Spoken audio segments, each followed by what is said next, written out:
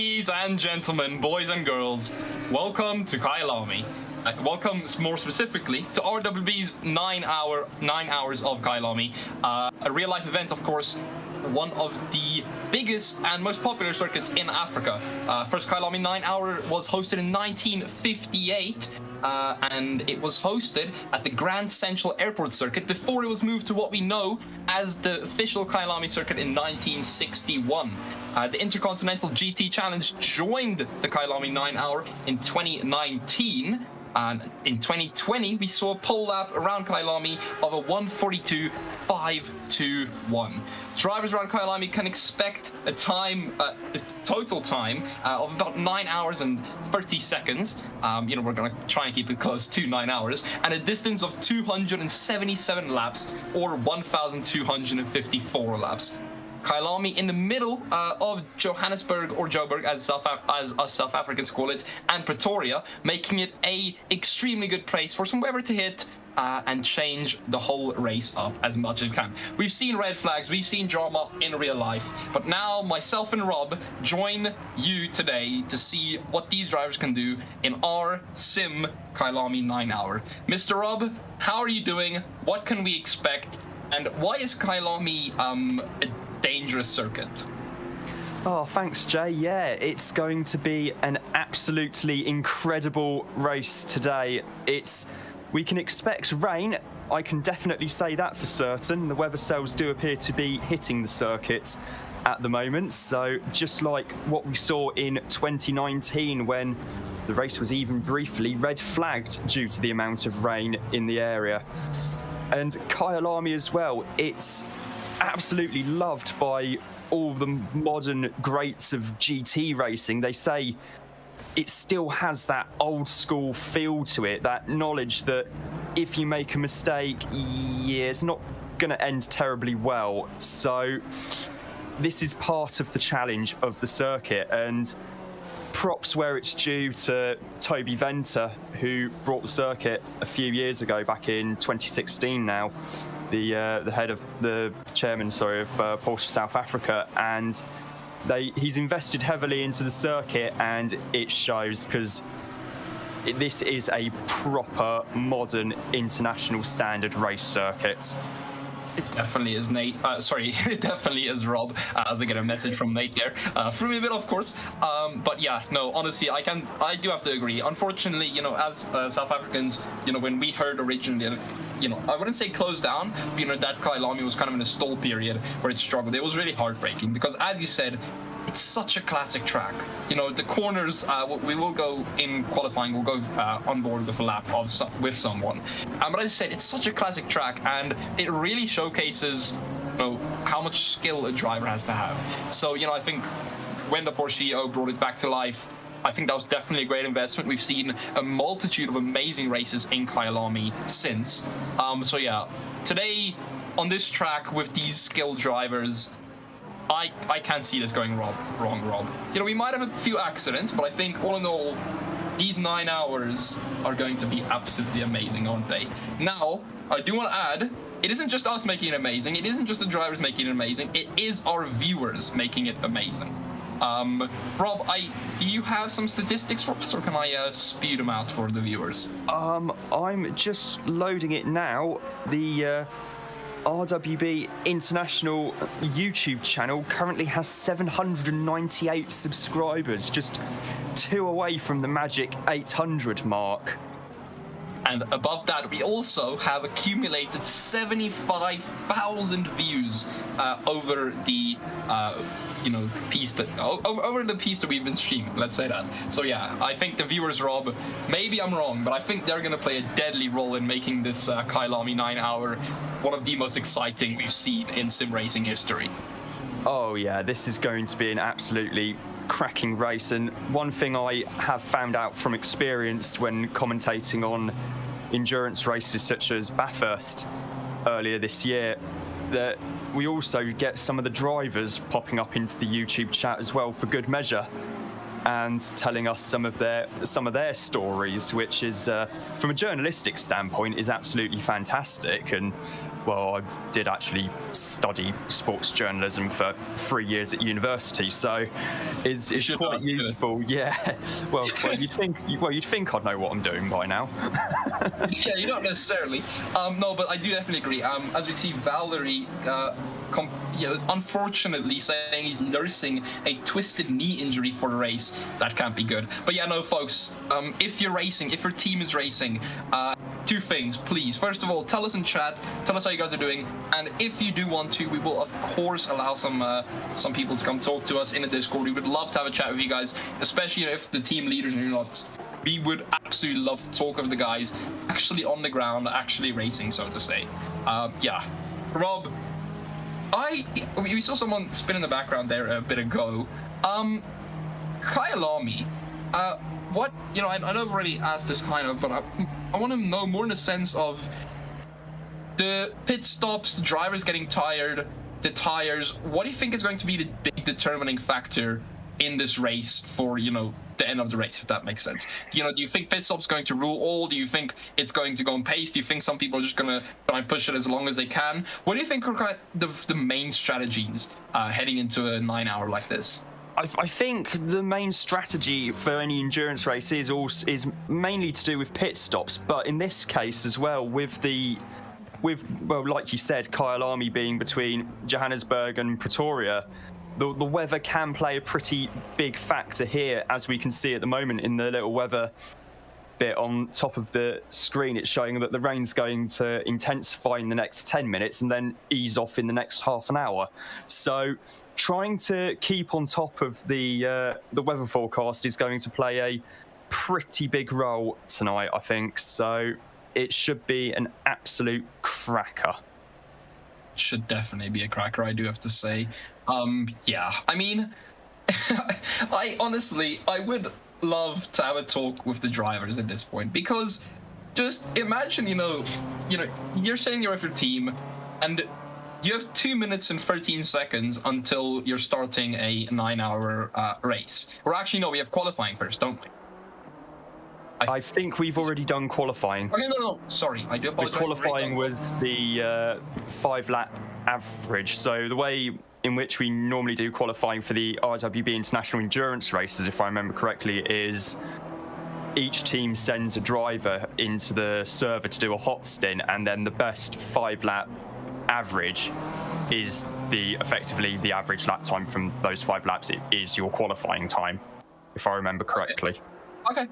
Point being, though, very done qualifying. So just imagine, Rob, you're sitting there in front of your steering wheel, with your team probably in some kind of voice chat, and you're a minute and a half away from starting a 9-hour race. I mean, the mental pressure that those guys must be into, because, as we see this BMW of doors spinning, I think we're going to see a lot of them, aren't we?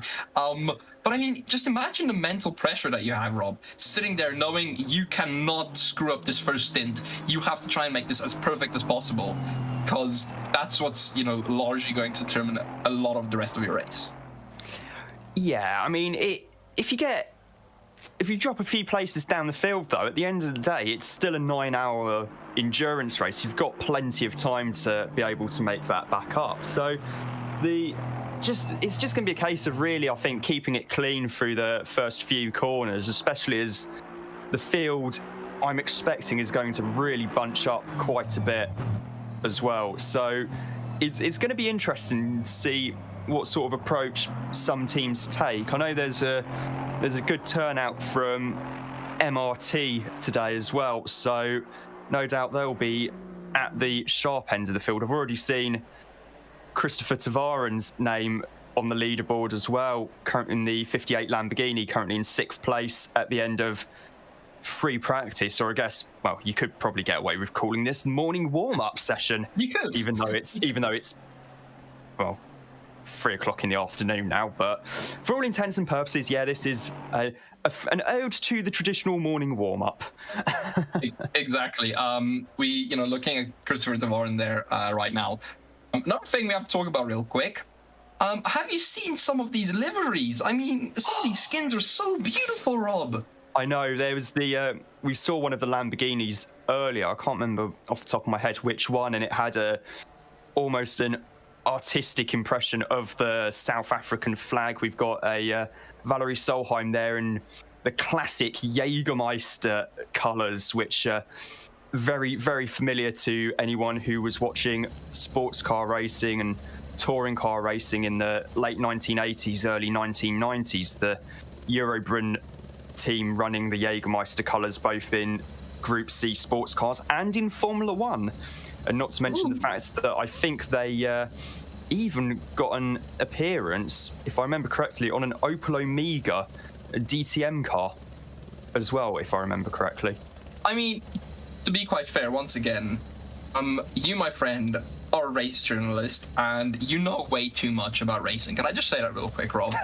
I don't know where you get these facts, man. You know, guys, we will see as we go on through this first stint. I don't know how long Rob's going to be able to last commentating. But I mean, Rob, you have some amazing facts. I don't know where you get them. Just... I have an internet connection. Oh, you have an internet connection. Oh, you just constantly have like some like news service pop up and give you all the latest news about anything racing. Usually some sports car racing websites more than anything else. Okay. I'll get them from you. And I'll start getting my facts in line. Definitely on the back end here. But as we talk about facts, 30 seconds till the session starts. Of course, there will be a bit of a formation. Do you have a formation lap today, Mr. Rob? Do you have a full formation lap? No, it's just going to be I want to call it Formula E style almost, as it sort of is in a way, if you know what I mean. Where just slide till the starting line. It's only a couple of corners before they actually get to the start-finish straight. After they attempted to do a full formation lap at the first race in Beijing, and they were going pretty much at walking pace, which was quite funny. Not wanting to use up too much energy, and those were the good old days. But those were the good old days, and these are the new days. And we see here Valerie Solheim, that is starting P1, and Christopher, you know, I struggle with last names. Christopher starting alongside. That's going to be a battle for the ages. More Miguel, Vidamari, Tongi, and those are your top 6. As we have a look here to wait for them to go green, we'll see the field accelerate, and we'll see some action into turn 1, I believe. You cross the start-finish line there, and I think... Are we green? Oh, yes, we are. Yeah. There goes the green flag drop. Christopher gets an amazing start. Definitely going to challenge Valerie. Oh, and Valerie might have actually just conceded that position. Christopher now into P1, into the first corner. Do we see any damage behind the grid? No, we don't. I don't see anything. But Christopher and Valerie fighting for that P1. Christopher has the inside here, but we'll have the outside for the next corner. Valerie has the inside. Valerie, does he let him go? I don't think he does. Valerie barely holds on to it. Christopher got a bit of a nudge there behind him from Moore. Valerie is... Okay, I think Valerie might have this for now. I'll have a look if Christopher attempts something into the hairpin. Let's look a bit down the field at Danielle. Currently pressuring Moore in front of him. Jake Moore, of course, in the Audi. Notorious for being really good at tracks like Kyalami, especially Kyalami. We'll see what he can do. Vidamari just not being able to quite get as close to that Audi as he would like. Getting onto the back of it, but just isn't quite getting there. Looking down the field, we'll look at Radek Schuller here.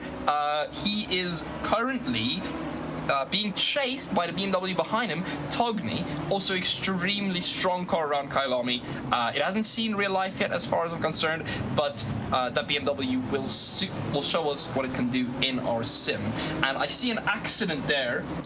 Somewhere behind, I think, someone went off. That might have been one of these 3, P16, 17, or 18. But as we said, Alexander now chasing down that BMW in front of him. The Lamborghini, of course, having amazing straight line speed, but might be struggling a bit more in the corners than he would like. Rob, first lap, not as actionful as we thought it might be, not as many accidents. Well, you say that, and then someone goes... I say that, and then we get 2 yellow flags at the back. Can I see who that is? Who is that? A bit further back still. Oh, that is a big pile up, and Simone Capelli having to put the car into a deliberate Scandinavian flick there to try and actually get through the... That's a commentator's curse, isn't it? I say there isn't many crashes, and then that happens. Oh, that was bad. I think that was both here. I think Thomas was included in that as well. Unfortunately, in that accident, his Lamborghini, it looks like it. He got held up there for quite a bit. I think Holzer was involved in something as well, as there's a few drivers now actually pulling into the pits. Jones, Warby, Holzer, and Srinivasan, I think, have all come into the pits. So I'm guessing that is to fix damage. It's interesting to note that Thomas Bouvier is actually in something that looks like a Lamborghini, but the badge next to it isn't a Lamborghini, it's a Reiter. It is in fact the old Gallardo GT3, which is a very bold choice. Know. Yeah, I've always been confused about this. Maybe someone in chat can explain this to us, but them converting an old Lamborghini into a GT3 car, a modern day GT3 car, not quite sure how that works, but I'm just not gonna ask. I think I think I know. So before the Huracan, Reiter were the company who built Lamborghini's race cars, the Murcielago GT1 and the Gallardo GT3. So this is a further development of the Gallardo GT3, and then when the Huracan came along, Lamborghini decided to actually take it properly in-house and have it developed by Squadra Corsa. I think that's what happened, if I remember correctly. Well, do a bit of research and check that, but let's have a look up the field. I'm going to try and find him here at Artem. It looks like, if ACC isn't lying to us, yes, it isn't, he's chasing down that Audi. Rob, first of all, before we get into driver predictions or anything, what car do you think is going to be the strongest around this track today? Well, at the moment, given the conditions, I'd say the Porsche should be quite strong because, of course, the Porsche, it's rear-engined. You've got a good couple hundred kilos of engine over the rear axle to try and actually push the back end down, which is why Porsches have always had great traction in the wet. But it's going to be interesting to see how the new BMW M4s get on because, of course, they're not really running with anything that actually resembles a BOP in the game at the moment. So it is going to be interesting to see how far up the grid they can progress. And, well, I say how far up the grid they can progress. There's one right at the very front of the grid with Valerie Solheim behind the wheel. So yeah, I think Valerie's showing us, hey, it's doing fine. I mean, already almost 1.4 second gap to Christopher behind him. Yeah, I think that BMW is performing nicely, Rob, if we have to say so. I think it's enjoying its time, isn't it? Oh, yeah, and also the M4, compared to the M6 that went before it, this is such a advanced, such a step up from the M6 in much the same way that the M6 was such a step up from the old Z4 back in the day, although the only area where it wasn't a step up was in terms of the noise. Although, then again, anyone who's ever heard the Z4 GT3 in person will be able to say that it was a very, very glorious sounding car indeed. So, yeah, it's certainly quite interesting, and it also, I think, explains why the grille is the way it is on the M3 and M4, because I remember when BMW first unveiled the Rose car, everyone was going, oh my gosh, what is that grille? That's really quite bad.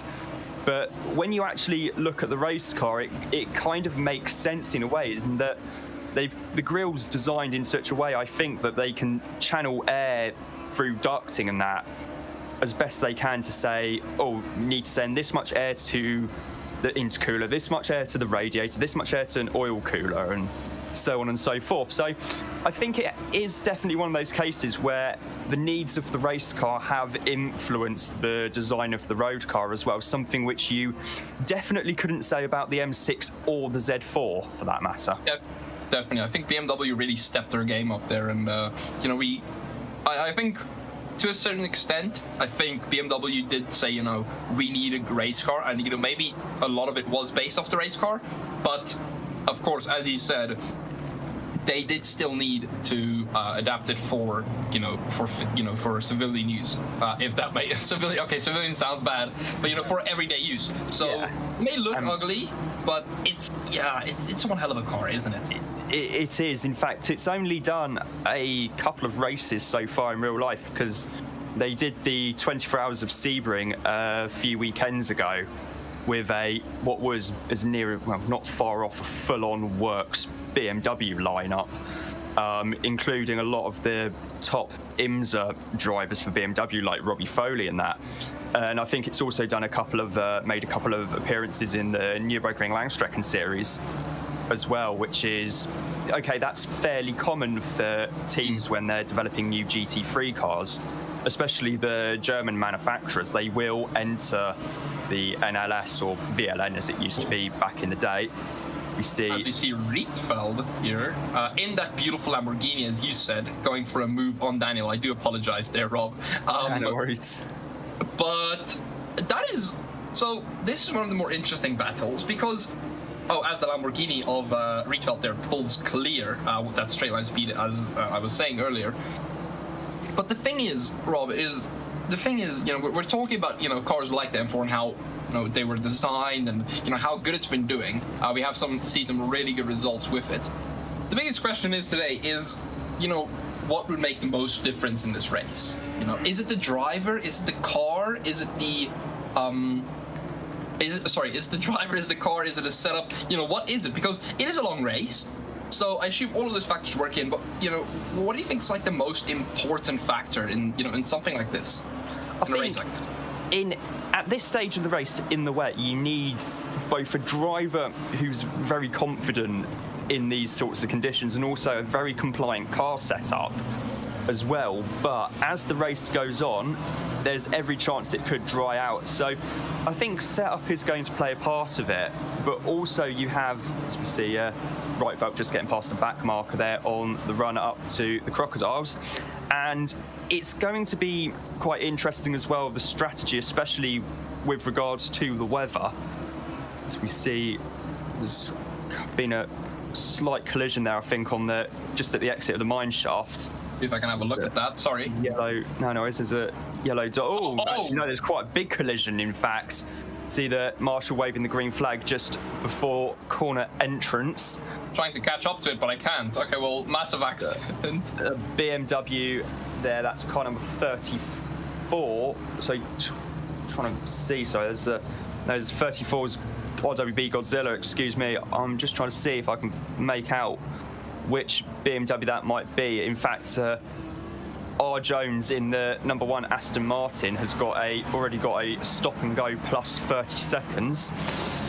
That's not ideal. You do not want that this early in the race. 10 minutes into the race, that's Maximum Hayes there in the BMW behind Ambrosio. Santiago has come into the pits in the number 100 Mercedes.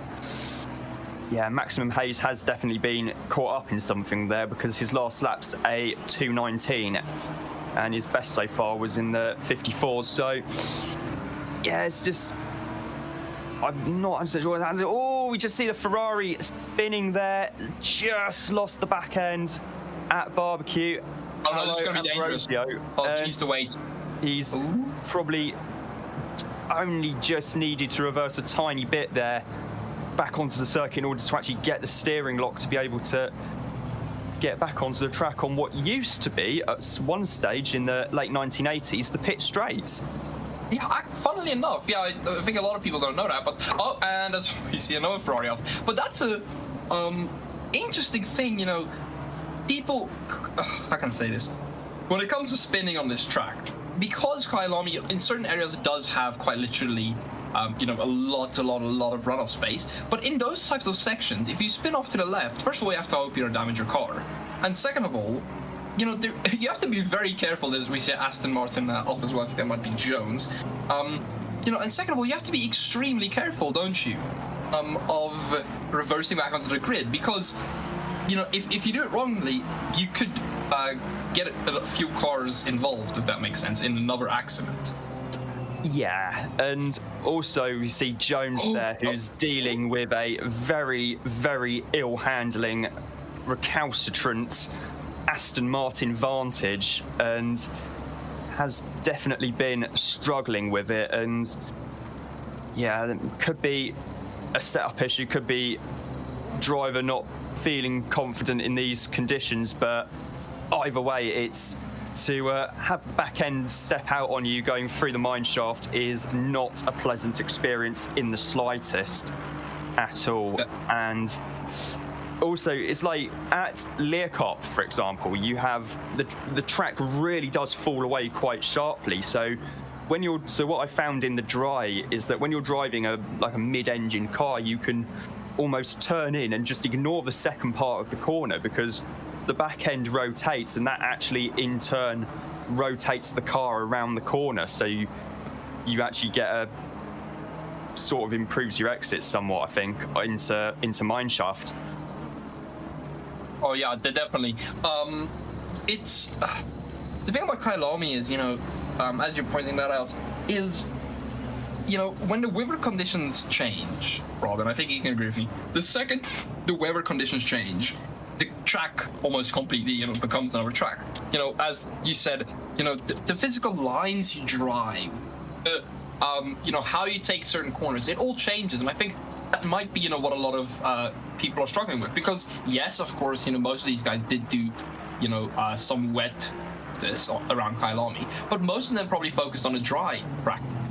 And when you get a Kyalami and it's wet, and most of your brackets are dry, it's kind of like, oh crap, my setup isn't working. I'm not used to this. I'm gonna struggle.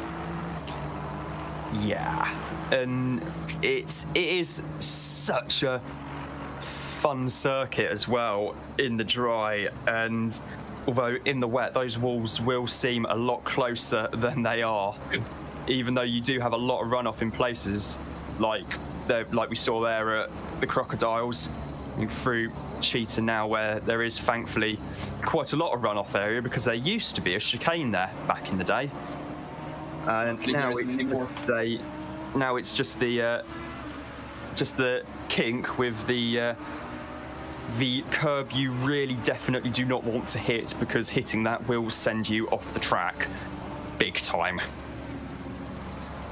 No, pretty quick corner as well, so it is on that's the exact thing. I think one thing all sim racers who've raced a Kyalami has done is, like the last chicane, there's a yellow curve on the inside, and I think the one thing we've all done that kind of, I think, has irritated us all is absolutely sent it over the chicane and just went flying. And that, as you said, Rob, is a danger. I think, in the olden days, they changed, the track a lot, of course, to make it more modern and whatnot. But small things like that can really ruin your race. I think it is an easy track, Kyalami. It definitely is an easy track, but it's something else.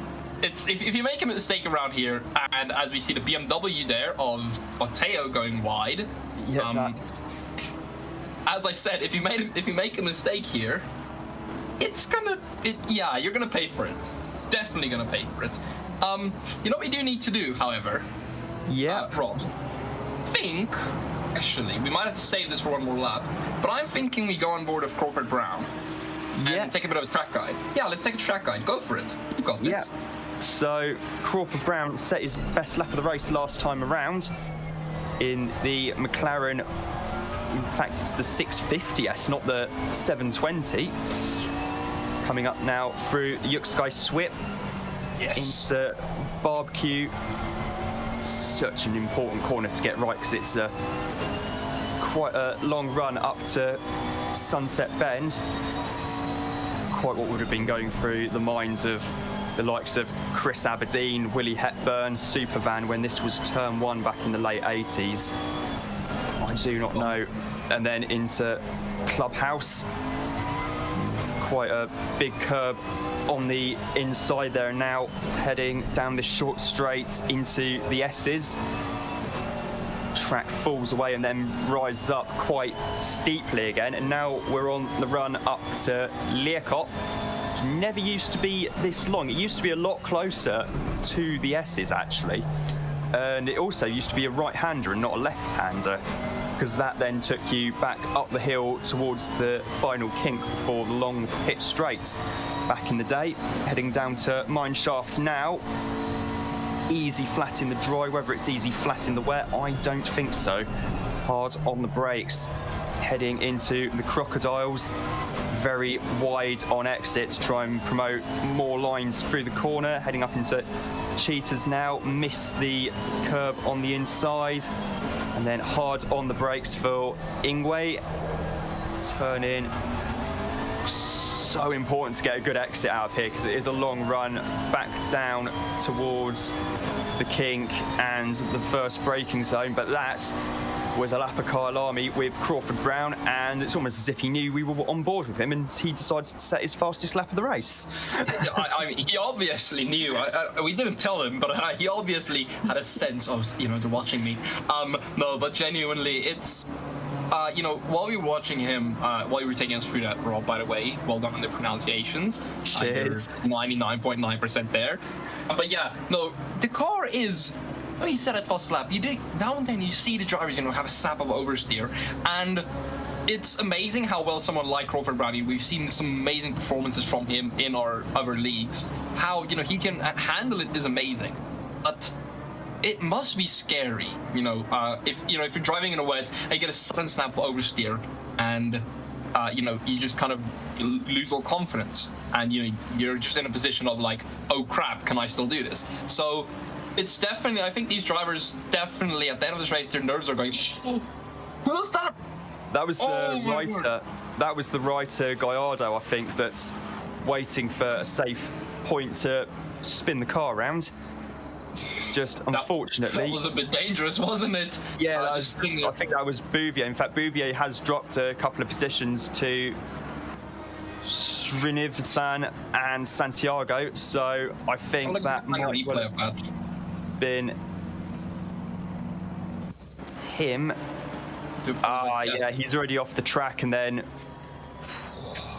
that was so close. They're having to take very, very quick avoiding action, and then pulls over, waiting for a clear spot, and then spins it round, puts it into neutral, puts it into first, and carries on. Yeah, that's a pretty scary place to be pointing the wrong direction, and also not the sort of place where you want to be driving around and then suddenly seeing a car on the racing line pointing the wrong direction, for that matter. So I mean, that's the exact thing, Rob, isn't it? First of all, you wouldn't want to see a car just pointing in your direction while you're flat. But I mean, that's the thing is, people go to Kyalami and they're like, oh, how can this circuit be dangerous? There's miles of runoff. And then that happens and you're like, okay, it makes sense now. Apologize. Like, it is definitely something else.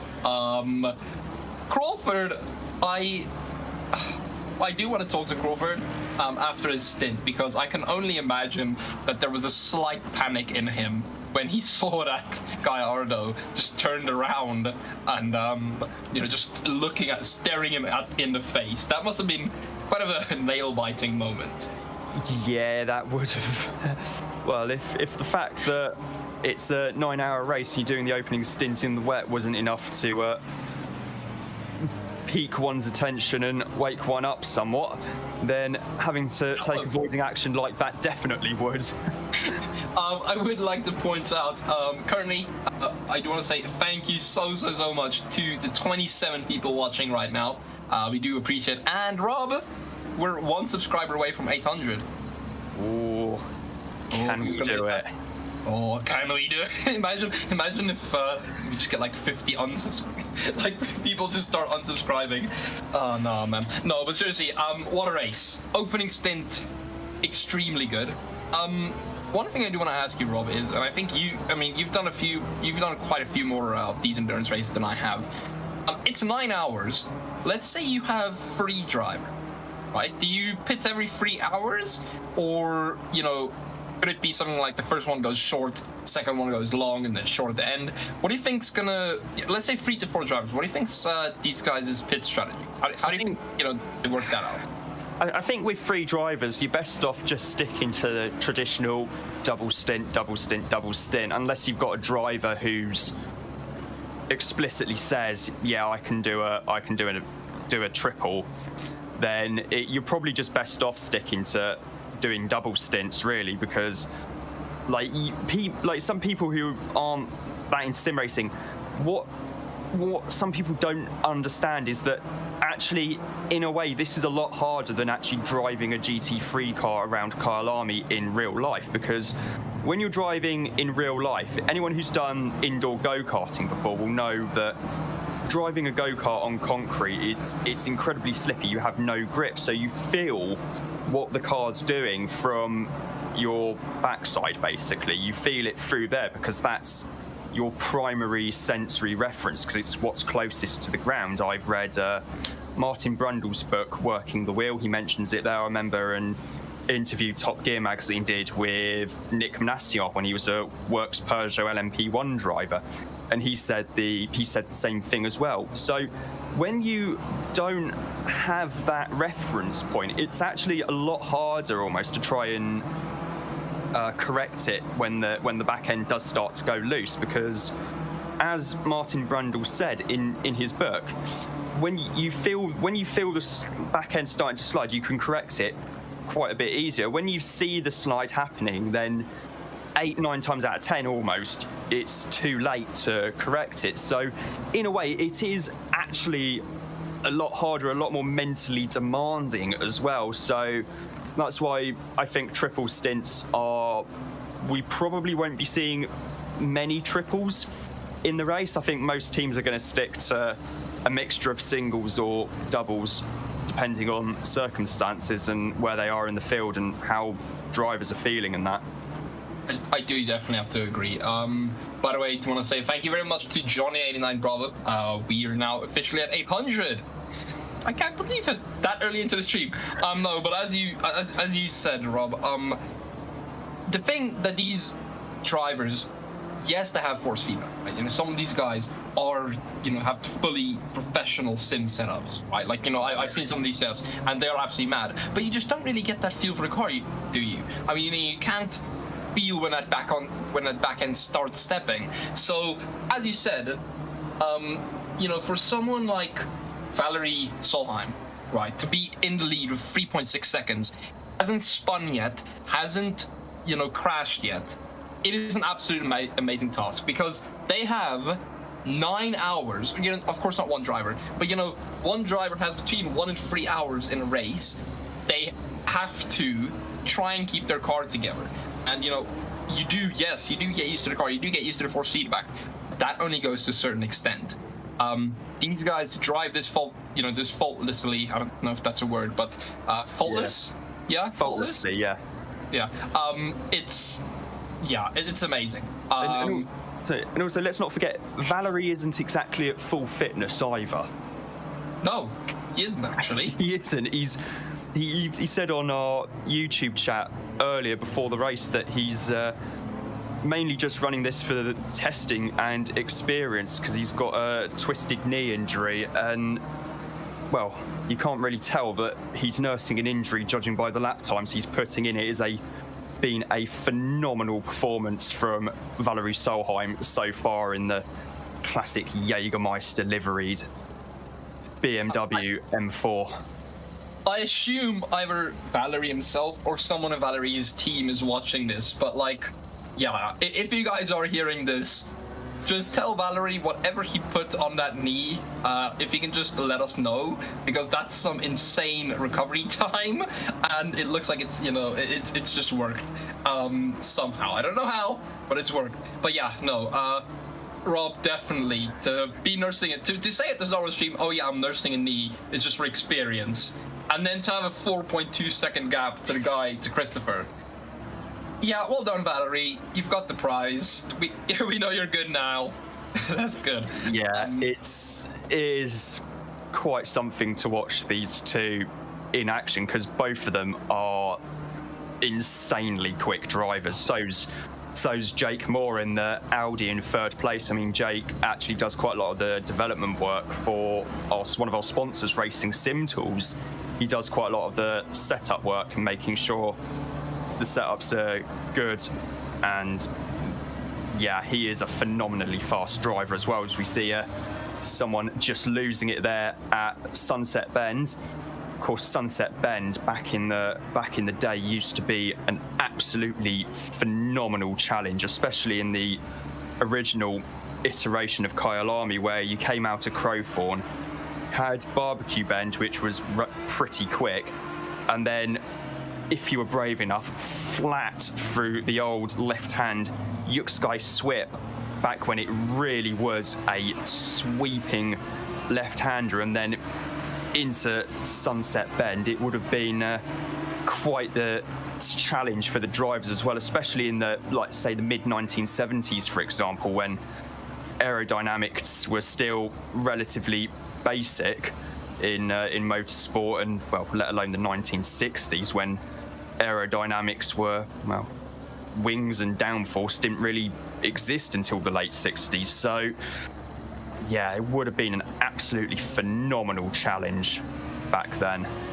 I do have to say, that is something I would love to see these guys race on, the old iteration of Kyalami. As you said, for those who haven't seen it, I think myself and Rob would encourage you, please go look it up. I think if you just look at old track layout Kyalami, it should come up. But yeah, no. Yeah.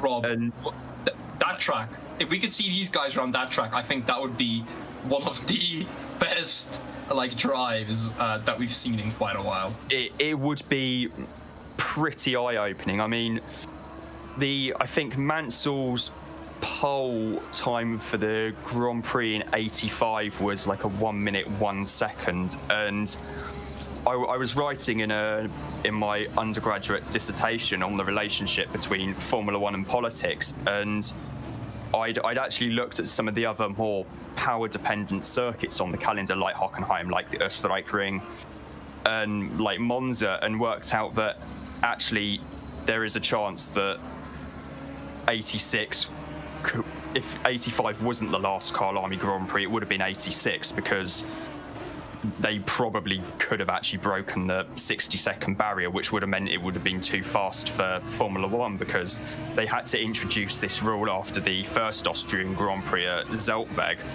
because the circuit was just so short and the lap times were so short that afterwards FISA, who were kind of the then equivalent to the FIA these days, actually had to implement a rule saying, no, circuit has to be at least this long, the lap time has to be at least this. So yeah, it would have been quite something, especially. And there's an old video on YouTube of the great Derek Bell in the Rothmans Porsche 956 narrating a lap of the old Kyalami circuit, and it is quite something to witness.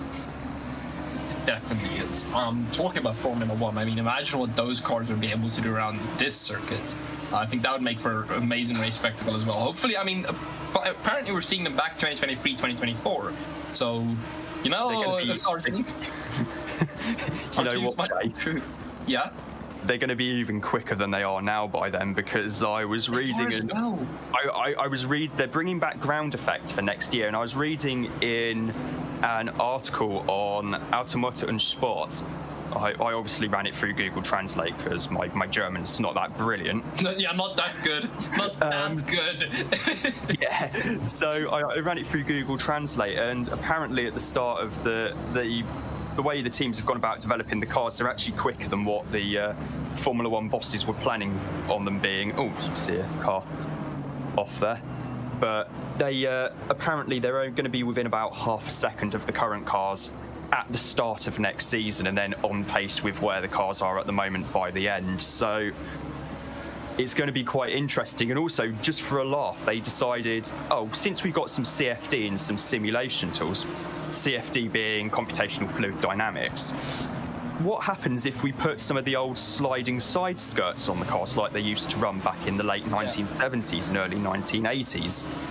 and that was another 3 seconds of lap time. So they decided, how about let's see? No, no, because that would be too fast. No. But I mean, for those, of course, not in Formula One, this is all a bunch of bullcrap that we're talking. Didn't want to swear there, but no, I do. But see, the thing is, what interests me, Rob, is yes, we talk about Formula One evolving so much, but around a track like this, these GT3 cars and GT4 as well, I mean, are expected in the next few years to evolve as well, aren't they?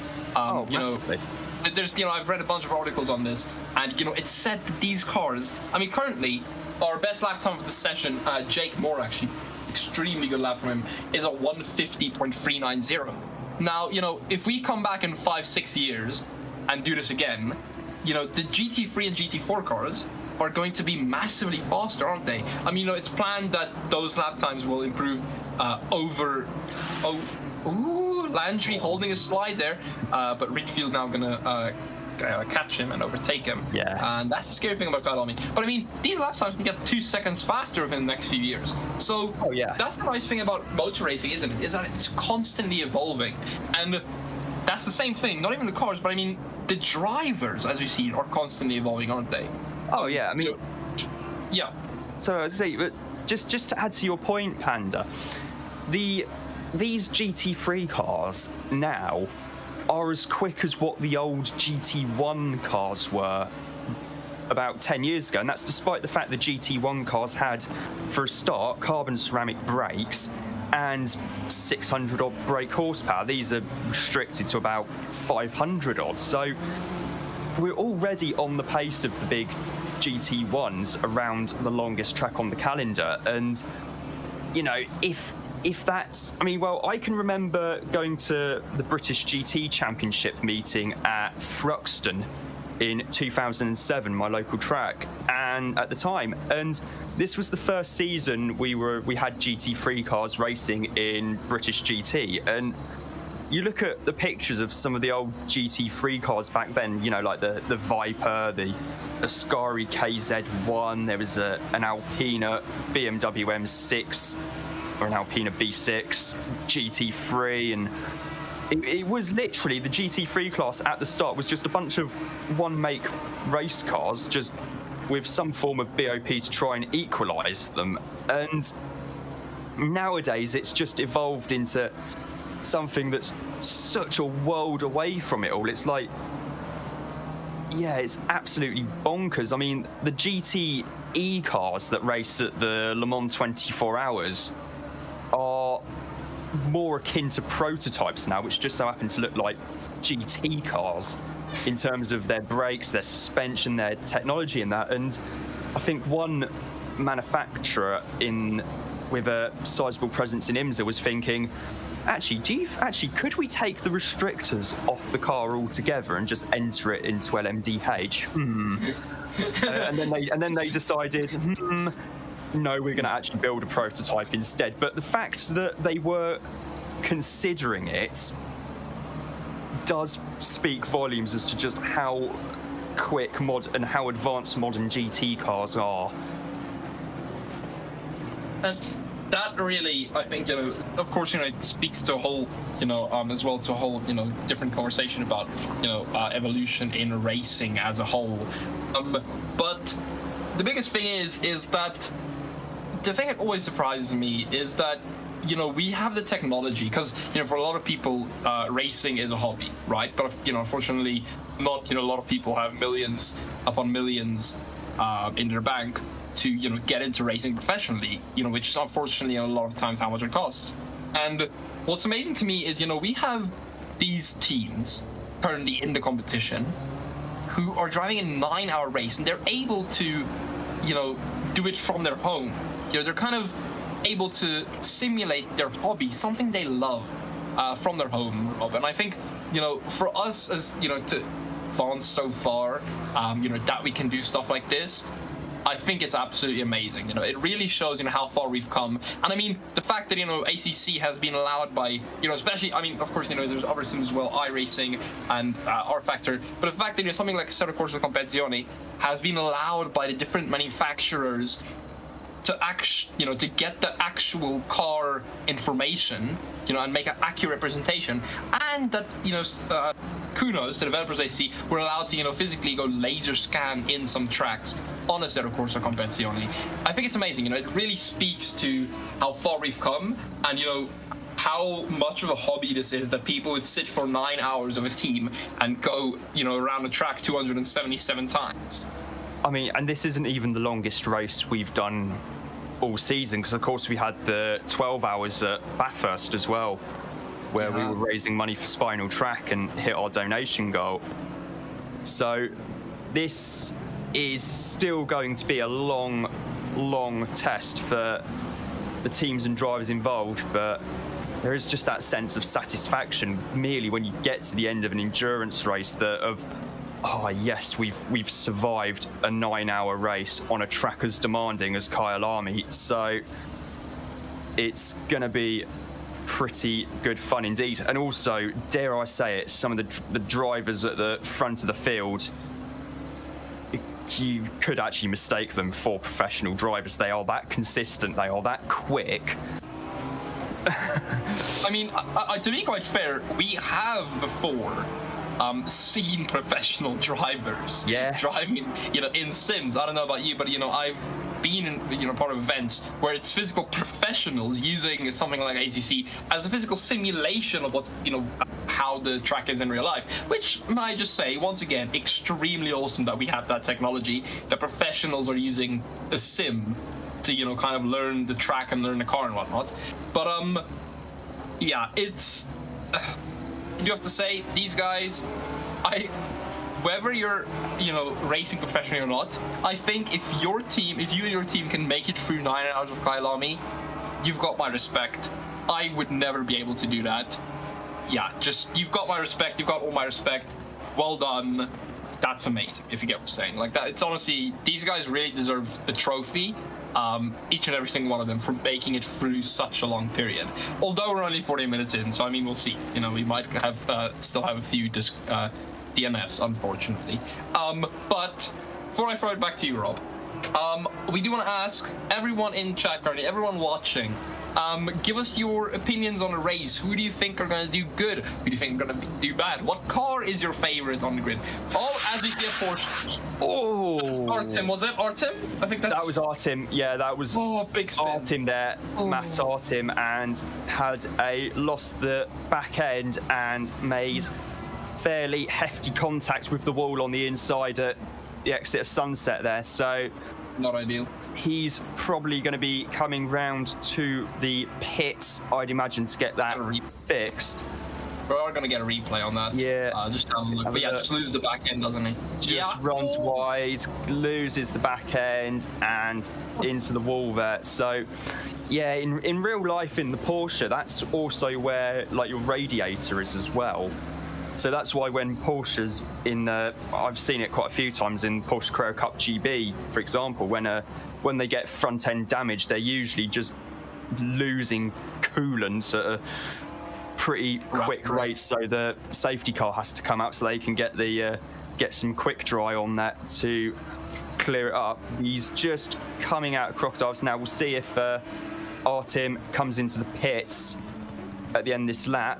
Meanwhile, on board with Jake Moore. In fact, he's staying out. It doesn't appear to have actually done too much damage, or Matt thinks the car is still drivable. So he is definitely going to be staying out. Currently looking at Jeroen Ruling in the 76 BMW M4. Currently has the fastest lap of the race, 1 minute 50.3. So I'd say the conditions are starting to ease up somewhat. Oh, definitely. I mean, in 30 minutes, it's expected to only be light rain, if not a drizzle. So, yeah, no, definitely. I think these guys' pace, I think all of them I think they've settled into wet weather, but I think, their teams are starting to tell them, listen, in 30 minutes, it's going to start getting close to dry. Hang on, it will get better. The treacherous conditions aren't going to hold on for yet. But I do apologize, Rob. I just want to finish my sentence because we're going to drop to the pit by Mr. Artem spinning. Thanks, Artem. No, but seriously, everyone, who's your favorite driver? Who's your least favorite driver? Who do you think is going to win? What's your favorite car? What can we expect for the 9 hours? Will we see any drama between those top two of Solheim and Christopher? Yeah, what's gonna happen? Let us know in chat. And also, once again, if you are a team manager or part of a team and you guys want to come talk to us in the commentary box, we would love to ask you guys some questions about the race. So for those who aren't already, follow the RWB link down below, or in the chat. You'll see there's a little bot called Streamlabs. Join the Discord, come hop in, or you can talk to us via chat and we will read chat. As I'm talking about chat, we have someone saying go on Jake. I assume that's Jake Moore. Going to assume. Chafing the Dream and Racing Sim Tools Esports Black should do great. Okay. Red Sky giving us his opinion. Red Sky, we did ask him to commentate, but the poor guy has done so many hours of work in the previous few weeks. Red, you definitely deserve a break. Afternoon says Jack. Afternoon, Jack. We hope you are doing good. And then Tom Weaver says, let's go. Indeed, let's go. Yeah. And Jack, I just want to point out, delivered a properly epic comeback drive in the DTM race last night as well. So yeah, very, very quick driver. McLaren Indeed. sitting on the road there. Sorry. Yeah, no worries. McLaren. Oh, and there's Aston. Yeah. Sorry, I just missed that Aston. I don't know who that was. I know. And Peter Varga has come into the pits in number 12 McLaren, which I think is 45 minutes in. Might be a little too soon, I think. He's in the... Might be for damage. I mean, unless he has to go.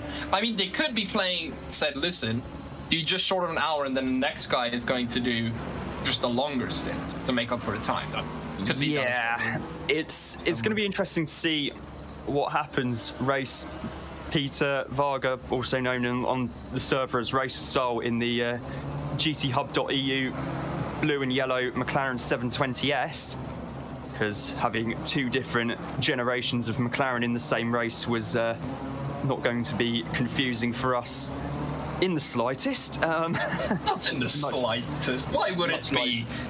Much like on Wednesday night in the big grid race, we had two generations of Aston Martin Vantage, as some absolute, I can't remember who it was, but some absolute mad lad, TM, decided to enter the big old V12 Vantage.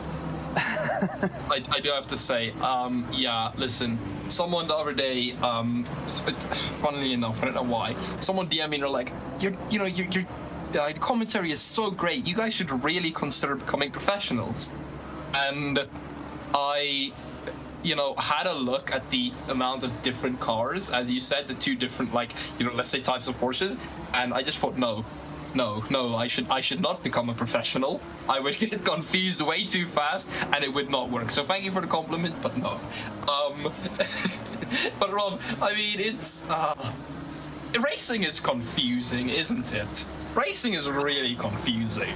Oh yeah, I mean, it's like, I remember the first time I took my dad to Silverstone for the World Endurance Championship, having to explain everything to him, and I'll never forget his reaction to seeing the Porsche LMP1 car coming out of a slow corner, which was quite something. And he just said, how powerful is that thing? And I said to him, because it's so loud trackside, I was having to kind of use sign language, but slightly inappropriate hand gestures I should add to him, so sticking two fingers up at him. So I'm going, 2 litre V4, 1 turbo, 500 horsepower. And then I genuinely cannot repeat what his reply was. It was along the lines of, it was, to use a slightly more broadcast-friendly term, don't be daft, old chap.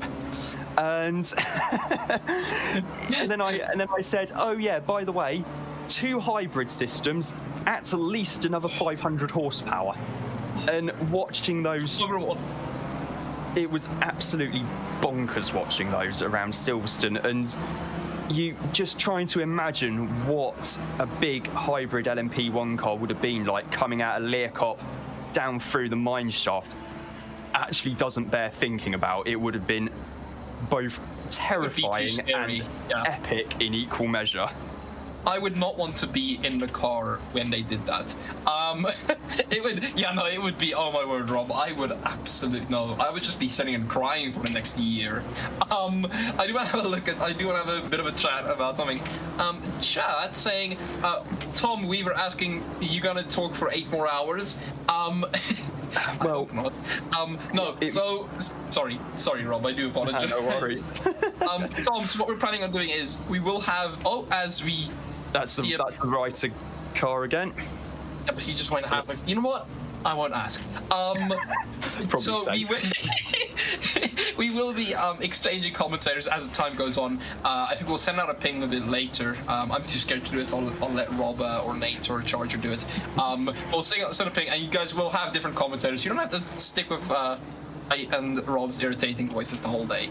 I do apologize. Well, it definitely won't be me for the entire race as well, because I'm going to have to miss the final hour most of it. So, I mean, you wouldn't even do 7. Like, sitting down for 7 hours, and there's some people that can do it. Personally, I don't know about you, Rob, but I would die, man. My voice would be dead. I mean, Red Sky and I had a pretty good crack at it for Bathurst for the 12 hours. So Red did. It can be done, because, well, my logic behind that was, well, that's what John Hindhaugh, Richard Craill and Johnny Palmer do in real life, so yeah, I can do it. I'm gonna have a go at. So I want to have a look. Also in chat, Red saying early put most likely to refuel, offset it, a gamble for a dry line. I'm calling it. I mean, that isn't also Red things are going to be a professional, Rob. You do want to just maybe say thank you to him. But that isn't unlikely, because of 30 minutes it has tend to be completely dry, so definitely a possibility. We'll talk about that in a second, Rob. Jack Comaletto complimenting Godzilla's beautiful livery, the Red Bull Nissan GT3. Amazing. And Red saying, still I like doing full commentary sessions. I love the 12 hours. You're suicidal, Red. I'm sorry, that's just, I don't know. But let's talk about the weather, Rob. Yep. Give us word for Mr. Rob the Weatherman. Talk to us about the weather. Give us a prediction. Well, given that I grew up in an area where we had some of the worst weather forecasters imaginable, thankfully mostly before I was born, anyone, it's like my parents can remember, there was a weather forecaster, quite a famous one, called Michael Fish, and he once said on air when a woman wrote into the local news saying, oh, there's really bad weather on the way, and he said, oh, don't worry, the weather won't be that bad, and then it was just absolute really bad storm. So maybe asking someone from the southeast of England for the weather forecast probably isn't the best idea in the world, but I'll have a crack at it.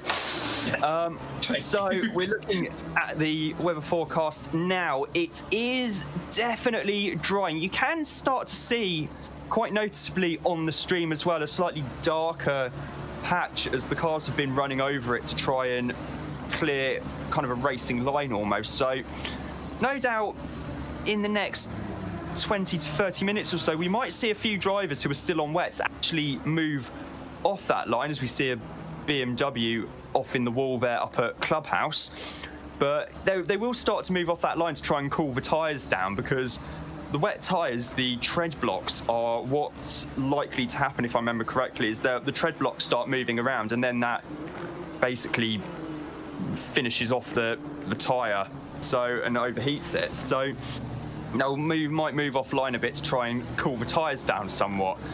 So it's going to be interesting, especially in the next half an hour or so, to see just how quickly the track dries and how quickly a dry line develops. And then it's going to be a case of who dares goes onto slicks first. And as Red Sky said, that it will be greasy for a while. And also another thing to consider, it is actually quite warm as well. It's 22 degrees air temperature, 26 degrees track temperature. So that's going to also help speed up how quickly the track dries, I think, as well.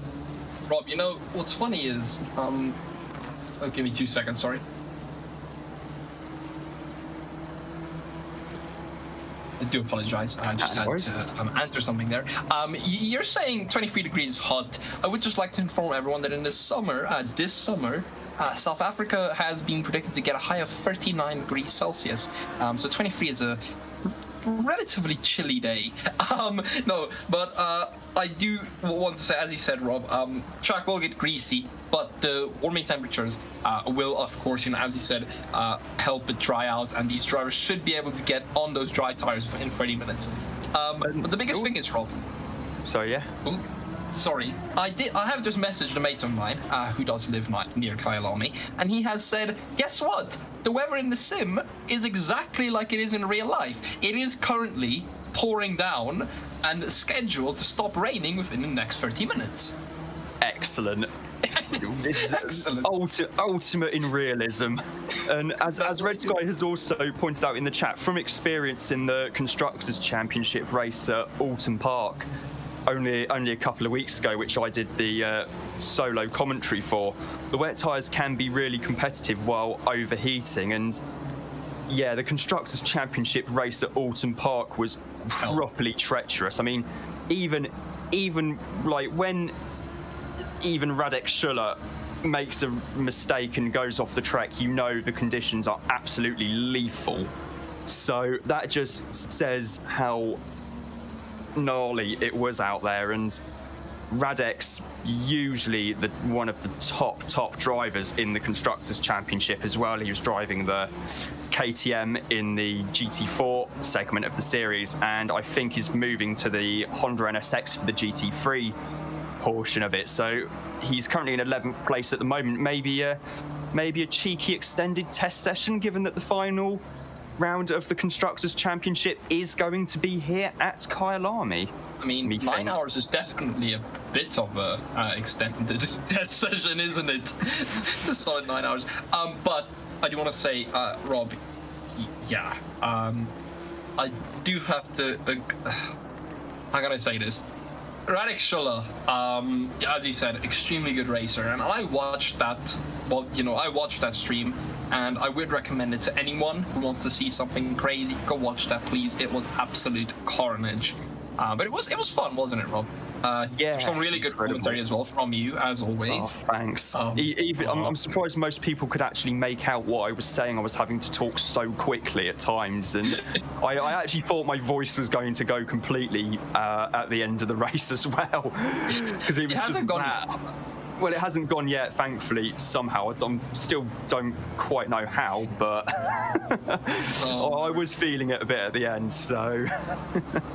In fact, if anything, I was feeling it more at the end of that than I was after Bathurst. Yeah, but Bathurst was a bit more chill, wasn't it? Yeah, Bathurst, actually, you guys were talking a long time, but it wasn't constantly like, oh, and he's making an overtake, and he's going for it. Yes, he does inside. There's contact. Like, it wasn't, it was more of like, it's more like this, where it's, a lot more drawn out, and we get to talk a lot. What do you call it? Calmer. Yeah. It's about just a lot more things. It's more chilled out. I mean, everyone's still going to be pushing as hard as they can, but it's a long race. Yeah, I know. They're pushing. We don't have to. Yeah. That's the nice thing. Rob, if you would excuse me, I'm going to go away for exactly a minute, 29.361 seconds. Okay, hold on. Let me get my stopwatch. And then I'm going to be right back. But yeah, no, everyone, almost an hour into the race. Before I go, we'll update you on your top 10 here. Leading the field is still Valerie Solheim, set almost a 7-second gap now to Christopher behind him. Jake Moore going to take the P3. P4 goes to Vidamari. P5 to Jeroen Reeling. P6 to RWB Door. P7 to Thierry Rietveld. P8 to Mark Anthony Laundry, I'm not quite sure. P9 to Christoph Samin, and P10 to Mark Elgard. I'll be right back. Rob, give me 1 minute and however much I said. I'll be right back. Okay. Right, now that the stopwatch is running, currently looking at Valerie Solheim here as he comes up through Barbecue Bend. I mentioned the Jägermeister livery being used by Eurobrunn in the late 1980s, early 1990s. There's a reason why not many people might have realised Eurobrunn were running the Jägermeister colour scheme, because more often than not they were only ever seen first thing Friday morning back in the days when Formula One still had pre-qualifying. And good old days they were too. Currently coming through the S's now. It's come to my attention, actually, just looking at the timing screen, that RWB Door and in the 917 BMW and Costa in the 747 BMW both have 15-second time penalties to serve at their next pit stop, I'm presuming. As Solheim comes down through the mine shaft. Fantastic corner to experience on when you're driving, as you can really feel the compression there in quite a big way. Coming up to Cheetahs now. The back in when the Grand Prix Masters series raced here, there used to be a chicane there, which I think was mainly introduced more for bike racing, actually. When Formula One raced here in the early 1990s, in 92 and 93, I don't think the chicane was there from memory.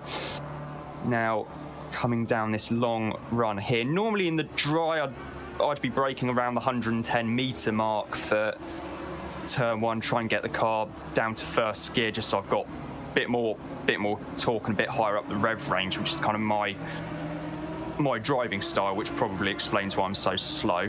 But as RWB Door has come into the pits from 6th place, there, no doubt for a full stop. Track still showing as wet, coming through Sunset Bend now. And I mean, I would hope the track is still wet.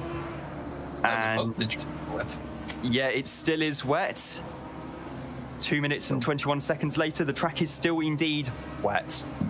And that's the weather forecast with Rob Lomas. Rob, you should go professional into this, honestly. You could definitely do something. And over to you now, Rob, with the weather forecast. Yes. It is it is.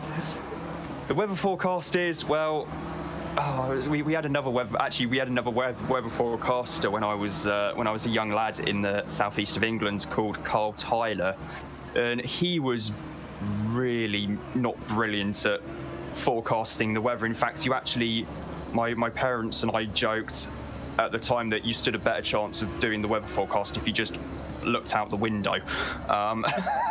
It was probably going to be more accurate. So, yeah, those were the good old days of watching TV back in the early 2000s when I was a young lad. Meanwhile, RWB Door has served his time penalty, as Voodoo in the 728 BMW, I've just noticed, has a stop and go plus 30, which is not good here. I mean, to be fair, it could be worse. You could be getting that penalty at Spa. Oh, that's bad. Yeah, especially as the pit lane at Spa, from like where the pit entrance line starts to the top of Radion where the pit exit line ends, is over 1.5 kilometers long. So 1.5 kilometers on the pit lane speed limiter and having to stop for 30 seconds. Just about the worst penalty you could get.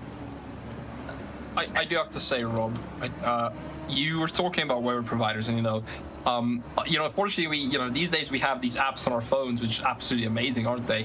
That gives us the exact predictions. But you know what's the one problem with our phones? Is the other day I was with friends, and I wanted to have a look at my phone. What the weather was going to be for the next 2 days, and we were inside a house, and it was obviously raining outside, right? So I didn't care to look at today's weather. And as I exit the app, I see a glimpse, and the app said, quote unquote, it was shiny. It was rainbows and clear skies, and in the meantime there was hail outside of my window. So, yeah, I'm genuinely. I think, folks, sometimes in certain parts of the world, take it from myself and Rob, if you're in certain parts of South Africa or in Rob's hometown, do yourself a favor, don't look at the app, don't look at the news, just do yourself a favor, just look outside and decide for yourself what it's going to be, as Voodoo now pits to serve that penalty. And also, with some places as well, you can actually also use kind of, if you're local to that area. I remember I was following the 2019 Kyalami 9 Hours, and I'm followed on Twitter by Ray Levin, the editor of Car Magazine. and he posted something about the clouds starting to come in from a particular direction, which he thought meant, yep, it's going to absolutely chuck it down with rain soon. And sure enough, it did. It did. Yeah, so somewhere like here at Kyalami, you can use that kind of local knowledge aspects of knowing which way the weather tends to come in from and be able to predict the weather forecast a bit better that way. I can tell you, I have... Sorry. I have personally, I've never been in Kyalami, but I've been extremely close to it for work and whatnot. And I've actually been at another track called Zwartkop Raceway. It's a smaller version of Kyalami, extremely nice track though. There are GT3s that race there as well. Heavily recommended.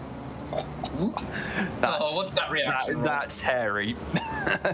I've seen onboard laps of Zwartkops, and yeah, that's pretty hairy to say the least. It is, isn't it? But continuing with the story, I can tell you the nice thing about Kyalami and the whole of Johannesburg and Pretoria area is that weather doesn't really hide. Honestly doesn't, I can tell you. So that thing that you said where they quite literally you can have a look and see how dark the clouds are and you can predict the rain, it is so true. I think a lot of people in South Africa, a lot of our parents probably still use that method, but yeah, it is the one thing that I do love about the racetracks down here. If anyone comes to visit down in South Africa and visit the racetracks and you want to know if it will rain, look at the sky. If you see dark clouds, yes, it will rain. If you don't see dark clouds, no, it won't rain. That's a very simple way of telling South African weather, at least between Pretoria and Joburg, at least in that area.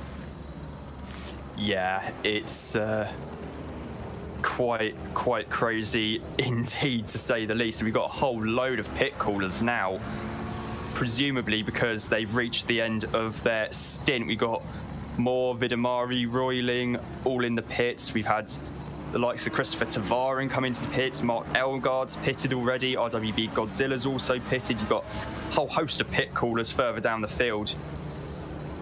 Gomez, I think, I don't know if he's pitted or not, but Biello, Arade, Artim, Barella, Afeo, all in the pits at the moment. And Red Sky said as well a few minutes ago on the YouTube chat, something to talk about. Looking at the dry line forming in the spray from the tyres, the wet line is properly wet. So putting slicks on might not be the most sensible idea in the world, because you can't really go offline, especially here, because if you go offline here, then yeah, that's a one-way ticket to the pit lane and a fairly hefty damage.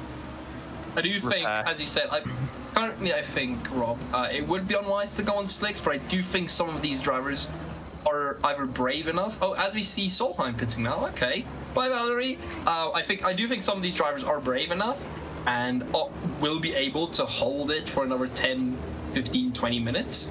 But yeah, we'll see. It's gonna, as Red said, if you go off the racing line, it is deadly.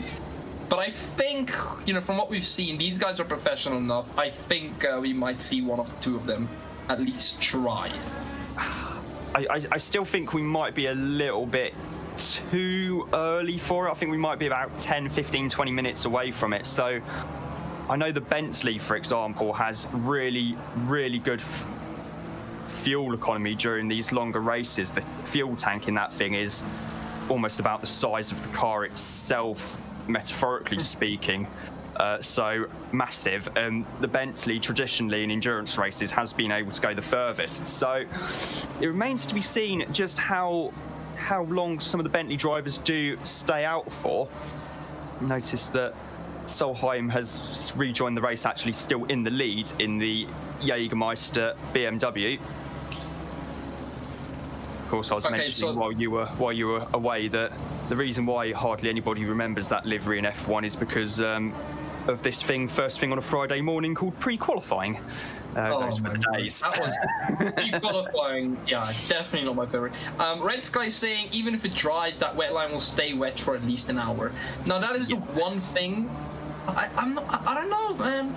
I mean, if you've seen Kyalami track temperature 27, I would struggle to think that. Once it starts drying, it's going to stay wet for an hour. I'd say maybe it stays away for 30 minutes, but I think personally, I think it might be a stretch to say an hour. But I mean, I guess we'll see. You know, maybe I'm completely wrong. I guess we'll see. Yeah, and also another thing to point out is that it is also going to ridiculously humid as well. That is true.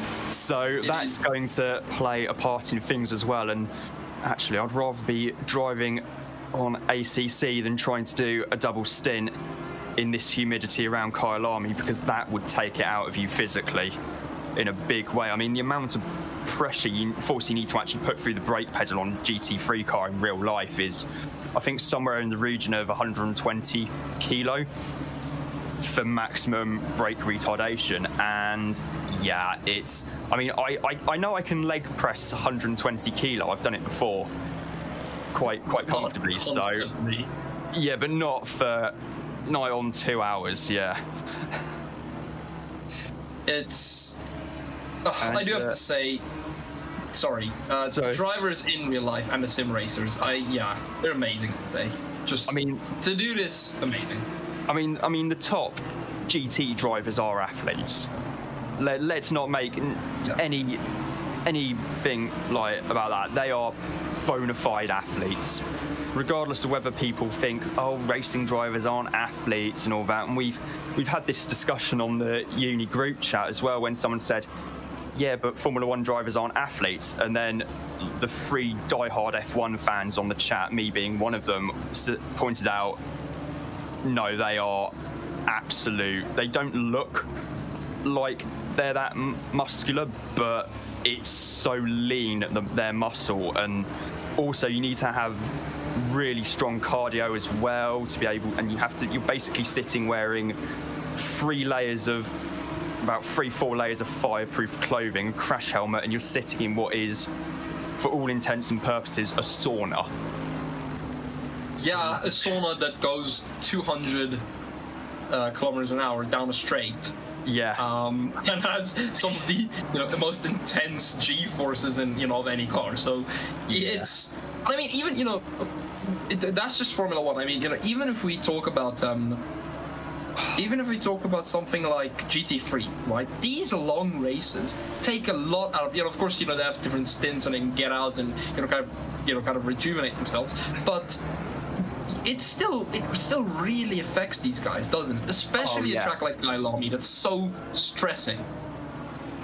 Yeah, I know. And also, I remember reading about the Le Mans 24 Hours in 2005. It was it was during a particularly vicious heat wave, actually, in France at the time. It was well over 30 degrees at the start of the race, and all the drivers in the prototypes, no problem at all, just crack the visor open a little bit, nice bit of nature's own air conditioning. And but for the drivers in the GT cars, it was absolute torture because they didn't have air conditioning back then. So the drivers were being subject to about 60-70 degrees Celsius temperatures inside the cockpit, and physically these drivers were only capable of doing single stints because it was just too dangerous to do a double stint in those temperatures. And you're talking drivers like Darren Turner and David Brabham, like real drivers at the peak of their physical fitness, and they were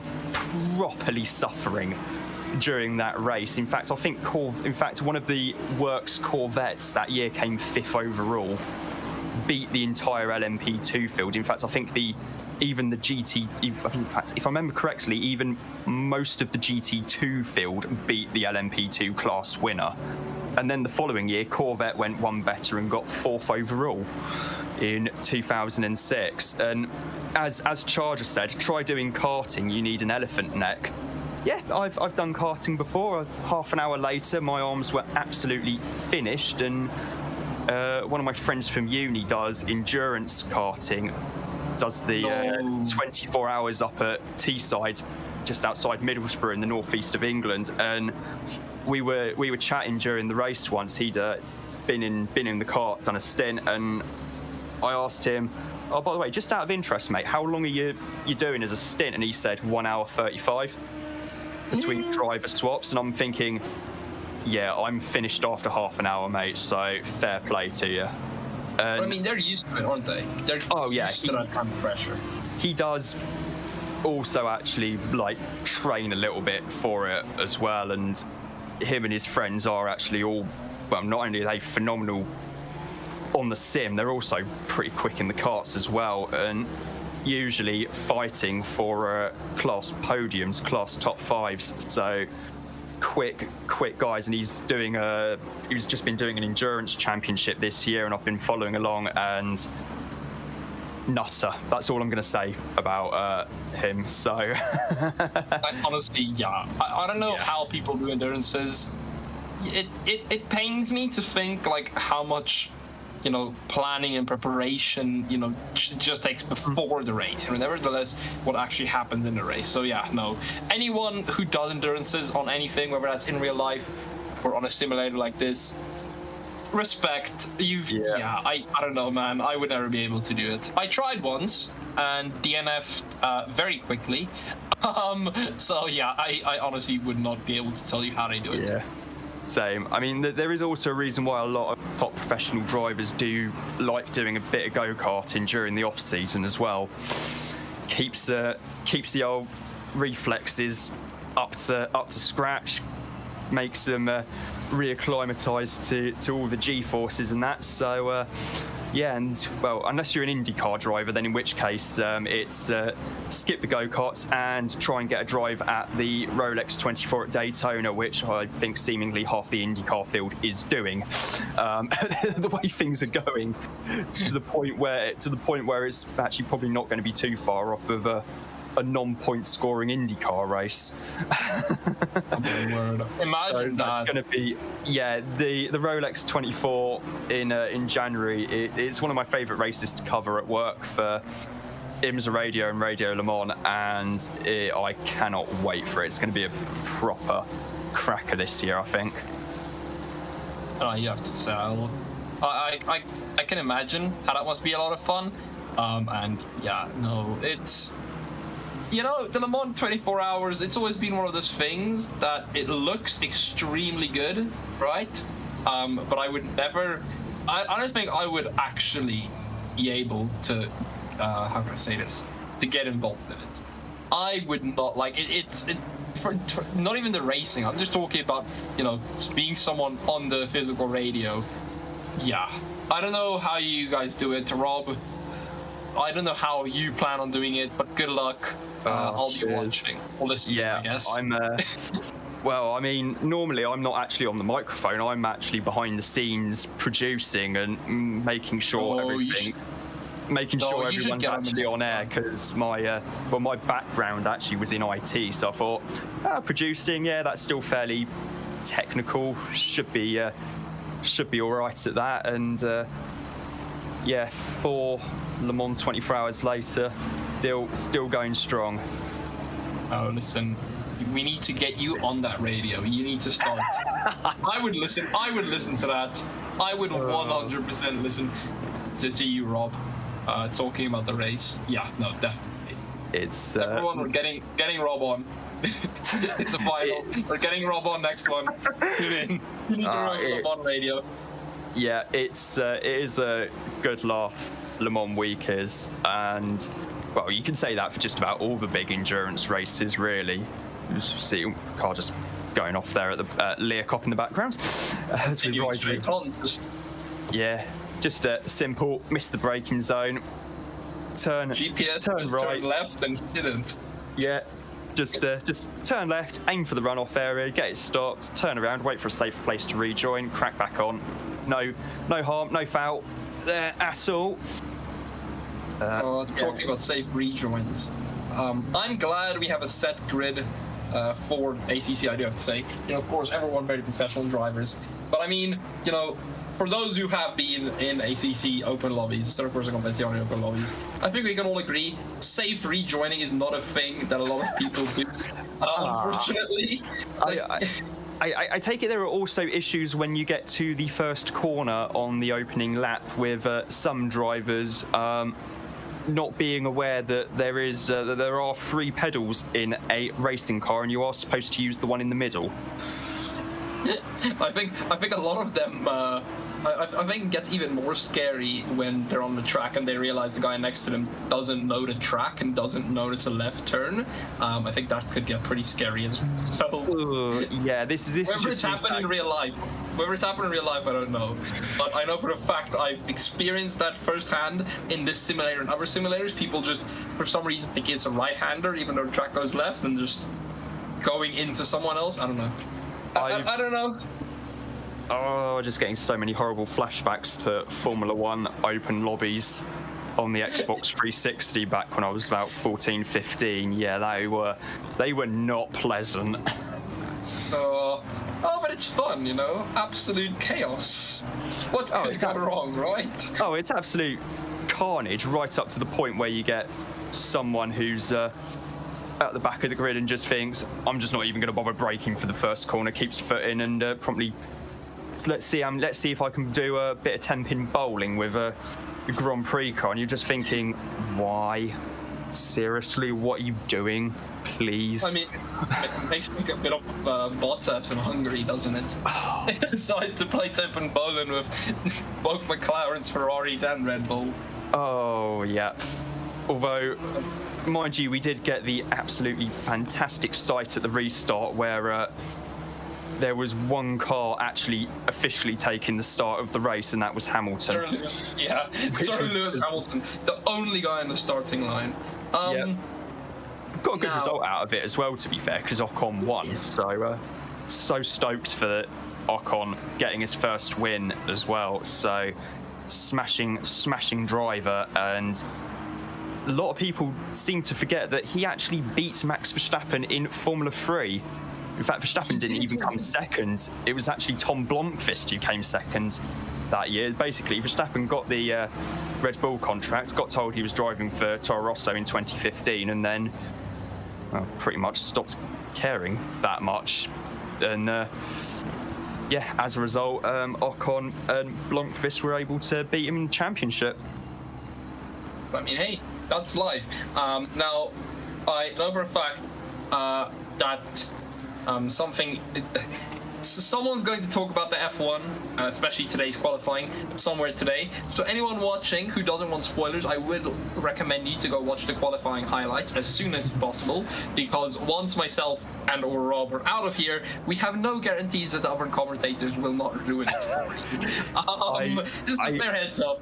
Yeah. I mean, to be fair, I don't know what's happened, but all I will say is it cannot be going as badly as what happened in the cricket last night. Oh no! Wait! Cricket against who? It's the Ashes. It's Australia.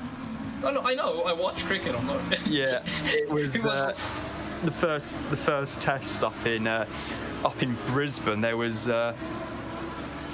actually something quite. Well, it was actually quite funny at one stage because the power went at the Gabba, so for about half an hour the only TV pictures were from one camera that was positioned quite literally on top of the advertising hoarding on the boundary. No.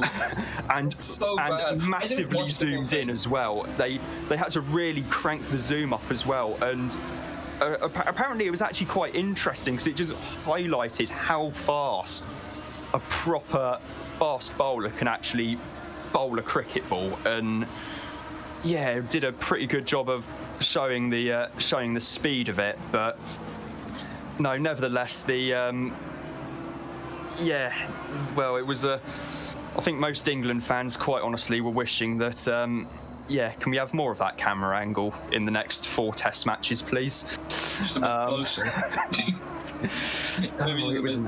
It was an absolute shocker. It was. I remember messaging the uni group chat this morning saying, I think Australia might have this after lunch here. They only got 20 to get, and then with it on Australia on 16 for 0, they lose a wicket, and I'm like, excellent, England have got a wicket, and then the very next ball, one of Australia's batsmen just smashes it for 4 and test over, which is just about the most England way of capitulating a test match. So good job.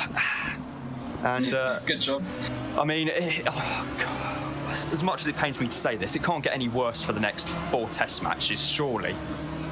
You would be surprised. You would be surprised. Yeah, it's England. We're in Australia. Yeah, this really is not going to, I don't think this is good. I genuinely think this might actually go 5-0 Australia. I really do. Well, Rob, I promise you we'll continue talking about other sports that is not GT3 racing here in a second. I mean, we're loving it, to be quite fair. I'm loving this conversation. And I mean, the 28 people watching, I mean, I think they're loving it as well.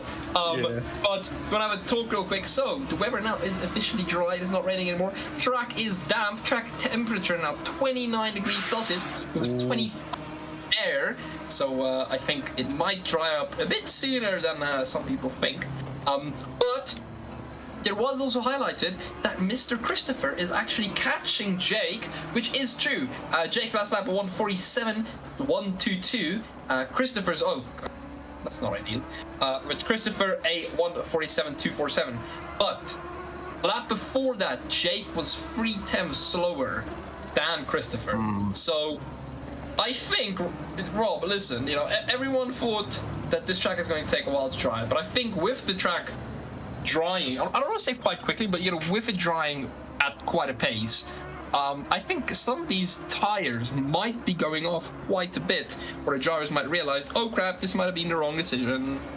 Yeah, it's going to be quite interesting to see actually just what rate the tire drop off is. I mean, there is definitely a noticeable drier line appearing on the circuit as well, so I'm wondering if quite soon we might see a couple of drives where we see Christopher Tavaran there taking a slightly tighter line at the exit of Learcop to presumably cool the tyres somewhat. So, yeah, it looks as if he is trying to maybe cool them down slightly as Valerie Solheim has come into the pits as well. And you see Jake Moore there running a bit wider up at Crocodiles, and that's a sign that maybe they are starting to get a little bit concerned about the state the tyres are in. It's just, the trouble is the dry line at the moment is so narrow. If you're anything other than absolutely inch perfect, you're just going to be sailing off into the distance and probably into part of the shipping forecast. So it's that time of the race where really the skill of the driver is going to make a lot of difference as to just what the pace is and how the gaps are. As in fact, this is now actually the battle for the lead, because Solheim has just pitted. In fact, has come out the pits to change after the tyre change. So it remains to be seen whether, in fact, Arjuni and RWB Door have come in as well. So it remains to be seen just how long Christopher and Jake stay out on track. But as things stand at the moment, this is actually the battle for the lead of the race. RWB Charge was asking in the YouTube chat how many are on track, and Mogu R8, thanks for that. It's 42 drivers at the moment on track. So nice big grid here for the 9 hours. And Mark Elgard has also come into the pits in the 741 Lexus. Do we by chance know how many drivers we had that were? Wait, actually, let me check. I'll check this real quick. But I think 42 is I don't think we've lost a lot of people, to be quite fair. 42. Yeah, okay. So we had 46 sign-ups out of 50 possible people. So out of 46, we have 42 cars currently on track. So we only theoretically lost 4 cars, which 2 hours in, I saw something. I've just noticed that Arjuni in the 35 Bentley stop and go 30. Oh no! So yeah. Not when it's going dry as well, because if he hasn't pitted already, he's going to have to pit. But the problem is he's going to have to go in twice, because he's going to have to go once for dry tires and a second time to service stop and go. I think he has already pitted though. So he still has I think to he was in the. You see, he's got to return to the pits for the stop and go penalty.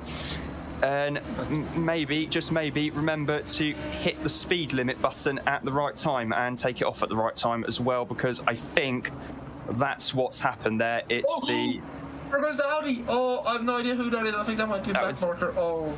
That was, yeah, it was just a back marker getting out of the way there, and quite a difficult location as well. So coming up the hill towards Learcott is Davide Argiuni in the number 35 VRS Satellite Racing Magenta Bentley Continental GT3 as Royling and Landry, Hodgson, Ferreira, Steinkellner are all in the pits as well. In fact, Hodgson's just left the pits. So the track is now greasy, and yeah, this is the point where I think we are going to start to see the crossover from wets to slicks as Tavares goes very wide at Crocodiles to try and cool the tyres off a bit.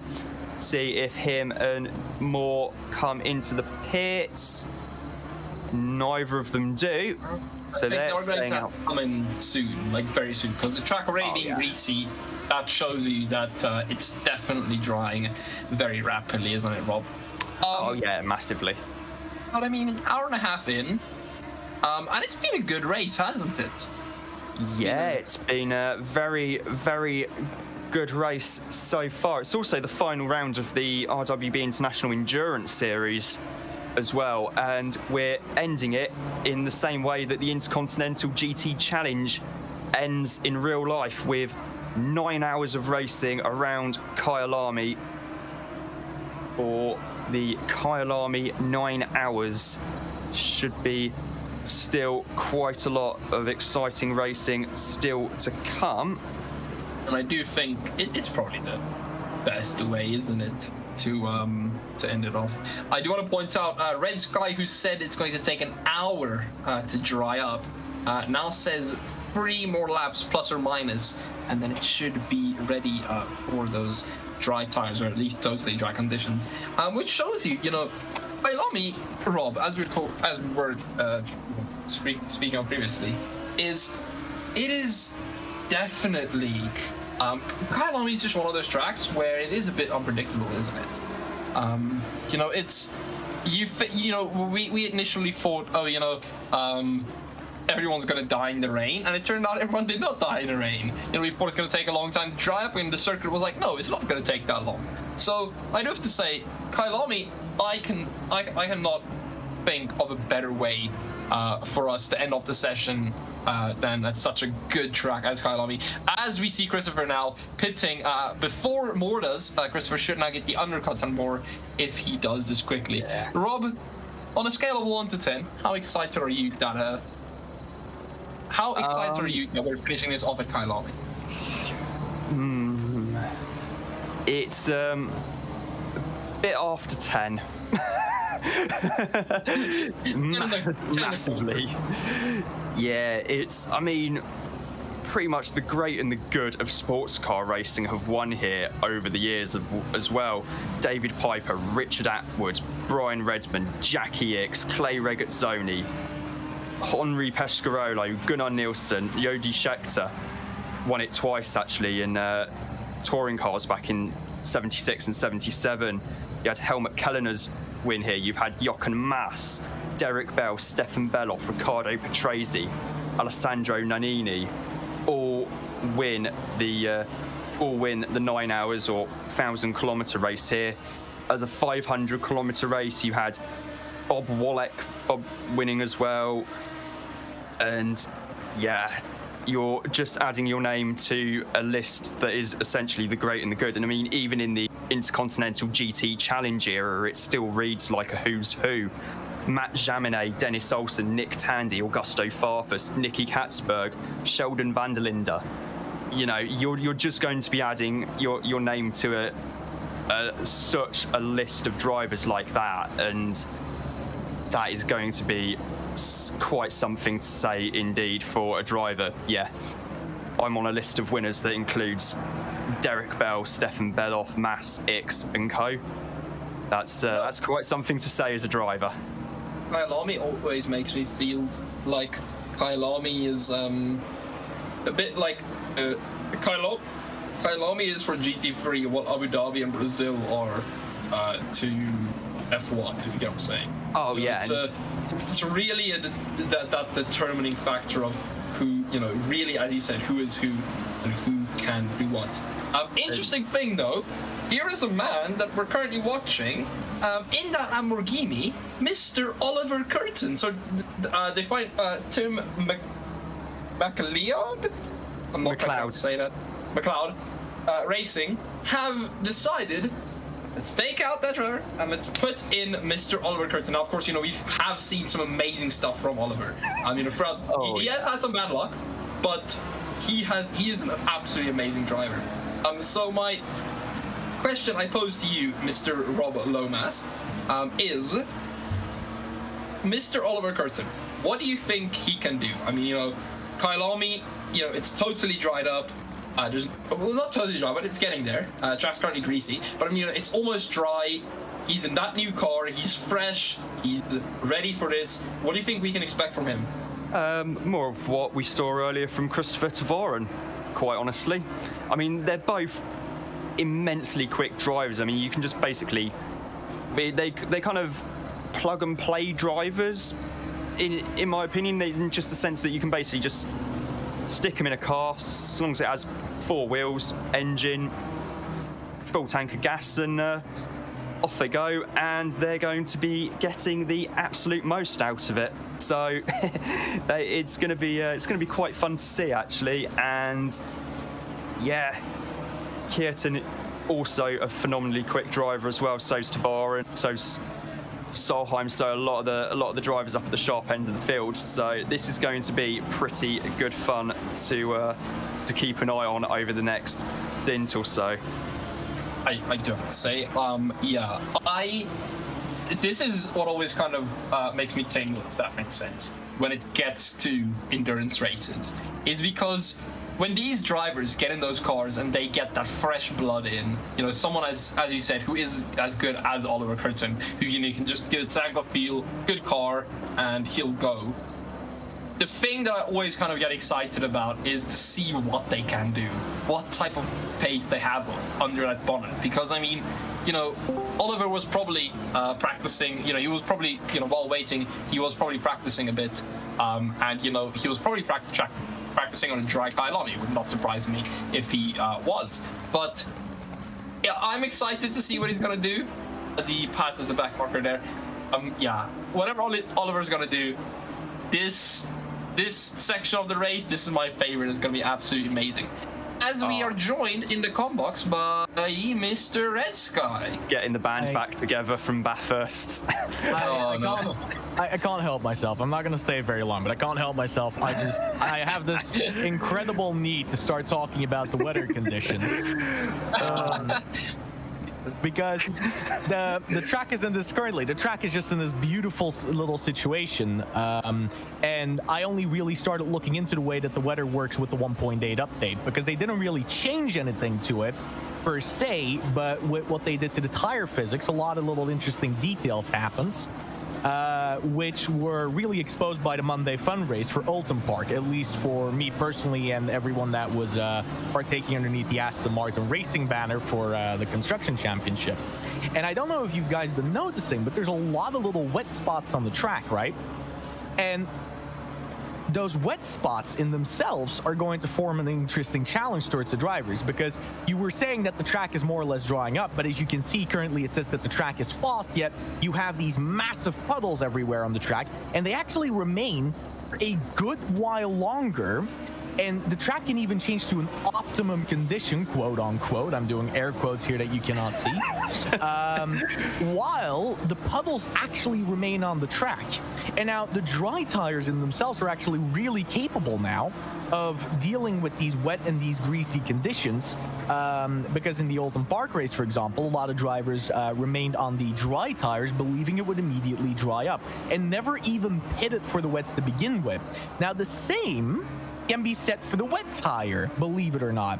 And what is going to start happening now as the race starts progressing, for the next 35, maybe 40 minutes still, those wet patches are going to remain, and every time the drivers drive through them, they're actually going to make their tires less stable for the dry lines and the dry corners.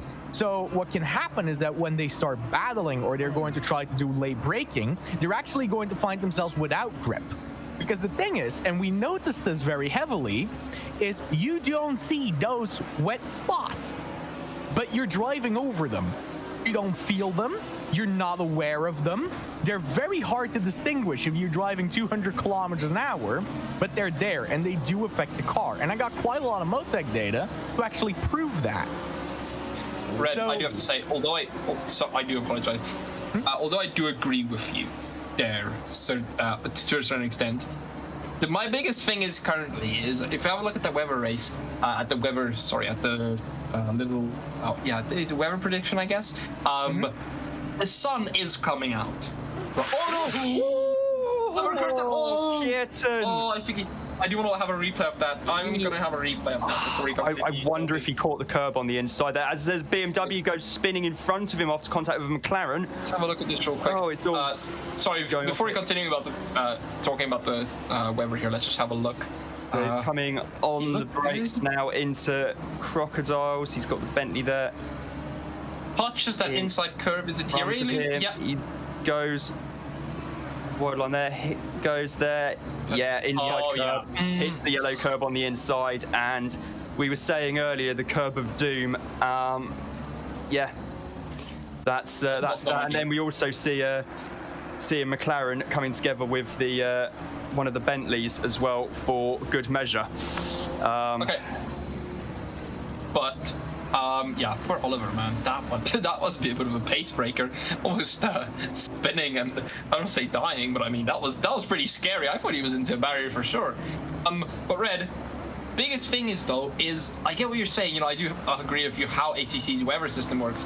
You know, with you driving over the wet puddles and you don't even notice it, but that sun is coming out. It is slowly but surely getting hotter, and that wind is picking up. So the thing is with all those factors, how long are those puddles really going to be able to stay there? Well, it depends. See, because ACC has this really cool system where it actually puts water in the dips of the track, right? So it takes the elevation idea behind it. So what ends up happening is that some of those puddles are actually really deep. Like we're talking, you put your foot in it and your shoe disappears deep. And there's a few of them that you can truly spot, especially those longer lines. Those are really big dips in the track. See those over there? They can stay for a very long while, even if the sun is fully on them, because it's a lot of water that needs to be dissipated. And the only real way for the cars to clean them out is by driving through them. And while ACC, to a certain extent, does indeed simulate that, it doesn't simulate it to the degree where every single time the car passes through it, it takes the water out of it like it would in real life. So the reality of the matter is, those puddles, most of them will disappear. Some of them are going to stay. And that is going to cause interesting situations, because the more it dries up and the more those drivers see that false status, if you're not mentally prepared or aware or even prepped for it, you're going to forget about them. And I will tell you, it's going to be the similar situation as someone trying to overtake at one point on a dirty line and just not thinking about it for a second. And it's going to cause some really weird situations. I do have to say, we'll definitely have a look at. I think we're definitely going to keep our eye peeled for that, because yeah, it's going to be amazing. As you said, the drivers need to be aware of those small things, and if they aren't aware, Red, as you said, it is going to be absolute carnage. But I do want to point this out. Now, I'm not quite sure if we know what tire he is on, but Mr. So close encounter there. Mr. Jeroen Reeling, Red Rob, I don't know if one of you know which tires he's on, but he has just decided to speed up, and he's currently set a 1:42.997, which is 0.2 faster than Valerie Solheim's fastest lap. So I'm not quite sure if he's on a dry or wet tires, but whatever he's on might be working, because he is showing some extremely good pace on this circuit. Well, I'm guessing slicks, I think so. I'm thinking so as well. I'm trying to have a look now. I think definitely slicks as well, but what should also be pointed out is that, I mean, I was talking about it earlier, but the track is indeed becoming false, which means the majority of the track has a lot more grip on it, so it's being rubbered in, right, here and there. So it's probably, what you're probably going to see over the next, let's say, hour is the track, well, you know, the track laps, like the actual times that they're driving are probably going to start increasing slowly a little bit more in each and every single time. So it might not necessarily be the tire choice, and rather about the idea that the track itself is just getting rubbered in. Definitely. Yeah. And also the rain we had pre-race and at the start of the race for the first 90 minutes of it will have actually washed away quite a lot of the rubber that was laid down during practice and qualifying as well. Mm-hmm. So that's gonna take a little while to build up, but when it does, a bit later on in the race, when we get to sunset and we get to that kind of happy hour, if you will, when the air's nice and cool, nice and dense. Well, or as relatively dense as it can be at Kyalami, given the altitude. It's going to be. I think that's when we're going to see the quickest laps of the race. Absolutely. Just round about then. So. But the one thing is that I think Red that I think you haven't mentioned it yet, but I assume you're extremely excited about it. Is the night rain at Kyalami. Now, because it is a 9 hour, so it is going to go into the evening. I think we started at 3 p.m. In-game time? 3 till midnight, I think. Yeah, sorry. So one thing that Kyalami is unfortunately does have in ACC is night rain. Now, I think, Red, once it gets past sunset and starts getting cold and it rains, I mean, you're a local tire expert now. I do apologize. You're a local tire expert. Tell us a bit about what will happen. Let's say it gets to, in sim time, let's say it gets to 8 p.m., okay? And it's, decently cold. And let's say it rains from 8 to 10, okay? In-game. So the race would end at 12. What could be the repercussions when it's that cold, when it's just finished raining? Is the track going to dry out, or would they just be sitting on those wet tires for the rest of the race till then?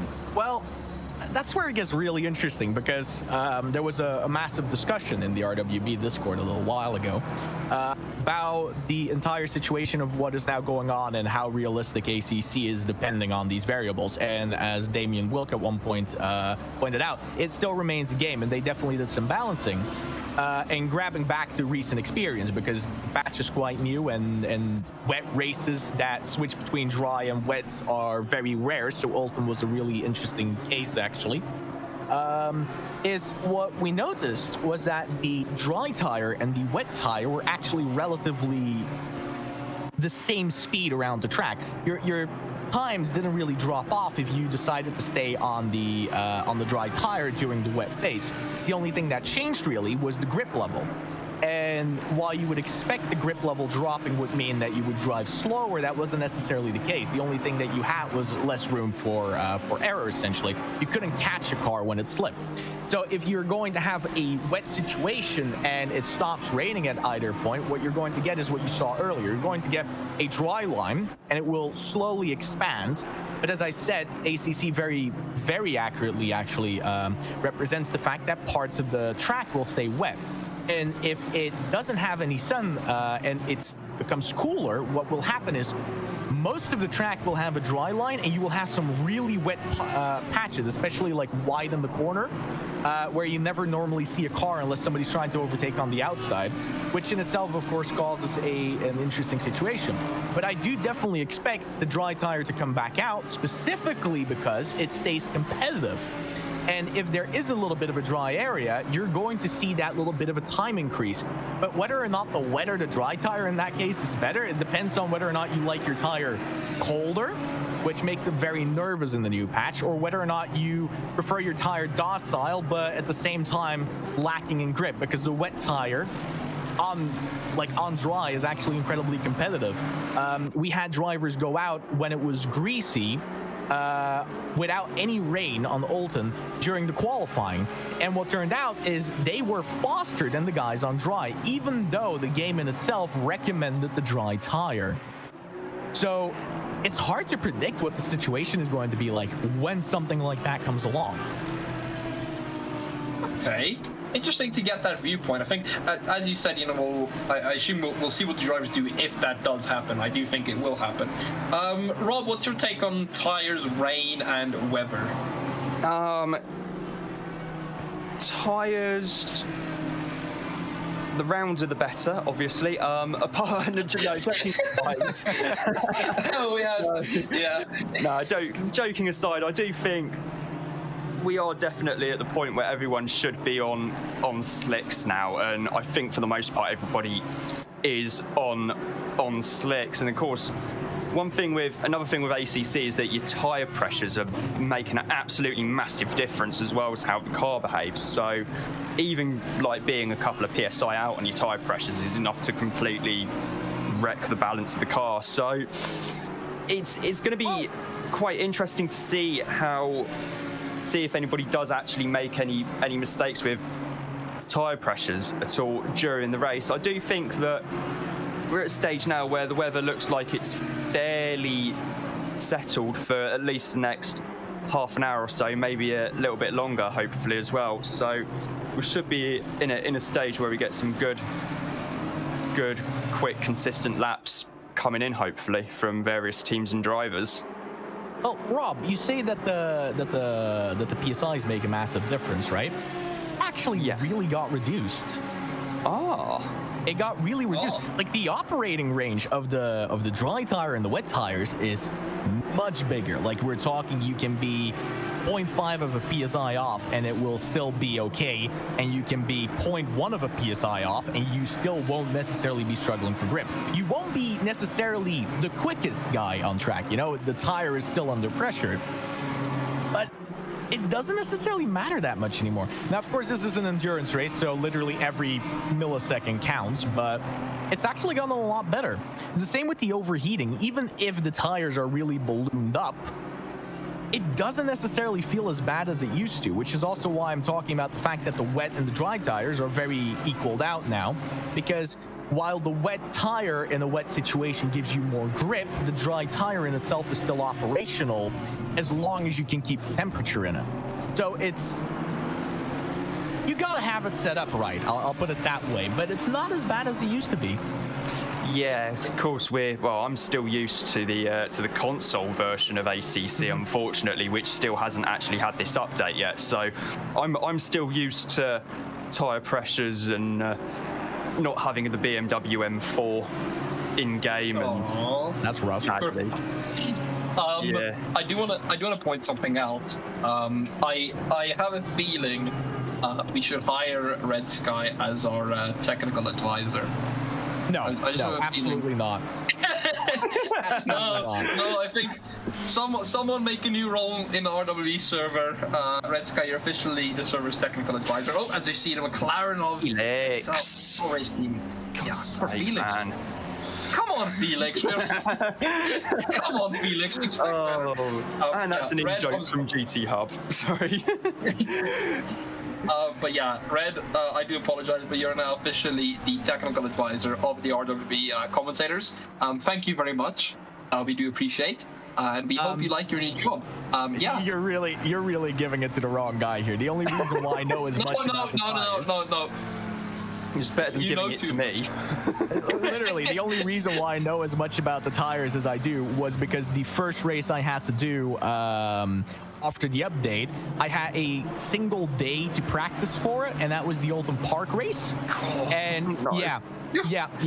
So I spent, I think, the better part of a day just reading about it because I couldn't find any grip on the wet side of the track and the continuous changing conditions on the practice server. So I spent the better part of a day reading up about the new physics and what that meant and how that interacted with the car, which is the only reason why I can speak as much about it right now. Any other part of the car, okay, and I will be completely out of my league right now. So, Red Sky, and on that basis, then, what are your thoughts about the BMW's aerodynamic cues coming from the M8 GTE? Sorry, what about the what now?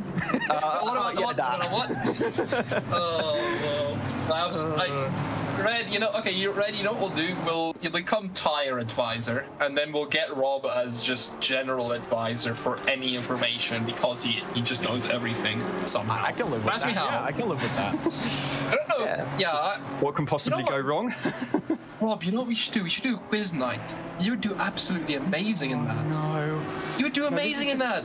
This is just going to be a throwback to when I applied for University Challenge, which I should add for anyone who's not heard of University Challenge, it's a quiz show in the UK that's been going for I think since the 1950s, where various universities in Britain enter their own teams to see which university has the best quiz team. And a friend of mine who now works for the Mercedes Formula E team actually was a team captain at one point for Oxford Brookes University. And I went along to a quiz night one night, just kind of not really thinking much of it. I'm thinking, oh no, I don't stand much chance of being able to get onto the quiz team. And yeah, I got invited to do another quiz, and then next thing I knew, I was like, oh yeah, congrats, you're actually going to be part of our team to apply for University Challenge. And I said to the team captain, okay, we have to go up to Manchester to do the actual preliminary quiz. All right, okay. Yeah, can you please just make sure we don't have to do this on a Tuesday, because that's the one day all week I've got compulsory attendance. And it got scheduled for a Tuesday, so I had to skip it because I wasn't actually allowed to skip class that day, and I ended up in the end having to do the entire preliminary quiz on my phone from my parents' house in Basingstoke at the time, and we had 50 questions, and I think I only got 2 of them right. One of which was name one of the 2 countries disputing the region of Nagorno-Karabakh, and I wrote Azerbaijan and Georgia when it was Azerbaijan and Armenia, but Azerbaijan was one country, so I got that right. And the other question was which word links a cricket stadium in Johannesburg with a football club in the north of England? Which is, of course, Wanderers.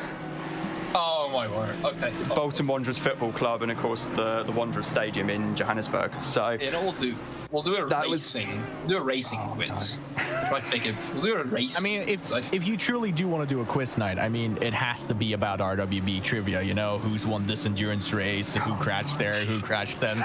Specifically, make it about everything that's been streamed. Oh there no! You go. Like the funny thing is, I actually did try hosting a quiz on GT Hub once, and at Christmas time, and I'll put it to you this way: there's a reason why we've never repeated it since. Yeah, don't worry. We're RWB. We can do anything we want to do. It's fine. Yeah, we'll do it. Scheduling a quiz night. I don't know if any of the admins are listening, but we are scheduling quiz. Oh, I know. Yeah, and Rob will lead it all. Rob's gonna design the questions. He will organize it. He will make it. Yeah. He knows all Rob's the trivia doing and the everything. facts. Yep, I agree. Oh no, this is not going. No, this for everyone's sake, can someone else be in charge of organising this, please? Because no. This is not going to end well. You don't take enough credit. Oh no, trust me, it was bad.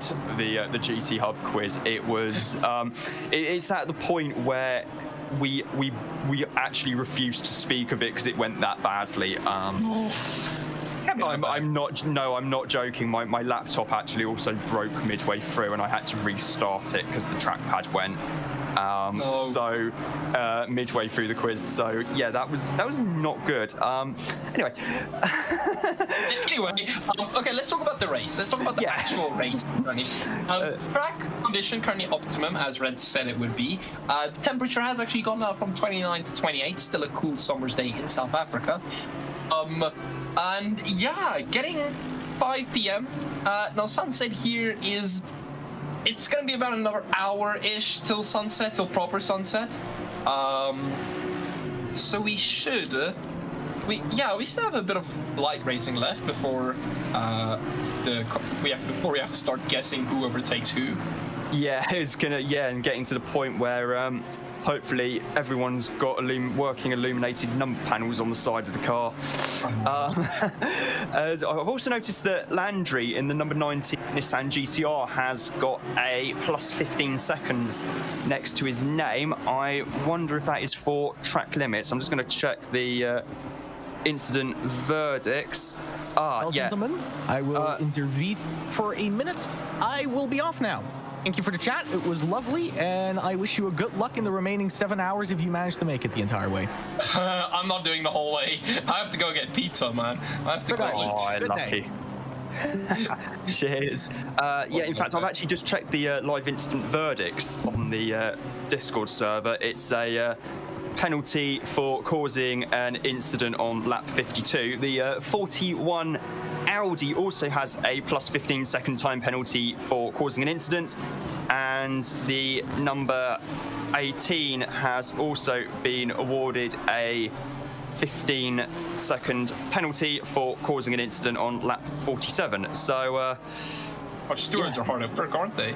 yeah, Mad Al doing a sterling job as usual, being very ably backed up by Charger, P. Varley and Speed Demon in the stewards room. And meanwhile, we are joined by the Chief himself. Hello, Mr. Chief. Oh, there he is. How are you? Well, I was busy hanging up my undies when I watching. But yeah, it's been good watching everything on the stream. So that is not something I expected. No, but I do have to say, I do have to say, unfortunately, Rob, it has been brilliant joining you. I don't actually, well, I do have pizza, but that's only coming in now. I actually have a league race I have to attend myself. Yeah, I actually have to go racing. But no, honestly, no, I will be back tonight again. Chief, thank you so much for being here. I am going to put the cameras on autopilot. Just gonna let it run. So good luck seeing stuff on that. But yeah, no. We could, if we really want to, Chief and I can remote in and just restart, and someone can connect if it really becomes a problem. So it shouldn't be too much. But yeah, no, I do want to say, Chief, thank you very much for coming in as I have to go. Rob, it has been a pleasure doing an hour. What? Almost 2 hours. 2 hours. Almost. Okay. Well, actually, more than 2 hours technically, because we did the last bit of warm up as well. Yes. More than 2 hours together. Oh my word. No, but Rob, it's been amazing. Thank you so much. Likewise, Panda. Good luck in the race tonight, and hope you enjoy your pizza, mate. Thanks. No, I'll be back later tonight. I'm going to be doing the last hour or two with Draakje, hopefully, if he's back. He's gone sick, unfortunately. So let's just hope he can come back. And then Red Sky for being our technical.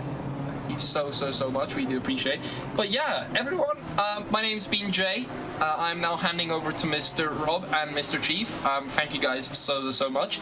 I will see you guys in the last hour, 2 hours with the stream, hopefully with Mr. Draakje, and we can finish out this 9 hours like it should be. Bye! Yeah, 2 hours into the race here at Kyalami. It's still Valerie Solheim who leads in the 36 BMW M4 GT3, sponsored by Jägermeister this weekend. First time I actually saw that car in morning warm-up, I was very tempted to actually start singing a song by Die Totenhörsten called Zenkleine Jägermeister, which did very well in the charts actually when it was released in 1996. Got to #1 in Germany, Austria and Switzerland. And totally did not give me inspiration to ask my parents for a bottle of Jägermeister for my birthday last year, even though I don't actually like Jägermeister, but I am partial to a Jäger bomb every so often. You don't do Jägermeister?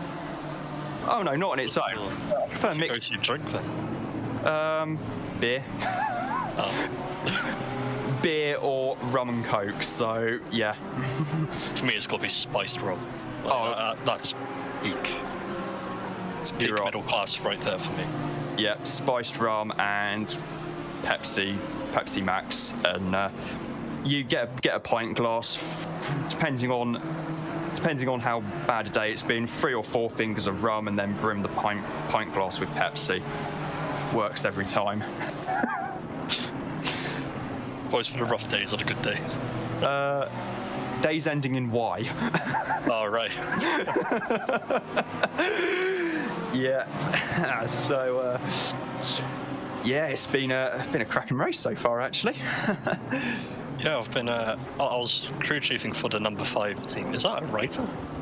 Yes, that, believe it or not, is some absolute bunch of mad lads who have decided that against all conventional wisdom and the fact that the Huracan GT3 actually is a very, very, very good car indeed, they've decided to let's get the old writer Gallardo out the retirement home and onto the circuit. Absolute mad lads there. I know. But yeah, it has been quite something watching that thing, especially in the early stages of the race where they had some fairly large lag spikes, to say the least. And it was a little bit eye-opening watching that car for the first 45 minutes of the race. Not really 100% sure which way that Gallardo was going, sadly. Yes, was a wee bit scary, but we move. Oh dear. Yeah, it's an absolute beast on the straights. I did it at Monza once, and it was hilarious. Like, even with Panda in the slipstream, you just pull away, but as soon as you come to a braking zone, it's like on drum brakes or something. It's just you getting a stick out the window and like grinding it against the wheel to try and stop. It's just horrific, woeful. So I take it this is a sign that it's quite clear to tell that one Lamborghini was developed by a very, very well-known privateer team in Germany, and the other GT3 Lamborghini was designed by Lamborghini's own in-house engineers themselves.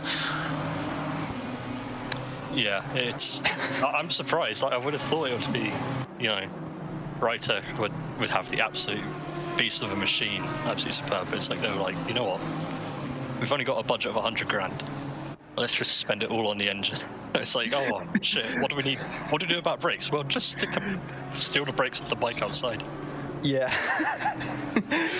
Yeah, of course they couldn't just nick the old ceramics off the big GT1 from back in the day, because they're carbon brakes, and you're not allowed carbon brakes on GT3 cars, although maybe that could change one day when everyone realises that all these cars are equipped with carbon brakes from the factory. So we shall see.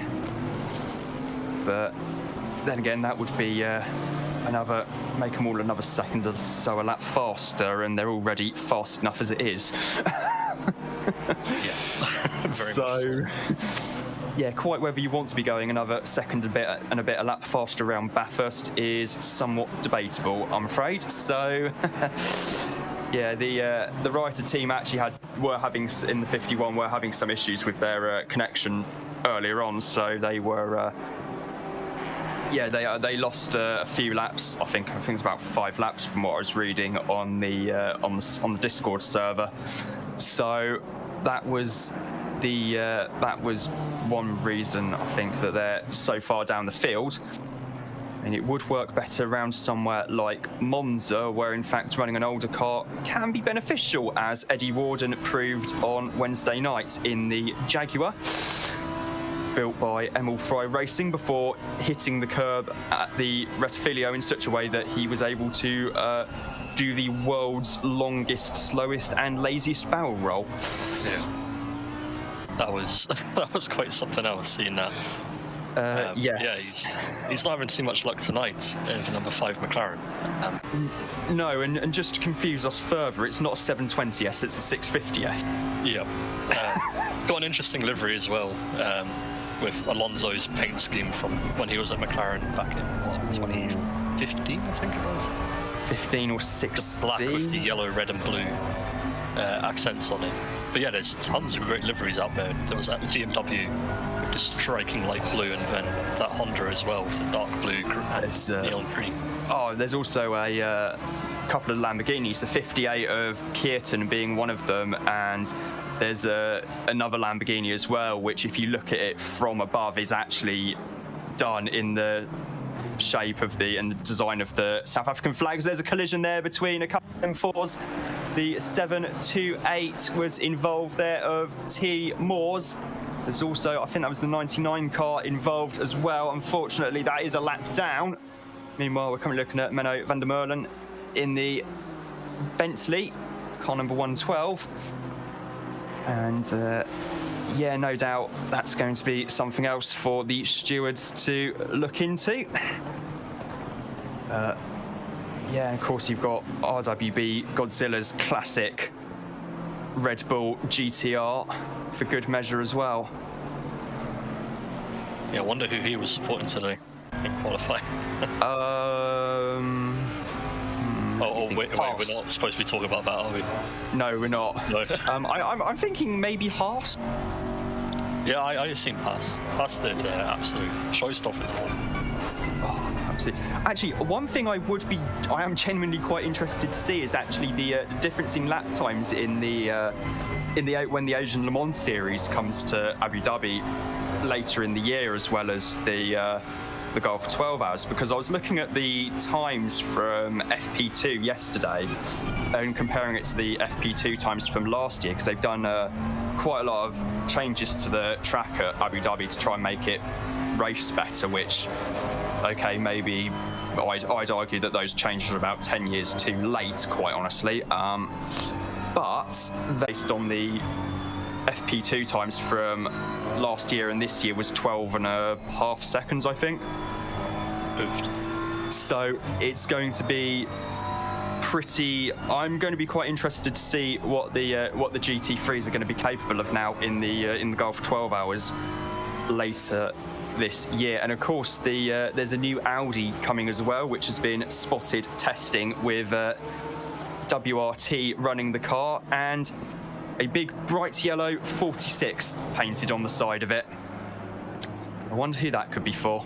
Yeah, I wonder. Could it be a recently retired absolute hero of Grand Prix motorcycle racing who may or may not also be quite a keen car racer in his winter breaks in the Gulf 12 hours? I wonder. Surely not. Surely he's not going on to other things. No, that just surely makes sense. Well, the funny thing is, I was watching an interview Valentino Rossi did for American TV ahead of the US Grand Prix at COTA for the bikes earlier this year, and he said they asked him, "Is this going to be your last time in America?" And he said, "On the bikes, yes. In cars, no." Because I want to have a go at the endurance races like Daytona and Sebring. So I think he might be gearing up for a cheeky North American Endurance Cup effort in the next couple of years. So that's going to be very interesting to watch indeed. Exactly, and there'll be plenty of people who can kind of role play as their hero going around COTA later in the year. Yeah. There'll be COTA joining ACC at some point, which was hinted/teased. Yes, teased, along with actually quite a lot of other things, including 3 different types of one-make race car, an M2, I believe, and maybe some other tracks in America, including some absolute classics, I think, have been rumoured. Please be secret. I think from the list I saw, it had, I think, Road America, VIR were on there, maybe Watkins Glen as well. So, oh god, the amount of fun you could have endurance racing. Yeah, Watkins is absolutely stunning. I absolutely love that track so much, especially in R Factor or AC. Oh, just brilliant fun. VIR as well is just absolutely phenomenal. So Road America needs no introduction. And if those tracks all do end up making their way along with the GT World Challenge North America cars and teams, then oh boy, we're going to be having some fun and games, methinks. I can't say. Get ready for a season in RWB where it's entirely American tracks. Just get ready for that, because I have no doubt that would be coming.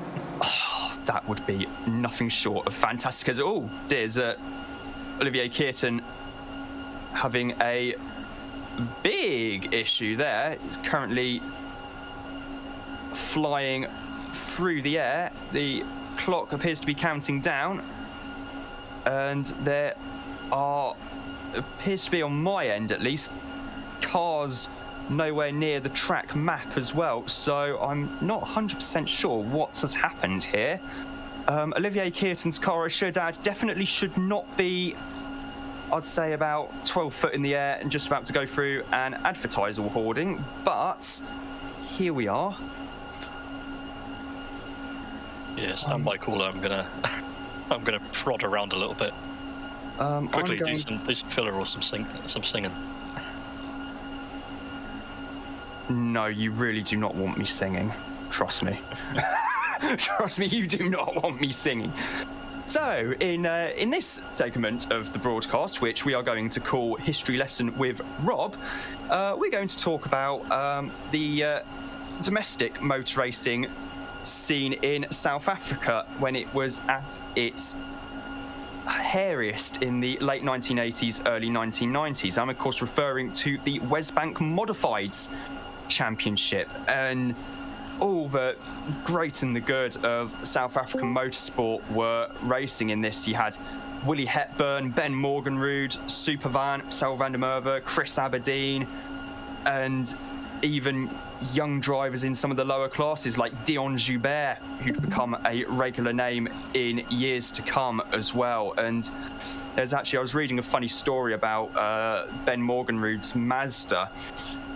They actually managed to get hold of one of the Group C quadrotor engines for it on the one condition that it was a sealed unit and any maintenance work had to be carried out by Mazda Speed themselves. And the noise that thing made, the noise was just absolutely wonderful. And yes, it was a properly hairy era. It's almost a domestic equivalent of, I think the closest I can think of in terms of equivalence would be the GTO class in IMSA around that time as well. Maybe not Trans Am. Maybe I think they had a bit more aero than what the Trans Am cars did at the time, but they were only short races as well, and they'd usually get through about 2 or 3 races. And the commentary was actually quite interesting as well, because I was watching some videos on the Wesbank Modified series when I may or may not have been supposed to have been writing my master's final research project. And the commentary would be basically 1.5 laps of the commentary being done in English, and then the microphone would be passed to another TV commentator who would then do the next lap of commentary in Afrikaans. So from that perspective, it was actually quite interesting how the broadcast worked as well. I have noticed that we are in fact joined also by Racer himself, another long-time member of GTHub.eu, and we do apologise for the slight technical issues here in the broadcast. Should hopefully have that up and running again shortly. But Racer, how was it out there in the opening stint, mate? It was good until it was packed. Right, yeah. I had pretty nice lap 1. Got out of P35, got a few positions, managed to get past few cars up into like P27, and then someone decided to just slightly spin. I tried to avoid, but got hit. Wasn't that bad, like got some damage out of that, but kept going. But the worst part was I somehow managed to flat spot my tire. Front left on that. Yeah, I was just going, it wasn't bad, but later I hit the same flat spot. You know how it is when you flat spot the tire, it just somehow manages to catch the same path to the point where I just had to stop for a tire change, but it wasn't that bad since we managed to get to the dry patch at a reasonable point. Yeah, we were speculating about that actually as well, to be fair. I was just watching what the leaders are doing as a lap times and thinking, okay, he just did his PB, we are boxing now. We stopped in the pit lane, And somehow, someway, the dry tire set that we chose carried the flat spot from the wet set on the opening stint. So I have no idea how the code managed to get into that. But it happened, so we had to stop again and change tires. Now it's fine, and Felix is going. Yes, we saw Felix running off the track at the at Cheetahs earlier, and I may or may not have uttered the immortal sentence, Felix. Felix, you can't. I have no idea what you're talking about. He's doing fine. He's not eating anything. Yeah, I know. He's doing very well so far at the moment. We've got a stream of sorts back now. Still 6 hours 43 minutes to go here at Kyalami. We're currently looking at the 88 Racing Sim Tools Audi. Currently in second place at the moment. Fortunately, my internet connection means I can't actually make out who's driving, unfortunately, at the moment. So, yeah, but we are back thanks to the chief, who has I'm sweating my balls off right now. No, if in doubt, hammer. Yeah, our trained hamsters have managed to get it working. Yes, there's a reason why we used to have a hammer in the studio at work, used to being the operative words there and probably doing most of the heavy lifting, come to think of it as well for that matter. Yeah, those were the good old days. But no, it's been pretty good so far. Ooh, someone just off there at the Crocodiles. Oh, it's the Writer Gallardo again. The Writer Gallardo has been people's way for some laps. Let's say that way. Yeah, but what do you expect from a car that's probably got drum brakes, as we mentioned earlier? It's so old, man. You could just put it in a museum. Yes, well, they did literally. I'm not 100% certain. It's just like well, it's not been too bad for the old cars recently. We saw the Eddie with the Jag winning at Monza on Wednesday night in the big grid race with the a car that's about the size of a grandfather clock and about as old as one as well. There's stuff happening around us. Yes, there is indeed. Meanwhile, we've got a nice near onboard view focusing on the Audi here of from Racing Sim Tools, and we can actually see the throttle and brake input and steering as well, which is something I'm not used to. Oh, we got the broadcast HUD back. Yay!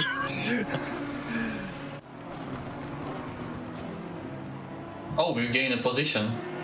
Nice. Yes. Nice. And we're gonna get lapped again soon. It's funny seeing the leader being the car that I made. Actually seeing it racing against me once. Yeah, it's I wonder where the inspiration for that livery came from, Racer. From a very nice drink. Good cough syrup. Yes, that's the joke we have at home. Jägermeister. Taste the cough medicine. Oh, it's sweet. It's not even alcohol. You basically drink it like lemon juice. Do you? Yeah. Well, this is clearly news to me. I thought you drank it out of a shot glass placed inside another glass and the other glass full of Red Bull. So, You drink it out of the shot glass, but, you know, you can just keep drinking. It's so sweet. You're not gonna feel anything. But 4 drinks later, everything's spinning around. Yes, we've some of us have never experienced that before in at train stations. After nights out at university. If you aren't on a train right now. No, I'm actually in my home office moment. so we're all good. Hence why you can actually hear what I am saying, and it's not being overshadowed by the sound of. If you see anything suspicious, please report it to a member of staff or text the British Transport Police on 61016. We'll sort it. See it, say it, sorted. Or something along the lines of that. So, We've got Elgod asking who's got the fastest lap so far. it's the car. I believe it's number 741. That's the Lexus in 10th place. I have absolutely no idea, unfortunately, who is driving it because I can't actually. Because my bandwidth has decided to go potato. So. Currently driven by Martin Ulrich. Cheers for that. Yep. Who knows? I might have to get the hammer out in a minute to hit something. Hey, but the race has been off to a hairy start for many cars around. So on the opening laps, I was just passing people that were not on the track. Yeah, there were a few incidents on the opening lap. It's like Jay said on the opening lap. It's been a good, clean start to the race so far. And then as soon as he said that, the yellow flags were starting to wave and cars were going off the track. Yeah, funniest part was when I was coming into the sunset. I could just hear Rigel from the race cars. Oh, wow, they managed to behave themselves. like, we aren't supposed to see you right now. Yep, the immortal, famous last words. Oh, they managed to behave themselves. Maybe not. So, yeah, got a cracking wee battle going on here for 9th place as well between the 741 Lexus and the number 11 Honda, which we're on board with at the moment. Nope, now we're on board with the Lexus, looking at the rear wing, rear diffuser, and brake lights coming up the inside now into Learcop. On the inside there, gets the position done, holds it, and nicely done there from Martin in the 741 Lexus. He's got the Honda right behind him though on the inside into down mine shaft. Coming up now to the Crocodiles. Is the Honda going to be able to brake late enough? No, it's not. And I'd say Martin has the position there now. The 741 McLeod Racing Team Lexus up into 9th place there. As the Honda's coming into the pits anyway. So there's more in the BMW as well. Also coming into the pits for good measure. Now looking at Eddie Warden in ye old McLaren, car number 5, with a very GT Hub-esque livery, I should add. It's blue and orange. Oh, but it's not blue and orange enough. That's a good point. Yes, it needs more blue and orange. Very Alonso, isn't it? Oh yeah, very Alonso. It looks good. But what do you think about the strategies? Because with the rain, everything has been thrown out of the window, basically. Yeah, it has a little bit. It's been interesting start to the race actually, with it being in the wet, and it is pretty clear that the drivers who were naturally very confident behind the wheel were going to kind of pull away a bit, and that's what we saw from Tavares, Moore, Solheim, of course, as well. So yeah, it's been a good start to the race. Very interesting as well. But the track appears to be pretty much bone dry now. So coming up it's optimum. So coming up to the time where we should be hopefully starting to see some quick laps soon as well. Meanwhile, most cars have done 2 stops so far, so they're on their 3rd stint. One car, number 35 and number 56, did about if I'm reading that right, it's about a 3-minute stint after their 2nd pit stop and then went in again. So I'm assuming they went on the wrong tyres. Or penalty. Probably. Yeah, or a penalty, yeah. So there have been. I'm gonna leave you, boys. I have to take hand in matters of my own. Yeah, no worries, mate. Best of luck with the rest of the race, and give a hi to the rest of the lads from me as well. Will do. Oh, cheers, mate. Hi. I'm going to reload the stream now in the hope that it's made no, it hasn't made any difference, right? Oh joy. As we see a very slow moving McLaren there off the circuit. That's the 37th place McLaren of car number 18. I really wish I actually could see who was driving what here, so there might well be a quick break from me in a minute to drop out of voice chat and then drop back in again to try and actually get the internet reset on my laptop and enjoy. Right, I will do some filler in stuff. Oh, cheers, Chief. I'll be back in about a minute or so. Awesome. Cheers. So yeah, this is a bit of an unfamiliar scene for me, being back on my own. Usually the guy who kind of jumps in and does all this with someone else. But yeah, we've got the Aston Martin GT3 currently fighting off, but he's currently got a lapped car behind him that seems to be diving down the inside, but doesn't really. But yeah, it's been good so far. Nothing much has kind of really changed. There's been lots of cars going into the pits currently as stints come to the end. Most of these drivers have done 1 hour stints and coming up to the 1 hour 5 minute mark. And with stint timers being 17 minutes for the max stint, a lot of drivers having to come in. So be sure to see if there's been any undercuts or overcuts. You can use pitwall.live. That's what I've been using to keep track of the stints and who's done what. If you want to try and get some more insight, the free version is pretty good, to be honest. So you may as well use the free version. But if you want even more insight, like for stints, you're going to have to get the light or the pro version. But I mean, it's $1 a month, so that's nothing. That's like what, a pack of chewing gum a month. So yeah, you may as well just splurge out, go off and get it, and enjoy the actual in-depth stuff. And you can see the live stream and hear us talking shit while you're following your favorite drivers. So yeah, come on lads. Where's everyone cheering on their drivers? Come on. Yeah. We're so lonely. As meanwhile, trying to disconnect and reconnect the internet has made absolutely, completely and utterly no difference whatsoever. Fantastic. Oh, Elgar's correcting me, it's 65 minutes. Well, that's what happens when I go off to do laundry and come back without reading. Yes.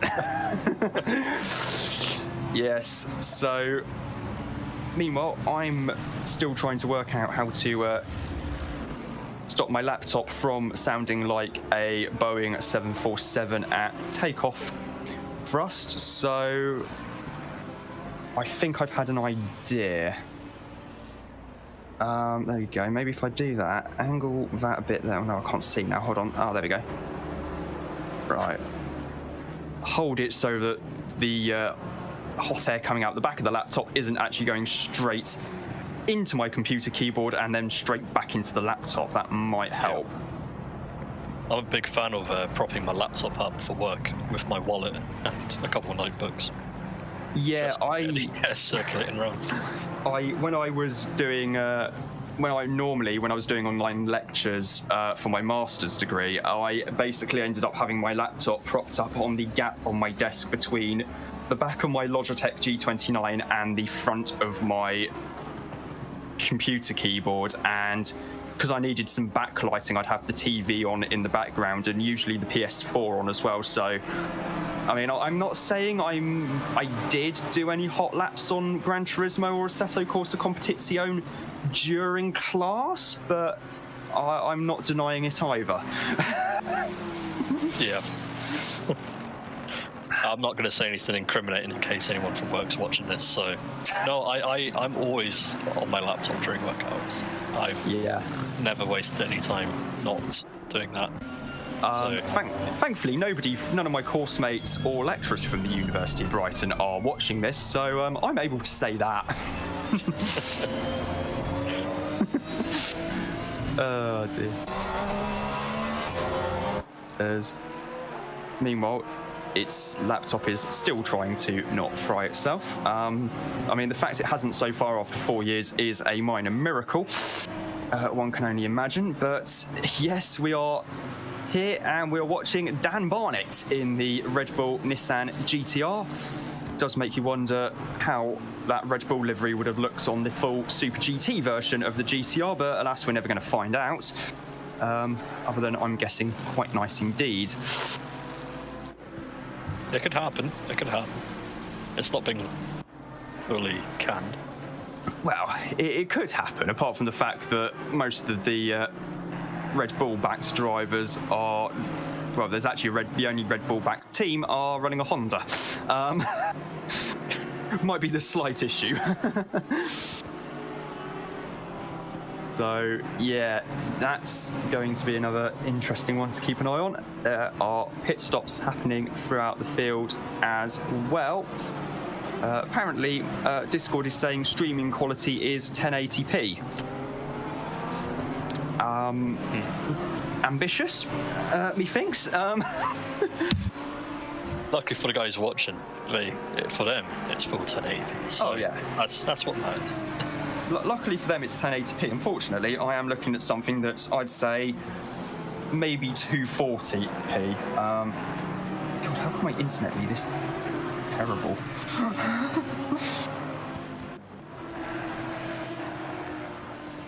Got a charger asking if Team 24 is running. The number 24 car does appear to be on track, unless there is a team called Team 24 men. I have no idea where they are, but the number 24 car is running. Yep, currently in 36th place at the moment, and apparently they are doing manual driver swaps in the same sim rig. So everybody's all at someone's house, and they're doing the whole race from literally in someone's spare room at the moment, which is absolutely fantastic. I know Aaron Araday is one of the drivers in that car. I'm not sure who the other drivers in that team are, to be fair, but I have seen it done before on in another server run by Sim Racing server, where a father and son driver pairing have been using the same rig as well, so it can definitely be done. And Ooh, it's going to be tight coming out of the pits. Yeah, this is going to be tight. This is going to be very tight indeed, but the BMW just gets ahead there. The BMW, I should add, is quite a few laps down, admittedly. Down in 40th place at the moment. The Nissan has been running in and around the top 10 so far, so not... That's going to be, shouldn't take them too long, I'd imagine. In fact, I can see here the Nissan is currently in 9th place at the moment. So that's going pretty well indeed.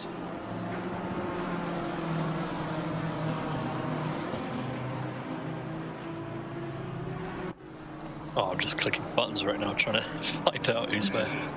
Yeah, no worries. I'm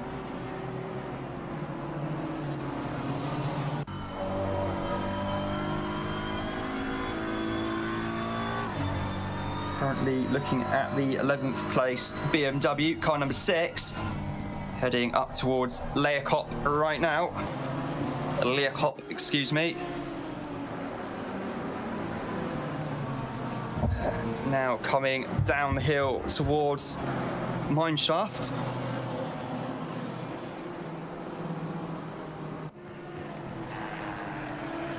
Through the crocodiles there. So I was just taking a drink of some Rush Energy there. Rush Energy, the best energy drink in the world, bar none. Yes, of course. And totally one which does not resemble the drinks logo for another energy drink beginning with R that isn't Red Bull, and may or may not have nicked the logo from a maker of very good bicycles. No, certainly not. I definitely did not rip a logo off someone who rips a logo off someone else. Absolutely. I mean, having actually had a can of Rich Energy before, I can confirm it is actually pretty unpleasant stuff to drink. But Rush Energy, on the other hand, is far, far superior. And I'm totally not just saying that because the Chief is actually in the commentary booth with me at the moment. Yeah, definitely not. Currently watching Nello Pastorino trying to get around Alessandro Premi, so this is one of the few battles where I've managed to find that is full position right now and not just lapping traffic, so these two are both in the M4, both setting relatively similar times. And yeah, it's I foresee something good. Oh, here we go, something good's happening. And a On the send inside. at Learcop and gets it done there, holds the position nicely.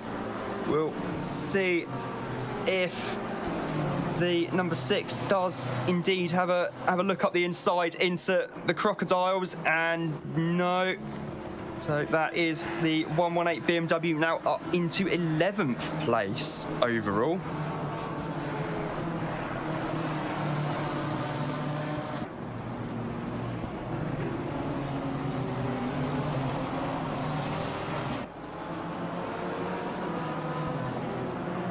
Coming down the pit straight now.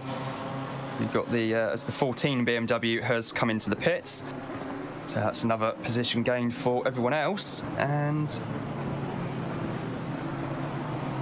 yeah, there's a good, nice old overtake there, sending it up at Learcop.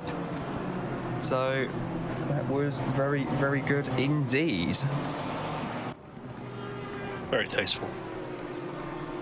Just like Rush Energy. Oh yeah, of course. Totally not getting the plug in there. As a nice little segue. I think I got banned from talking about how good it is and the texture and everything, but it is very nutritious. What? Really? Yeah, it's just all these squares. Nightmare.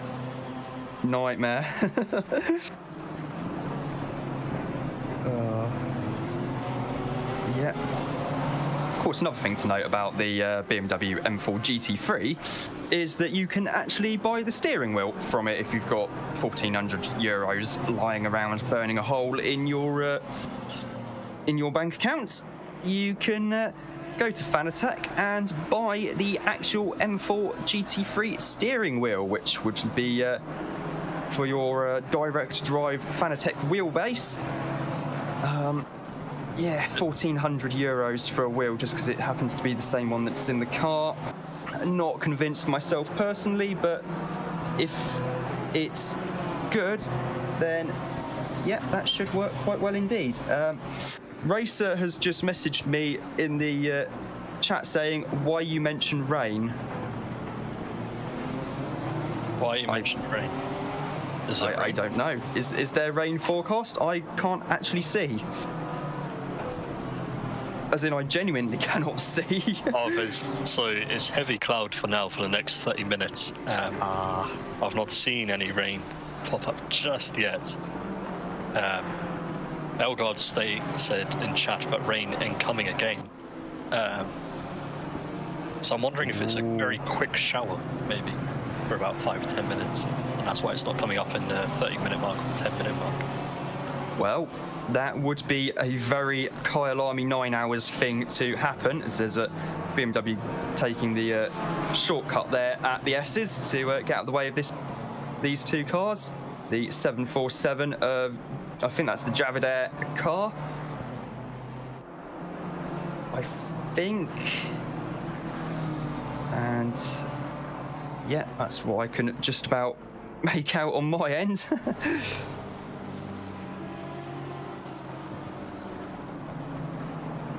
Right, I've stuck it back on autopilot. Yep.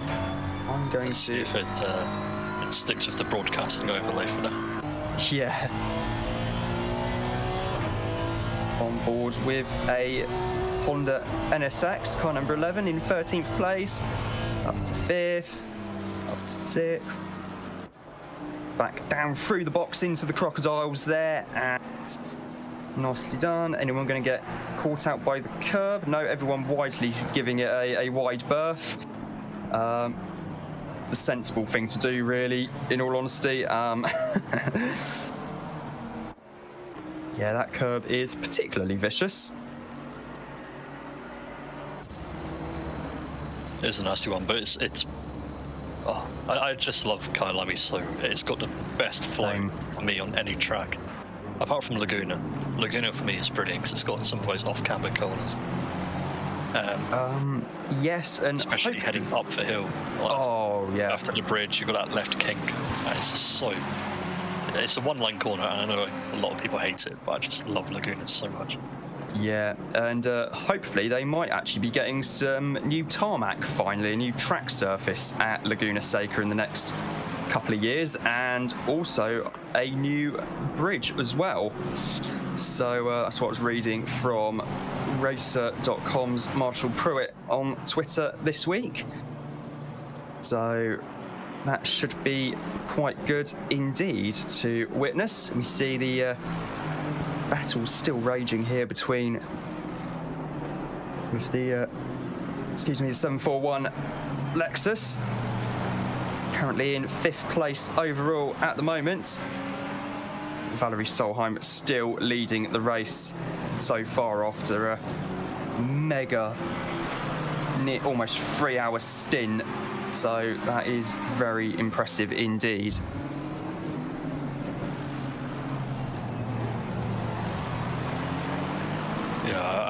I have a feeling there's lots of people talking about the rain. I have a feeling, and I'm willing to put money on it. I reckon it'll be a 5 or 10 minute shower, which is why it's not showing up anymore. Yeah, that's going to be quite fun.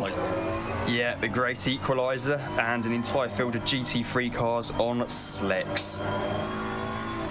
What can possibly go wrong here? Well, luckily they've changed the way that the dry tyres work in the wet, so they're actually not too bad anymore. I mean, if we look back at, I think it was the big grid for Spa, you had so many people split on whether to stay on dries or switch to wets, and then swap back to dries when the track dried up. And the people who stayed on the dries during the rain actually ended up being faster overall. It was... You could see so many people were split on it. There were so many drivers who were going slowly in the wet, and then people overtaking them when as soon as they went in the pits. That was a kind of goose, because it was a 1 minute 30 or 1 minute 40 pit stop, because Spa's ridiculous pit lane. Yeah, ridiculous pit lane, which is rough. The worst pit lane on the planet. It's like, if there's any track you do not want to stop and go plus 30-second penalty, I think Spa ranks quite highly. Yeah, I fully agree with that. It's, I hate it so much. It's like the best part of a mile long in the pits on the pit lane speed limit, and then having to stop and wait for half a minute. Yeah. That sounds painful. Oh, it's so painful. It's so, it just made me... I've never been that angry before at Spa pit lane before. Like, it's just... I was like, fuck's sake, just stop. Oh, yes, the joys of having two completely separate sets of pits for one circuit. Slightly necessary during the 24 hours, I admit, but yeah, it's all well and good indeed. Elgard in the YouTube chat is saying, aim for MRT 123. Come on. Well, not ruling it out. There is definitely a chance it could still happen, so that should be quite interesting to see. Still 6.25 hours to go here. Keep wanting to say we're almost halfway into the race now, but that was Bathurst. Yeah, it's open. Yep. Meanwhile, I'm going to quickly nip downstairs and get a drink quickly, because my voice is starting to go a little bit as we see the 208 Lamborghini having a bit of a moment there on the curbs at the Sky Swip. And now back with the car. I shall be back in a moment. Awesome. So it looks like you guys are stuck with me, huh? Oh dear. Yeah, it's still a balmy 38. Oh, my eyes are going. But it's still a balmy 26 degrees out there on the track. 23-degree air temp. So when the rain does come, hopefully it doesn't leave too many puddles for everyone. But yeah, it's still going well for everyone running out there right now, and there's nothing overly horrific. Lots of cars still going into the pits. We have Alessandro Premi going in, and wow. That is striking, those green wheels on the Ferrari and the Honda. But yeah, Thrust Bastards in 17th for getting this Porsche. Yeah, Matthew, come on. Go get it. Go get it. Go get Matt. Matt Artin. And let's see. Hopefully it works out for you guys in that striking black and yellow split livery. Never been too sure about split liveries along that way. It always looks a bit weird for me. I'm not sure what you guys think, but yeah, you guys really are catching Matt up ahead in front of you guys. We'll just kind of follow you guys on the front split, so you guys actually have a look and see what we're watching. Really going for it late on the brakes on the Porsche, which is surprising given that the Porsche is superb on the brakes and exits, but you guys have managed to keep up with him. Heading down now through towards his left-hander into that sharp right towards Cheetah. Cheetah's the only one I really know, so I believe that was the mine shaft. Strike of the curb, getting back on it again, heading towards Cheetah's to Crocodiles now. Being sure to avoid that curb, which you both do. Keep it nice and tight. Heading towards now a final hairpin, and then on for a little dart towards the finish, to the finish line. But you still have Kai Banks behind, of the car of Kai Banks, which I think has Daniel Barnett in at the moment. No, it is Kai Banks back in it, so he's really going for it, and it's awful position in this three-way right now. Diving down the inside, doesn't quite make the move, and has to pull out slightly while the Porsche goes round. You can see Kai licking his lips, trying to see if he can seize upon any opportunity or any mess up from the number 249, but there's no sign of cracking so far, so I guess we'll have to wait and see, kick off the dust. So head on now to this long right-hander. Yeah, maybe throwing up some issues for them, but no, everyone seems to be going through nice and clean. But yeah, it's going well for these guys. We'll see how it goes later on. See who lucks out, but still sticking with it for now. But yeah, Porsche, it's a weird one. Anyone who followed the Bathurst one would have heard Rob talking about the change that Porsche have made to the suspension, no longer going for McPherson's strut, which on a car that's all about performance is really weird. McPherson's strut for always we see Kai kicking the arse out a little bit. But yeah, going from McPherson's strut to double wishbone, which is surprising on a car that's all about track times and going for pure handling. Fair play to Porsche for keeping the car that agile with the McPherson. But yeah, going very wide there on the Porsche with Matt Artin at the wheel. Keeping just a little kiss of the yellow curb, heading up now to the hairpin.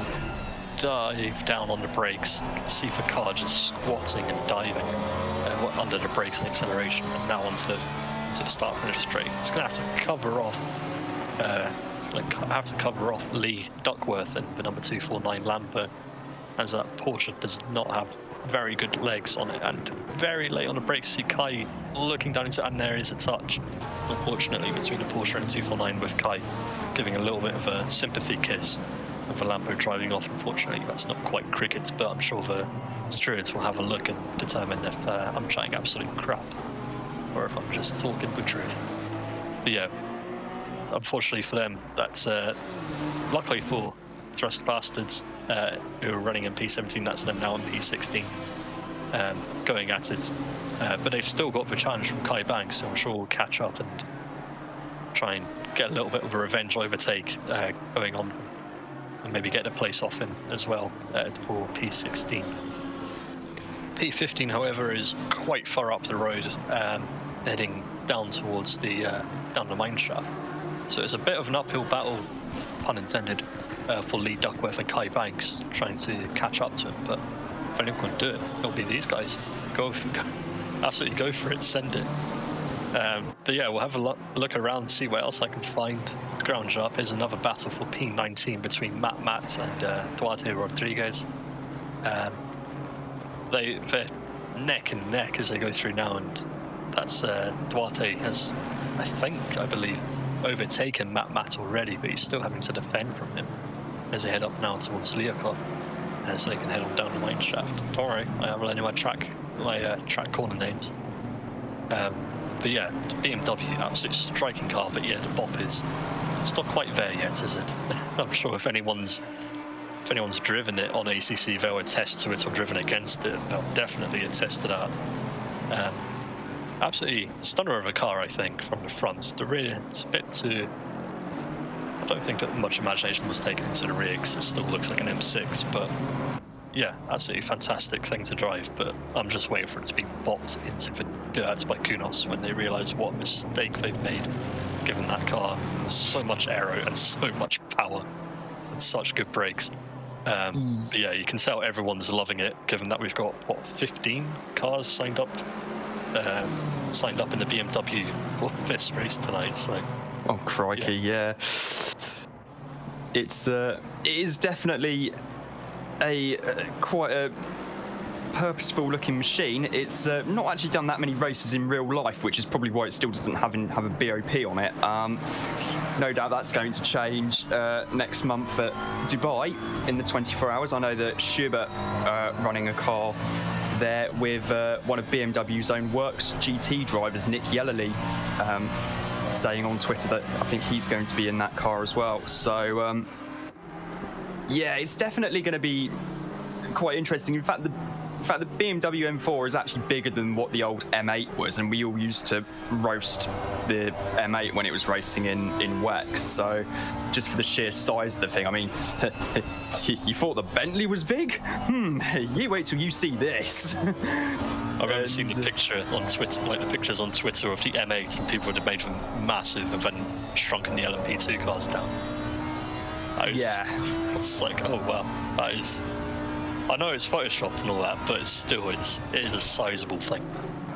Oh yeah, it was, well, it was meant to be slightly more svelte than it was, shall we say, but because I've actually still got a copy of Race Car Engineering somewhere in my my book magazine storage area in my bedroom, and where they were talking to the to Jens, I think it was with Jens Markart, the then head of BMW Motorsport GmbH, that he said that, yeah, we actually wanted to run a completely different aerodynamic concept on this car, and we had to run it past Porsche, Ferrari, Aston Martin, Corvette and Ford beforehand, and they all said nothing about it. And then when it came to the votes on whether we were allowed to run it, they said no, so we had to pretty much redesign most of the aero on it. Oh dear. It's quite funny, some of the stories you read in race car engineering. I think the best one was when Honda first returned to Formula One in 2015, and their engine that year was absolutely dreadful. And they in Super GT, the rules are you have to use pump fuel, so whatever fuel's at the circuit, the companies, Honda, Nissan, Toyota / Lexus, all send someone to the circuit about a week, 10 days or so before the race, get a couple jerry cans of the fuel from the circuit, take it back to the factory, do some lab testing on it, and then map all the engines accordingly, and to try and get the best engine map they can for it. And Honda were clearly having a bit of a slow work day, shall we say. So one of their engineers thought, what happens if we put Formula One fuel through our Super GT engine? You can probably see where this is going already, can't you? Yeah, hence it didn't work. No, it did work. It just may have worked a little bit too well. I remember Sam Collins was he was the deputy editor of Race Car Engineering at the time, talking to one of Honda's senior engine developers on the Super GT program, and he was telling him about this story, and Sam said to him, so was it more powerful than the F1 engine then? And the dude from Honda just said nothing and just smiled. So that says it all, really. I mean, the current Super GT engines are making about 700, I think, from what I've heard, on pump fuel, and so it just goes to show how important fuel is to a race car.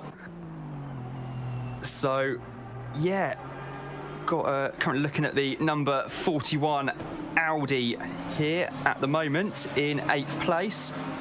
I can't actually he's see. currently hunting down. He's currently being chased, by the number 118, driven by Nello Pastorino, just behind. So it is getting a bit tense up here for these guys, with the BMW just following around, trying not to get caught up in the dirty air, because that is so easy to get messed up and go wide, or even have to rear wing, just decide no downforce for you. But yeah, keeping it very wide and then going through now, heading up towards Leocop. And there's that rain. Oh boy, here we go.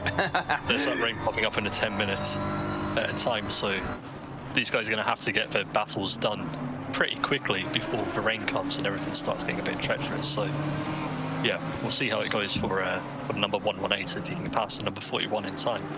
Yeah, or if he's able to take advantage of that higher aero from the Lambo and get past in the wet.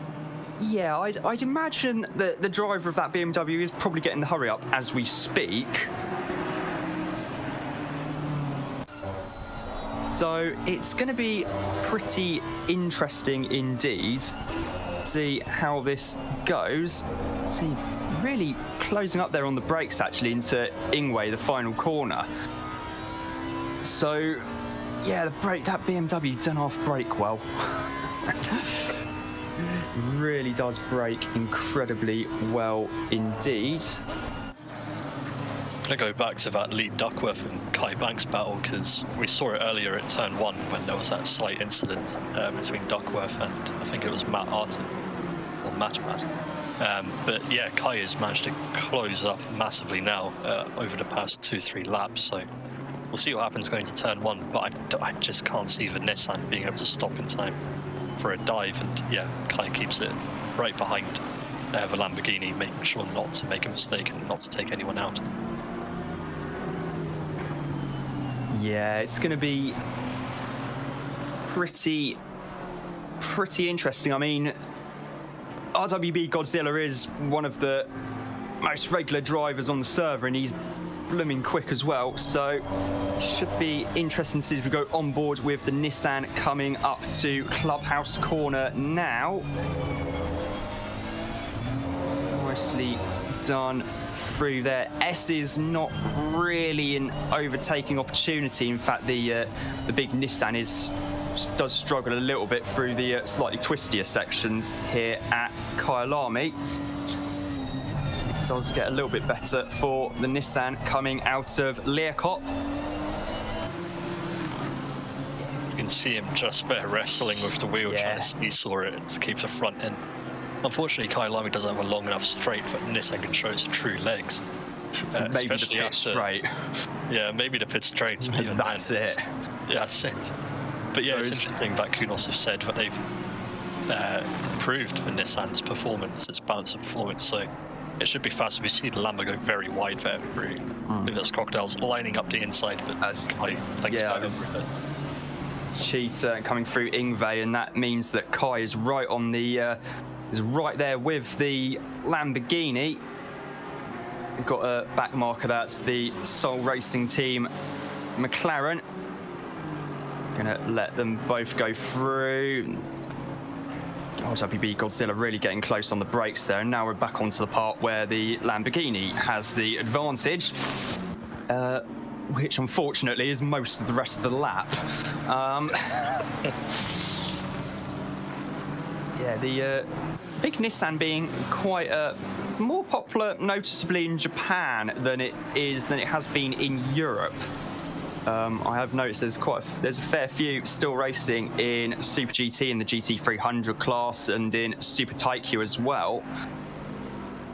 And they have most of the tracks in Japan aren't exactly akin to Monza, shall we say, more akin to Alton Park. I don't know, you've got Fuji. Yeah, true, you've got Fuji, and it's absolutely massive pitch straight, but that's more the exception to the rule.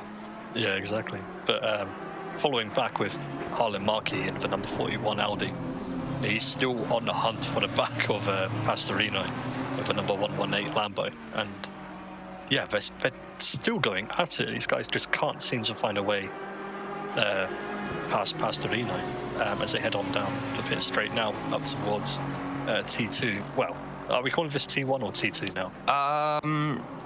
That's a really good question. I mean, technically, there is the kink on the pit straight, but whether you count that as a corner is somewhat debatable. According to Wikipedia, the kink does actually count as the first corner, which is a little bit off. And then you head into, and then it's off into Crowthorne, Yuxkai Swip, Barbecue, and now where we are now at Sunset Bend. So, yeah, I'd say. I mean, Wikipedia is saying apparently it is a corner. Don't really think it is too much, to be honest, but yeah, it's just my opinion on it. Fair enough. I'm going to swap back to Lee Duckworth, trying to defend off Kai Banks. Kai just can't seem to find a way past him. There just seems to be no way for him, but Duckworth doing a fantastic job keeping him behind and keeping the battle ongoing as they come up to that poor Reiter.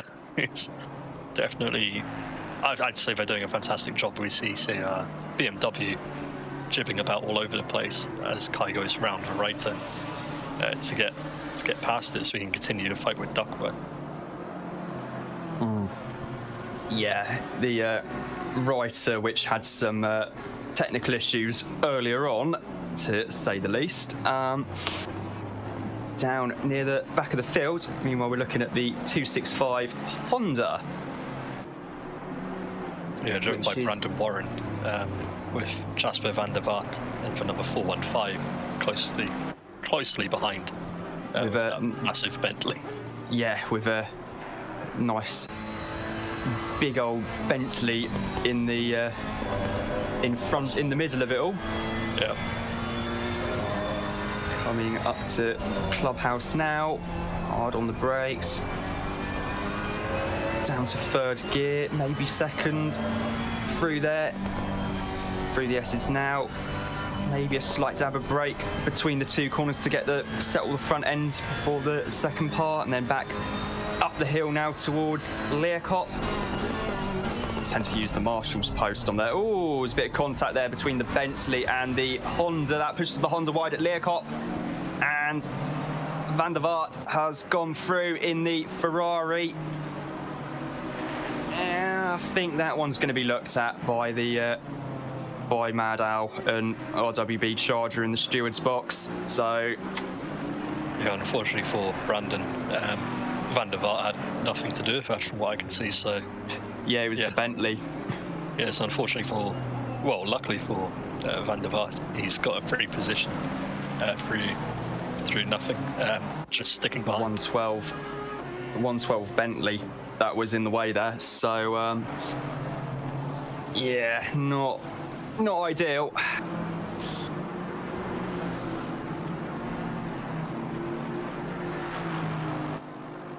Still got Duckworth sitting in front of Kai. I wonder if Kai's just going to save his tyres, because we've seen this in WEC, where you kind of conserve your tyres, conserve your fuel a little bit, just sit behind the car in front, and potentially extend an extra lap and get an overcut in free air when the car in front pits in and gets stuck in traffic behind.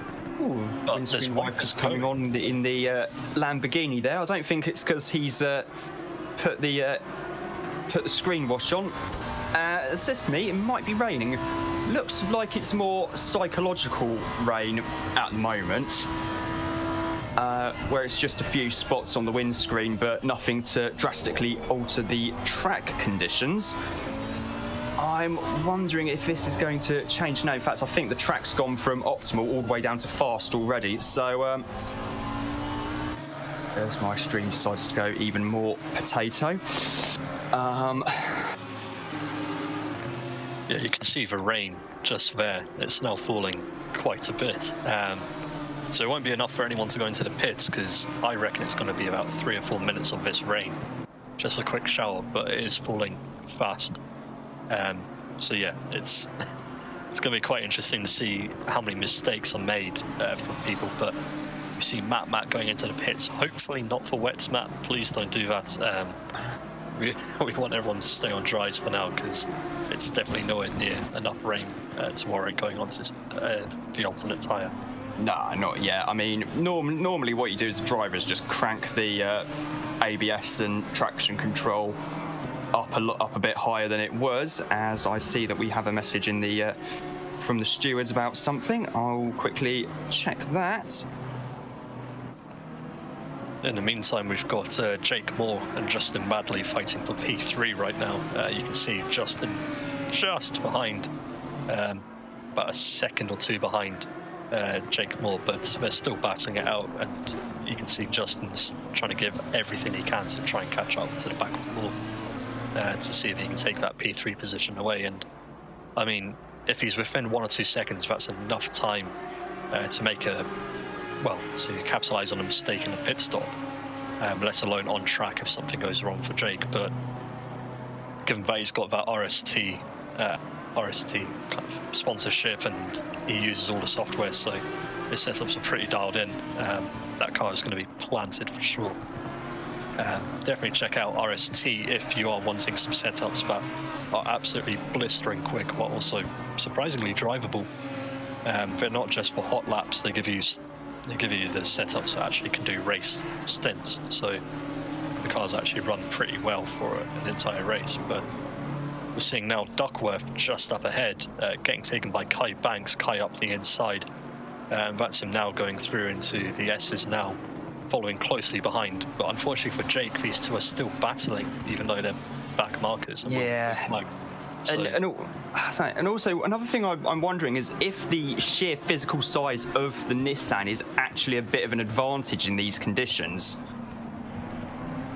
given that he's not mid-engine. It's less likely, you'd imagine, to just go for a nice cheeky little snap of oversteer.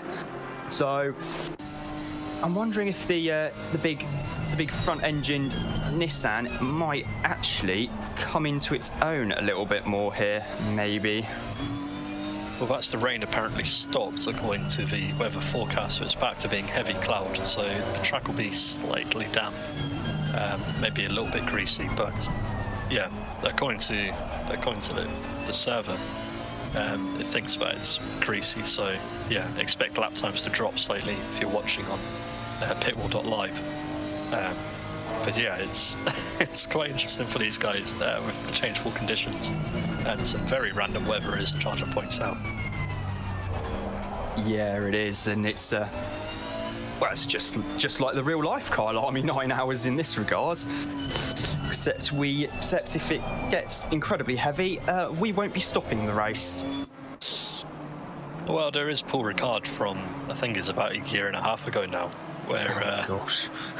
everyone goes on about it. But yeah, that's a very, very wet Paul Ricard race, which I've never seen a sim race ever stop because of absurd weather. But it's gone to the point where you had GT4 cars and GT3 cars just sliding off and aquaplaning on the long back straight, and they just could not go in a straight line. They were just absolutely swamped. It was a yellow thunderstorm, so if it's yellow, it means that the track would have been declared a red flag in real life, and yeah, I've never seen anything like that before. Yeah, I can see why then. Still looking at the 33 Audi in 19th place, currently hounding around the car collection motorsport art car livery from last year. Now back with Van der Vaart in the 415 Ferrari. Yeah, we've still got Brandon. He's closed up to Van der Vaart, about 0.8 seconds behind, so he's gaining, and he seems to be a man on a mission after that turn 10 incident. I'd imagine he wouldn't have been too pleased about being given a little bit of a tap by the Bentley there. I can't say he would be. I think it would be a bit of a knife in the back moment for him. But yeah, lots of drivers are dropping off the pace. I'm seeing about 5 seconds on average slower per lap than they normally would be. So the track has definitely lost some grip in that regards, with there still being a film of water on the surface, and with dry tyres on slope, like dry slick tyres, there's fuck all way you're going to get rid of that water. Yeah, it's... Well, I remember Michelin bringing they're bringing a type of slick-to-mediate compound, I think it was called, for the World Endurance Championship for just really greasy conditions, which was basically a slick tyre that still works in like light rain and drizzle and that. This must have been absolutely ridiculously soft tyre compound in that case, and it worked very effectively. So yeah, it's going to be I'm quite interested to see how this plays out over the next 4, 5, 6 laps here, and you can see the headlights of that Honda just reflecting off the track surface. I mean, it's 6:14 p.m. in game time. It's going to be getting dark soon, I think. So this should be very fun indeed. Oh, 100%. It will be quite tricky for them. I mean, I've got a personal team racing driver who gives me his opinions and just endless opinions and facts and statements and sometimes general shite. But he chucks my way and he says that greasy conditions are the worst because they're so unpredictable. It's not worth going to another tyre if it's greasy. Because you know that a dry rubber line will come in after about 5 or 6 laps on most tracks. Depending on the humidity. But in the UK, yeah, he said if it's greasy, you just stay on slicks and hope for the best and just drop the pressures as low down as you can, and just accept that it's going to be a horrible, unpredictable stint for you. Yeah, so I remember there was back in 2012 at Thruxton in the that bitterly cold weekend for the British touring cars. It was absolutely tipping it down all day on Sunday. I went on the Saturday on qualifying day, and I remember hearing over the track PA that they were interviewing one of the drivers in Carrera Cup GB back when they actually still ran at Thruxton. They don't anymore for safety reasons because the cars are too fast. And one of the top drivers said, yeah, basically right now it's too wet for slicks, but it's too dry for wets. Yeah. And this was ahead of qualifying, so of all the times, you're just like, yeah, nah, this ain't it. Yeah, pointing out greasy is also worse than karting, and there's nothing worse than karting slicks on a slightly, like even if there's like someone's dropped their water bottle and some water's gone out of it onto a track, it's just horrific. It's bad enough when you're doing that kind of indoor go-karting as well, and like half, if not the entire track's surface is concrete, so you have no grip to begin with anyway. Yeah, it's just horrific. But currently watching Thierry trying to defend off Nick Temmermans in the number 112. We've got a BMW getting out of the way, but that Bentley is slowly catching up to the back of a Lambo, especially if the Lambo hopping the curb and cheater like that. Also, that Lamborghini does have a very, very nice livery, especially when you see it from above. The South African flag on the car. We might be able to get a better view of it once it's actually gone around a few corners, to say the least, but... Here we go.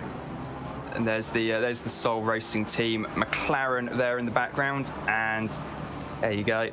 If you look at it from the left-hand side, from top down, it looks like the South African flag.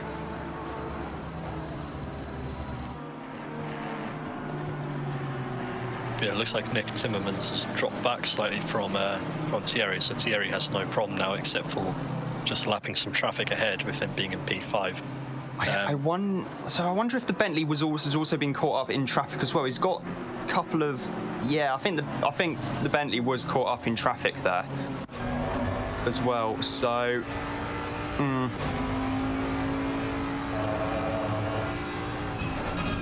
Yeah, I'd say that was probably traffic that was causing that for the Bentley. So coming into Sunset Bend now, up towards Clubhouse is the 56 Audi.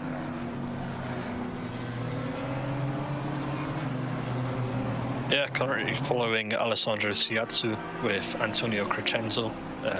close behind is the number 56 car in P21 and the number 878 in P22. Different classes between them, but it's still, well, you know, a battle is a battle, and unfortunately it seems like Antonio has dropped back slightly on the way up towards Leo Kopp after the S's, so Alessandro has a bit of breathing room so he can get his head straight and get ready for the next battle when it comes, but yeah, it looks like Antonio is a man on a mission, currently hunting him down. Yeah, it's going to be, see the 878 there, Aston Martin in 22nd place. Can't quite tell, see coming up to Ingve now, through the final corner. Of course, these pits were completely rebuilt when the circuit was brought by Toby Ventnor, the chairman of Porsche South Africa. Brought the circuit, and he has done an absolutely fantastic job of getting this place back to international standards, as Van der Vaart really does have quite a lot of pressure now from a Honda NSX, which would most likely... Brandon Warren for number 265. Yeah, Brandon... Very closely behind. I think Brandon would want to get back past Van der Vaart, now that there's no other cars between them. Now it's points out quite rightly, there's now a fight for second between Olivier Kurtz and Jake Moore. Jake Moore's managed to close that gap while I was looking elsewhere. So they're now nose to tail going through turn 5 there, through Barbecue, heading up towards Sunset. A lot of traffic in front. There's 2 cars in front, but traffic, and yeah, that's Olivier Curtin saying fuck that, I'm not going to wait and going round the outside of that lap down Aston, and Jake Moore following through. Yeah, Jake also deciding to go for the I can't be bothered waiting, I'm going to just have to send it and hope for the best here. Let's quickly message Charger, I'll be right back. Yeah, no worries. Meanwhile, we're still following this battle as they head up towards Leo Kopp, turn 10 and 11. Heading down now the mine shaft. Still got Jake Moore behind, but we've still got Olivier Curtin ahead, and there's another lapped car that they're going to have to pass as they go through the mine shaft, now heading up towards Crocodiles. And yeah, it's still very, very close, neck and neck for Jake Moore. It's going to be all about who can make this run. He's got the perfect run for it. He's going to catch up to him now, heading towards turn 14. Through Cheetah now, making sure not to clip the curb on the inside. Jake just kisses it, gives it a little, well, on the inside there, as they head on now down towards the pit straight, heading now towards the kink across the line. And it's going to be a battle of the wits to see if Jake Moore can get the move done on the inside. We've still got that lapped car ahead, showing no sign of giving, but he doesn't have to just yet because they're not quite close enough. Going for the outside, the cars now compromising slightly Olivier Curtin as they go through T2, through Crowthorne, now through the Sky Sweep, getting well out of the way between this battle of titans between Jake and Olivier, heading now through Barbecue. And now it looks like Jake's got the run, much better line through Barbecue now as they head towards Sunset. Still keeping it nose to tail, but Jake's going to have to be careful of that aero wash coming off the back of a Lambo. As slipstreamed as it is, it does throw considerable wash, and you can see there the gap they managed to pull from Jake as they head on towards Clubhouse. Getting very intense between them. I mean, the amount of aero on GT3 cars now, it's almost crazy to think just how simple and basic they were when the class was first introduced back in almost 15 years ago now. And you look at the state of the cars now with all the size of the wings and everything, it really is quite something. As there's the driver who's currently in 20th place, I think, has got a penalty of some kind. I can't actually see which driver that is. I think that it's a BMW. I think maybe the 747. It's the 747, driven by Rodriguez right now. So. Cheers. Yeah. Right, I'm going to quickly restart Discord and let my laptop cool down, because I think the issue I've got is my laptop's actually thermal throttling at the moment. Because the fan. Yeah, I might have to actually do some resorting of my desk briefly, so I'll try and be as quick as I can to let this thing cool down somewhat, because I can actually hear it when I'm not talking, and I don't think the laptop's actually having a particularly pleasant time at the moment. So I'm going to quickly tend to that, and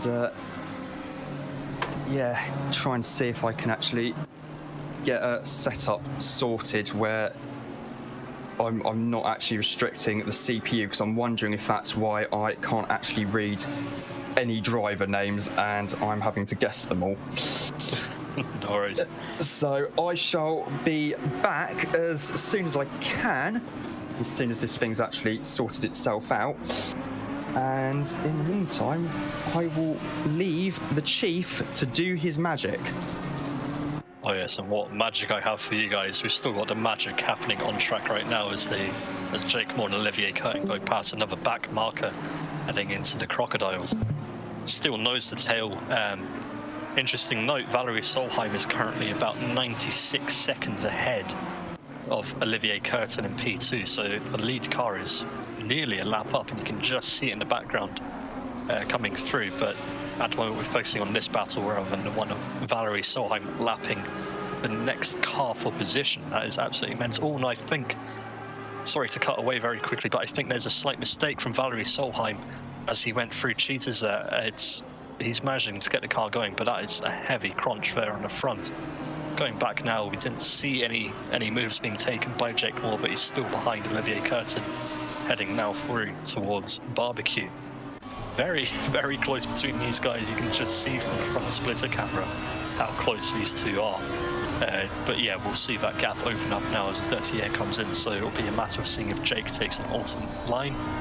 But unfortunately for him, you can just see the car ahead for Lambo just pulling away with that dirty air.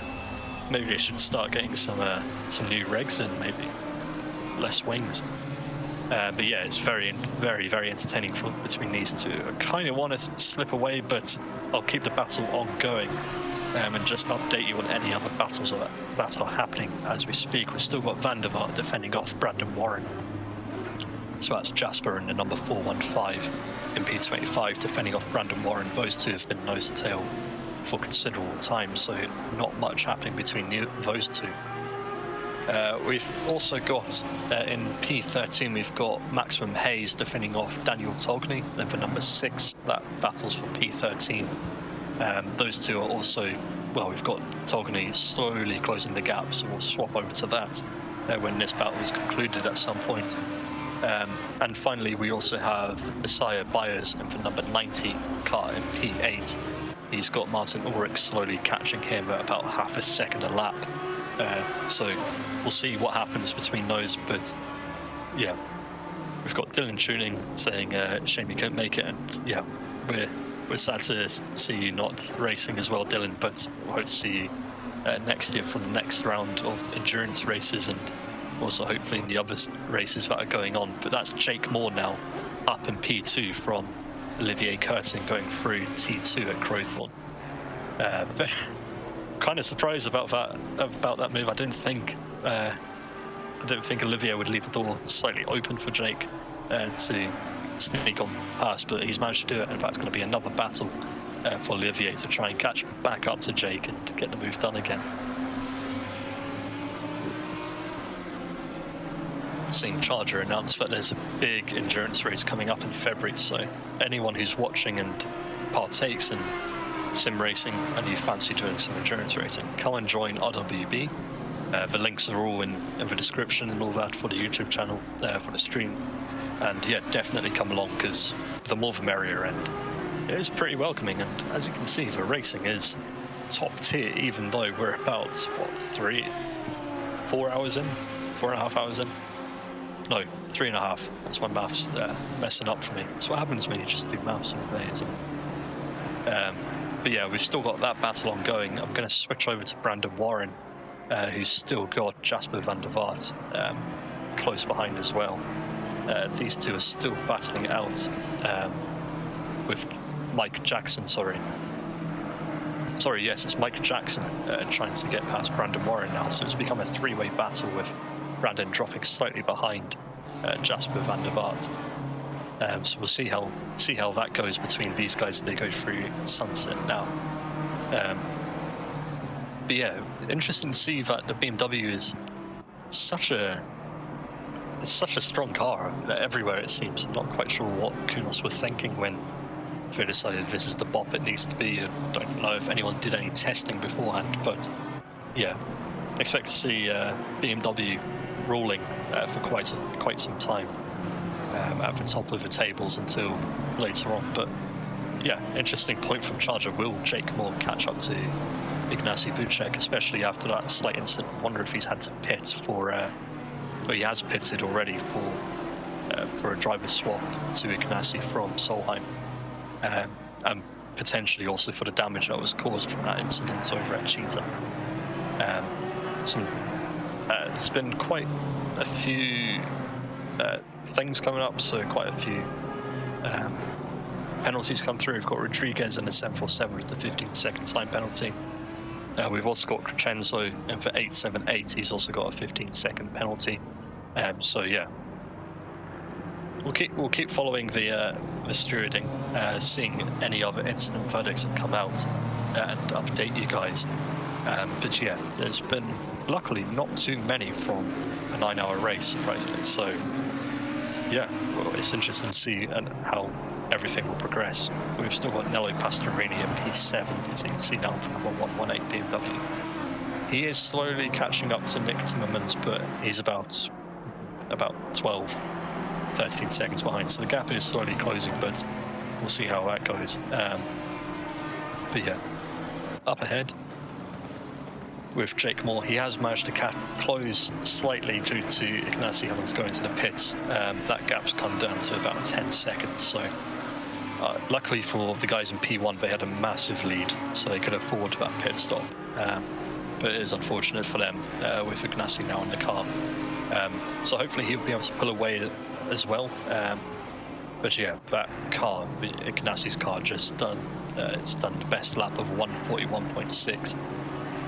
Which, as you can see from the purple highlights around the number 1 position thing on the leaderboard, means that is the fastest lap of the race, which is absolutely stonking, absolutely mega stint from those guys to get that kind of timing. Majority of the field are doing high 42s and low 43s, so it is close. Looking around now to try and see what other battles are happening up on track. We've also got the number 33, which is closed up to Matt Artin, driven by Mike Karachek. He's coming down now the pit straight. Sometimes he's stop and think. Coming up now towards Sunset as they go around now, following the Porsche of the number 25, fighting for the P16. And as Primetime has pointed out, the number 33, driven by Mike Karachek, has closed a 20-second gap. Thanks for that statistic there, Primetime.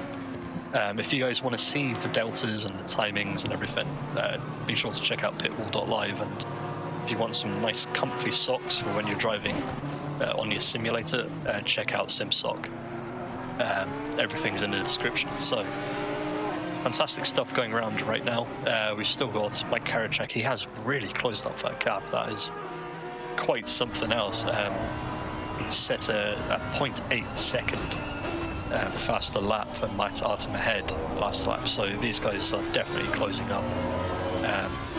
So yeah, it's going to be close, but yeah, with the pace difference that Mike has, expect an overtake soon from Mike on Matt.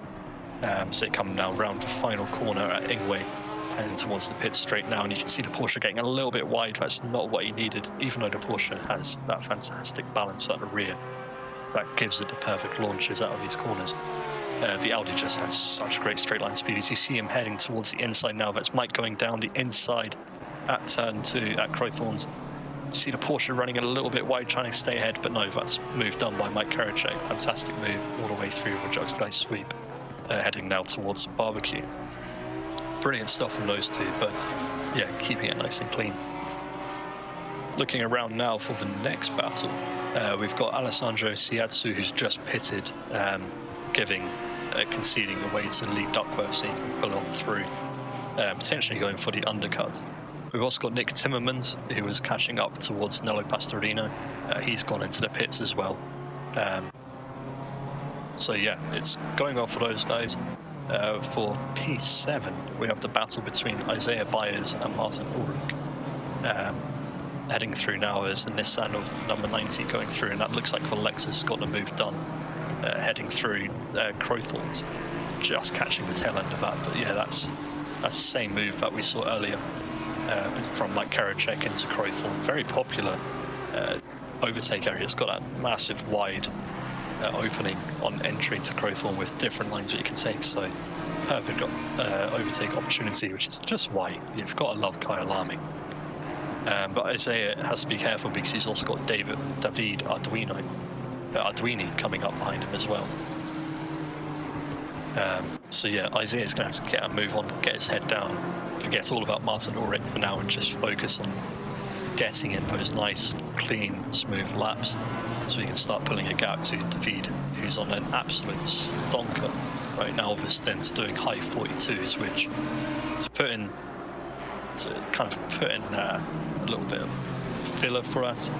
His fastest lap is a 42.2, so he is still doing absolutely stonking quick laps.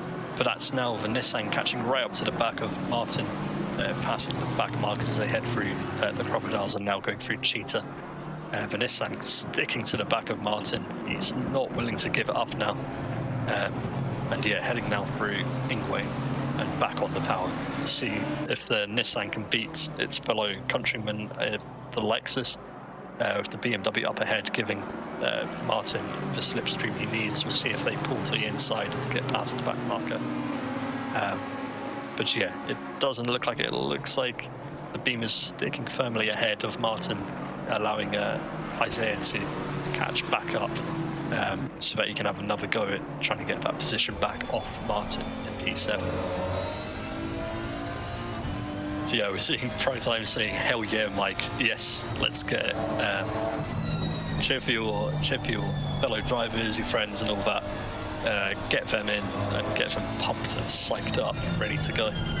We're still watching Isaiah trying to get past Martin. This BMW ahead is not too keen on moving out of the way, which might infuriate Martin, but he needs to keep his head down and just keep driving, just stay ahead of Isaiah and watch out for any offensive moves from Isaiah, trying to get that position back. But you can just see the dirty air from the Lexus and the BMW ahead, causing that Nissan to run a little bit wide. So you see the BMW go very wide for Martin to pull on through, with Isaiah now trying to get past and heading down now through towards Mineshaft.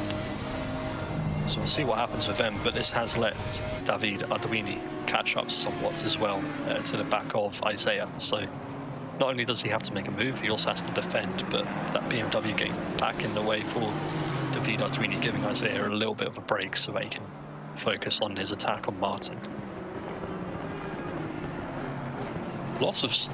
Still lots of people going into the pits. We've just had, a lot of drivers coming up to the end of their stints right now. So we've still got Olivier Curtin, who has to go in for his stint, so he can do all that. Jake Moore, because of that incident that happened for Zach, he has to keep on going. So we'll see what happens with those guys. Sorry, with JDM and Zach to do a quick stop. So we'll see what happens for those guys. But yeah, it's currently Akanasi Buchek in P1, followed by Jake Moore, Olivier Curtin, and Justin Madley and Mark Ham from the top 5 so far. But yeah, Martin Ulrich is slowly catching up to Justin Madley, as well as all the boys behind him as well, catching up. Other battles happening on track. Let's have a look-see and see what else we've got going on. With all the pit stops happening, there's a lot of drivers all over the place, but we do have Morphy fighting Matthew Santiago just behind. We've got Matthew Santiago slowly catching up to the back of Morphy. Their lap times are somewhat comparable, but it looks like Morphy may have had a mistake last lap, setting 48.5, so a bit off the pace, which has allowed Matthew to catch up 4 seconds to the back of him. So he's going to have to keep his head straight, get back in his rhythm and keep on pushing. But yeah, God, that BMW does look good compared to Mercedes, which got nerfed into the ground, did it not? It was not a good day for the Mercedes a couple of weeks after its release with Imola, because I remember that thing being absolutely amazing. We've got 2 more people pitting, 3 more. We've got Isaiah, who's decided to go into the pits to try and get the undercut on Martin Ulrich. So we'll see how that plays off for him, see if he can keep that position. Along with Justin Madley also going into the pits as well. So it's all to play for these guys, but we've still got Morphy being caught up by Santiago. With Santiago setting about a 0.5 second faster lap, so he is slowly gaining, and we can see it now that gap has closed up. And yeah, it's also playful for these two to try and get that P17 position. Of course, an overtake on track is more satisfying, but you can also go for the strategic move of getting the undercut or the overcut and trying to get into some clean air. But as those who are following on pitwall.live will know, there's barely a clean spot on track for you to get out and do some hot stints. We've got that massive train as well that they're coming up to, so we'll see what happens.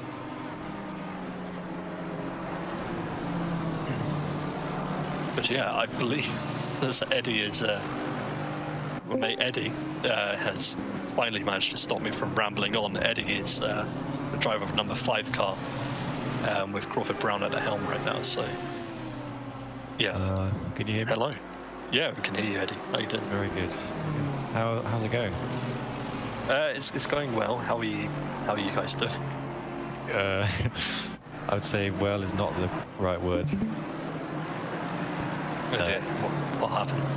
Yeah, we decided it was best to not continue because we had a few incidents, like we had a couple of incidents that weren't our fault, and a couple of spins and stuff like that. And we were getting pretty frustrated, and yeah, I think we just weren't in the right state of mind to carry on, really. Yeah, that's sensible, to be fair. Yeah. But how are you? What are you planning on doing now that you're out of the car and able to be free? I don't know, to be honest. I've been looking at the stream a bit, actually, just checking out what's going on in the race. Yeah, there's been quite a lot of battles happening, especially now between Morphy and Santiago, with Santiago looking down the inside, heading towards sunset, but backs out of it. It's been relatively clean from what we've seen. That right is still puddling along. It's still going, that's good. That's good to hear. It does look good, to be fair, in that white, red and blue, but yeah, I don't know why you would choose the writer. No, I mean, I applaud them for choosing it, though. Yeah, it's good. As my commentator in crime, Rob, has returned, luckily to stop me from rambling, but yeah, it's not too bad. I mean, how did you find it, apart from the 650 being a terrible choice? Yeah, apart from that, it was good, actually. Kyalami is it's a good track. It's got a lot of really nice blowing corners, and it was going all right, actually, up until we had many incidents happen. We managed to gain a fair few places in the wet at the start, and the car was driving okay. We couldn't really get the pressures right, unfortunately, after it transitioned to dry. We were having a bit of trouble with that, and as soon as I got in the car, my Discord decided it was a great time to crash. Yeah. So I couldn't hear what my teammate Crawford was saying. So he actually called me on Facebook Messenger. I had to pick it up while I was driving. But yeah, other than that, it was okay. Awesome. How's the laptop, Rob? Well, it's actually not thermal throttling anymore, thankfully. And the quality is still exactly the same as it was before, so oh dear. Right, I have gone into settings to change something in voice and video to basically prioritize packets, high packet priority for Discord, so who knows how this is going to end up, so we'll try our best for the next 5 hours or so. Worst case scenario, I might test something out as well, as I've just noticed that the car, someone further down the field, has been given a drive-through penalty by the looks of things, and yeah, 25th place. The driver there's got a drive-through penalty, I think.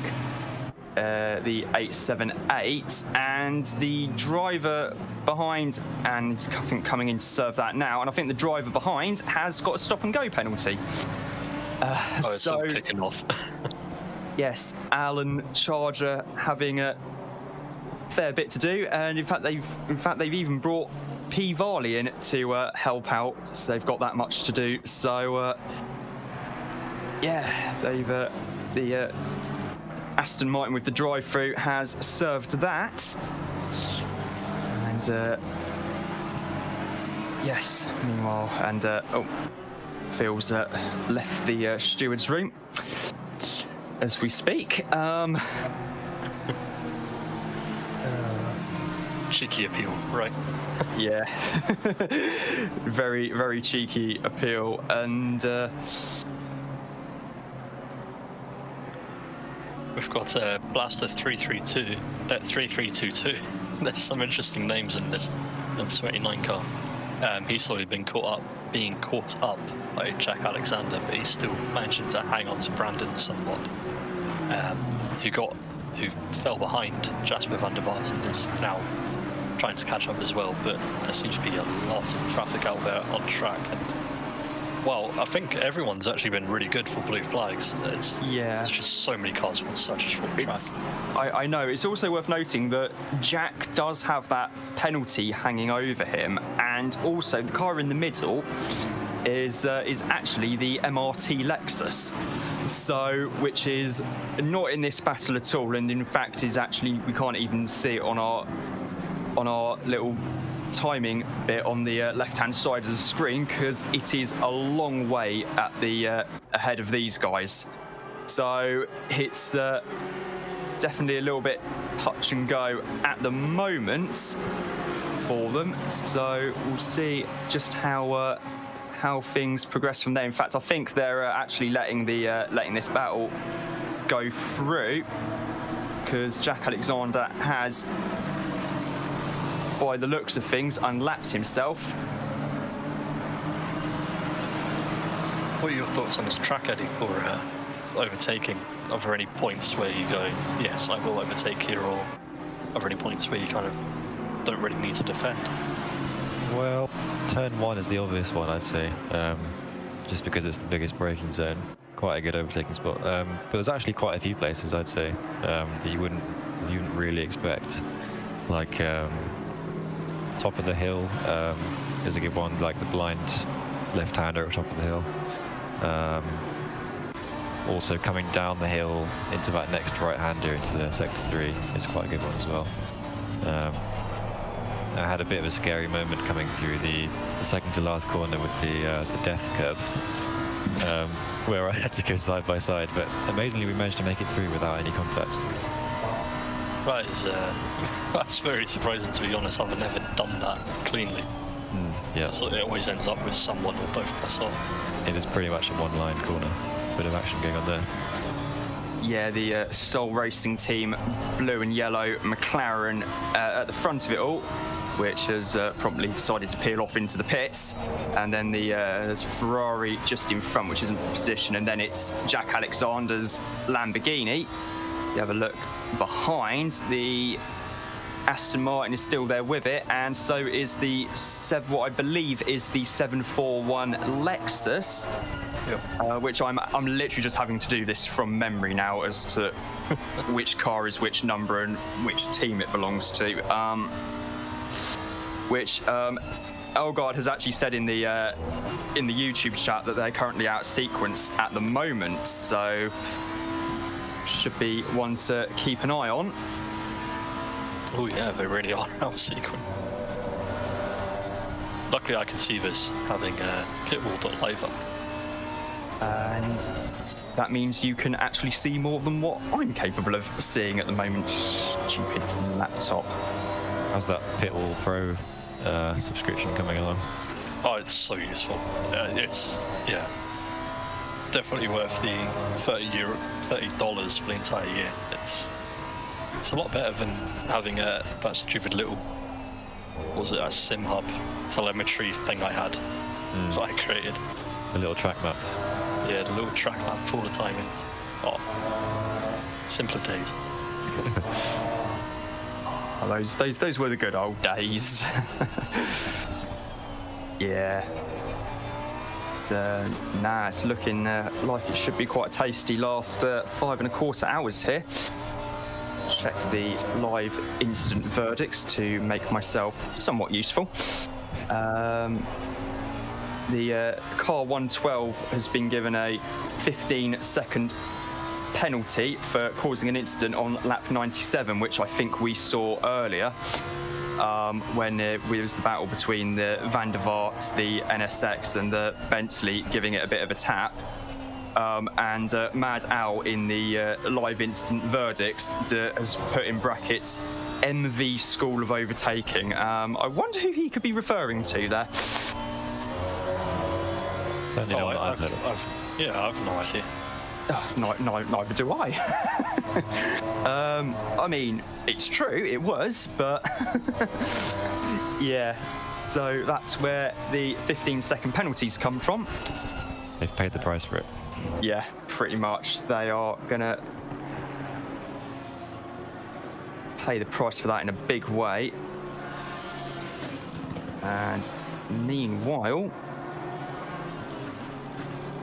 I'm going to try and see if I can actually get the stream up on my desktop. See if that improves the picture quality, although I have no idea if this is going to kick my sound out, so we're going to find out. The joys of live troubleshooting on air. Not that this is a rare occurrence in industry, I can confirm. This is actually pretty common. As someone who works in broadcast. Live broadcasting especially, I imagine. Audio, I've just heard from Elgard. They've spotted a mistake. Their car's running tyre set 1, which are worn tyres, so... Classic. At least I'll have Classic. Yeah. Well, I've never done that. Never once done that. Never. I've never sent another driver out worn tyres in my life. Yeah, and the answer to that question is, of course, no.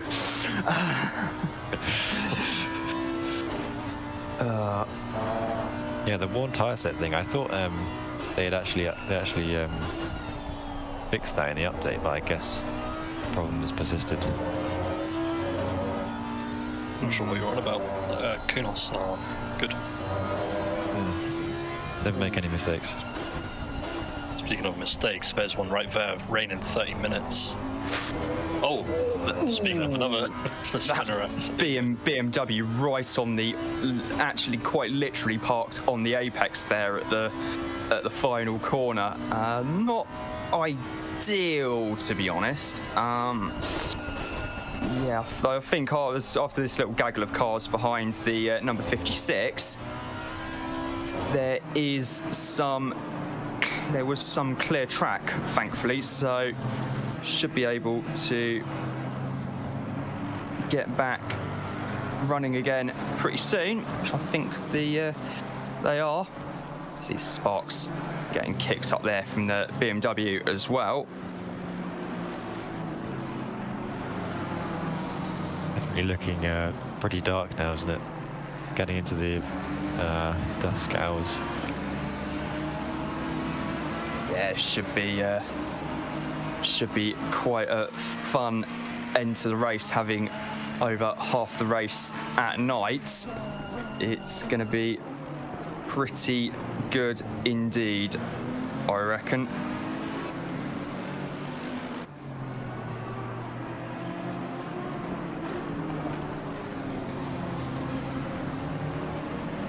Sorry, I've got loads of messages coming through to me, so heads elsewhere. Eddie knows quite well that I can't talk and type. It's a curse. It's definitely a skill. Yeah. A skill which I definitely have not mastered yet. I'm atrocious. I just can't do it whatsoever. Yeah, and it's going to be a fun spell in the race, to the point where I might even actually get pit wall up. Oh, you can't do that. Yeah, get. But I'm the pit wall one. I mean, of course, it's not like I once actually tried accidentally doing a race commentary using just pit wall. I think that was the first commentary I did, which, funnily enough, was also here at Kyalami. I seem to remember that as well. Yeah. So that was in the Constructors' Championship, which was a fun time. So long ago. So last season. Oh yeah. I mean, it actually was last season as well in the Constructors' Championship, to be fair, but. I need to start following the current one because I've just been working late recently, so I've not been able to properly follow it. But it's been. You mean you weren't following along with the KTM dominance? No, sadly, Eddie, I wasn't there for when you, Radek, and Crawford were absolutely dominating the KTM line. Mostly Radek. I can't take much credit. Yeah, it's Radek is on another level on the KTM, it seems. Yeah, definitely. But you guys had some interesting weather though during that series. Oh, for sure, yeah. Danport was a pretty interesting one.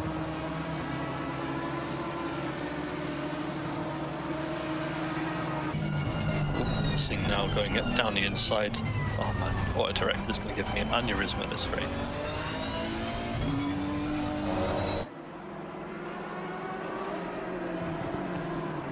There we go. But yeah, I was seeing the back of that Nissan being hounded by a BMW, which could be the BMW of, I think that might be Madley of number 78. I'm not 100% sure. Yeah, I know the 13th place. So I know the 13th place car has just come into the pits to serve a drive-through penalty, being the number 6 BMW M4 GT3. But yeah, it looks some car number 90 there. I'm trying to see if I can spot the telltale. Yeah, only a couple of cars between them, so not too many back markers in the way there for the NSX car number 11. So that should be a tasty one in a couple of laps' time.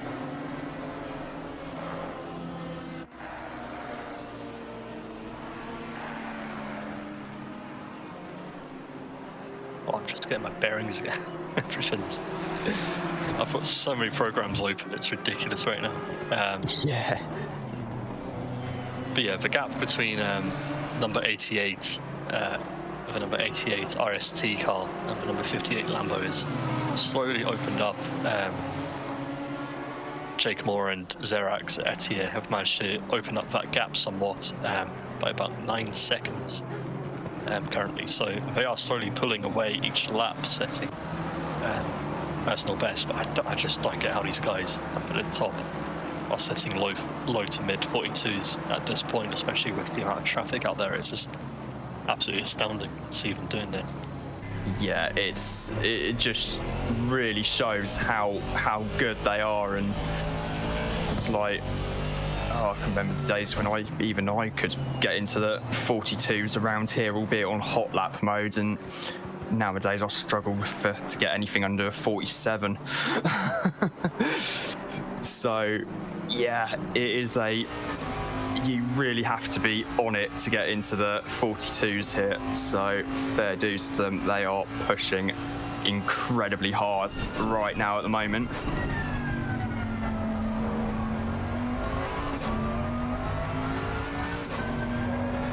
Currently on board with the 7th placed Bentley, which has a penalty looming over it. Will probably be taken quite soon. Unfortunately, I can't quite make out which That'll be the 112 Bentley with a 15-second penalty. Oh, cheers. Though he might lose that position as well when he comes in to serve it. Yeah, he probably will. I think the gap between 7th and 8th is close enough that actually, given the delta time in the pit lane, that might actually drop the Bentley down to 8th place.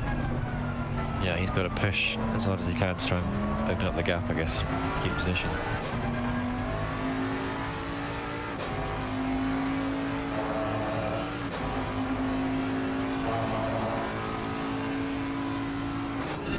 He's currently trying to connect back in to try and sort out the outside directs because he's quite keen on this rear wing. Yeah, a good bit of advertising for Bentley there.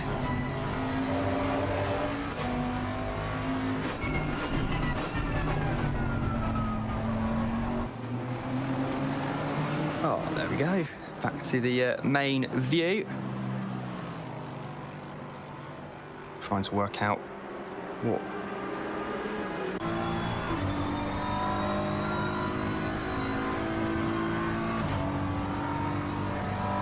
Currently looking... Well, I'm currently... there we go. Currently, I actually have the race up on my phone, so I can actually see who's driving what at the moment.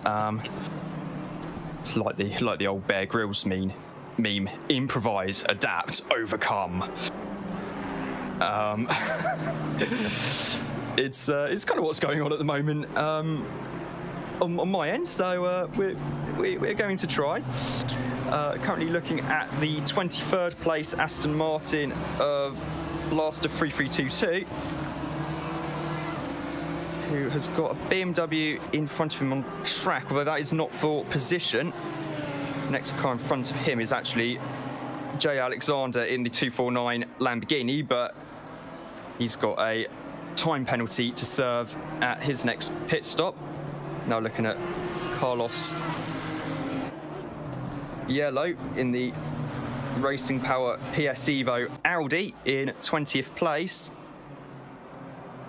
Who's got a Nissan. In fact, he's got the battle, I think, between Byers and Schuller, right, and he's right in the middle of it. The Radek making an appearance in the big NSX for this weekend. No doubt getting a little bit more track time in the car ahead of the second half of the Constructors' Championship in January. Always good to get a little bit of extra practice in. I think he's going to be very strong in that Honda. Come to the next few races in the season. If it's anything like the tail end of last season in the Constructors' Championship, yeah. he was pretty dominant, wasn't he? Yeah, he was pretty high up the field from what I can remember. So that's going to be quite interesting to watch. And also, well, you're going to be driving the Honda as well, Eddie. So from your perspective, yes. Are you thinking, okay, well, we know the car's good pretty much everywhere else on the calendar, and Radek's pretty good everywhere else on the calendar. In with a shot here? Yeah, I mean, it's definitely a strong car, but it's quite it's difficult to get the performance out of, I'd say. Having driven it a bit, I haven't had much experience with it, but it's a bit of an unusual car in the way it drives. But the amount of pace that you can get out of it with definitely a bit of setup is quite a lot. So hopefully we'll be able to at least, well, hopefully we'll be able to stay ahead of Audi. That's what we're hoping anyway. Yes, I've been hanging in the race comms after the races in the Constructors' Championship so far this season, and RWB Godzilla did say that, yeah, we've got the best we can out the R8. Hopefully we'll be up there in the GT3s. So That's going to be something to look forward to massively. You see the 32nd place BMW car number 99 of Alex Russell. Currently heading up towards, out of the corner, coming up towards Sunset Bend now. Not that there's any sunset to see as it's dusk. A little bit late on that one. Yeah, just a little bit. Yeah.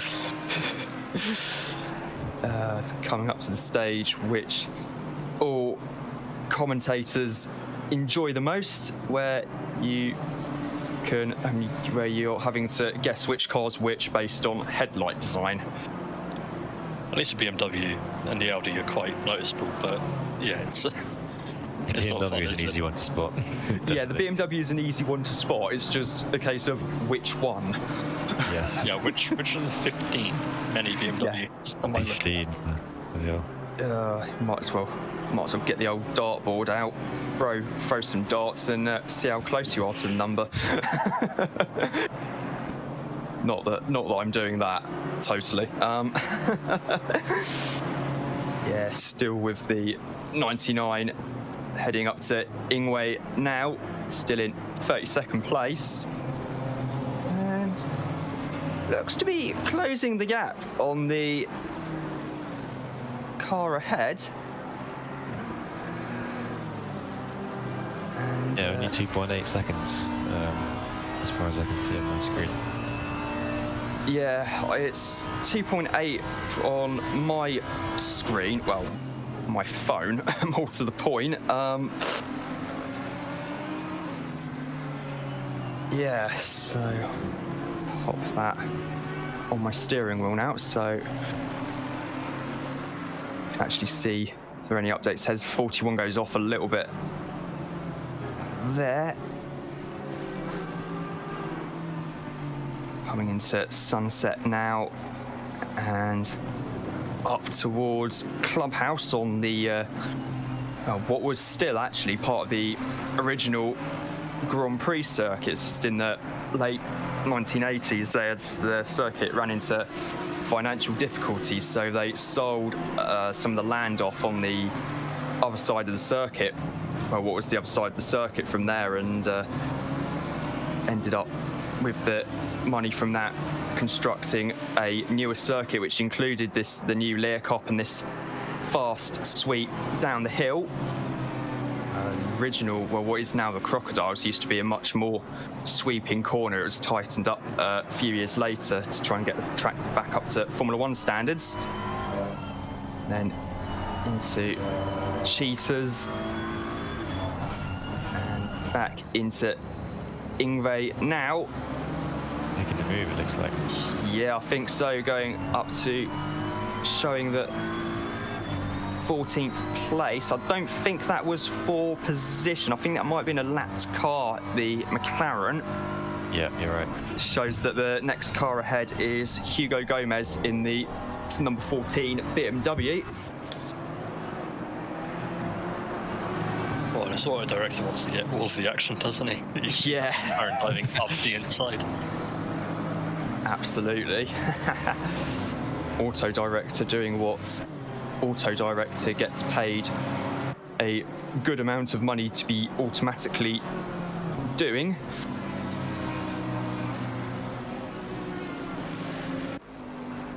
Heading up into towards the S's now. Quite a tricky section of track, but still I'd argue somewhat easier than trying to find your braking marker for Leerkop as you come over the crest. Down the hill there through the first part, let the back end just rotate itself for the second part and keep the throttle wide open, heading down mineshaft and up towards the Crocodiles again. Currently doing pretty good so far, 14th place overall, over 40 drivers at the start of the race. Yeah, there's been quite a few retirements. I mean, Eddie, you're one of them, so. Sadly. Yeah, unfortunately, but yeah, again. it kind of just proves though that endurance racing is a war of attrition. Like, it's just brutal. But you do see some cars, like I remember watching a Porsche endurance movie that they released on YouTube. Absolutely fantastic. If you haven't seen it, definitely go watch it after this. But yeah, just seeing their cars goose, the exhaust is absolutely messed up at Le Mans, and they just go in, fix it in like 45 minutes, and then go back out again. It's just mental how quickly they can repair all of this stuff. One of the best ones I can remember was on the first Audi R8, not the GT3 car we're currently looking at right now, but the prototype, the LMP1, and that had it was kind of, I mentioned this last night in the DTM about how they used to be able to do a complete engine change between races, but what Audi did is they did something similar. So the gearbox went 1 year at Le Mans, and it was literally 4 or 5 was literally get the car in the pits, take the bodywork off, a few bolts later, get the old hoist thing over, get everything connected up, lift it off, and then put on a whole new gearbox, rear suspension, rear brakes assembly, everything all perfectly set up, and then less than 4 minutes later back on track at Le Mans. And it works for they only did it once, and then the ACO, if I remember correctly, asked them very politely, can you like not do this again, please? As great as it is, can you just not do this? It's a fantastic bit of innovation there from Audi as we're currently riding down the pit straight through turn 1, the kink. Not that I'd actually call it a corner, quite honestly. I wasn't aware that was turn 1. Apparently, according to Wikipedia, yes, it is. Yeah. Allegedly, it counts as a corner. Coming out barbecue now and up towards Sunset Bend through the first timing split now. Is it Austria as well, that Red Bull Ring that has that sort of kink on the back straight, which is also a corner? It's funny you say that. I think it's not a corner in Formula One, but in MotoGP it is classed as a corner because, well, I think probably because you're actually having to lean in a fair bit on the bikes. So that makes more sense. Yeah, it makes a little bit more sense in the bikes than it does on 4 wheels. But yeah, I think it is definitely quite an interesting one, to say the least. I know that the Chief does have to head off soon to as well, so... Yeah, I've just been getting ready. Fair enough. Unfortunately, I'm going to have to run off, but yeah, enjoy the race tonight, guys, and thanks, Rob, for having me along. Yeah, no worries. Thanks, mate. While I've been attempting to sort out technical issues and try and work out what's been causing what, I think I've actually worked out what the issue is at the moment, and I'm not actually in a position to be able to fix it, unfortunately, on my end. So I'll try my best over the next little bit until Panda returns this evening. So yep, it's going to be a good laugh nonetheless, though. Awesome. See you guys. All right, cheers, Chief. Have a good one, mate. And now currently on board with the 4th placed BMW, car number 76, with Madley behind the wheel.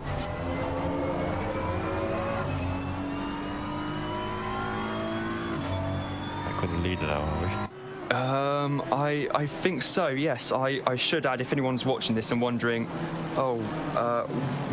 who's doing the camera work, it's the auto director at the moment. So that shall remain to be seen quite what Auto Director picks up. We're currently looking at the 28th placed BMW of Srinivasan, car number 238, heading... It's trying as hard as it can, the Auto Director. Yeah.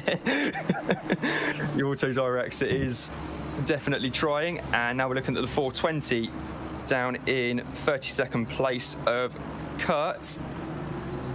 Running a bit wide there out of Crocodiles. Yeah, it was. I saw earlier on there were quite a few people running wide there during the rain when the track was drying to try and cool tyres down, presumably.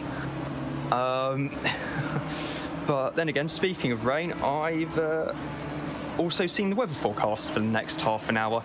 Oh yeah, getting heavier as well in half an hour. Yes. Just to make it feel even more like the 2019 Kyalami 9 hours, we now look at Christopher Tavaran in the 58 Lamborghini, doing very well indeed. And now currently on board with Tavaran, the battle for podium spots between himself and Xerax in the Racing Sim Tools Audi. Really having to be super decisive there on the brakes heading into Clubhouse to get past the back markers before heading to the S's, and yeah, it's going pretty well for Tavaran and co. So far. In fact, pretty much the entire top four haven't put a foot wrong or a wheel wrong all race, quite honestly. So far, I know we're just coming up to the halfway point here at Kyalami. Still 36 of Burchek leading from Xerax in the Audi, Tavaran third, Madley fourth, Ham fifth in another Lamborghini. So been a good race so far for anyone driving the BMW M4 or a mid-engined supercar built by the Volkswagen Audi group. Yeah, from what I know, the Audi and the Lamborghini definitely suit this track well. Yeah, it's understandable, to be fair, given how they're quite short, mid-engined, purpose-built supercars. So I can understand them suiting the track pretty well. I also think the McLaren would suit the circuit quite well, or rather, you would have thought the McLaren 720S would have suited it quite well, but there's none in the top 23 at the moment. Yeah, I don't think it's fared well with the big update we had recently. I think its performance has dropped off a bit. But yeah, you would think it would be well suited to a track like Kyalami. Yeah, well, on paper at least, yeah, it would have. But then again, on paper and actually on the track itself are, as it turns out, two completely different things. To put it mildly. Especially in the world of ACC as well. Yeah. I mean, if this was a GT4 race, then it would just be probably a KTM benefit, as usual. My theory being having the only car in the field with a carbon chassis and weighing about as much as something pretty lightweight, like my desk from... I mean, it probably weighs about the same as my desk with all my computer equipment on it. Car spinning around in the back. I think it might have been the Writer, actually. Yeah, the Writer... Oh man, that is a properly difficult car to drive, and I mean, another car I wouldn't want to be driving around here is the old Emil Fry Jaguar XKR G3, as we can't actually call it a GT3 car because it was never officially homologated as one. It was built to GT3 technical regulations and then BOP'd accordingly. But somewhere like Monza, on the other hand, the Jaguar, I believe, does work very well. It certainly does, yeah. That's about the only track where it does work, actually. Oh. Yeah. Yeah, I can see that being the case. It's got amazing straight line speed, the Jag, yeah. But it's very... basically, it has very little traction control. It doesn't really matter what setting you have it on. You have to still be very careful on the throttle. But it's a lot of fun though, the Jag, and it is very good at Monza. Yep, and it's also the size and age of something you would have to probably get delivered from the antiques shop. Yes. I'm trying to remember when the F-Type was introduced, because I was allowed to borrow one for my secondary school prom night, and oh wow. But then that was back in 2013, so I think the Emil Frey XKR might have actually been racing around the time the XKR was actually discontinued. Yeah, I think going by what the game says, I believe the Jag is 2012 is when it came out, GT3. Yeah, I think the F-Type came out around then as well, so difficult to say. Yes, checking the YouTube chat, and Chris Corbin has said that we picked a livery with no enduro lights, and screen brightness for him is going to be going up to 100%. I didn't even know that was possible. Yeah, it's a bit of fiddling around with the screen settings, I'd imagine, and not just even in-game settings either. Which is why, of course, I have my computer plugged into my TV, because it's brighter than my laptop. Yeah, especially now. That's you do want it to be brighter. You have trouble seeing what was going on otherwise. Yes, it really is the case. So I guess they must be using a real-life livery, because I think as soon as you choose a custom one, it automatically puts in the big endurance lights. Ah. But that is that's pretty unfortunate, actually. Yeah. Yeah. This is, of course, something having only the console version of ACC, I wouldn't actually know. I've never tried the console version of ACC. Basically, the console version's about 6 months behind the PC version and restricted to 30 FPS. Oh, big coming together there between the Writer and the NSX of Van Hulk. Currently, Van Hulk is showing as still being in 25th place at the moment. Don't know if there was some kind of netcode issue. I do know that the Writer Gallardo team were having some fairly major connection issues earlier on in the first hour of the race, which meant for some of the leaders actually trying to lap them was a case of, well, more hope for the best than anything else. It looked to me as if Van Hulk might have had an off there already before the Writer was involved. Yeah, could well have been. It's is quite an easy thing to do from experience, to actually spin the car at Leerkop, and yeah, spinning onto the inside is what usually tends to happen when you just don't catch the slide quick enough when the back end steps out on the second part. Currently looking at the Ferrari of Ambrosio at the moment.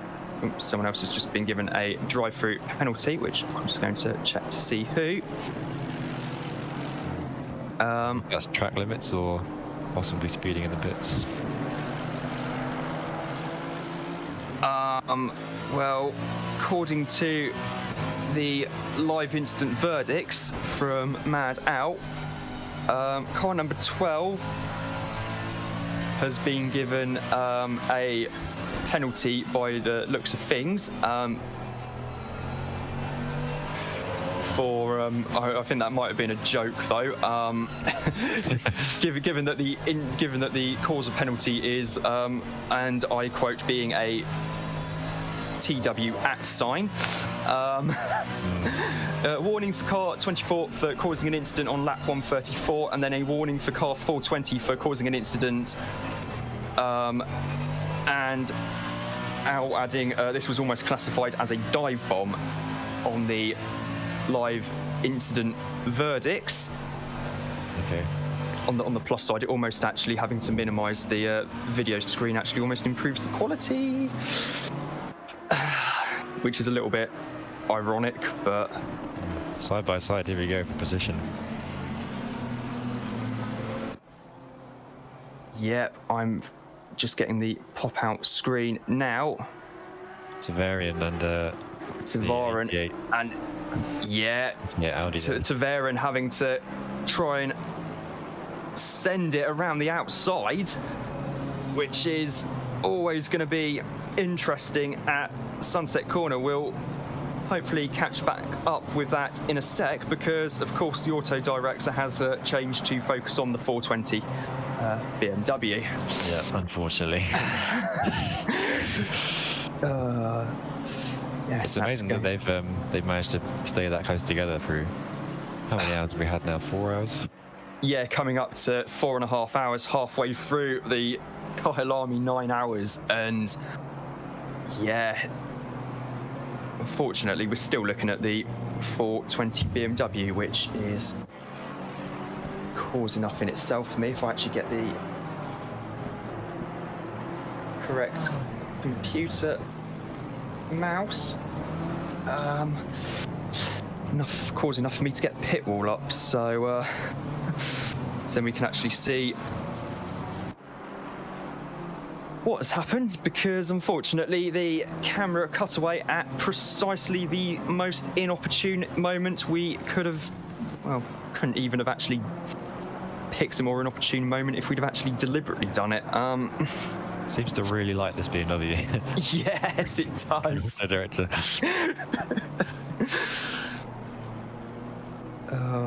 Coming into the pits, they are now. Yep. So hopefully we might actually see a car, with all due respect to them, a car lapping on track, as there's a lot of people actually coming into the pits now. So I'm wondering, and they've all got wipers on, so I'm wondering if the rain's actually really starting to come now quite urgently. It's showing as, track is showing as damp.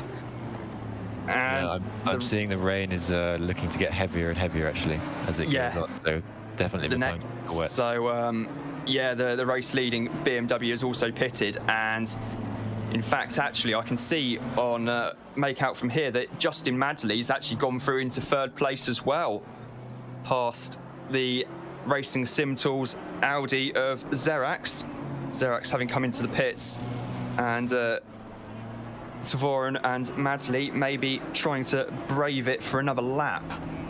Yeah, it looks like he's handed over to Jake Moore now. Yeah. Down to getting place. Speed Demon, RWB Speed Demon back into the car. I've got to quickly try and type something.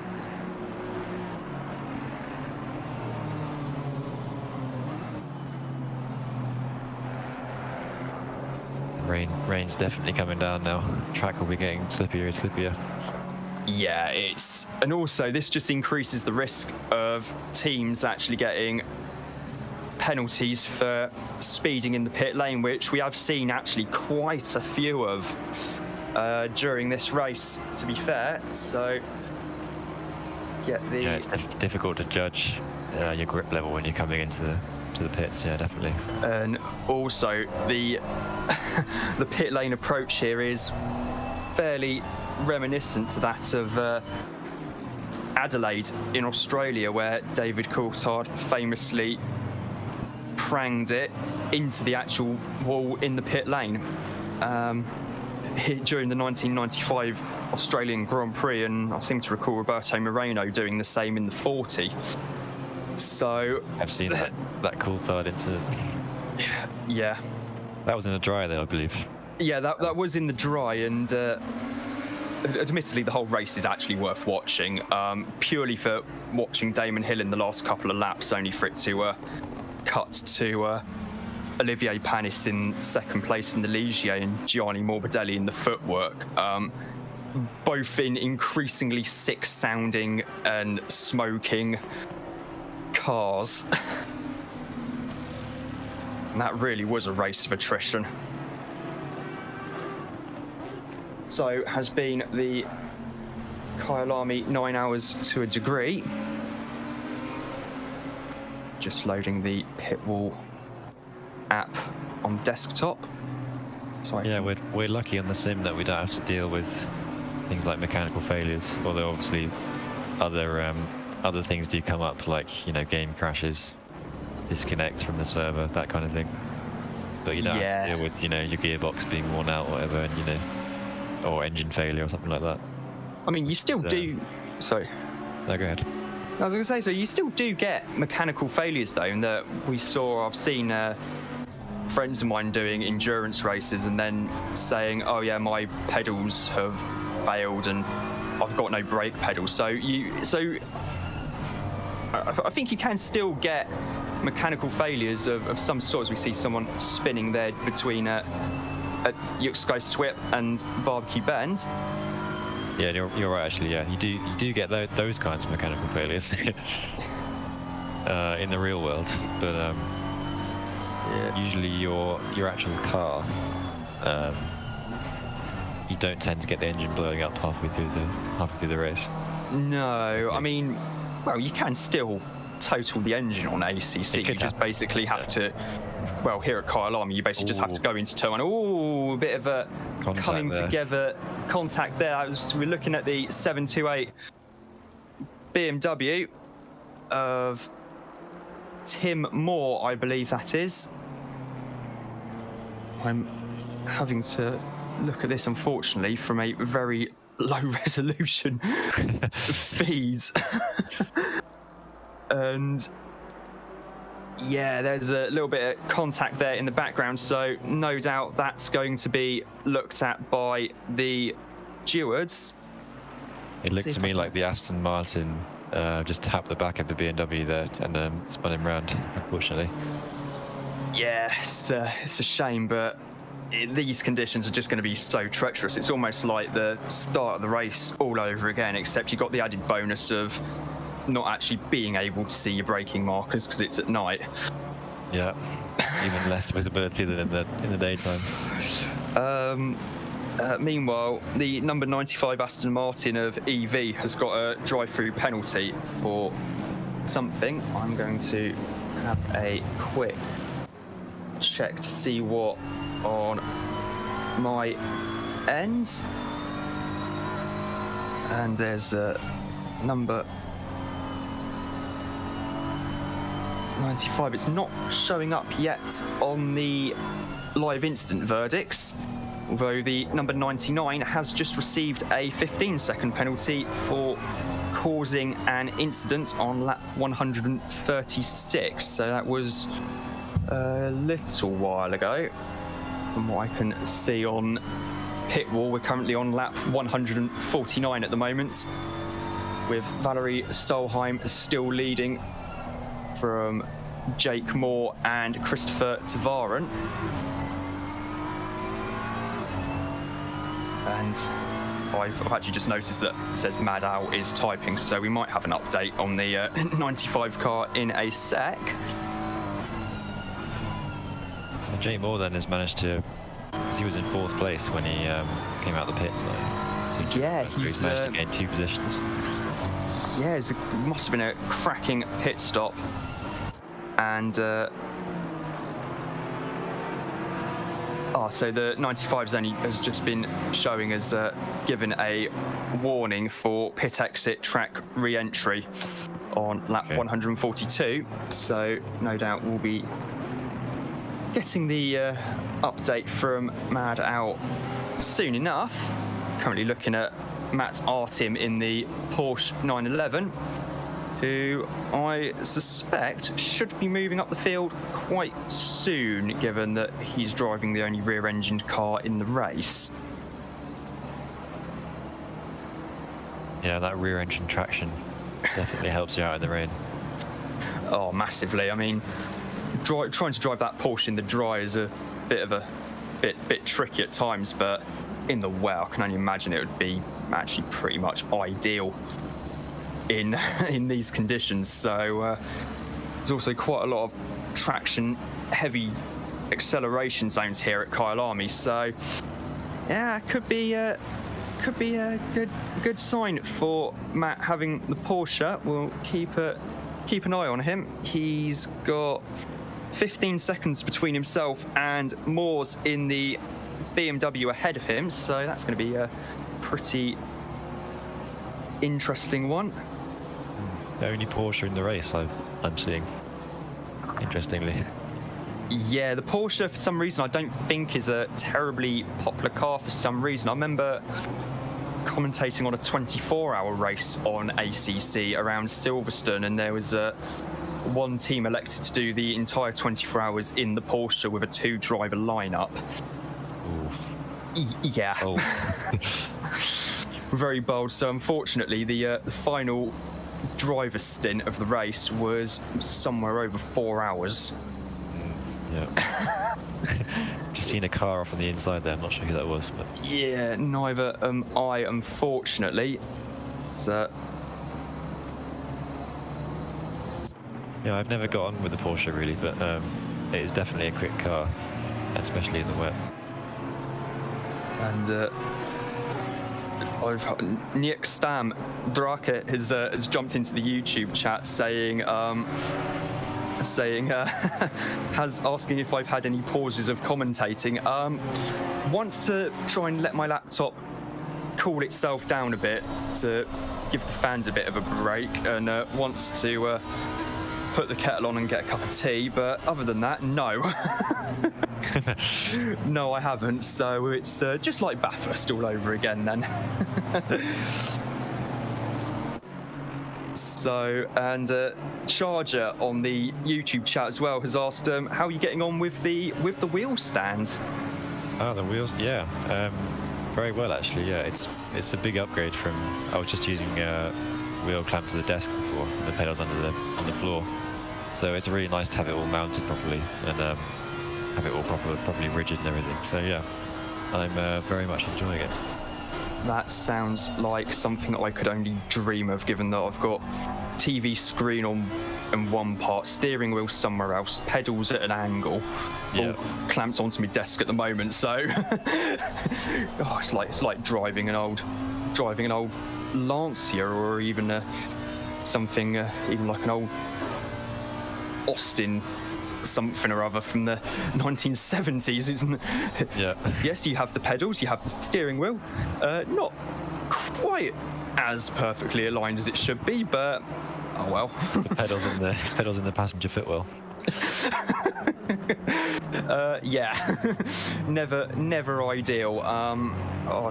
Just reminds me of that episode of Top Gear when they were driving a Lancia Stratos, and pedals and steering wheel not being in perfect alignment, and with Clarkson and Hammond in the car, it was cozy, shall we say.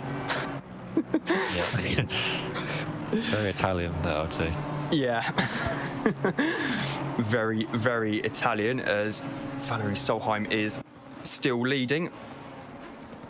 And Draakje is saying, "You are a machine." Well, no, I'm not. I mean, I just run on caffeine, and that's about it. Well, whatever you need to do. Yeah, absolutely. Caffeine and then post-race pizza. Oh, very, very nice. So that's going to be quite fun in about an hour and a half's time, hopefully. Yeah, still looking at the Valerie Solheim, who, for someone who said pre-race that this was merely going to be a bit of a test session for him because he had a twisted knee. What can you say, really? It's going pretty well for a test session. Yeah, it is. Coming off his win in Bathurst as well. Yeah, it's a phenomenal drive at Bathurst. It was in the for McLeod Racing team in the Porsche with Elgard. They did fantastically well, and had a right laugh with Elgard popping into the commentary box during the race to hang out with Red Sky and myself. Now looking at the 56 Audi in 18th place of Hipparata, I think that says. Currently heading up towards Sunset Bend, which back when DTM raced here was still the first corner. though, is also Mark Kyalami was also the scene of the first win for a DTM car with anti-lock brakes, as well, in a non-championship invitational guest race here in 1990, which not a lot of people actually seem to recall, but they. I definitely. Oh, I definitely didn't either. I was only reading about it actually as part of research for my masters, and the race itself, it was quite interesting, obviously, given the political context at the time. And Kurt Team, one of the top drivers, was told by the Danish government, in fact, no, you can't take part in the race. And Audi just said, no, we're not entering any cars either, because we've already got our own works program in Westbank Modified Series, so we don't need to enter any cars for this. And a few cars got made available for some of the top local drivers like Chris Aberdeen, Dion Joubert, Sal van der Merwe. And Mercedes decided to fly their test and development car over for Roland Ash, if I remember correctly, and the Camel-sponsored Mercedes 190E had an experimental Bosch ABS system fitted, and Ash made good use of that to his advantage and went on to secure the first win for a DTM car with ABS. Little did everyone know that just 3 years later they'd be going ABS, traction control, electric everything in the Class 1 era, which I was commentating on last night. I must say I do love that early 90s era of DTM. E30 M3, the Mercedes. Amazing cars. Absolutely phenomenal to watch. And Mark Ham in the YouTube chat saying halfway through the race, which we are now, and the 208 is currently in P5 at the moment. The Lamborghini, which is great job from them. it currently has. Let's get the correct mouse.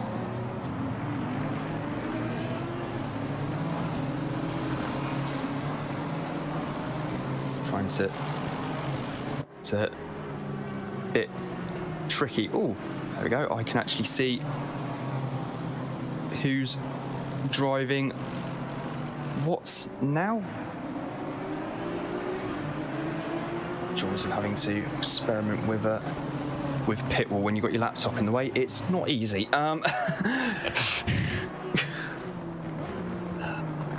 This is only going to serve to make people wonder how any of us actually managed to finish undergrad degrees in sports journalism, and all I'll say to that is with difficulty. Fun days they were too, though. Back with Stefan Kutnik in the Honda now. Yep, I found the car. Currently has Mike Vanderhoek behind the wheel at the 208, and Mogu RA in the YouTube chat, and the 51 is currently in P37, doing a good job indeed in the Lamborghini there. The 51 being shared by Thomas Bouvier, Hugo Desplebin and Sullivan Schlachter there as well. Chargers notice that the rain is getting very heavy indeed. Now you can see the spray getting kicked up. Yeah. For good measure. And oh yeah, that's looking. I mean, even with not the clearest pictures in the world, you don't really need clear pictures to be able to tell that those conditions are nothing short of absolutely horrible. And I think in the next 10 minutes sorry. Go ahead, sorry. So I was going to say, I think it's actually going to get heavier in the next 10 minutes as well. Yeah, I'm seeing that on the weather forecast. Yeah. Thankfully, you didn't have to deal with Carl Tyler and Michael Fish as your local weather forecasters when you were younger. So some of you watching might get the reference I'm making. Those were fun, well, not particularly fun times indeed, as the 37th place car is coming. The 51 is coming in for a stop and go penalty. I can only imagine that speeding in the pit lane, as the Ferrari behind has also come into the pits. And this is starting to actually resemble a real-life Kyalami 9 hours now. Remember watching the 2019 race, which was held in some pretty awful weather during the mid-stage of the race. So this is really starting to feel like it's real life all over again now. Yeah. Yeah. Funnily enough, that race was actually won by the Fricadelli Racing Porsche, which had of Jaminet Olsen and one Mr. Nick Tandy behind the wheel. So I think we can probably work out where the winning part of that came from. Nick Tandy. I wasn't going to say anything, but I was thinking Nick Tandy. Yeah, Nick Tandy, the part of the only driver lineup ever to have won Petit Le Mans overall in a GT car back in 2015, and that was quite the drive. I mean, when you've got Porsche have flown one of their WEC drivers over from Europe, and he just gets to sit in the pits all day, you know you've got something good going on. Yeah, definitely. Knows out the prototype class winners weren't all too happy with being congratulated on their class win.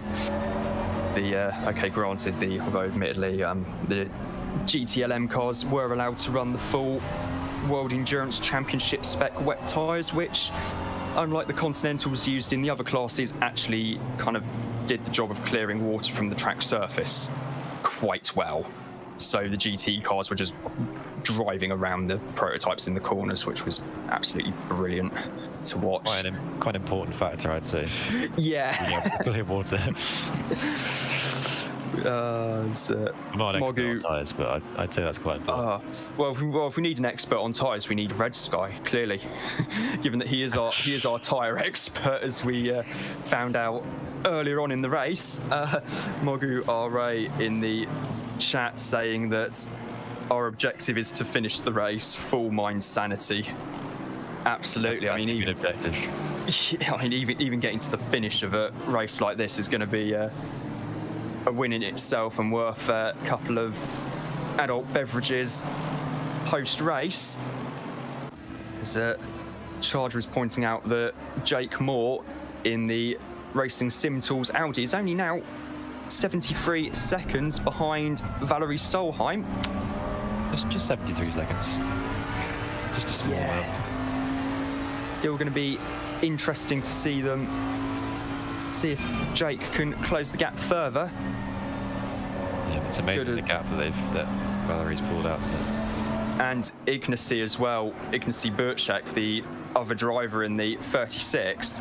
Yeah. Both absolutely phenomenal drivers, and well, Valerie was kind of a known quantity really especially after Bathurst, and yeah, to be that far ahead already of a car that has Christopher Tavara and Oliver Kearton, and a car that's got Jake Moore, Zarek Zaitir and Marco Badalski really is saying something. Yeah, top drivers, definitely. Coming out of Learcott is the 8th place number 112 Bentley of Nick Timmermans. Coming down into Crocodiles now. So are they overtaking the position, or are they being lapped?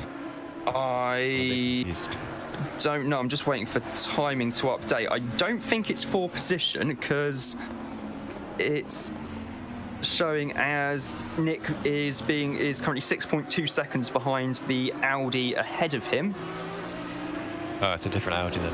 Yeah, it's the 41 Audi of Jeffrey Miguel and Harlem Marquise. Jeffrey being behind the wheel of that car at the moment. So coming onto the pit straight now. God, you can see how wet it is because the way the lights are reflecting even the Coach Dave Academy logos as well. Currently looking at RWB Godzilla at Learcop. See where he is at the moment. He's got Kerchek behind him, quite a bit behind him I think as well, and he's currently in a nice manual race. There's a car spun off there at Yuck Sky Swip. Yeah, it looks, I think that was one of the Audis that had spun at Yuck Sky as Valerie Solheim. No bother for him, just drives past it. Love the livery on that BMW, the Jägermeister orange. Yeah, absolute classic racing livery, and nearly ended up, and is such an iconic livery from the late 80s, early 90s, in DTM, in Group C, and I was going to say in Formula One, but it was the Eurobrun team, so it was Formula One first thing on a Friday morning in pre-qualifying for the most part.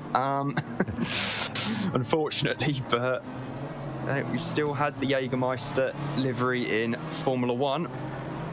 Safe to say they weren't the most successful of teams. No, not in the slightest. And mind you, they were better than some teams in that late 80s, early 90s era life. That'd be the W12 powered life. The W12 and then latterly the V8 engine, but we haven't actually got enough money to redesign the engine cover over this Judd engine, so we're just going to gaffer tape the old one on and hope for the best. Only for the whole thing to just fly off down the pitch straight at Estoril. Not enough gaffer tape then, I guess. No, not enough. No, and could say. Well, yeah, and of course Andrea Moda as well, who to this day is still the only team ever to have actually been kicked out mid-season for bringing the sport into disrepute, which is some claim to fame. And even funnier is that they actually managed to qualify for a Grand Prix in 1992, and the Monaco Grand Prix for that matter as well. Lovely, impressive. Yeah, to this day, nobody really knows how Roberto Moreno actually did it. Quite frankly, I don't know if Moreno himself knows how he did it, to be honest. Currently back with Nick Timmermans. He's battling with an Audi here. I know he does have an Audi in front of him of Jeffrey Miguel, and I think that this is actually for position. And of course it's gone and changed. It's chosen to cut away. Yep. Again, so we'll have a look here on Hit Wall. I think that might have been different Audi unlapping themselves. Ah, fair enough. Yeah, I did not know how close. Yeah, you're right. Actually, I do apologise for that. The Timmermans is still he's actually losing time as the car we're on board with has gone off. The 12. I think that might be the 12th place BMW. They're going a little bit deep into Clubhouse. Yeah, the Giovanni there in the 118 BMW. Yes. Too busy looking at my phone trying to work out who was doing what, and only to find Giovanni just a fraction too late on the brakes into Clubhouse, which is a fairly easy mistake to make. So yeah, definitely, pretty easy as we got the number 90 Nissan GTR of Landry coming down through that's not a corner. This is the actual turn 1. Real corner, yeah. Crowthorne. Into Crowthorne, up Yuksky Swip, and into Barbecue now. Massive thanks to Panda for teaching me how to pronounce the Yuksky Swip and Learkop correctly. I'll let you be in charge of the corner names. Panda will be back later on, and hopefully Draakje will be joining him as well. And Thomas Bouvier is saying in the YouTube chat, well, the writer was nice on dry, but on wet, it's just insane. I can imagine, yeah. Yeah. Very, very much so. Unfortunately, Chief and I were joking earlier that nearly all the development budget for that Gallardo went into the engine, and let alone the brakes, as Timmermans, I think, has actually just overtaken a couple of cars. He's up into 7th place now, ahead of Miguel and ahead of the 35 Bentley of Vidimari. So I wonder if Miguel's had a bit of a mistake somewhere, because his last lap is showing as being a 2:05, and Timmermans' last lap was a 1:57.5. So must have had that off on spin or something. Yeah, I'm guessing he has had a wee moment somewhere. As Mark is currently battling for, I think this is for position. There's a Honda NSX in front. No, I think that's a lapped car. That's not the 11 car, which Radek Schuller was driving earlier on. In fact, it's showing it as being Kupnik in the car now, and I think it is for position. In fact, you're right. So I think this is actually for position. I think he's actually closed up a bit since we last looked at him. Yeah, he's going to have trouble staying behind him with all the spray. Yeah, and of course, as we start mentioning battle on track, the auto director cuts away again. Brilliant. The comedic timing that Ricky Gervais will be proud of. Yes, the 12th place car of Maximum Hayes. Another one of the big BMWs, as Timmermans has just, Pitbull's having a little bit of a funny moment there. It showed Nick Timmermans dropping down to 9th place and then going back up to 7th again. So not quite sure what's happened there. They are pretty close on track, actually, the battle for 7th, 8th and 9th. And now we're looking at one of the Lamborghini Huracans down in 21st place. No, we're looking back at the Nissan of Landry. Back to the battle for P10. Yeah, the old battle here for P10. About 1.1 seconds between them so far. Coming up Yuksky Swip and then into Barbecue.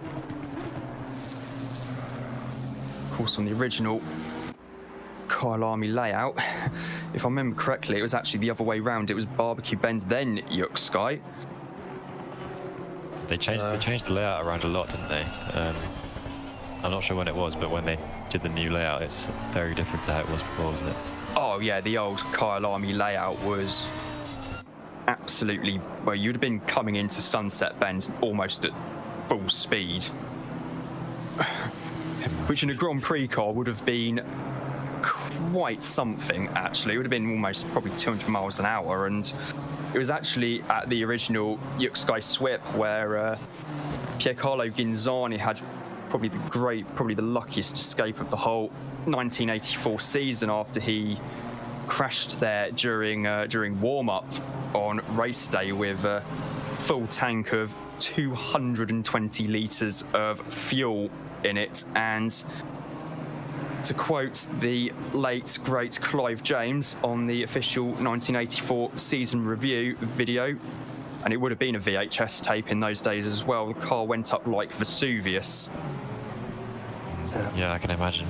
That's It was, definitely not a situation you want to find yourself in.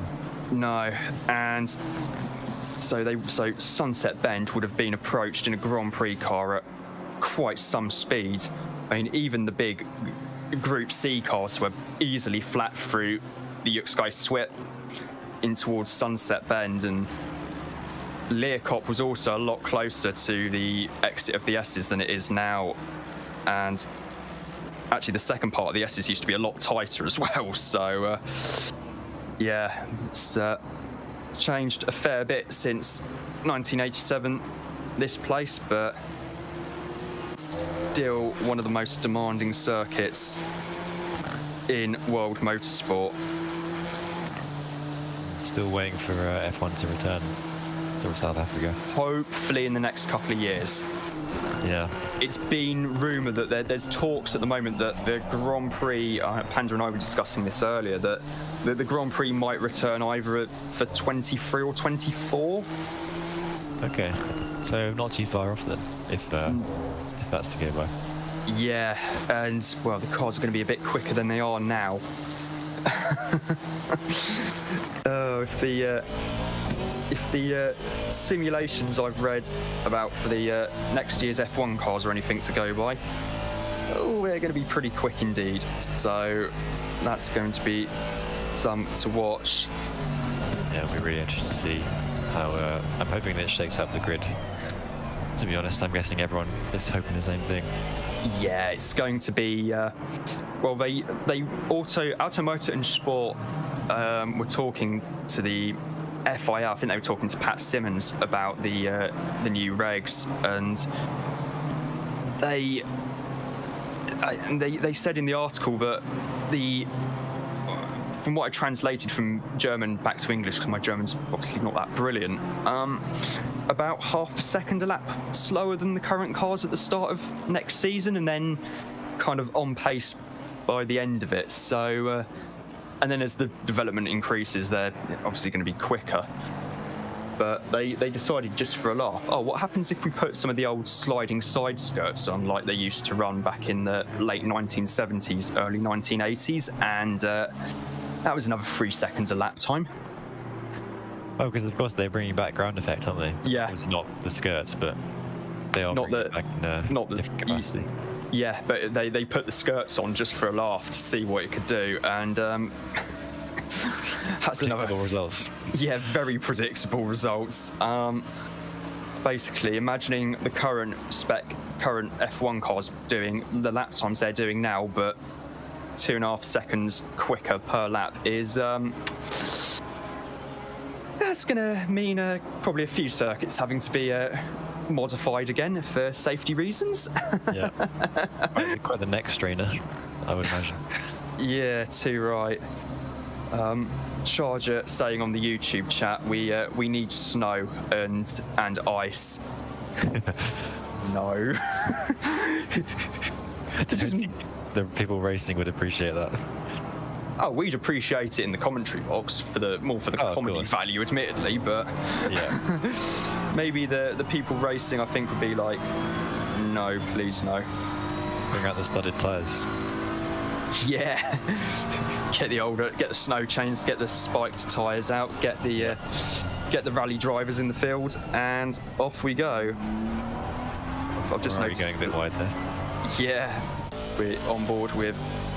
Just had a quick on board with Valerie Solheim, but one of the BMWs further down the field has got a 30-second stop and go penalty. That's the 118 of Luca Di Giovanni. So that'll have to be addressed at some point in the future. Just a quick weather update. It looks as if it's saying the rain will get lighter, but judging by what happened at the start of the race, that's going to take quite a while. So it will be wet for a good few more minutes, I'd say. Yeah, it was not the best conditions at the start of the race, and I think Crawford ended up doing most of the opening stints, thankfully. So he really got it. He did, yeah. Yeah, Definitely. Yeah.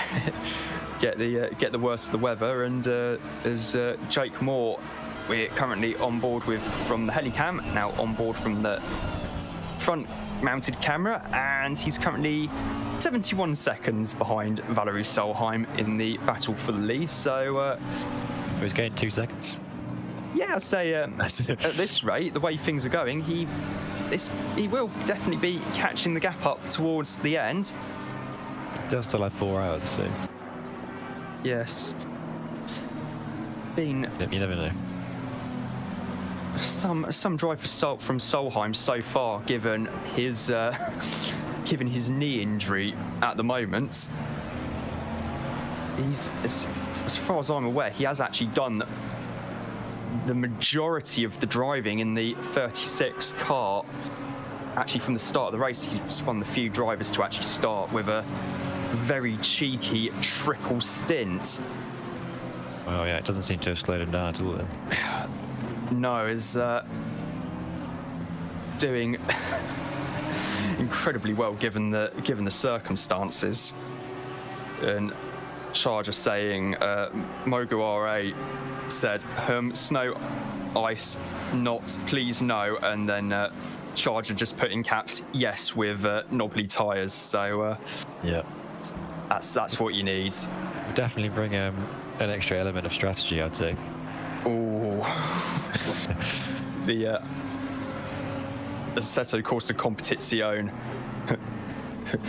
WRC event. I mean, well, to be fair, they had Rally Monza on the WRC calendar. I'm sure we can petition for studded tyres, snow and ice if on ACC. Be a fun addition. Oh yeah, absolutely.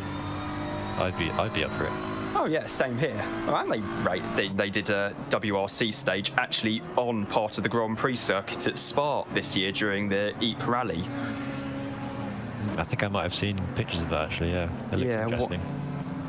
Watching the current crop of WRC cars, which I still maintain, if you stiffened the suspension up enough, lowered them enough, put wide enough slicks on the car, took the restrictors off a bit, you'd have something that would actually probably give a GT3 car a run for its money around the Nordschleife in the Nürburgring 24 hours. Yeah, the current WRC cars are just crazy, aren't they? The amount of aero they've got and crazy systems and things. Yeah, absolutely ridiculous, and dare I say it would actually, in properly set up for tarmac, would actually give these GT3s a run for their money. It's Hodgson just getting out of the way there, letting a faster car through in the 249 Lamborghini. Currently on board with a BMW at the moment in 26th place, so that's Srinivasan. And coming through first few corners now up the hill at the Yuksky Swip. And into barbecue now. See the reflections of all the lights from the apartments there, all on the track. It's pretty treacherous right now into Sunset Bend. Normally in the dry you'd be taking that a bit over 160 k's an hour. He was taking that about 140, so yeah, not taking any chances. No, absolutely not, lest there be an accidental meeting between the BMW and a wall. Looking at the YouTube chat, Sigurd the Lucky says, use stability pack, deploy the rudder. Yes, put the I'd say I disagree. I mean, to be fair, a hull and an outboard motor is what you'd be wanting in these conditions, other than well, pretty much any GT3 or GT4 kart. The amount of spray being kicked up by the GTR. Yeah. Massive old tyres on those things as well and also in the spray you cannot see anything in a GT3 car. There's that clip on Instagram on Kelvin van der Linde's Instagram from the Nürburgring 24 Hours last year, where he's driving the R8 GT3 and cannot actually see more than about 20 meters, if that, in front of him. Yeah. And I remember there was the IMSA race at Road America as well, which ended in an absolutely torrential downpour, and some of the drivers were saying on Twitter that they could not see more than about a car length Yeah, that's pretty in crazy. front of them, and were just relying on muscle memory. Meanwhile, there's been a change for position between Moore and Solheim for the lead, although that is because Valerie has come into the pits, and Valerie has actually stayed behind the wheel as well. T1 Mermaid saying, put steering ratio down and a broken defogger for the windshield. And RWB Charger saying, nice bit of mud added in also. So, Luckily the game doesn't simulate that. If it did, it would be pretty treacherous. Unless they have a round on the Sweet Lamb Rally Stage Complex in Wales. Just for a laugh, which would be pretty interesting to say the least, around Sweet Lamb and Hafren. Sweet Lamb actually being quite a popular stage for spectators during Rally GB, as it's in a natural amphitheatre, so you get to see quite a bit of the stage from quite high up, which is always good. No doubt also, speaking of tracks that are like amphitheatres, we might, hopefully in the next year or so, maybe be getting some of the newer additions to the GT World Challenge Europe schedule arriving, such as Valencia and Mangicourt. Yeah, well, we know we're supposed to be getting Kota, aren't we? Yeah. Someday, and possibly some other American tracks, which I'm very much looking forward to. Yeah, the Chief and I were discussing this earlier, and I think apparently there might also, for getting other American tracks, it might also be quite a few of the actual GT World Challenge North America locations like VIR, Road America, Watkins Glen. So yeah, just fairly normal tracks, not like that all of them are some of the finest road courses anywhere in the world. And Valencia would also be quite a funny one as well, given that I've spent far too long standing in the on the balcony outside the press room there. It's Valencia. Which circuit is that, Valencia? Ricardo Tormo. It's the bike circuit. Oh, okay, yeah. Which basically just has grandstands around the entirety of it. And, well, I say Valencia, it's not actually anywhere near Valencia. It's like a good half an hour drive from the outskirts of the city centre. And then even then, if you want to get into Valencia city centre, that's like another half an hour, 40 minutes on the metro. Totally not speaking from experience as someone who's been there for Formula E testing or anything, but... Formula E, I see. Yeah. Which is why I have spent far too long and spent far too much money on taxi fares. So Jake Moore taking the lead. It looks as if that Stint, assuming they're not out of sync in the pit stops, because Solheim's down 5 seconds behind him. So I guess the battle's now on track. It is indeed. It's Solheim is showing as being 5.5 seconds behind Moore.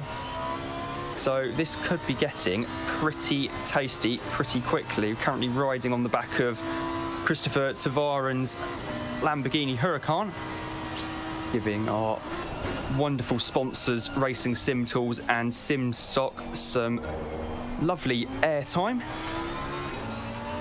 So the top 3 separated by only a handful of seconds, really. Looks like.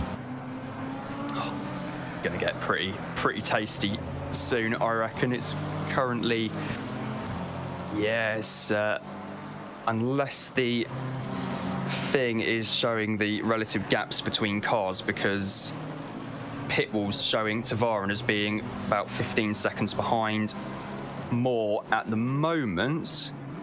It's my best guess, but in game it was saying overall there, I believe. So that should be correct. So I think they're about 6 seconds between all 3 of them. And then like 6-second gap, and then another 6-second gap.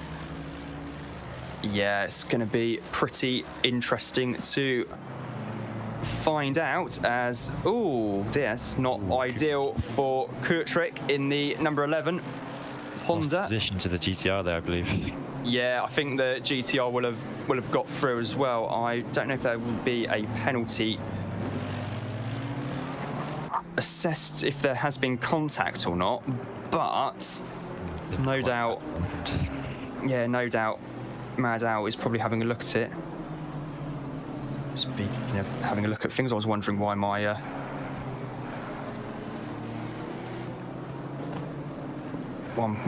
mouse wasn't working. Of course, it's not plugged in. Reading up on some of the incident verdicts in the chat. No car 112 and 41 on lap 147. No further action. Mad Owl saying barely a touch, get the T cut out. Another warning for pit exit track re-entry. This time for car 420. The 33's got a warning as well, and the 420's got a warning for causing an incident on lap 146 with Mad Owl writing in brackets a bit earlier on the brakes, lads, it's wet out there. Good advice. Very, very good advice indeed. In fact, I'd say it's more than just wet. It's absolutely tipping it down, and it's pretty treacherous indeed. I've just seen it's actually going to get worse as well in half an hour. Oh, fantastic news for the drivers and teams. Yeah. And, yeah, Mogu RA posting in the YouTube chat, we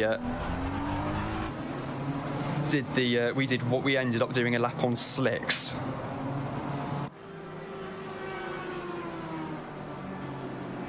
Which is brave, to be brave, yes. To put it mildly, and yes, it was not the ideal strategy choice, I'd imagine. Yeah, slick tyres, these conditions, I would not recommend. Yep. As meanwhile, a freshly refueled Panda has rejoined the commentary box. I wish I was freshly refueled. Ethan, how are you doing? Yeah, good, thanks. Still going strong here. Rob, I asked Eddie. Oh, sorry. I'm good. I'm fine. How are you? No, tired, thanks. I do apologize for joining, Rob. I will, if you really need someone, just do let me know. Otherwise, I'm just going to take a bit of a nap, and I'm going to do the second race, and then Draakje and myself will be on. Oh, nice. Cheers, mate. Best of luck in the second race tonight. Thank you very much. Everyone, if you haven't already, remember to like, subscribe, and do whatever you want, because it's amazing. Okay, bye. Bye. Yeah. And yep, Panda and Draakje will be on later in the race, the last couple of hours or so, as we're currently looking at the 741 Lexus of Mark Elgard from MRT, currently rounding Leerkop right now, about to head back down the hill again. I've just seen, it looks as though Solheim has closed up a lot on Jake Moore. 2.8 seconds the gap now, it was about 5.8. Ooh. So I don't know whether something's happened to Moore there. Unless Jake has been held up in traffic, which would be my best guess. Yeah, that's very possible. Having over 40 cars take the start here on what isn't really one of the longest circuits in the game, it's going to be a bit interesting. And I have a text from... I need to remember to use the correct mouse this time, which would help. We have someone waiting to be interviewed, so I'm just going to plug the mouse back in, because I need to be able to drag and drop. If I do this, hopefully Tavern should be able to hear us. Hello. Hey, how you guys doing? Oh, I'm doing good, thank you. How are you? Good, good. I'm Matt Santiago from Turn 1. We're in car 100. P17 right now. All right, so we're hanging in there. How are you finding the conditions out there at the moment? Well, so our quick story is we decided to drive the car last Friday. We are a Bentley team who's driven the Bentley for a year and a half. We're branching out, learning some new cars, and we're like, all right, let's go Merc. Learn it at its worst track. And it's gone well, except in that very, very heavy rain at the beginning, it was almost undrivable. So I had 3 spins and I ate the wall once, and we went from 20th to 15th to P38 in about 15 minutes. It's been a climb ever since then. Yeah.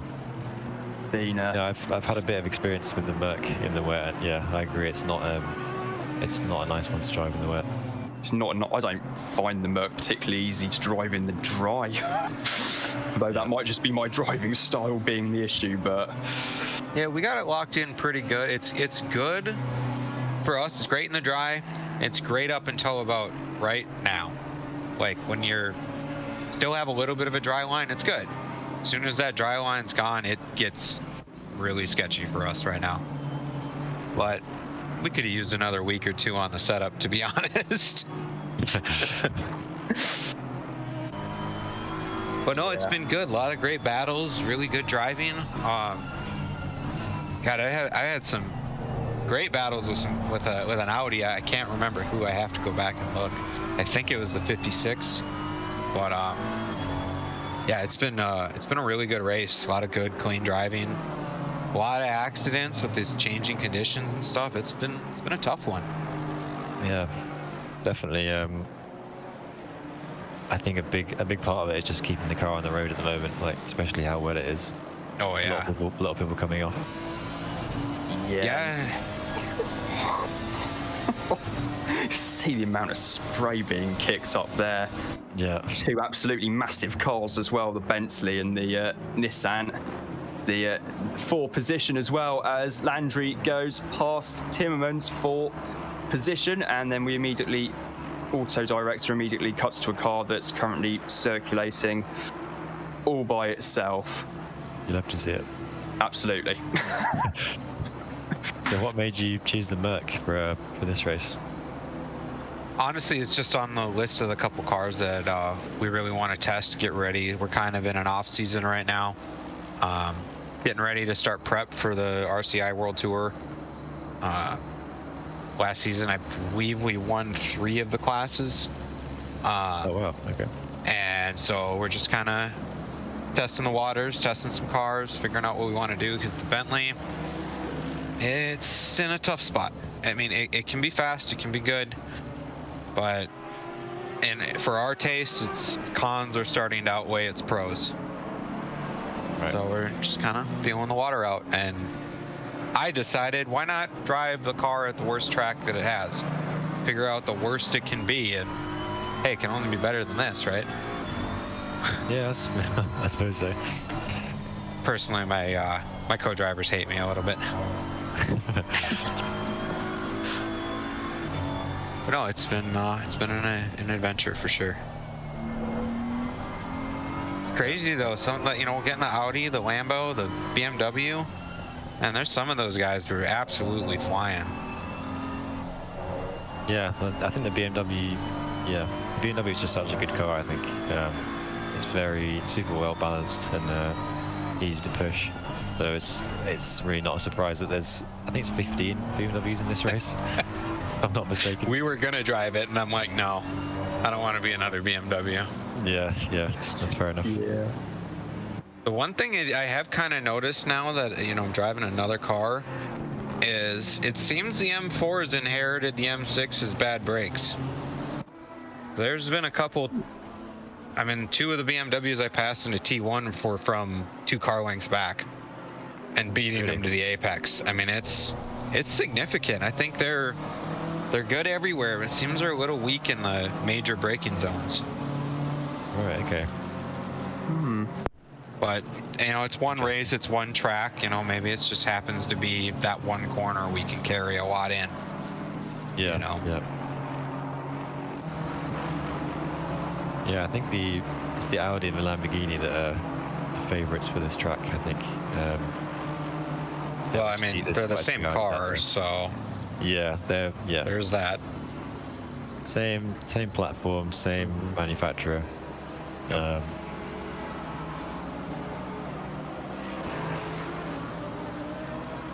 I was pretty surprised though. I mean, a lot of times people have problems with the Audi, in particular, in changing conditions, and it seems like a lot of them are doing a really good job. Yeah, I mean, I believe Jake Moore's still leading, but he is. Yeah, only got one lead in the race. Not by much. Is Moore in the 36, or is he in the other car that was chasing them? The 88. Okay. Jake's in the 88 Audi, and Valerie Solheim is still in the 36. Yep. Yeah, it's still BMW. Yes, still. I think I've only seen him out the car for one stint so far during this race. Mental. Yeah. I drove the most, but still, I still got 2 breaks, and but that's mental. I've driven that much already. Yeah. And he also told us before the race that he was nursing a knee injury as well and was treating this as a bit of a test exercise. Reminds me, and it's going incredibly well at the moment for him.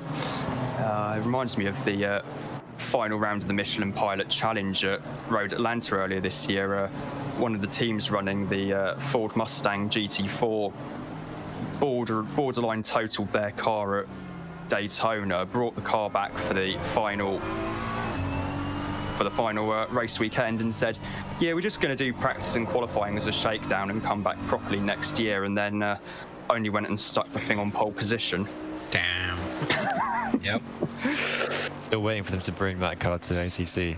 It's like P10, P11 are about to fight right in front of us. Yeah, they've it's been quite interesting between P10 and P11. Now I need to get the other mouse.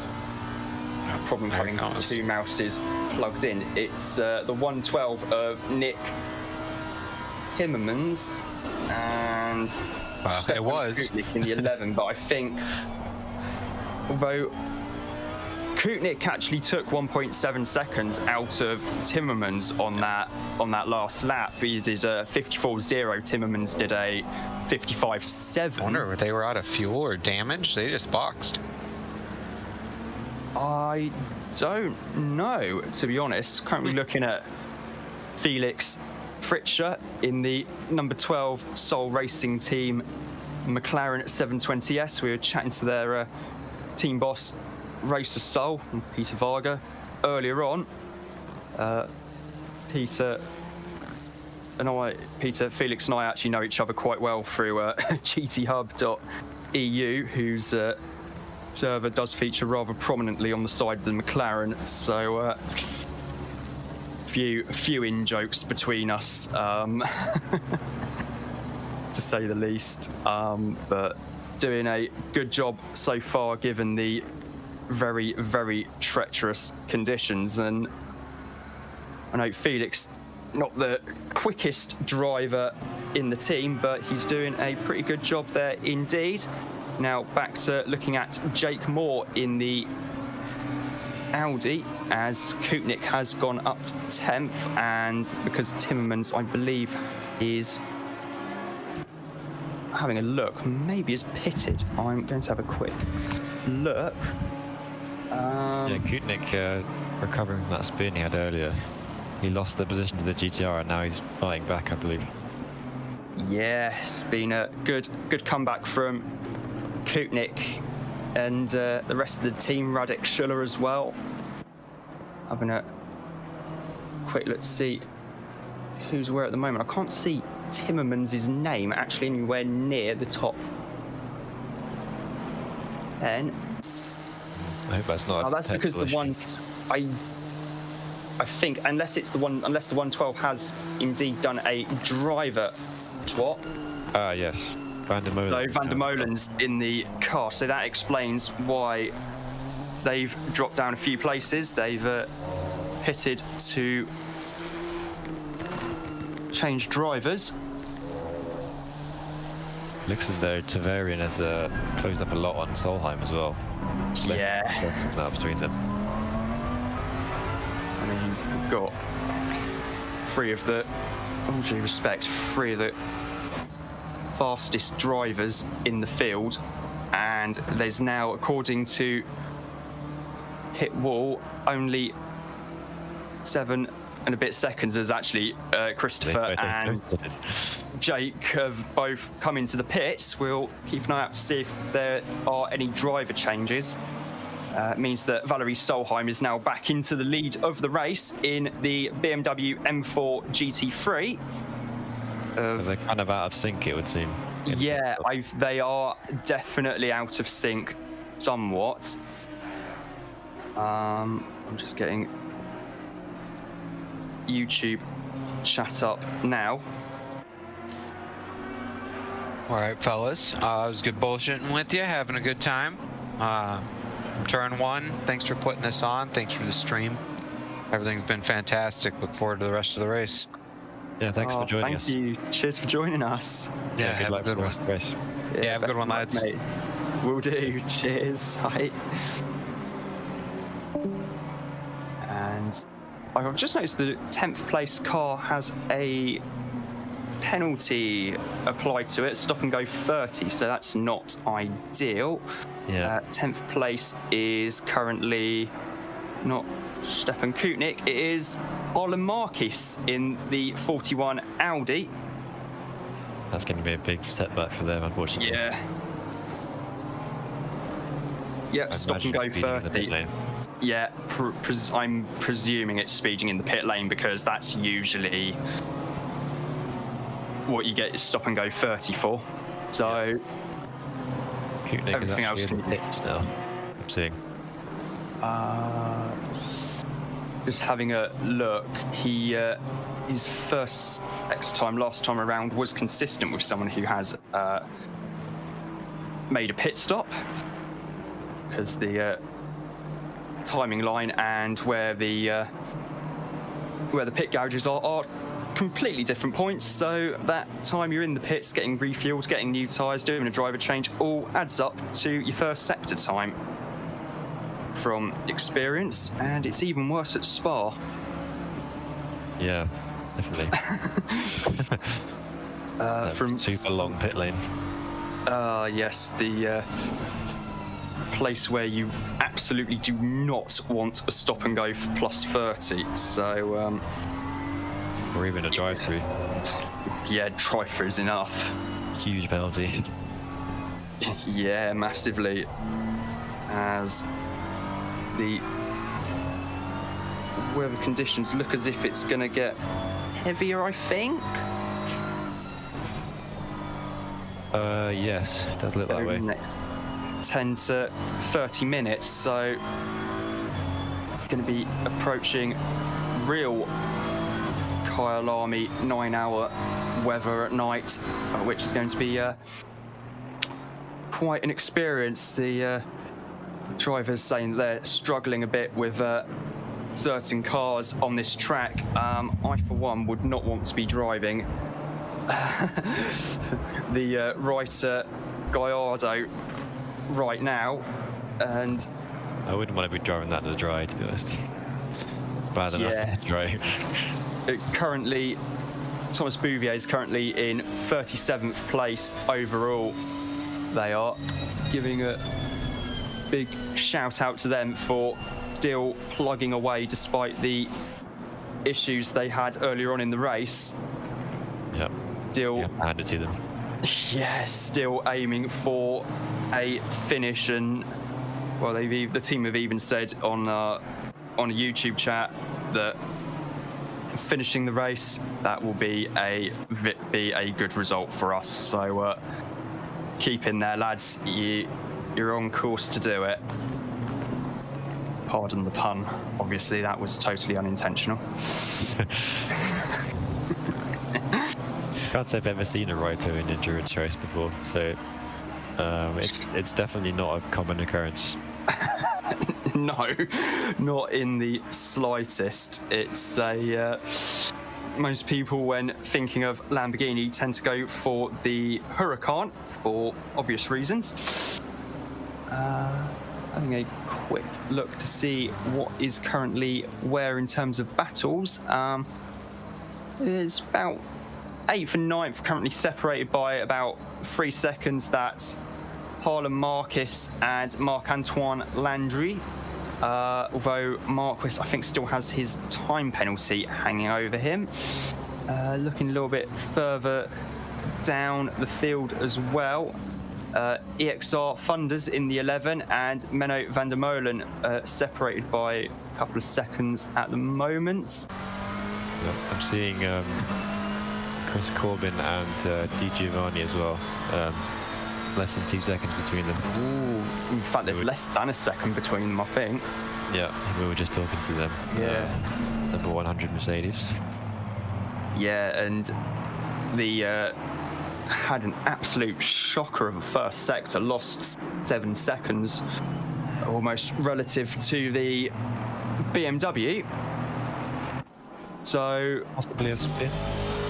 Yeah, could be a spin, could be just quite a sizable off track at turn 1. So yeah, that says to me that they have had an issue somewhere, and then as we say that, the Chris addresses the situation by putting in a 33.6 in the first sector compared to the 34.8 of the BMW with Di Giovanni behind the wheel. So that's their predicament at the moment, currently 4 laps behind the race leader.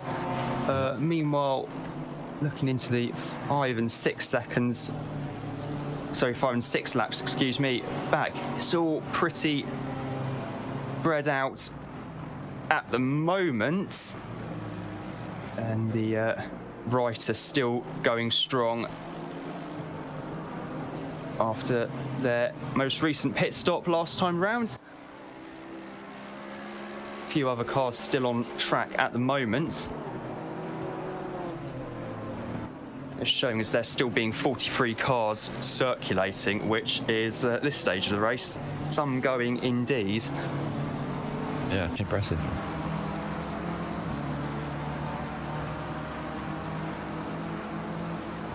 So, the 24 currently in 36th place, driven by Aaron Araday, Dan Araday, so Danny Araday and Ari Frankie. Also, or Aaron Araday, Danny Araday and Frankie. Either way, they're 36th place at the moment, but they are in the unique situation of having all 3 of them in the same physical location. So they're doing so when they do driver swaps, it is for them more than just pressing a few keys to let the game know you've changed driver. It also involves someone physically actually jumping out of a sim. I was wondering about that, looking at their name in the server, but yeah, that is what they're doing. Yeah, I was found out earlier on that they are in fact attempting to do the whole race in the same physical location, which is I have seen it done before. It is some going, and yeah, will be some achievement once the race is finished. On board with Van der Merlen in the 10th placed Bentley, car number 112. He is currently showing as being just over 2 seconds, about 2.1 seconds according to pit wall at the moment, from the car behind him, which is EXR Funders in the Honda NSX, car number 11. Yeah, you can see them there. Yes, not a very big gap. That's going to be pretty fun to watch over the next few laps. Now back to Kjetan in the 58 Lamborghini. Kjetan having also been passed by Jeroen Ruling. Yeah, drop back to 4th. I wonder if that's to do with pit stops or a pass on track. I don't know. I'm guessing pit stops. Yeah. Although the gap is showing as Royling's 1 minute 44.9 seconds off of Valerie Solheim in the lead, and Kjetan is showing as 1 lap and 4.265 seconds off the lead, so about 1 minute 55 seconds. So so it's about 11 seconds between them. Royling was a little bit quicker last time around, so I know Kjetan pitted at the same time as Moore though, so I think that might well have actually been an on-track overtake there. Yeah, maybe he had an off or something, or maybe he just was slow, I don't know. Yeah. Not sure. That's a...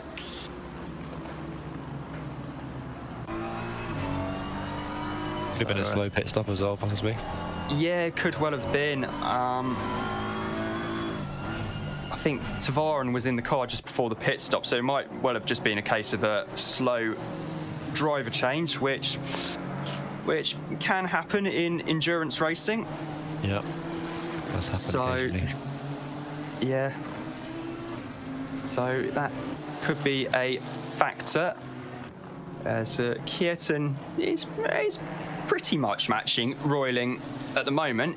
The difference between them is only, on that last lap, was only 0.2 of a second, and both are actually lapping a fair bit quicker than Moore. Moore's last lap was a 52.3, Royling did a 51.2, and Kjetan did a 51.4, and they're all still... So that makes me think it was some kind of incident then. Yeah. And not not an on-track overtake. Well, it would have been on track, but he might have gone off somewhere or had a slow pit stop. They're still absolutely nowhere near the pace of Valerie Solheim though, whose previous lap then was a 1 minute 50. So he is well and truly on it, although Moore's last lap was a bit more representative, a 1 minute 50.3. Very close to the pace at the top then. Yeah, and just let the changes happen through the field. So nice to see such a busy Dancing Ants screen on pit wall, the little track map. And Dancing Ants, I should add, is actually a technical term in the industry. Before anyone asks, no, it isn't. It is a genuine technical term. So yes, it's going pretty nicely at the moment.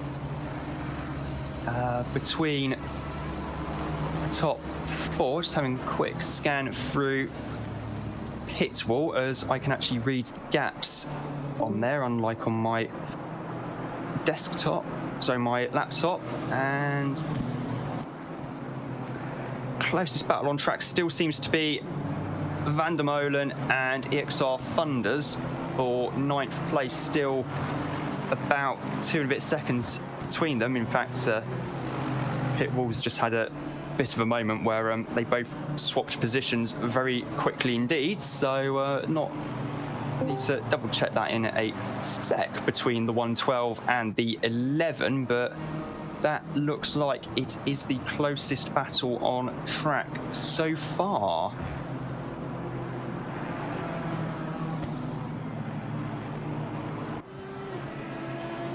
Currently 187 laps into the Kyalami, 9 hours. 3 hours and just under 3 hours and 20 minutes to go here. Currently looking at the 747 Javadair Racing BMW M4. And we're now going on board as well. Got a little bit squirrely there coming out of left-hander.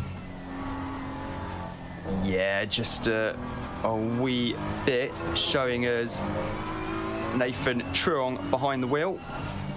The 99, excuse me. Sorry, we're on board with a different BMW than I thought. The 747 has Andre Ferreira behind the wheel. Now looking at the 34th placed Ferrari of Hamish Neuger, I think that's supposed to be pronounced. I'm not 100% certain.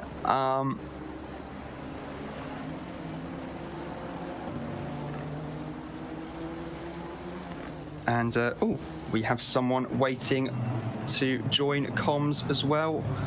So I will be. Oh, Audi off there on the. That's what it looked like. Not sure who that was. I unfortunately didn't quite catch it. And we're also joined, it's getting quite full up here in the commentary box, not only by RWB Charger, but by RWB Lumpy Hamster. Evening, gentlemen. How's it going? Thanks for having me. Yeah, no worries, anytime, mate. It's going pretty good here in the commentary box. The slightly makeshift setup I've got running. Yeah, I've been listening. You've been having some technical difficulties by the sounds of stuff. Overheating devices and stuff like that. Yeah, well, I thought it was because my laptop was starting to sound like a blooming Boeing 747 and trying to take off.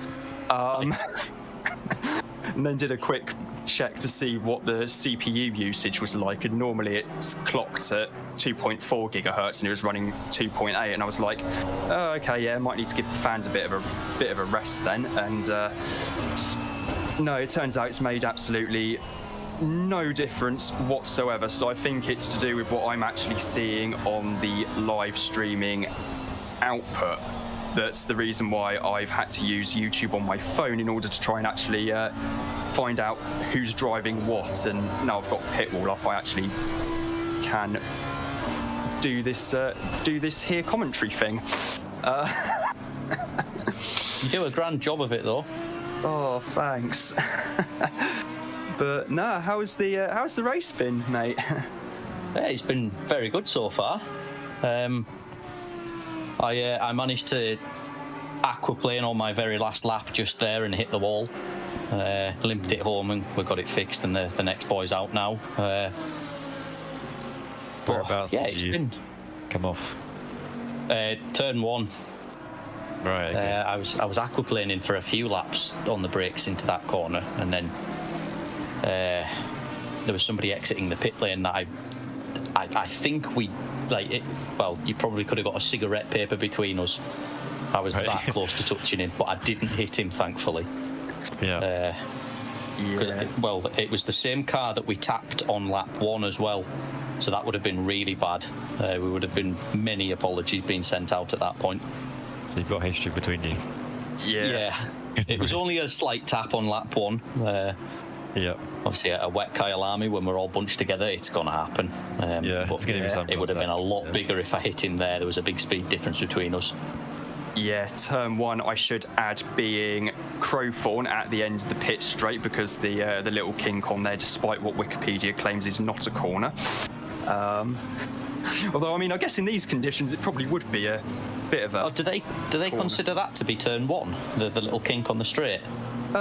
For some inexplicable reason, yes. Right, okay. That's interesting. I don't know why, but according to good old Wikipedia, that apparently is turn 1, even though I think... You think the builders get paid by the corner? So if they call it a corner, they get paid more? I could not possibly comment on that. Oh, you can tell who studied media law. Yeah, we had a funny moment in the pit lane as well. Our driver came in, he forgot to pick the next driver. So when he left the pit lane, well, when the driver swap was supposed to happen, it didn't. He drove out, but he came out onto a dry track with wet tyres on. Oh, it was so right when it was drying out. No, this was as it was fully dry. Oh, okay. He accidentally picked wet tyres and didn't pick the next driver. So he did a lap, brought it back in. And then we were speeding in the pit lane, so we got a stop-go 30-second penalty for that. So we came in the next lap and served that, and as we were serving it, we got a 15-second penalty for a light punt into turn 1. So it just went from we went from about P17 to P26. Not a good few laps. It was not at all. Yeah, I think I've had a similar situation to that, like you were saying with the driver swaps, coming into the pits and then realizing at the last second that you haven't actually selected the right driver. Not a good one. They could really do with making it possible that your teammates can adjust your pit strategy. Yeah, I agree. It's a lot to be doing on a fast track like this where there's no real straights, especially in the wet as well. Yeah. It's properly hairy in the wet, and T1 Mermaid has actually just pointed out in the YouTube chat, just to clarify our discussion on what turn 1 at Kyalami is. It's a corner if it gets a marshal's post, so not that we can actually really see it because it's pitch black on the screen, but if there's a marshal's post there, then that officially means that the little kink is a full-on corner. I'm looking for it now. Yep, I see it. There's one on the left. Yeah, so that... Oh, there is one, you're right. So that clarifies our discussion on what should be a corner. We can see some slightly battered-looking cars on track. There's a Lamborghini in particular that looks as if it's got a fair bit of front-end damage. Not Olivier Keaton's car, obviously. It's one of the half yellow, half grey car. Yeah, oh, that's mine. Oh, it's your car. The Lamborghini, is it? What car you were driving? Yeah, the Huracan. That's kind of one half the car's yellow and the other half is like dark grey or something. Yeah, that's us. Yeah, Rust bastards. Yep, there's a bit of front end damage on the hood there. That'll be from me punting it into the wall at the end of my last stint. That was about 20 minutes ago. I'm guessing it has been repaired, but it's just visual damage. Okay. Yeah. How do you find the Lambo in these conditions and across the whole race? Well, we're driving with a full dry setup. We were betting on there not being much rain. That obviously hasn't paid off, but it's all right. We're pretty competitive, I think. I think we deserve to be higher up than 23rd, but we've with the big error we made in the pit lane. From the sounds of a lot of positions. Yeah, I tend to agree with you from the sounds of things. It's a handful. It's a fun car. Yeah, it looks pretty interesting as well. We've got Keaton, who we're on board with, just going past. I really love their livery, by the way. there are some cracking liveries on here, which I actually seriously wish could be shown somehow to the folks at Lamborghini Squadra Corsa themselves and say, show them the liveries and give them some inspiration for what to do for when we get round to the 9 hours in real life early next year. The race, which should have been around this time of year, actually got postponed due to the pandemic. We see the absolute Chad Reiter Gallardo still hanging on in there. Yeah, only way to describe them, really. They've had a hell of a race. Yeah. Yep, the still going strong though. Yeah, fair play to them for carrying on. I know it's the only way you'll improve. Oh, absolutely. I mean, if we had a spirit of the race like we do at work at Radio Le Mans, definite contender, a very strong contender for that matter as well. Yeah. Yeah, so it's a brave car choice in the first place as well. Yeah, definitely. I've only driven it a couple of times, but the main takeaway that I got was just horrendous understeer. And not much else. I wonder why Lamborghini decided to move. Oh, there's a car pointing the wrong way. That's Ferrari, I think, coming out of Cheetah and into Ingwe. Yeah, we've just avoided that. Yeah, it's just about as well. Yellow and grey car. Yeah, I'm going to have a quick look to see if I can actually find which Ferrari it is on pit wall. Granted, the Ferraris aren't doing brilliantly in the race. I think the highest placed Ferrari is down in 33rd, which is a bit odd.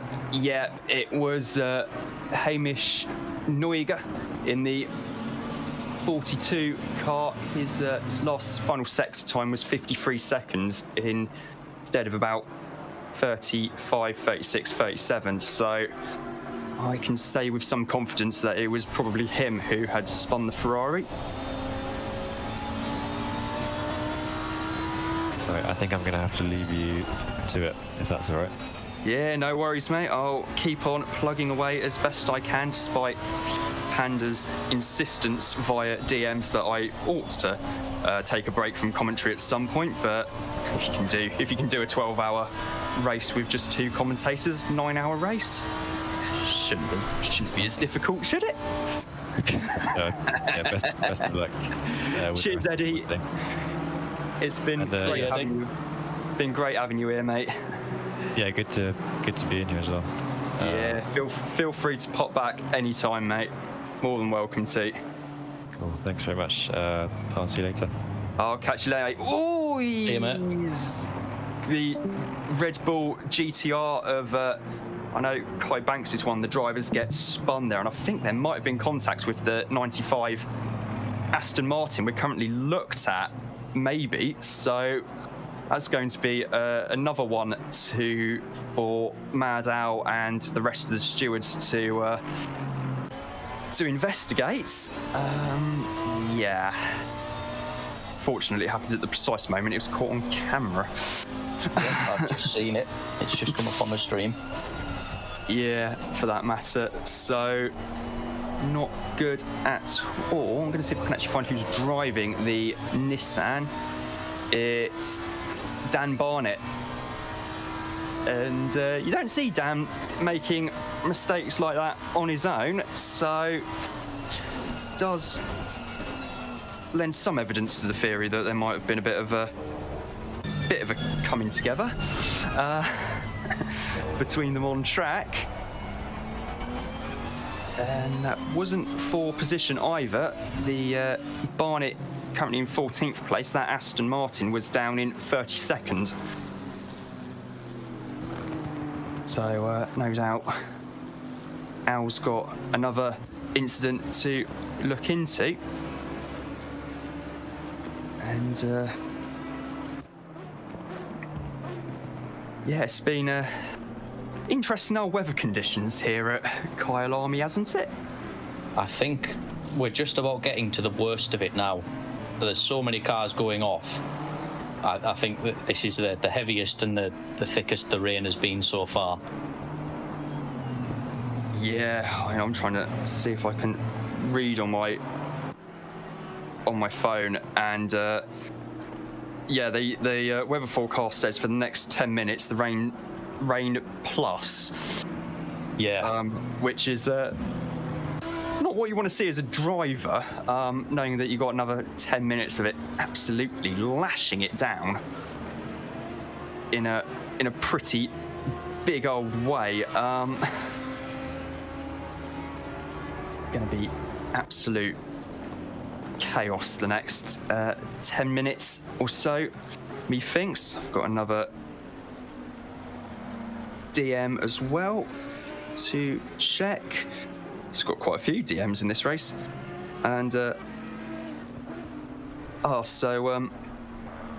Chief might actually still have it on auto, says RWB Charger.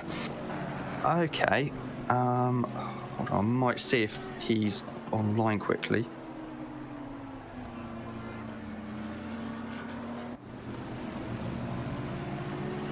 And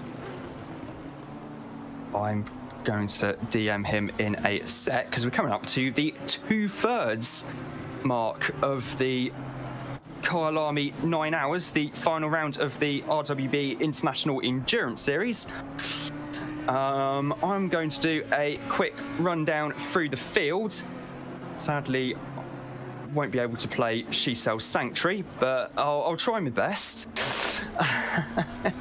It's Valerie Solheim in the lead in the 36 BMW M4 GT3 from Jake Moore in the 88 Racing Sim Tools Audi. Jeroen Ruling is in 3rd place in the 76 BMW from Olivier Kierten in the 58 Lamborghini. In 5th place is another Lamborghini, this being the car of Thierry Reichfeld, the number 208. We have Mark Elgard from McLeod Racing Team in the 741 Lexus in 6th place. Francesco Morante is in 7th place in the number 35 Bentley, ahead of Marc-Antoine Landry in the number 8. So in the 8th place, number 90 Nissan GTR. In 9th place, it's Menno van der Merlen in the number 112 Bentley Continental. And rounding out the top 10 is Hugo Gomez in the number 14 BMW M4. In 11th place is Daniel Togny in the number 6 BMW from Harlem Marquise in the number 41 Audi. In 13th place is EXR Thunders in a Honda NSX. That's car number 11 from Dan Barnett in the Red Bull liveried number 34 Nissan GTR. 15th place is Chris Corbin in the number 100 Mercedes. Currently doing a grand job indeed. From Jeff Spangler in the 33 Audi in 16th. Claudio Voodoo is in 17th place in the 728 BMW, ahead of Carlo Biello in the number 56 Audi R8 GT3. That's 18th place. RWB Door is 19th in the number 917 BMW, although that's actually showing the Porsche in 19th on stream. 20th is being shown as Luca De Giovanni in the number 118 BMW, which is correct. And now we're looking on board with the 7th place Bentley. And 21st place is Juan Querez, so in the number 25 Porsche, the only Porsche in the race. Ahead of him, and so just behind him, is Florian Steinkellner in the number 29 Aston Martin. Lee Duckworth is in 23rd place in the 249 Lamborghini Huracan from Brandon Warren in the 265 Honda NSX. 25th place is Antonio Crescenzo in the number 878 Aston Martin, ahead of Gautam Srinivasan, in the 238 BMW. Duarte Rodriguez in the 747 Javadair BMW is in 27th place, ahead of Radu Meruta. I think that is. I do apologise if I've mispronounced that. In the 5 name your name at all in the 521 McLaren. In 29th place is Mike Conger in the 101 BMW M4 from Peter Varga in the number 12 Soul Racing Team McLaren, rounding out the top 30 there. Nathan Truong is in 31st place in the number 99 BMW, ahead of Jordi Sala in the number 95 Aston Martin. Hamish Neuger is in 33rd place in the number 42 Ferrari from Billy Hutchinson in the number 1 Aston Martin, currently 34th place. The three lads in one house combo, the number 24 of Araday and Frankie, are currently in 35th place in the pits there. I think being attended to. And then we have Hussein Shelik in the 420 BMW in 36th. In fact, no, sorry. It's showing us Thomas Bouvier in the Writer Engineering Gallardo. And then now looking at the Honda. Oh, there was a bit of a punt involved there from one car, actually right into the back of the Honda. There's a Bentley getting out of the way there as the Honda goes through, but whoever was behind number 11 gave it one pretty decent wee whack there. Behind Bouvier, there's only a few drivers left. In fact, I'm going to actually have to stand up now because I can't see over my laptop. It's Christian Grote in the 415 Ferrari in 38th place from Max Reichel in the number 17 BMW in 39th, and Crawford Brown rounding out the top 40. In 41st from the McLaren, although he's out of the race, I think we're into the retirement section now. We've got the 18 McLaren in 41st, the 404 BMW in 42nd, the 82 BMW in 43rd, the 405 Ferrari in 44th, the 416 Ferrari in 45th, and in 46th place is the 83 BMW. That was the roundup through the field with 2 hours 58 minutes to go. Ooh. I can sit down now after all that. And we are still going here. Meanwhile, Valerie Solheim's car, the 36, has pitted. Ignacy Buszek is currently behind the wheel of the 36 at the moment. Jake Moore is still in the number 88 Audi, though. So that was the roundup of the field. Here, get the live chat up. And currently 2 hours 57 minutes to go. We're currently on board with looking at a BMW. It's the 17th placed car. I'll just quickly find that in a sec on pit wall. It's of Claudio Voodoo, currently lapping around the 1 minute 57 mark at the moment. And now looking at the EXR funders in the number 11, 13th placed Honda NSX. I've also noticed that the Mark Elgard in the 741 has a time penalty hanging over him.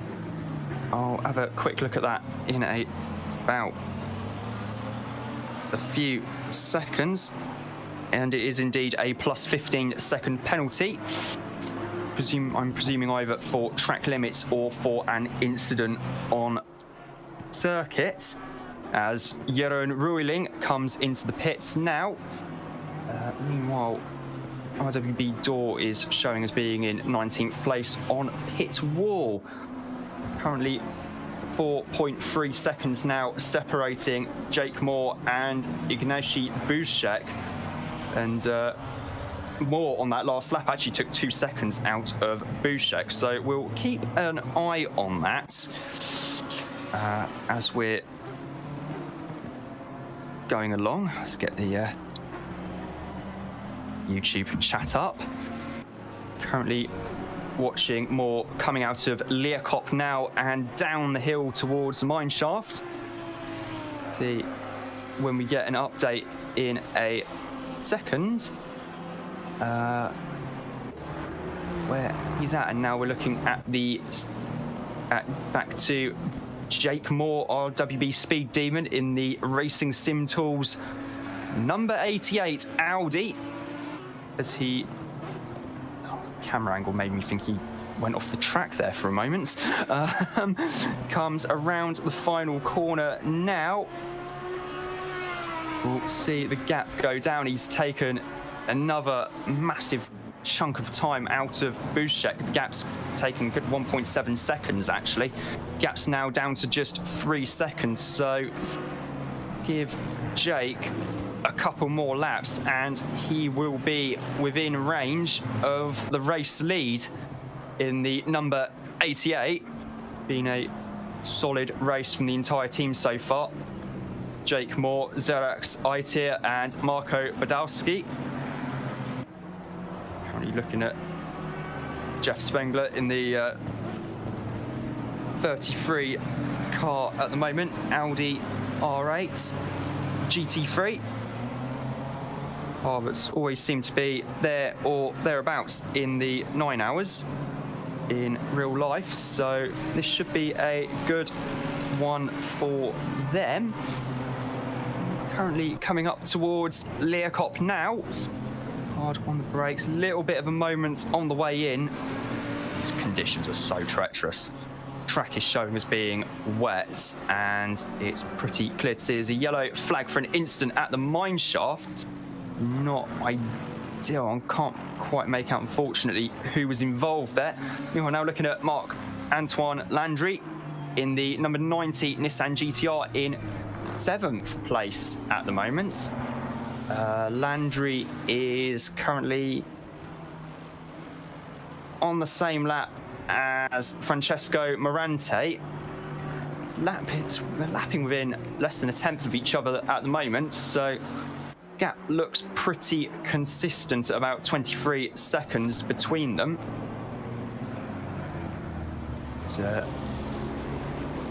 Bushek does a 56.7 on that last tour, and to have a look to see what happens now. Yellow flag for an instant at mine shaft. That's the 24 car which has gone off. That's one of the Audis.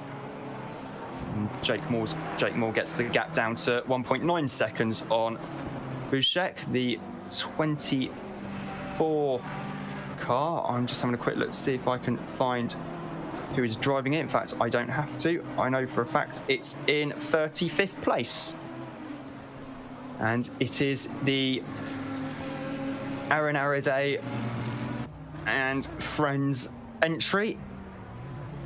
There's a three drivers, one house lineup. Currently in 35th place at the moment, coming into Crowthorne now, excuse me. And Mogu RA, let's go Chad Wright at number 51. It was a very Chad move indeed. Meanwhile, the gap's still closing between Bushek and Moore at the moment. It was 1.9 seconds when they last crossed the line. I haven't looked to see if I can find where they are on track. In fact, Moore is just coming out of the Crocodiles now, coming up towards Cheetah. We've got, I think that's the Lexus in front of them. Or is it? Is that the Jägermeister BMW? It's that dark. It's pretty hard to tell.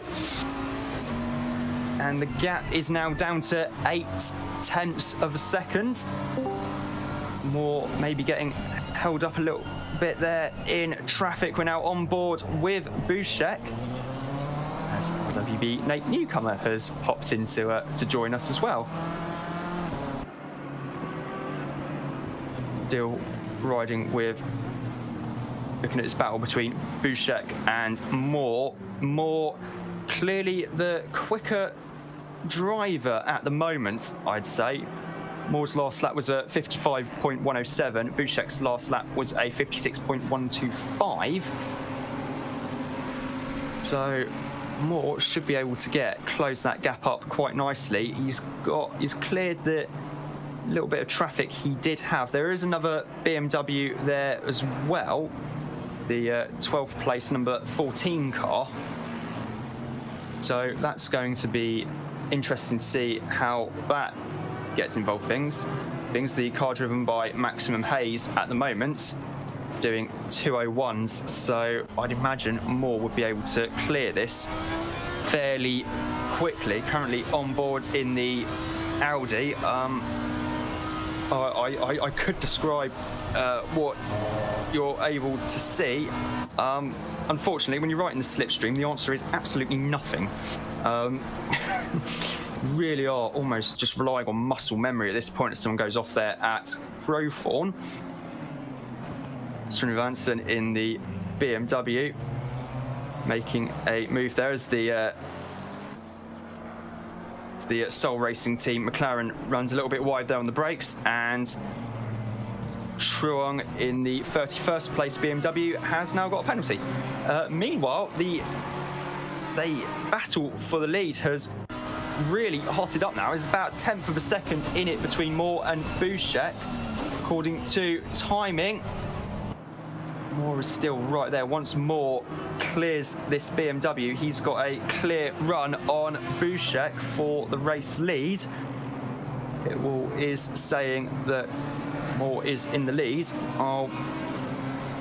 Though I think Pitwall might be running a slightly different time to the Dream. It isn't. So we'll wait until we see the battle on stream. Moore has a go up the inside. He gets past the number 12 BMW. That's currently a lap down at the moment, and is now coming down through the S's, through the compression there, and back up the hill now towards Leerkop. Real big old gaggle of cars around this kind of area at the moment, though it all spreads out again as they head down through the mine shaft. Moore really working the wheel very, very hard there indeed in the Audi. You can actually see the BMW ahead of him now. He is going to be on it as we cross to the 238. Now back to this battle between Moore and Bouchek. Moore now with another car in front of him. That's the 870, I believe, the Aston Martin. Lets him go on the run into Yngve. Get a good exit out of here. Feed it on, that was nice. That was very nicely done there, feeding the way he fed the power in. Now on the long run down here is Justin, looking at the rear of Justin Madley's car in third place. Almost controlling the cameras, are they on auto? I believe they are on auto at the moment, Nate. Charger did say that he was having a go at trying to manually override them, but the auto director kept overriding. Yeah, I can't keep it on manual. I'm having to keep flicking back. I think Chief's still got it running on auto. All right, let me get some stuff sorted here, and I'll try and straighten it out here in a second. Oh, cheers, Nate. Cheers, Nate. Thank you. We're still looking at Bouchek and Moore in their battle for the lead. Moore dropped back a little bit due to traffic and also due to the, well, without wishing to state the bleeding obvious, the fact that the lack of visibility, given the sheer amount of spray, takes a tighter line through the first part of Leerkop than what Bouchek does. Gets I'd say both of them get fairly equal exits from the corner. Down through mineshaft now. Trail break it through Crocodiles. Coming now towards Cheetah and the curb of doom, which you really don't want to be hitting in the dry, let alone in the wet in these things. And now coming out of Ingwe onto the pitch straight, he is right there with him. Coming down the past the kink now in towards the braking zone for Crowthorne. Not close enough to be able to realistically have a look, although he's right there with him now as they come out of the corner, up through Yuksky Swip.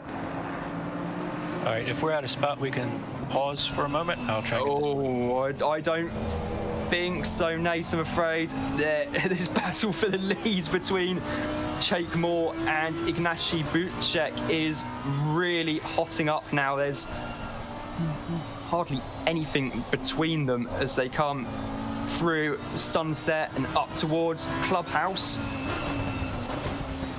White flag being waved for slow-moving vehicle on circuit. Coming through out of Clubhouse now to the S's. I can see Moore, if he's close enough, maybe having a look on the inside into Crocodiles, perhaps. This is the battle for the lead of the race.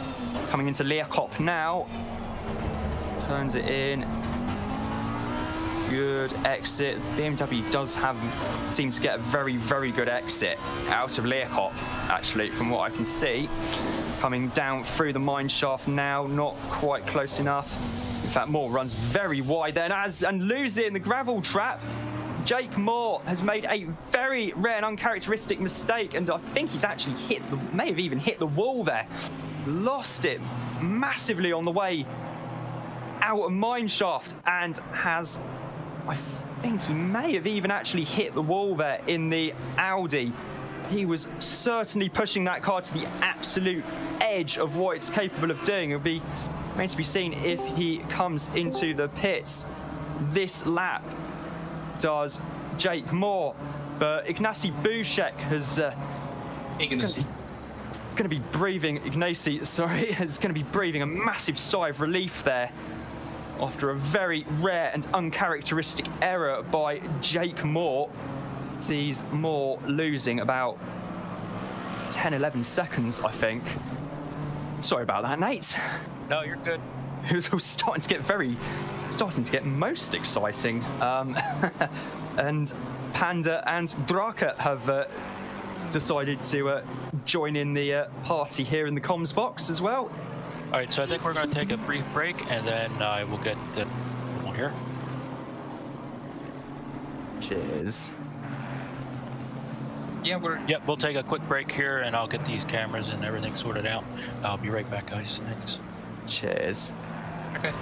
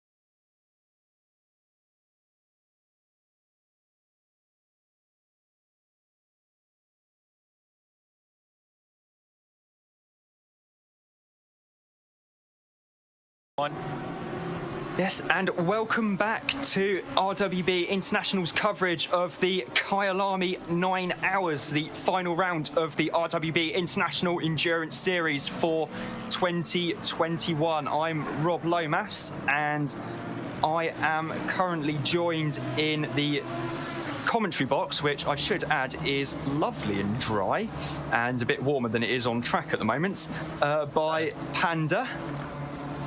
Hello. RWB Charger and Nate. I'm going to be out. Nate and Charger probably decide to vacate the commentary box. I'm about to also head off as well to get a drink. Didn't specify what drink, so We have had to, ladies and gentlemen, we have had to force him because he's been on here for 6 hours now. Unfortunately, myself and Draakje had a league race, so he couldn't be here all the time. But Rob, thank you so much. We have now forced Rob to stay off for the next 35 minutes at least. Sorry, just one correction, quick, Panda. I think it's been more than 6 hours. It's been more like about probably coming up to 7, I think, given the time we were on air pre-race. 6:30. I think it's 6:30 right now. It's about 6.5 or 7, as the 249's been given a 15-second penalty, I've noticed. Rob, go. Okay, I will. Stop working. Oh. Okay, listen. You have to at least go for 35 minutes. Otherwise, you're not commentating for another hour. Okay? You need to take a break. Okay? Yep. I was just doing that, and on that note, I shall head off for a drink and probably a bag of crisps or something. Cheers. Oh, well. Otherwise, I will get anyone that can ban you from the Discord server to ban you. Get him banned, yeah. Just temporarily banned. Seriously, no, Draakje, I mean, what a legend Rob is. Yeah, he's really been good, hasn't he?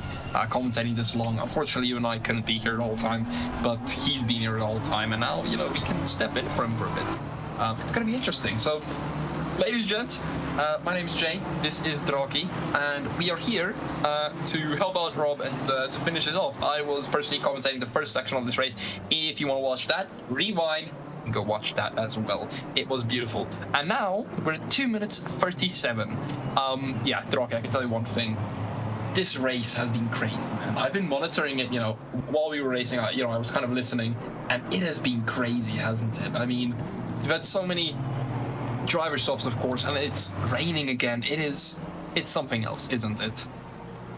Of course, I've seen some crazy things. I couldn't see the start because I personally was just working like a normal human being. Just kidding, Panda. But I saw some things back like 5 or 10 minutes, and it's crazy, man. Rain, then dry, thousands of driver stops. It's one of the craziest races I've ever seen, because I've never seen a 9-hour race actually, or commentating. Well, now you have. We started out with 46 drivers, currently down to 36. That means we lost 10 people. Yeah, folks, unfortunately, is the reality of, I guess that's the reality of racing in 9 hours. Draakje, you will have to take over for 2 minutes. I'm being called up by Charger and Nate. They want to have a quick talk with me. I hope I'm not in trouble. So if you can just have a bit of a cover, I'll put you on. I'll just put you on autopilot, and then I'll be back right. I'll be right back right. That's actually a crash we see right there of car number 741 with another car I couldn't see the number of because my eyes are blind. I hope that both are okay, actually. That's one of the things we have seen a lot out there. In the rain, of course, it's hard in the rain with those cars. Under pressure, after 9 hours of racing. Of course, they haven't been racing for 9 hours straight. But they have been racing for a long time. So I'm just looking at some data, seeing if car 724 has lost anything. Doesn't look like it. So we're here in the BMW of Medley, actually, in the inside view, and then back to the outside view. Thank you for the cameras, boys. Yes, okay, I'm just reading the YouTube chat and Rob, you're finally off to get a drink. You deserve it, my man. Because you really needed a break. So it's an interesting top 10, already 220 laps done by the leader. And I have to say, for a already 6.5 hour race, they're coming up to 6.5 hours. The gap between number 1 and number 2 isn't that big. Because the gap is 8.619 seconds. According to my data, it's 10.1 right now, but they are really close out there. With the number 3 actually 1 lap behind the number 3. And number 3, yes, thank you, number 2.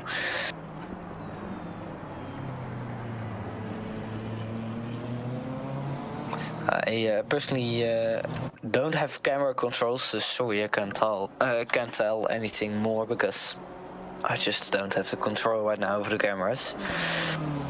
Let's take a look. So we have some cars that have 35 or 57 or 80 laps. But we still have quite a lot of guys on track actually right now. And it's looking good. It's looking really good. And that's actually my productive Panda finally back. I do apologize. Everyone, we are currently having a few technical errars. We think the previous person to connect to PC has actually left their connection open. So we're just going to restart 1 or 2 things here. But as far as I know, the stream should still go uninterrupted, so we can still stick with you guys. Currently on board with, who is this? Ulrich? Oh no, actually, Kuchi battling with Conger there next to him. Not sure if Conger got the move, it's a bad camera angle. Oh, they're really close through that turn. We need a new camera angle, please, game. I think Conger would have gotten through. That is quite a, I'm gonna say this, a pretty challenging turn, that, isn't it? Kuchi now on the back of Rodriguez, but on Kuchi's back is Conger. I'm trying to have a look. No, actually, that isn't. Sorry. Kuchi, I think, is being lapped. I have a slight feeling Kuchi is being lapped by the Honda there behind him. Although I don't see blue flags. That's weird. Draakje, do you have any idea of what's going on? Because it says there's Honda behind him. But, oh no, okay, there he let him through. Okay, so I think there was blue flags, but because of the dark, we just couldn't see him. But yeah, did we have a crash while I was away, Draakje, I assume? Well, we had a spin the moment you said you're leaving. Oh my word, no! Oh, give me a second. Oh, you know what, I just realized. I was watching the stream replay. I was watching the stream replay, not the actual Discord stream. It wasn't loading. Okay, that's fine. Do apologize there, folks. Yeah, we're actually battling, so that's... We're actually account for that. Ignacy Budschek now, your race leader, 10 seconds in front of Jake. I think that's Jake Noor. But yeah, absolutely beautiful race from that team, especially from Ignacy's side. Yeah, he's, we've always seen him putting good stints, Draakje, and this one hasn't been any different, has it? Of course not. Budschek is steady race pace is just... I don't know how to compare to it. Just straight up, it's out of this world. It's really steady. We saw that the whole, that car, physically, the BMW itself, extremely powerful around this track. We've seen, with, most of the BMWs going into pretty high positions. But I mean, it's genuinely, yeah, it's something else, isn't it? The pace of those guys, how they do it, I don't know. No, I mean, for those who don't know, the driver stints are usually an hour to 2 hours. So if you have to think that they're doing that long in a stint and still keeping that pace is an absolute amazing achievement. Togni now, just driving his own race. I think, yeah, I think that Nissan in front of him might be a blue flag. But yeah, Draakje, I'm not quite sure, I mean, a race like this, it can still go either way. There's still 2.5 hours left. But what do you think? It's gonna be an interesting one. I'm actually looking at some pitwall data as I'm the pitwall data nerd. Which that's the thing is myself and Rob, we had a talk pre-race, and I said, the Audi is going to be really, doing really good, which we do see P2 more still holding that P2 as best he can. But yeah, definitely, the pace of these guys is absolutely amazing. I do hope that Ignacy and more, nothing happens to them. But it is unfortunately racing. Yes. Anything can happen. There's 2.5 hours left. We would have to see. But yeah, everyone, welcome. If you are just tuning in, this is Kyalami 9 Hour from RWB. We do still have some technical issues. Just trying to sort them out. Draakje, give us some pitwall information. Okay. I just saw... oh, that's an old one. Ignore that one.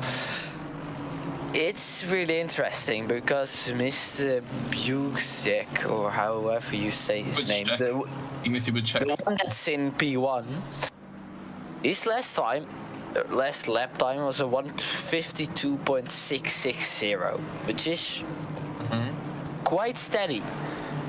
But I have to say that Mr. Moore behind him is doing a 1:52.570, and that gap is actually closing in as I've been watching it.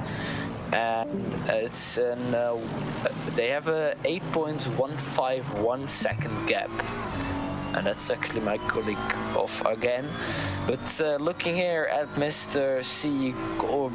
Chris Corbin in the beautiful Mercedes, he is chasing, I think that's some back markers, it looks like it.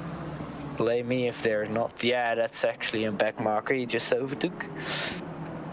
Of course, one of the most important things is for the back markers to just kindly move away for the guys that are faster, because we have quite a difference. And on board of another BMW, what I'm seeing from pitwall is that the BMW is the most used car, I think. I can actually count them that are still racing. We have, of course, a BMW in first. That's number 2, 3, 4, 5, 6, 7, 8, 9, 10. I think we have about 15 BMWs still racing. That's a lot compared to having, as far as I can see, 2 Bentleys on track. Yeah, those are just 2 Bentleys on track. So here on board with another BMW, Mr. Alexander Russell, coming out of that corner beautifully. I actually do love his livery, as far as I can see it. I have seen some original liveries today, but this is one of the beautiful.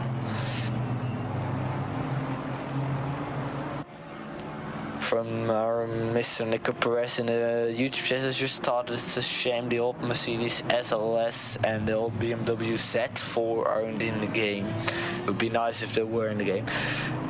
I have to agree, fully agree. The Mercedes SLS is like not my favorite car, sorry, but one of my, yeah, it's in my top 10 of most favorite cars for me. I'm not really familiar with the BMW Z4 actually. Blame me, but I'm just not known with the Z4 series, or even the Z series. But we have a battle here. Mr. Russell battling Jay Sala. Car number 99 versus car number 95. And that's Russell. I think he moved out of the way for a for a guy that's faster. Shame there isn't a Pina B62. Yeah, that would be awesome to see those.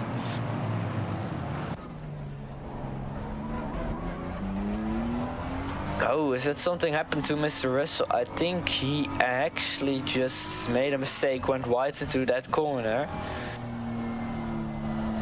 Let's see, yeah, that was a mistake for Mr. Russell, seeing the beautiful back spray from his car there. And now we're back up to Mr. Samin.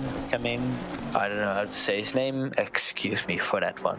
In the beautiful Bentley, hunting down a Mercedes down the straight over the finish line there. Braking to corner 1. Beautiful braking, of course. Late braking, but that's of course usually what it is. That's actually some blue flag, so I think the car in front of him, yeah, that's a back marker he needs to overtake because he's actually hunting down a Lexus of Mr. With the car number 741.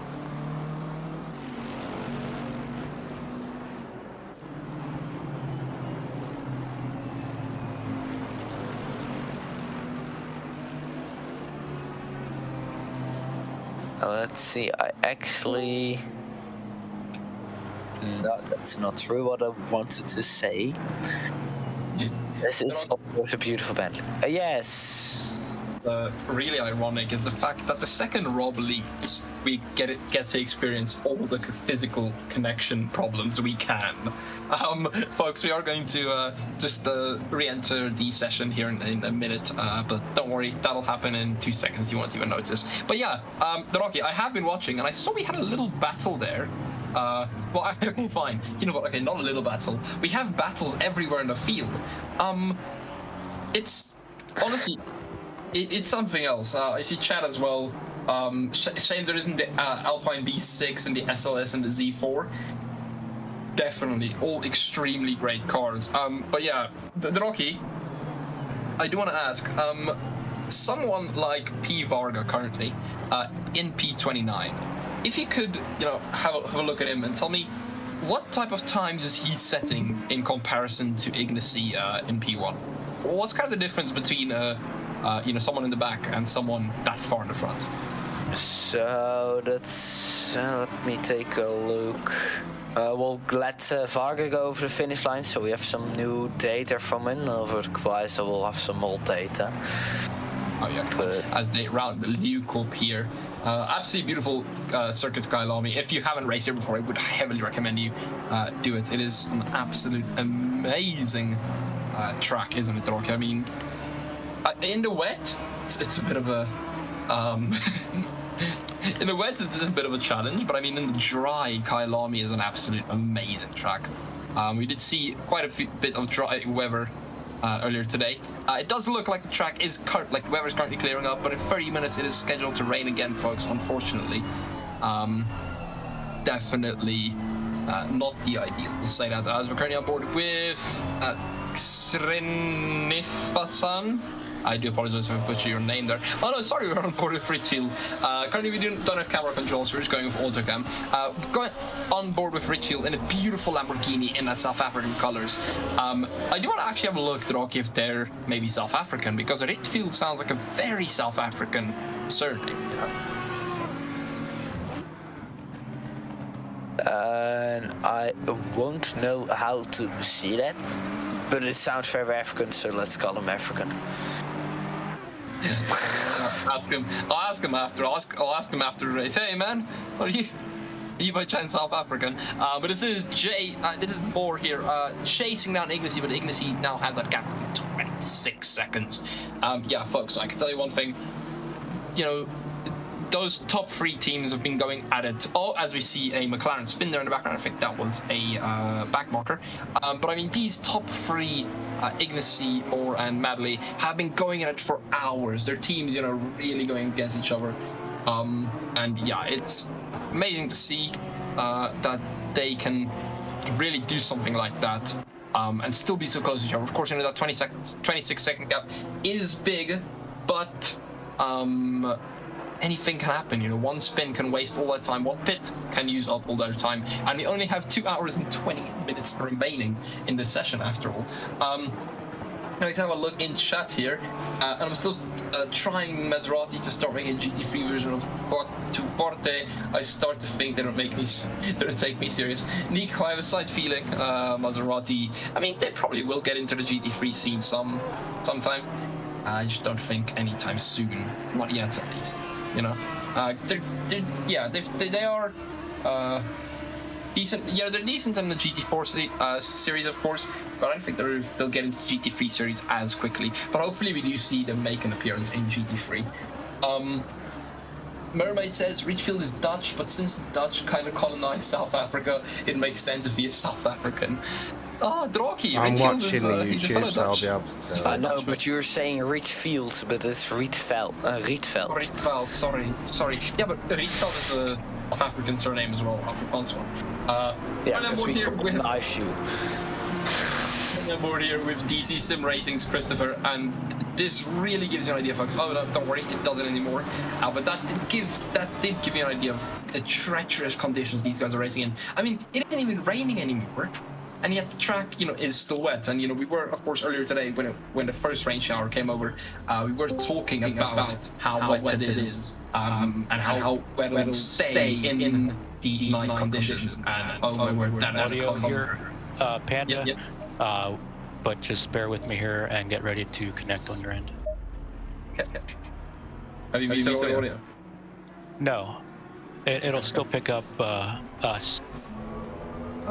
Well, it'll pick up you guys doing comms. It won't pick me up.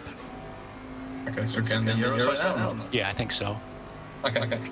Sorry, everyone. We do apologize. Just helping us with all our technical stuff. Once again, thank you very much, Nate. We do absolutely love you for doing this crap. Of course we love Nate in this Jaguar. That Jaguar is fast, man. It's kind of a shame we haven't seen Jaguar in this race. It's kind of a shame. Yeah.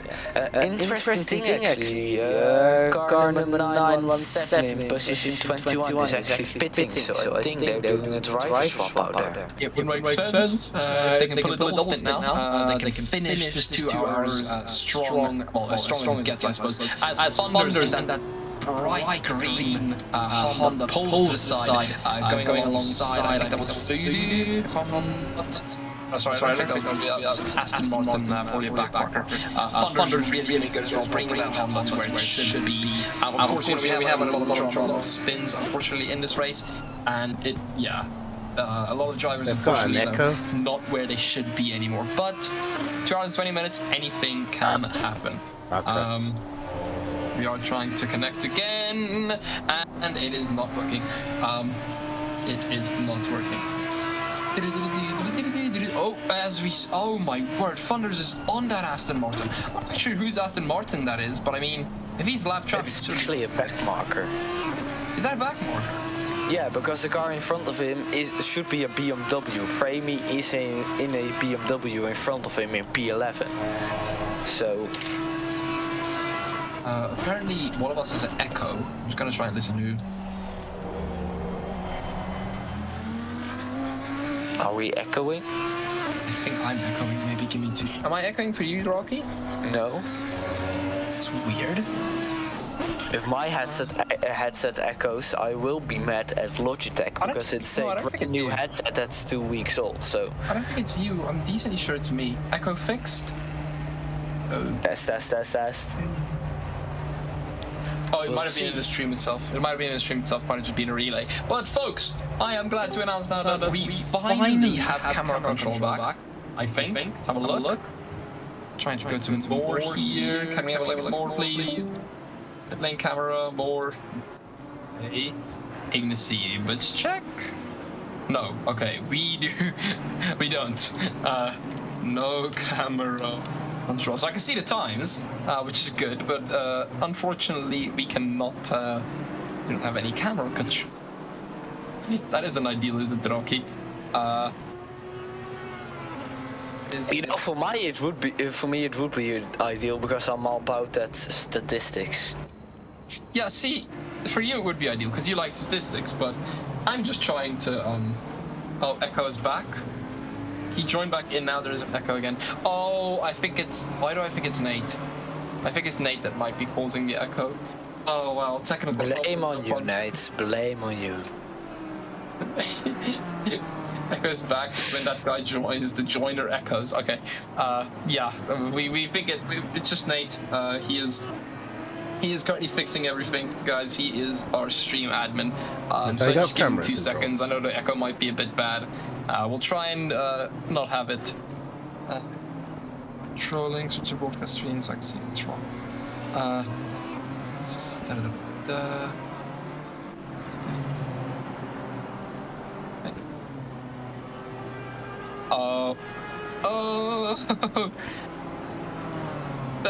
You okay? Yeah, I've just realized something.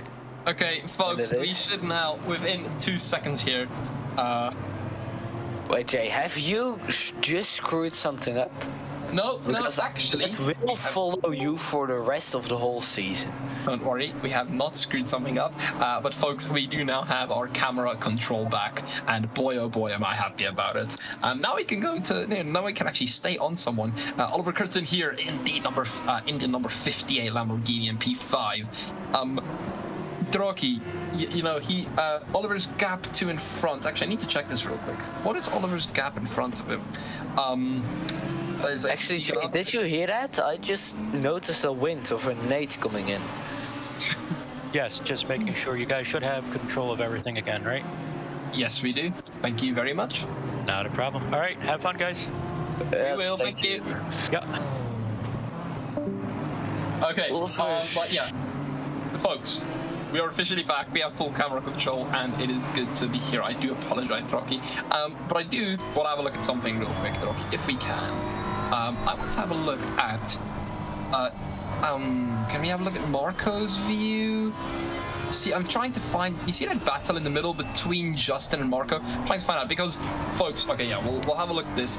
To give you folks an idea, this is how these drivers are seeing this race, and it is, as the Audi off there, it is, Draakje, I think you can agree with me here. I mean, there isn't a lot of visibility, and the spray from the cars ahead, even if it isn't raining anymore, is genuinely bad.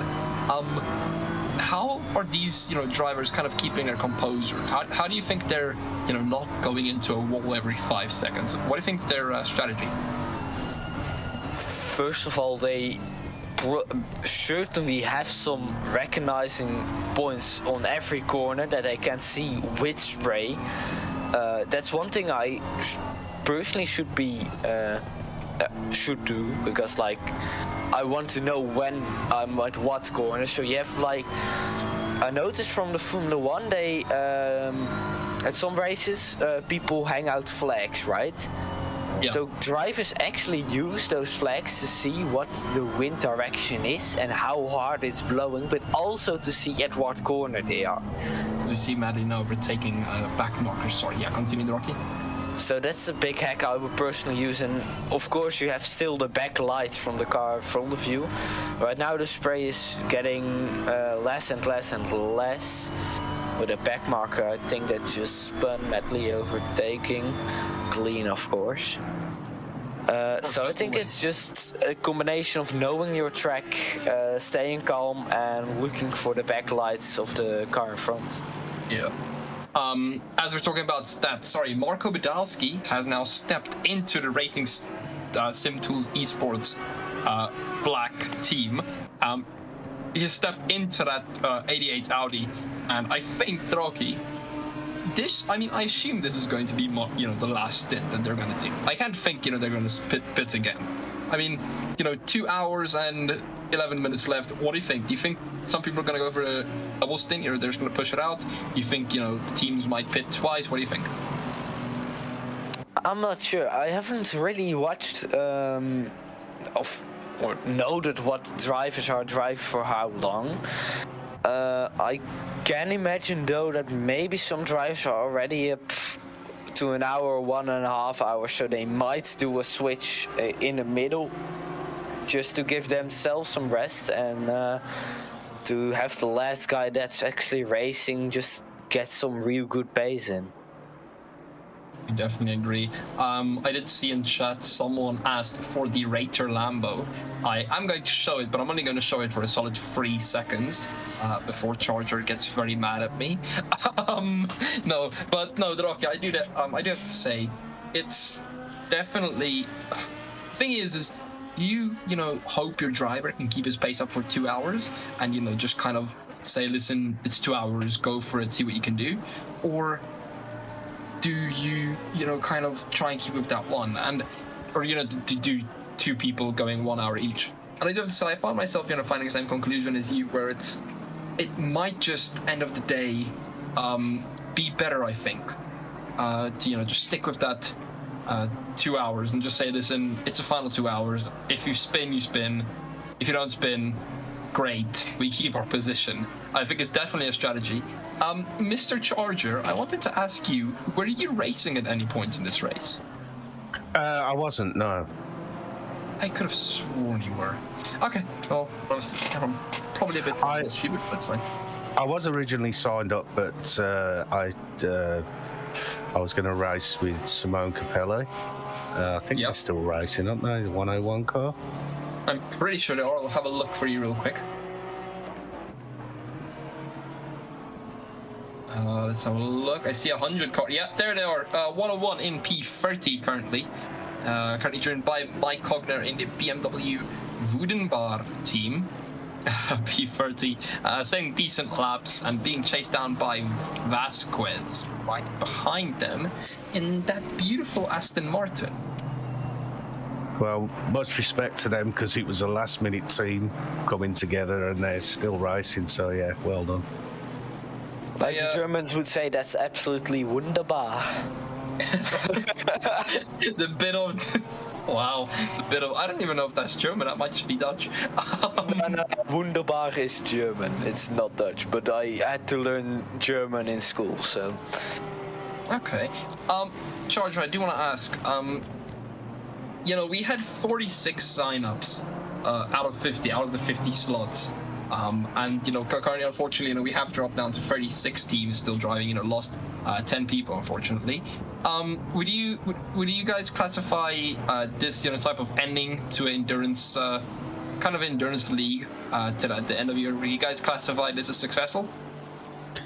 Yeah, I mean, we originally had 50 sign up with a couple of 2 or 3 reserves, but there's been a few sign outs this week, so we did have 46, but I actually think 42 started. So 36, not bad. 9 hours, 6 dropouts. That could have been connection issues, technical. I'm not sure why. They could have just, maybe gone in the wrong sequence at the start. Yeah. But yeah, that's pretty good. I mean, 6. How many cars would you lose in real life in a 9-hour endurance? Probably 6. Yeah. That is quite true. You would lose about that number. I mean, it depends. If the weather is anything like it is in Kyalami right now, I think the IRL race might lose even a few more drivers. But yeah, no, I definitely think I do have to say, out of all the endurances that I think RWB has had, I think this is really a good one to end the season off on and to end the year off on. I do have to say. But 2 hours left. How has it already been 7 hours? Draakje, what have we missed? I was here for the first 2 to 2.5 hours, but what on earth have we missed? I think a lot. Okay. I mean, you couldn't watch. I probably shouldn't be asking you. I should ask so. Yeah, I was just saying, I was busy working. I worked over 2 hours more than I planned to, so. Definitely not ideal. With a bit of a headache and then almost broke a middle finger, so yeah. Oh my word, of course. Folks, I do want to remind you all, of course, Kyalami, a very special track in South Africa. I do have to say, Draakje, I don't know if you know a bit of a history, but of course, one of the Porsche executives, I guess, actually bought over Kyalami in the late, what was it? I think early 2010s. And then in 2019, of course, Kyalami hosted the Intercontinental GT Challenge back. But to think that, Kyalami, such a beautiful track, it was almost, how can I say this, if it wasn't for that Porsche CEO getting it back, the track, there was a high likely chance of the track unfortunately getting destroyed. I mean, I think it's great that we can race here, but that just kind of shows you how, you know, some of these circuits, some of these great circuits that we've seen can unfortunately go, you know, kind of go into the wind, can't they? You know, kind of get lost in history. You know, we've seen a lot of it in F1, we've seen a lot of it in GT3, and, you know, it's bad, but my question to you is, what makes this track so special, Draakje? What do you think, Draakje? What makes Kyalami such a special and nice to drive track? Hard, of course, but yeah, what makes it so special? I think the combination of some fast corners and the slow corners and a beautiful straight, and of course the mixing weather. I think those combinations should be everything, and of course some walls that are really close to the track. I don't know if you have seen it, but some parts are like Monaco, and some parts are like France, really wide. Just so it's a mix. It's definitely a mix.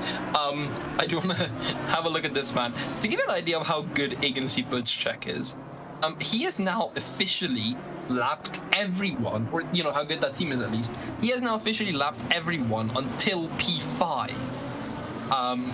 Have absolutely lapped everyone up to P5 now. I don't think Rietveld is lapped just yet, but I mean, pace like that, Draakje, you know, in the wet conditions like this, you know, it's only forecasted to get wetter. How do you think Ignacy, first of all, can you please give us, you know, Ignacy's latest lap time? Because I would really be interested in that. And second of all, how on said earth do you think Ignacy is keeping that car together?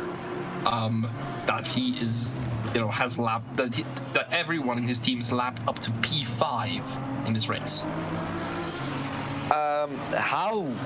The answer to that is coffee, and coffee. And pure will to win. And the lap time was a 151.657. Now, folks, that 151.657, it is unfortunately 2 times slower than Marco Badalski, but Marco Badalski, remember, there is quite a significant gap there between those two, upwards of 20 seconds.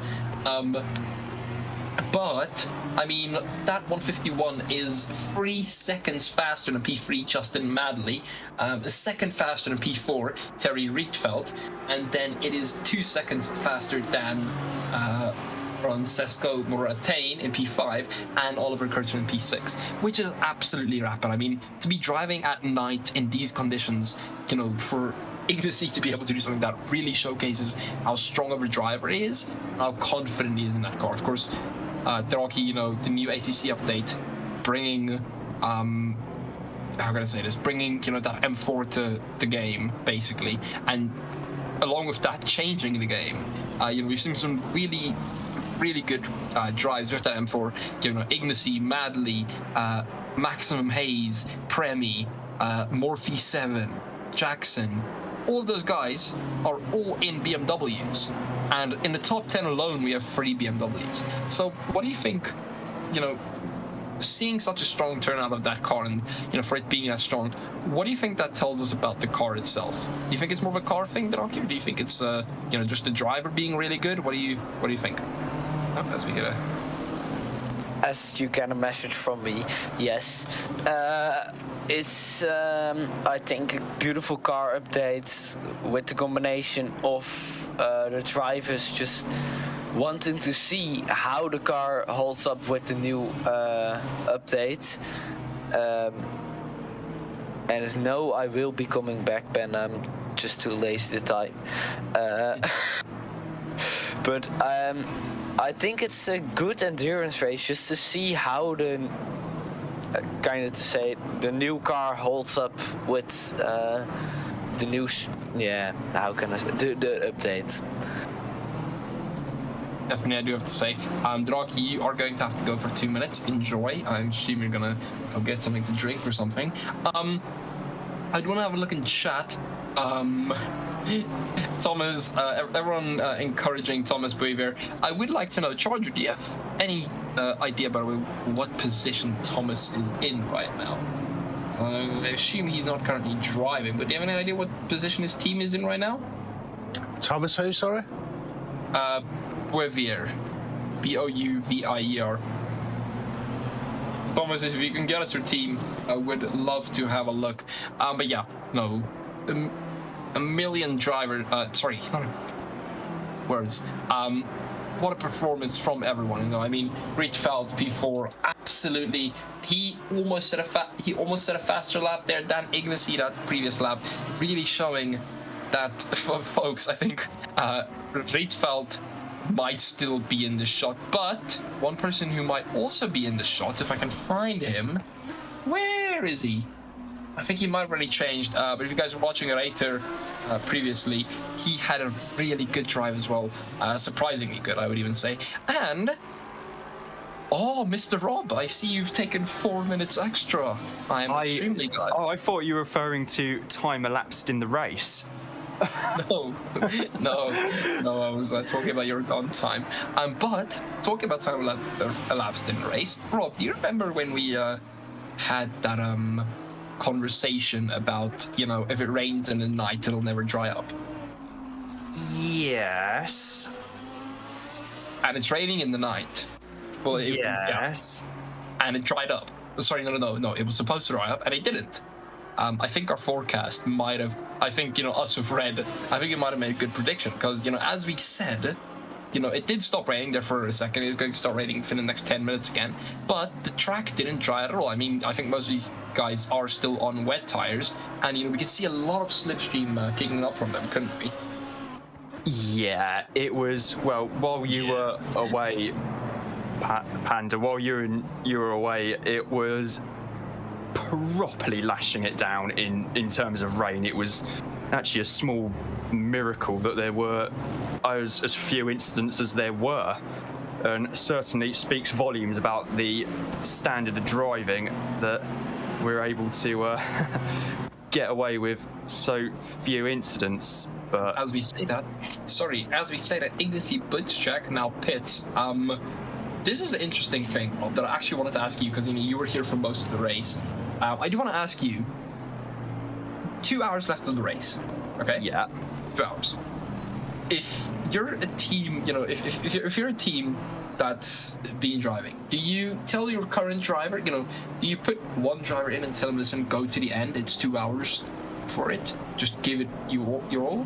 Or do you do one more stint with 1 hour each driver and hope that'll give you more pace? It depends, I think, as to who's driving and kind of like what the situation is in terms of positions. I see that I think Butchak's actually stayed in the car, I believe, and I remember after he's off, Moore has handed over to Marco Badowski. We've got Madley still in third, and Rietveld has just come into the pits from fourth place. Now, what is he pitting for? Mr. Rietveld, what are you pitting for? Have a look. Could it be a driver swap? Well, possibly. Could it be a driver swap? Could be, yeah. I mean, to be fair, on the plus side, we do get to see that lovely livery in under lights. Mr. Rietveld, if you are listening to this, or anyone in this team is listening to this, please, I need to get that livery in my own car. Send me a DM or something. I need to. It's so beautiful, isn't it? I mean, Rob, you know, as South African myself, I've seen some pretty, you know, really like good. How can I say this? What's the word? I've seen some really good, you know, like styles of the South Africa flag or tributes to South Africa, but that has to be one of the best in this race. Yeah, it's, I mean, in a field which has just got some of the best liveries in it, to really stand out like that is some going indeed, and fair dues to them because they've done a cracking job with it. I've just noticed that Ulrich in the 741 Lexus has a 15-second time penalty, and yeah. But more importantly, the Fast and Furious 2.0 team has now decided to switch their drivers to Mark Ham in that 208 Lamborghini, and I think, Rob, they might have told Mark, listen, 1 hour 55, just go to the end, give it your all. Because, I mean, you know, Mark definitely, I haven't heard a bit of him, not too much, but I mean, it looks like he has a consistency.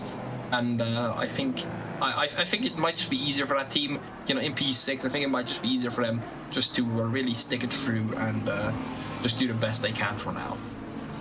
Yeah, I mean, I can understand why Buszczek's staying in the car for another stint, because poor Valery Solheim really does deserve a rest after the amount of hours he's put in the car so far, and not at full fitness as well, I should add. And Marco, I think this is the first time I've seen Marco Badowski behind the wheel during the race. Most of the driving's been split so far between Jake and Zerax. So, yeah, I think it's going to be a case of for Mark's case. Okay, yeah, you've got 2 hours to go. Stint time is 65 minutes.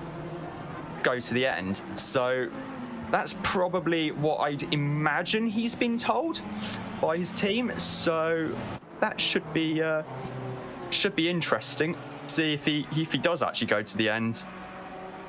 I do want to ask, how much did Valery end up doing? Like, how many laps how many hours did he end up doing? Do you have any idea? Well, I think he did a triple at the start of the race, handed over to Buszczek, and then did what felt like forever and a day back behind the wheel. So he's done at least 7 stints, I think, from memory, Valery Solheim. So are there only 2 or 3 people in that 2 so it's only Ignacy and Valery? So yeah, I mean, what could have happened is Valery said, listen, I'm gonna have better pace earlier in the day, right? Let me do the long stints and then see how far you can get up, and then Ignacy, you just, you know, for the last bit, just power through the field as much as you can and just see what you can do. Which, I mean, they've done brilliantly, because they're leading by 26 seconds. Not really powering through anything right now, are they? Maybe back markers. Yeah, they've got, well, still plenty of traffic here at Kyalami. It's coming up to Clubhouse now. And we see the Soul Racing team, McLaren, just getting past another car there. Not for position, I should add. Just going to move my microphone quickly. There we go, that's better. You can actually operate 2 screens now. Nice. Finally, I was about to ask you how many screens you currently have active on a TV. I've got Pitwall on my desktop, which I'm currently half seeing on my TV. I've got my laptop. In a bid to try and help the cooling fans a little bit, it's currently propped up on the box. My telephoto camera lens came in, and a pile of bus timetables and train maps, and then I've got YouTube on my phone so I can see the YouTube chat. Rob, you do never seem to surprise me. Yeah. I don't want to say you're special because it sounds bad, but you're definitely special in your own way, Rob. No, but honestly, that team, Valery, of course, as he said at the start of the stream, nursing a knee that isn't so well, and yet somehow, I mean, all I'm saying is, Ignacy, of course, we've seen him in a lot of leagues. I think he won GT 2021. I'm decently sure he did. But, my point being is he's such a fast driver. Valery's such a fast driver. I mean, I think those two were kind of just a match made in heaven, weren't they? It was just kind of a thing of, yes, we're going to drive together and we're going to kind of beat everyone. Yeah, I have seen it happen before as well, where 2 drivers are sharing a car and they just have such an advantage over the rest of the field in terms of pace, and in a field full of incredibly quick drivers, then there's suddenly a 2-car driver lineup that happens to be pretty heavily stacked, and one of the guys in question actually did quite a lot. I think still does a fair bit on iRacing and actually has a full pro license on there. So yeah, there's no shortage of talent behind the wheel that day, and yeah, to dominate in the manner they did was pretty impressive actually. I think Ignacy and Valery are following that that example, if we can call it. But something that was interesting, that Draakje and I grabbed the stats for, as we see Justin Madley here pulling into the pits. We'll see if he gets driver change. Is Ignacy and Valerie have lapped everyone up to P5. So my question is well, actually no, isn't P3? Only the top 2 now because of Justin's pit stop. How on said earth? That's my biggest thing is how. I can understand if you lap the top 10, but I mean, lapping the top, all the way until the top 2, that is some serious talent, isn't it? To do something like that. I mean, I think, folks, I think if you can, I think downloading this video and just watching it the whole day tomorrow when it might be the move, or if you have an internet connection, whatever. But I mean, to be that confident in the car is something we rarely see, Rob. As we see the underdogs coming here out with a driver change into Jeroen Reuling. I assume he's going to the end. But Robert, I do want to ask, how you've been here longer than me. Thank you. But how many drivers have you seen that's that kind of confident in their car that they can do something like that and not be worried at all? How many people have been that confident in their car they can just go for it and just 100% put all their trust in their car? Pretty much everyone in the 36, the 88, the 76, the 35, and the 58. So basically the entire top 5, pretty much. It has been absolutely incredible, the pace shown by pretty much everyone here so far. And also we had while you were away, I should add, we did have a bit of a discussion as to what counted as a corner. The kink on the pit straight counts as a corner as turn 1 itself because there's a marshal's post there. Yeah. So thereby that is the kink is officially turn 1 corner. As a corner, and Crowthorne is turn 2. Wait, so you're telling me at Kyalami the biggest stack up isn't at turn 1, but it's a turn 2? Yes. I mean, it makes sense. According to the track maps, the kink is turn 1, according to the track maps. Although I will always think of Crowthorne as turn 1 because it's the actual first proper turn. But, okay, see, that confuses me because theoretically, Rob, if they just rounded out turn 1 more, or, the kink more, if they rounded it out, it wouldn't have been a corner. And Crowthorne would have been turn 1. Because that's kind of what happens between Barbecue and Sunset. It's just kind of more rounded, if that makes sense. Yeah, and also Barbecue Bend as well. You didn't used to be that sharp a corner as well. Yeah. You know what? I'm gonna sign up. I'm gonna email the guys, the heads of Kyalami.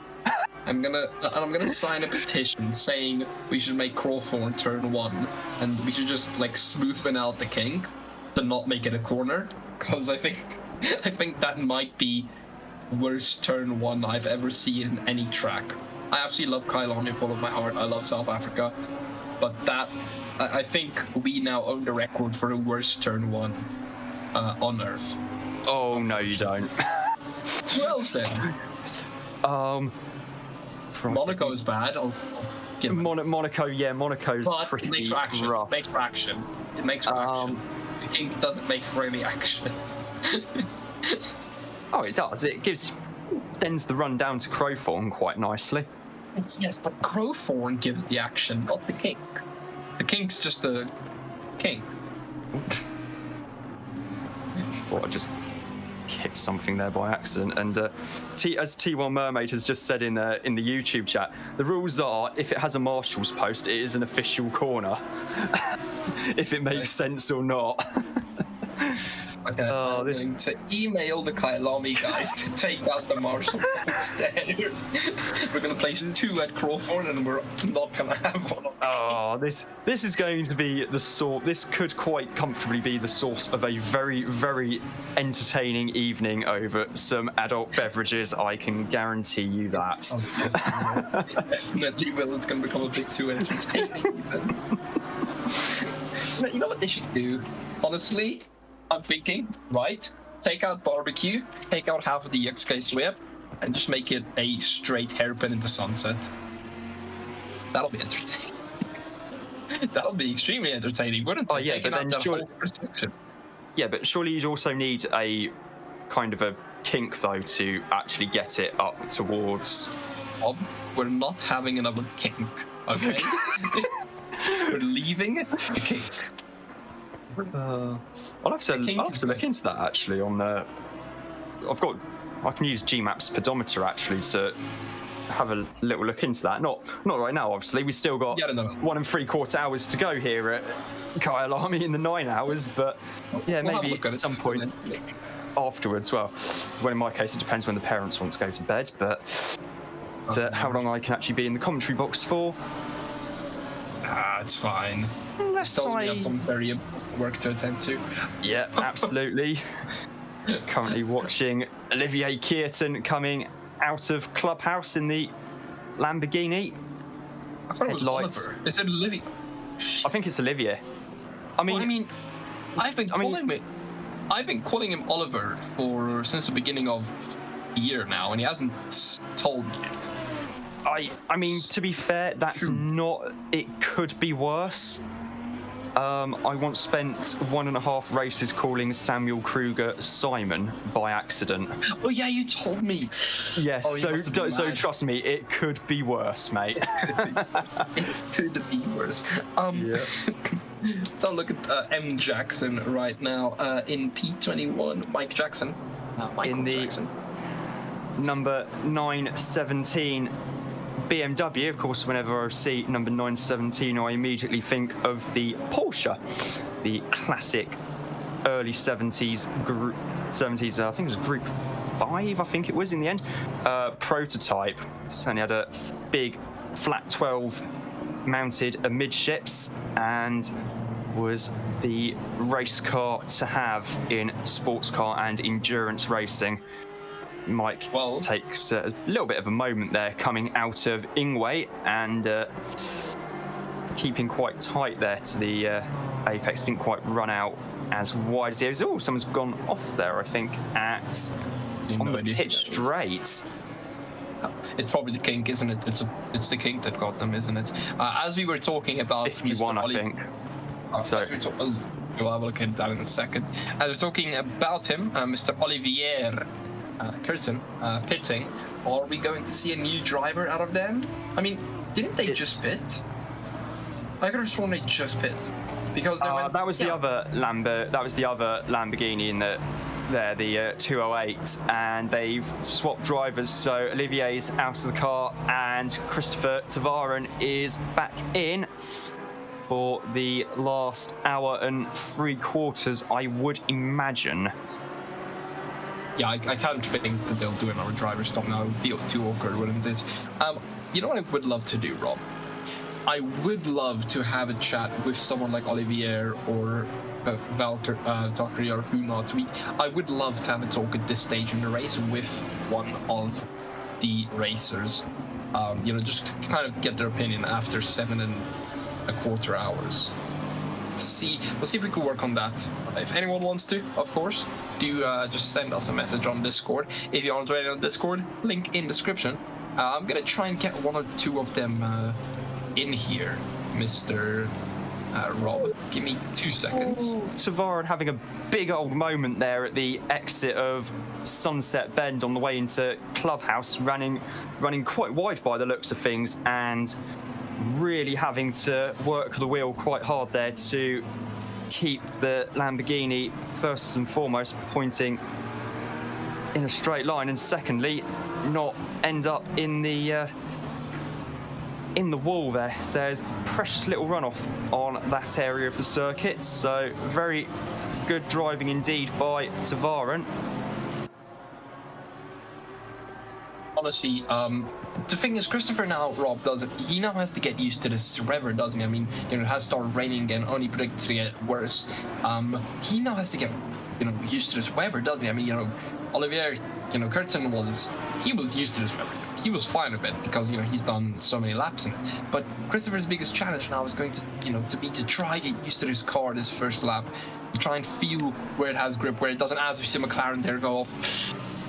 I was a bit late. Sorry, I was watching a stream. No worries. I was watching the stream, but yeah, Rob, I assume that's going to be the most important thing, isn't it? To, you know, for him just kind of to get used to the car and just kind of feel it out, for, you know, where it has grip, where it doesn't, that type of thing. We're also at the stage now as well, though, Panda, where the conditions are changing. It's supposed to be drying up, although looking at the weather forecast, I don't think it's going to be doing that much drying up. It's probably going to be, I think it's forecast to start raining again soon. I'm decently sure it is, actually, if we have a look at it. Yeah, so in the next 10 minutes, we'll have heavy showers, and then in 30 minutes, we'll go back to this rain that we have currently. Excellent. Well, not so excellent for the drivers, obviously. Oh, big off there for Tavaran at Sunset. He had a huge old moment there. Not too long ago, only a lap ago as well. Christopher had a huge moment at replay of that. He just doesn't have the grip there, does he, Rob? I don't think he's feeling confident enough in the car, at least. He is. You see him? He's blue on there, and just loses the back end, hits the wall on the inside, and that is a big old hit. The previous lap, he actually went quite wide as well. So bad. On the previous lap, it's not his first moment, shall we say, this stint at the Sunset Bend. So yeah, terrible luck for Christopher Tavaran and Olivier Kieten in the number 58 Lamborghini. That's dropped them all down a good few places. Tavaran's now down in P7, so that's not brilliant. That's not what he wanted. That's not what I mean. Imagine that Curtin. He must. I mean, you know, not. I mean, of course, you know, Christopher also feeling bad, but Curtin, you know, just handing over his teammate. You know, Curtin's kept it so stable for so long, and you know, Christopher just couldn't get the feeling on that Lambo fast enough, and that's unfortunately resulted in that. That's definitely gonna. Yeah, so I'd say that's heavy damage, as the 112 of Van der Merlen has been given a 15-second time penalty at his next pit stop. Actually, if I quickly get Discord up on my phone, I can have a look to see what for. 1 second. I'll go here. I mean, that's the bad thing. You know, Rob, you were talking about this earlier, and you know, we were talking about how dangerous Kyalami is. And, you know, in the daylight, as we said, it doesn't look that bad. But Kyalami's true traits really, you know, come out, you know, this time, you know, of the night, where, you know, as we saw, Chris, it's so easy to just lose that back end and then go straight into a wall. And that's the problem is, you know, especially when it's night and it's wet conditions, is that surface is so slippery that once you lose the car, you know, even if you apply brakes, you can't really catch it. That means, you know, unfortunately stuff, you know, situations like that happen where you just don't have any control. You just lose everything. And, you know, you're just kind of just a passenger on the ride, aren't you? Yeah, you are, and I've done some quick digging as well into what's happened to Van der Merlen in the 112 Bentley. It's a 15-second penalty for dive bombing the number 99, so he's got 15 seconds to be added to his next pit stop. Come on, Menno. Well, at least it's 15 seconds. Could have been worse. Yeah. We have definitely seen some worse penalties, so I think this is definitely one of the lesser ones. We'll say that. But yeah, no. Our top three currently, you're gonna see, still driving an absolutely amazing race, isn't he? Just doing his thing, just leading. You know, why not? Then Marco Badalski right behind him.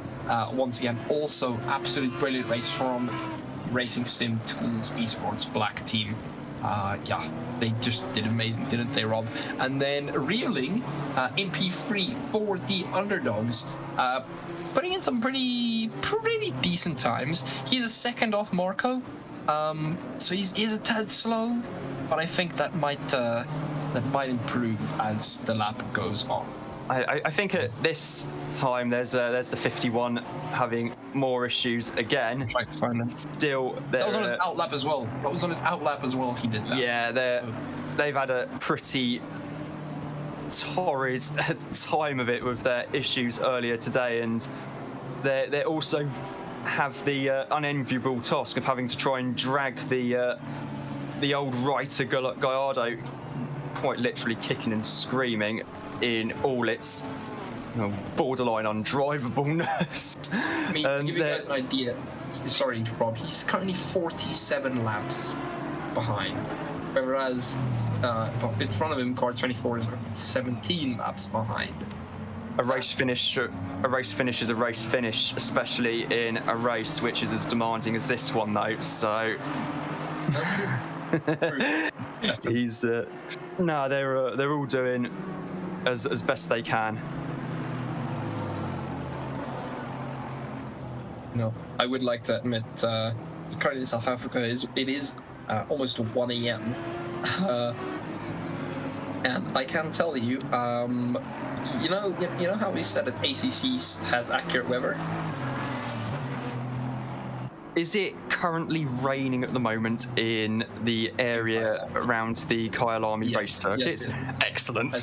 As far as I'm concerned, to what my friends have told me, it is indeed raining at the Kyalami circuit. So yeah, well done to ACC. Welcome to the ACC devs. Really well done. You guys definitely doing your best. But yeah, no, that car, that 51 car of Lamborghini, honestly. Well, it isn't Lamborghini, it's Reiter. But I mean, one or the other, it's definitely. I think, Rob, as you said, it might not be fun being that far behind, but damn, finishing a race like this and, being able to wear that and say, listen, my team and I, we finished in 9 hours of Kyalami, one of the most brutal races, outside, of course, of the Bathurst 12 hours and the Spa, 24 hours? Yeah. That Kyalami is so brutal. To say that you survived that, I think they can really just still give themselves a pat on the back and, still congratulate themselves. They might not be first, but hell, last in this race is just as good. I mean, given all the issues they've had so far, the fact they're actually still in the race and still sticking with it is pretty commendable indeed on its own. In any car, let alone one which is as archaic and recalcitrant as the Reiter Gallardo is. I think that's Thomas Bovier's. Yeah. As far as Hugo's currently in the car at the moment, the 51, and Mogu RA has just posted on the in the YouTube chat, end of stint, I hate that circuit, and he said, but it's our shitbox, to directly quote what he said. And Thomas Bouvier added, weather is brutal, Kyalami and Reiter was okay, and then ... on dry. I mean, listen, I'm gonna be honest, Bouvier, I think for most of the cars, especially all the older cars, I think it's definitely like that. We see some cars genuinely struggling. So yeah, no, I'll say it like this, it definitely isn't easy. Definitely isn't easy at all, is it, Rob? No, not in the slightest.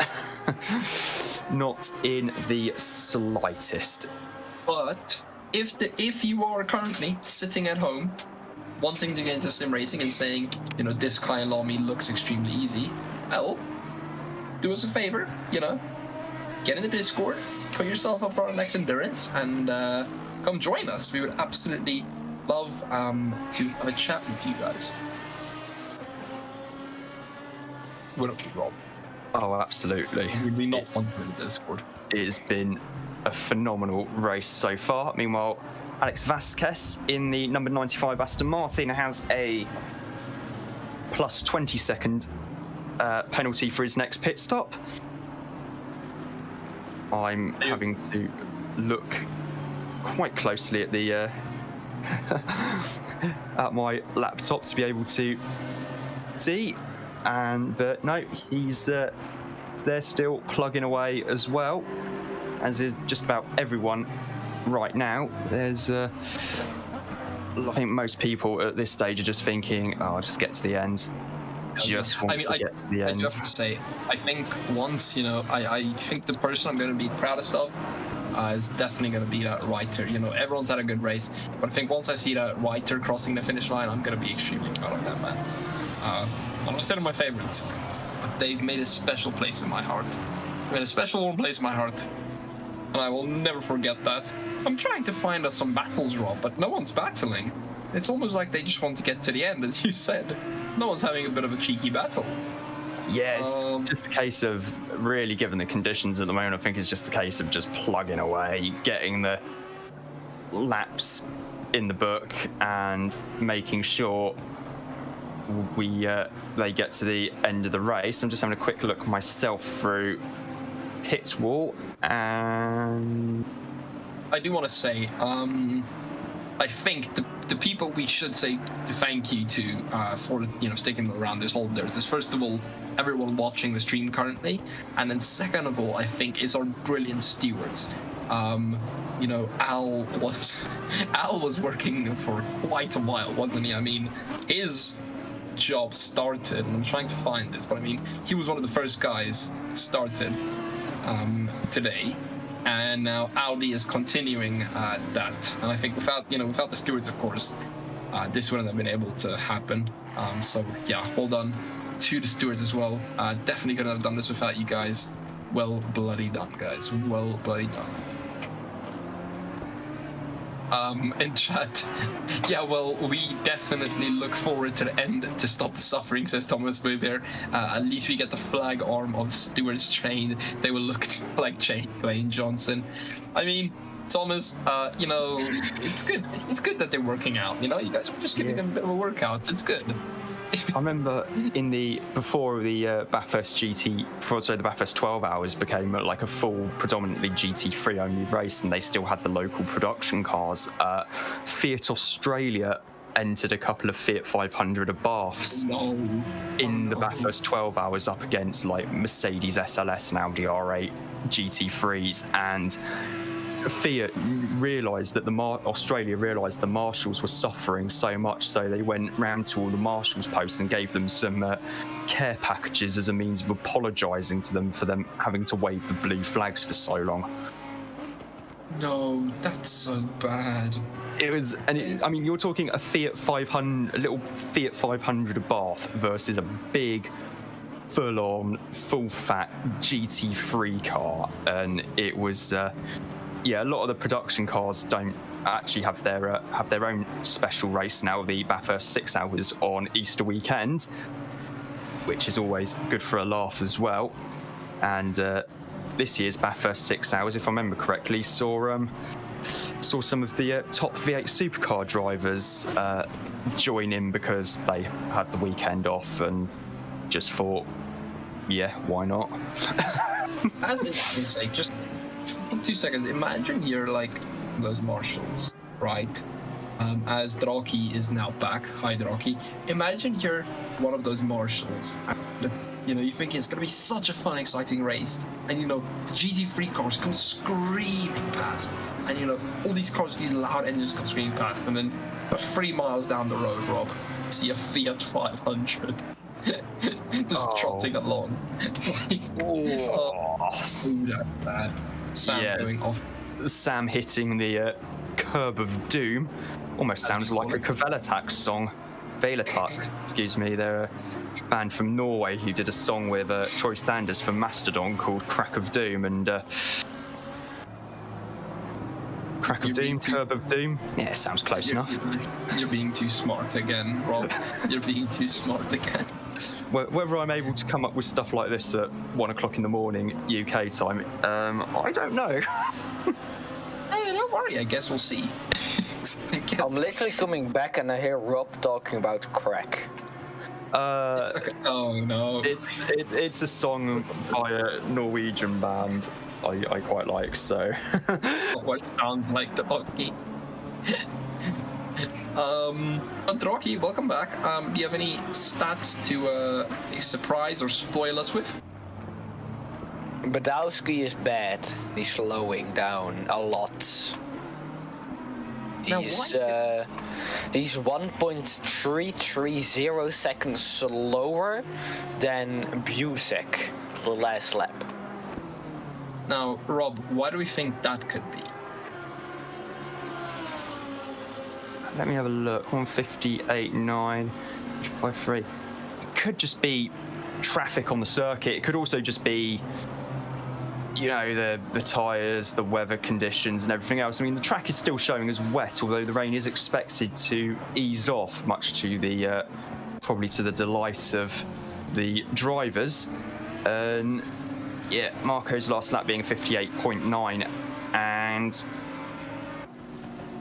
there's Snelltrain's just got a 15-second penalty. Oh, for what? Snelltrain, what did we do? For if I open Discord, for dive bombing the 34 on lap 222. So, is it the dive? So actually, that's a good question I do have for you, Rob. Is it the dive bomb that's a problem, or is it the? It's the dive bomb that's the. It's not the contact. It's the dive bomb that's the problem. So, the definition of a dive bomb, if I remember correctly, is if, say, there's a gap on the inside. You're just about to turn into the corner, but then all of a sudden you have a car suddenly come flying out of nowhere and somehow trying to get it stopped on the inside that, and if the pass is made, then that's considered a dive bomb. And yeah, there's kind of a difference between being like the last of the late breakers and leaving it kind of stupidly late and putting other your fellow competitors at risk. So it's it's not really looks upon favourably dive bombing someone at the last minute. So in much the same way that flashing people's not looked upon favourably as well, because it's just, I don't really care too much if it's like you see professionals doing it, but it's just like, bruh, seriously? Yeah, like, no. Why do you do this? I do have to definitely agree. Yeah, no, I guess it's just one of those rules that you have to adapt to. But as I said, there is a difference between dive bombing and being the last of late breakers. And I think the stewards do know that difference. As you see Marco going off there. Not ideal. Marco. He's been hit there. He's been hit by another car. Has he? Yeah. Wait, can we see that again? There's another car off on the inside at the second part of Liekot. And okay, we're going to go to a replay now. We're looking at Marco Badowski in the 88. Should be car 25 we're looking for that hits Marco, or Marco hits car 25. So, this is Marco.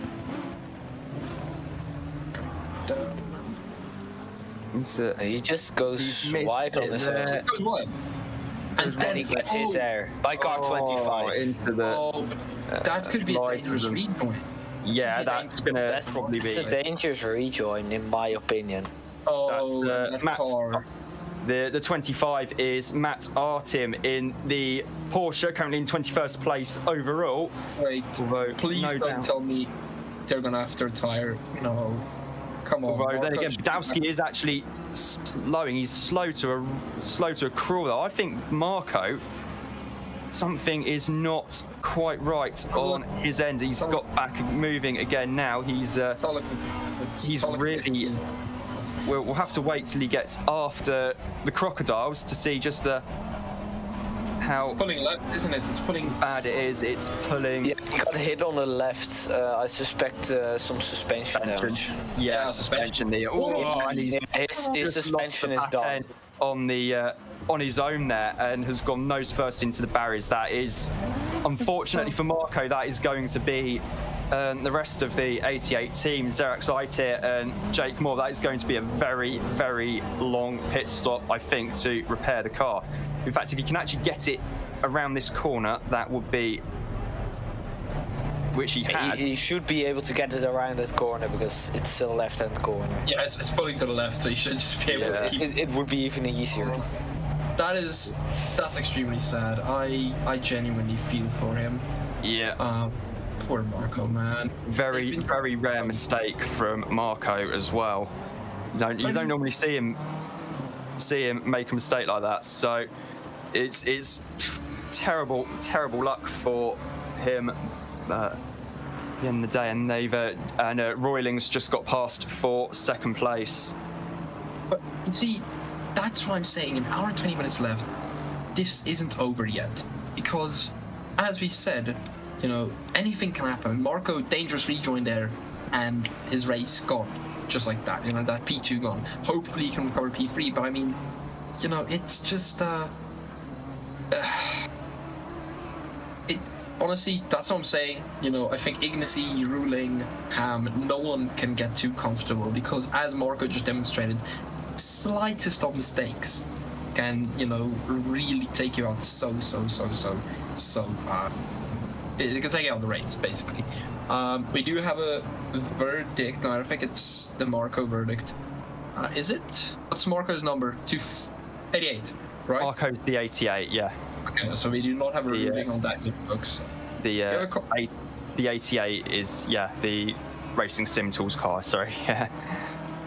We do have a ruling on Andre Ferreira's, look like car 747 and 51. No for action for car 51, causing incident lap 228. We will definitely, folks, keep you updated if we see Marco get a penalty there for a dangerous rejoin or another. Give me a second. But I do have to say, Rob, that's bad, isn't it? I mean, that's something that small can change your whole race. Absolutely. I mean, the conditions are absolutely treacherous out there. In fact, they're nothing short of vile, I'd go as far as to say. And I've just noticed in the next half an hour it's going to get wetter as well. So the drivers are having to really work quite hard for it. The wind's picking up, the air and track temperatures dropping. Yeah, this is going to be some of the trickiest conditions you're going to get as a racing driver. So this is going to be, unfortunately for the 88 team, it's just shown that it is tricky for everyone, as Marco has another moment there on the run into the crocodiles. Let's have a look. Is there still something wrong with his car? There could possibly still be, or it could just be cold tires. I guess we'll have a look. It doesn't look like it's pulling any direction. But yeah, no, that must have been a big shock to Marco. Yeah, massively. Must have been a big shock to him, because one moment you're fine and the next moment you're on the grass and getting hit. It's definitely, it's bad, man. It's really bad.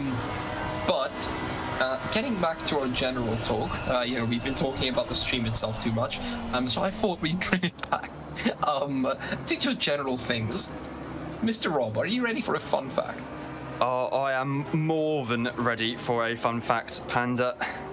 Draakje, are you ready for a fun fact? Never with you. Okay, did you know loud sounds can hijack our attention and interfere with the brain's visual processing, which is why you might turn the music down in the car when looking for an address or a specific parking spot. Now I suspect, right, and just hear me out, if Marco, let's say he heard a very loud sound, that could have impeded his vision, theoretically, according to this fun fact. And that might have, been why he was off, That explains why I would never choose you as my engineer for racing.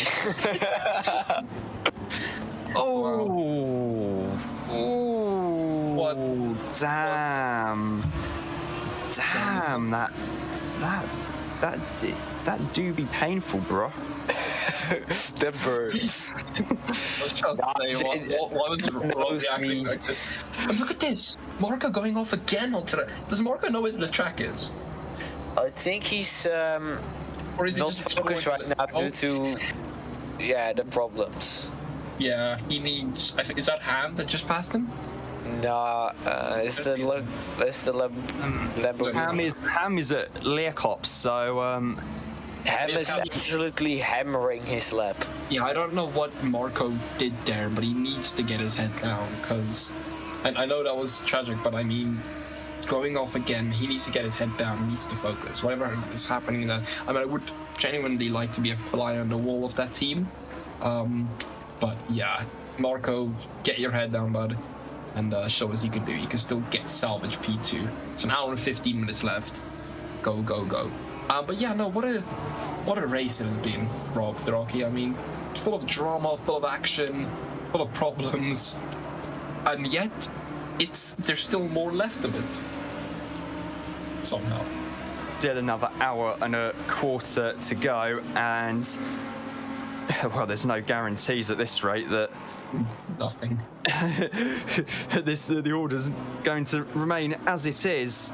The conditions absolutely brutal there, and we're watching Francesco Morante in the Bentley having a good go at it, right behind Mark Ham's Lamborghini. This is actually for position as well, I should add.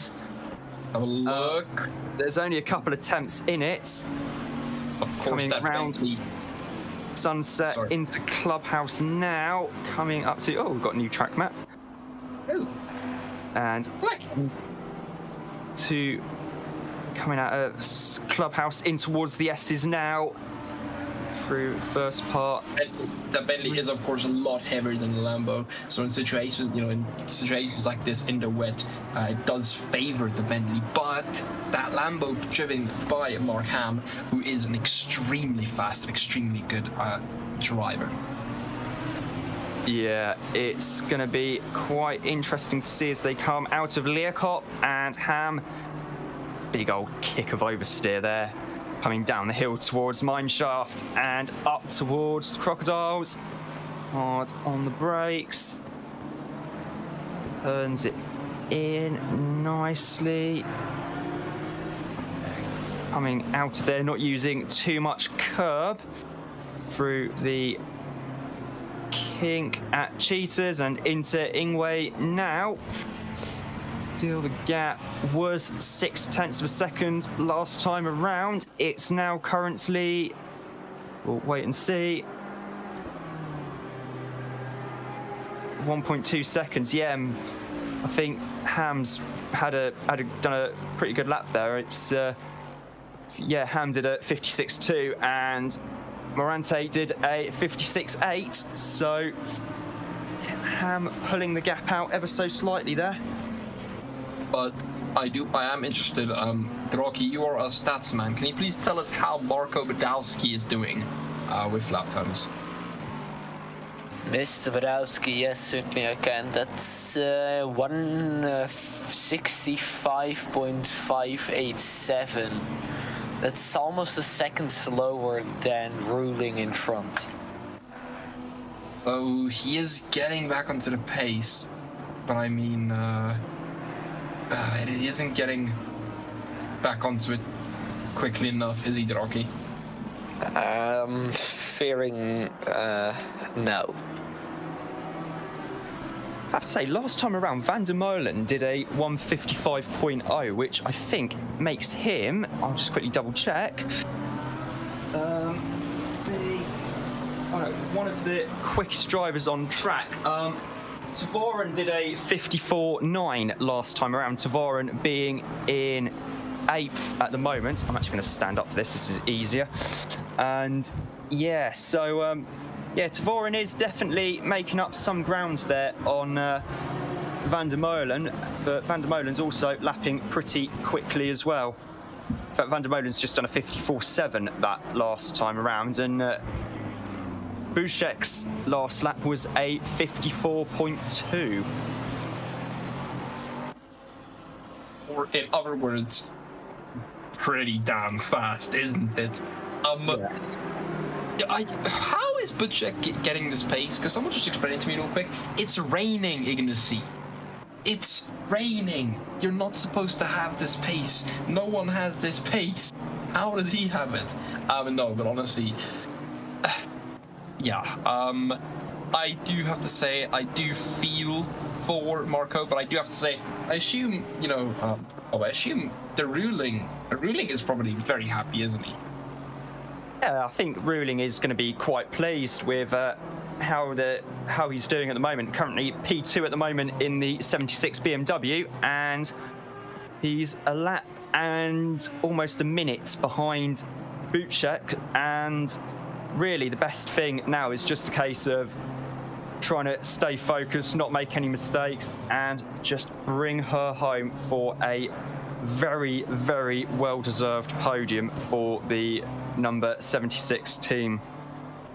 So I think all, I would say a top 5, probably some of the best driving we've seen, around Kyalami. I don't know this is our first 9 hour, but we have seen some driving around Kyalami in other series, and this is probably one of the best, I do have to say. Being so consistent like these guys are definitely a challenge, and I think they're really showing us how much they can do today, Rob. I think at the start we said it's going to be challenging and they're going to struggle, but I think that the grid has really showed us, even though they have struggled, they've kept it together, and they've kept it together nicely. And so has two people I want to have a look at that we haven't had a look at a lot is Mr. Radek Schuller, P11, also extremely fast, isn't he? Really taking that Honda to new places. Can't wait to see more from him in the Constructors' Championship. But I mean, just look at him. He's speedy as well. I mean, 155.737. He is currently faster than Marco Badalski and barely slower than Mark Ham. So he could theoretically be up there. And he could keep pace with them, which is quite scary to think about. Other person I want to talk about that we've really, Rob, been quiet about is Mr. Godzilla. P13, what do you think? Why is he kind of faded into the background so much? Why haven't we been talking about him? Well, when Dan Barnett was driving the car earlier, they were hit by another car, so that obviously didn't help matters. But no, it's just the GTR, really, it's not like the most obvious car choice for Kyalami. There's not really, well, apart from the run from Ingwe to Crowthorne, there isn't really. Maybe the run from Learcop to Crocodiles through the mine shaft. There isn't really, and at a push maybe from Barbecue to Sunset. There isn't really anywhere where the big GTR can really stretch its legs terribly well.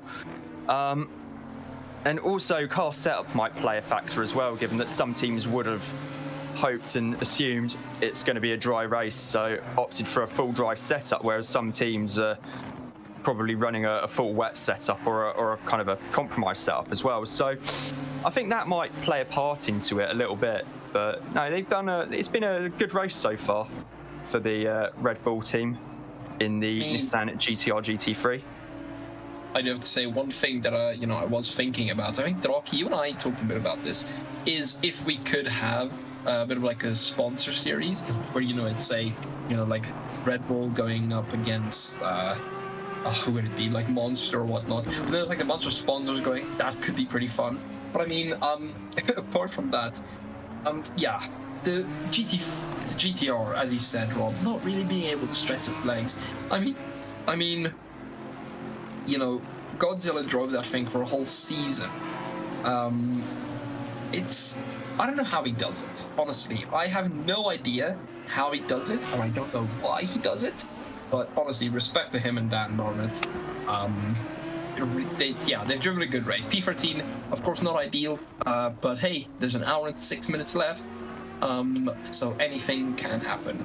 Mr. Draakje, do you have any news for us on the times? Do you have anything surprising for us? Do you have anything we should know about? Taking a look right now. Yeah, that Mr. Badowski is 2 seconds slower than the guy in front. Thank you very much. Rob, I don't know if you've seen. Rob, I don't know if you've seen, but Draakje is a bit of a stat man. Oh no, 51. Is that who I think it is? It's the 51, probably pulling over to let this train of cars through, I think. I don't know if he's pulled over because his lights are off.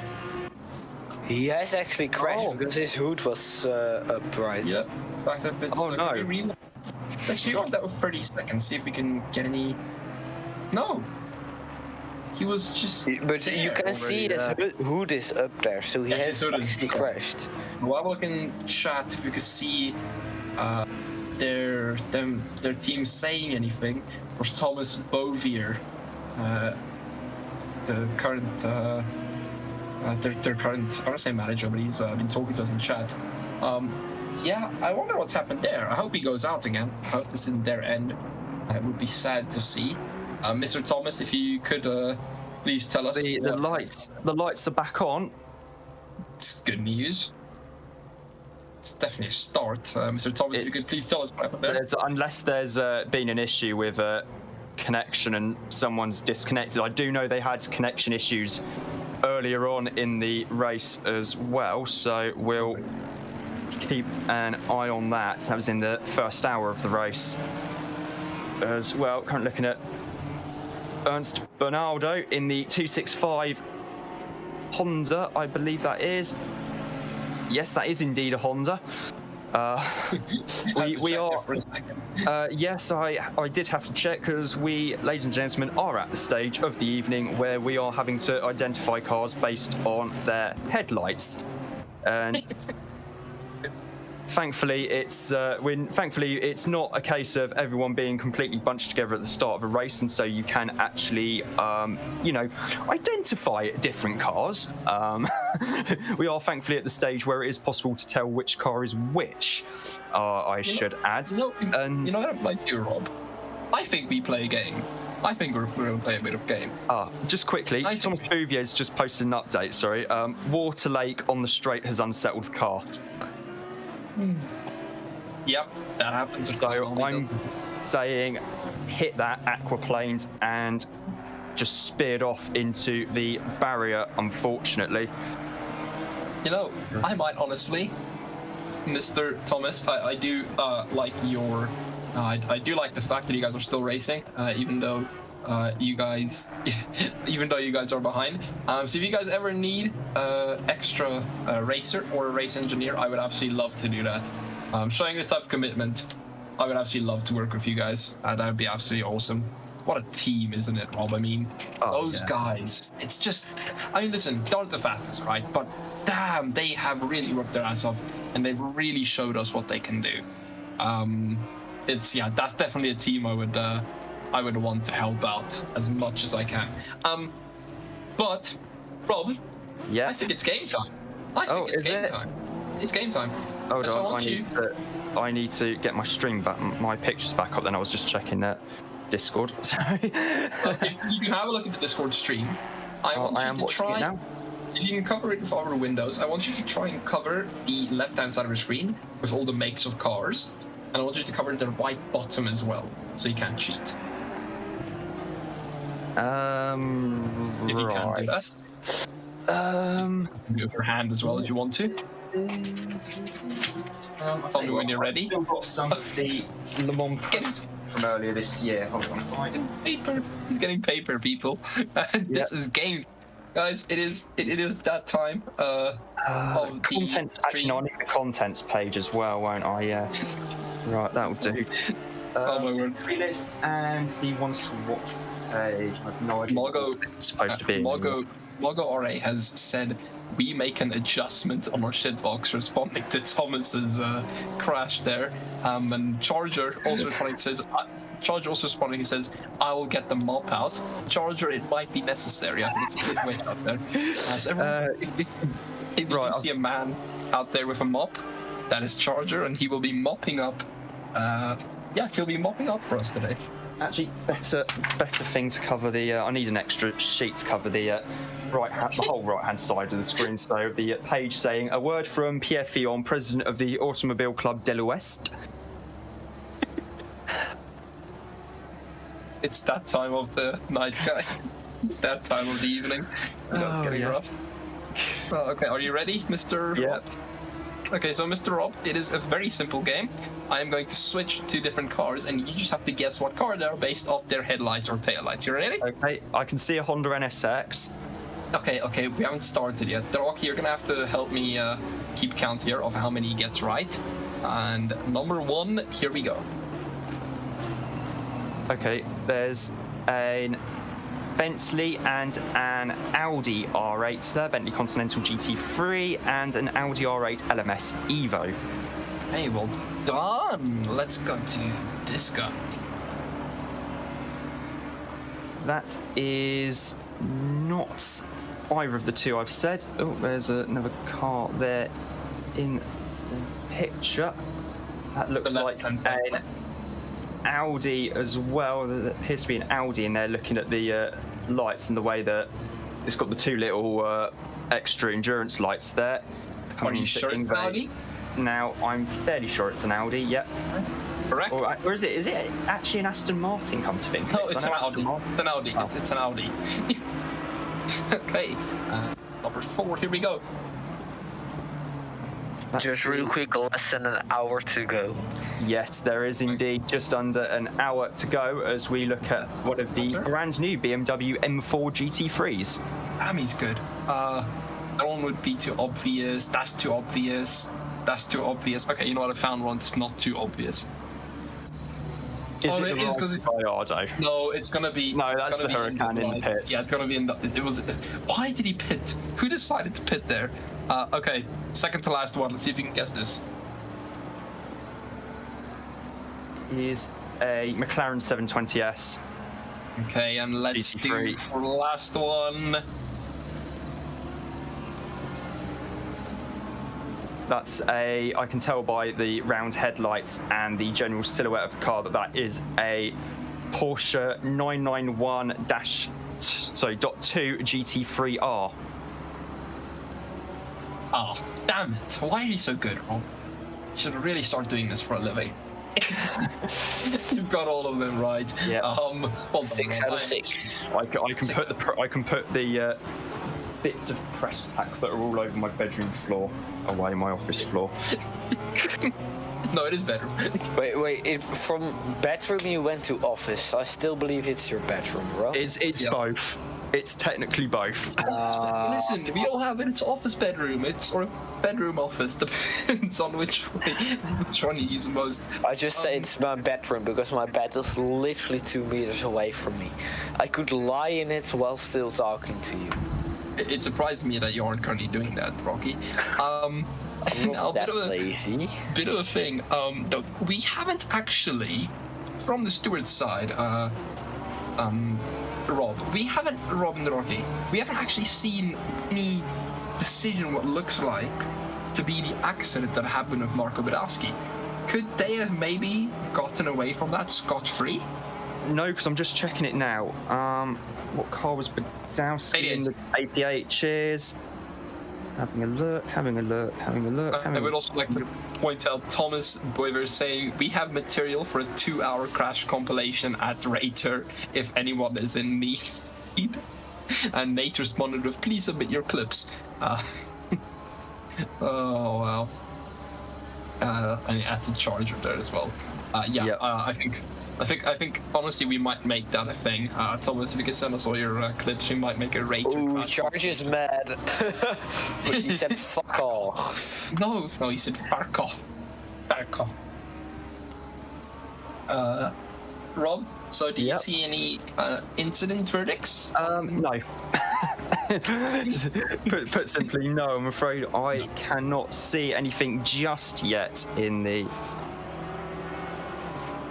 No, Nico, there's not a massive pileup in the last hour. Come on. Is there going to be a massive pileup in the last hour on something spectacular or anything? Well, listen, Nico, all I'm going to say is I think one word up, it is going to be a spectacular, I think. Now, I don't think there's going to be a pileup unless the RWB admin team integrates a safety car within the next 5 minutes, which, I mean, hey, they could maybe use a Rater Lamborghini for that. Making it a safety car, that could be cool. But yeah, I have a slight feeling there isn't going to be a pileup, but it is going to be a spectacular, isn't it? As we watch there a battle, I'm not quite sure if that was Artem being overtaken as a back marker. Ignacy in the pits. Why would Ignacy be pitting? I mean, he should have final pit stop. Pit stop, fueling up that BMW Jagermeister. Are they going to do a driver change? That's the quick question. Is Valerie going to end this like he started it? See, come on. They're doing a full service on the car because it's the final They do hour. realize it isn't needed, right? They do realize it isn't needed.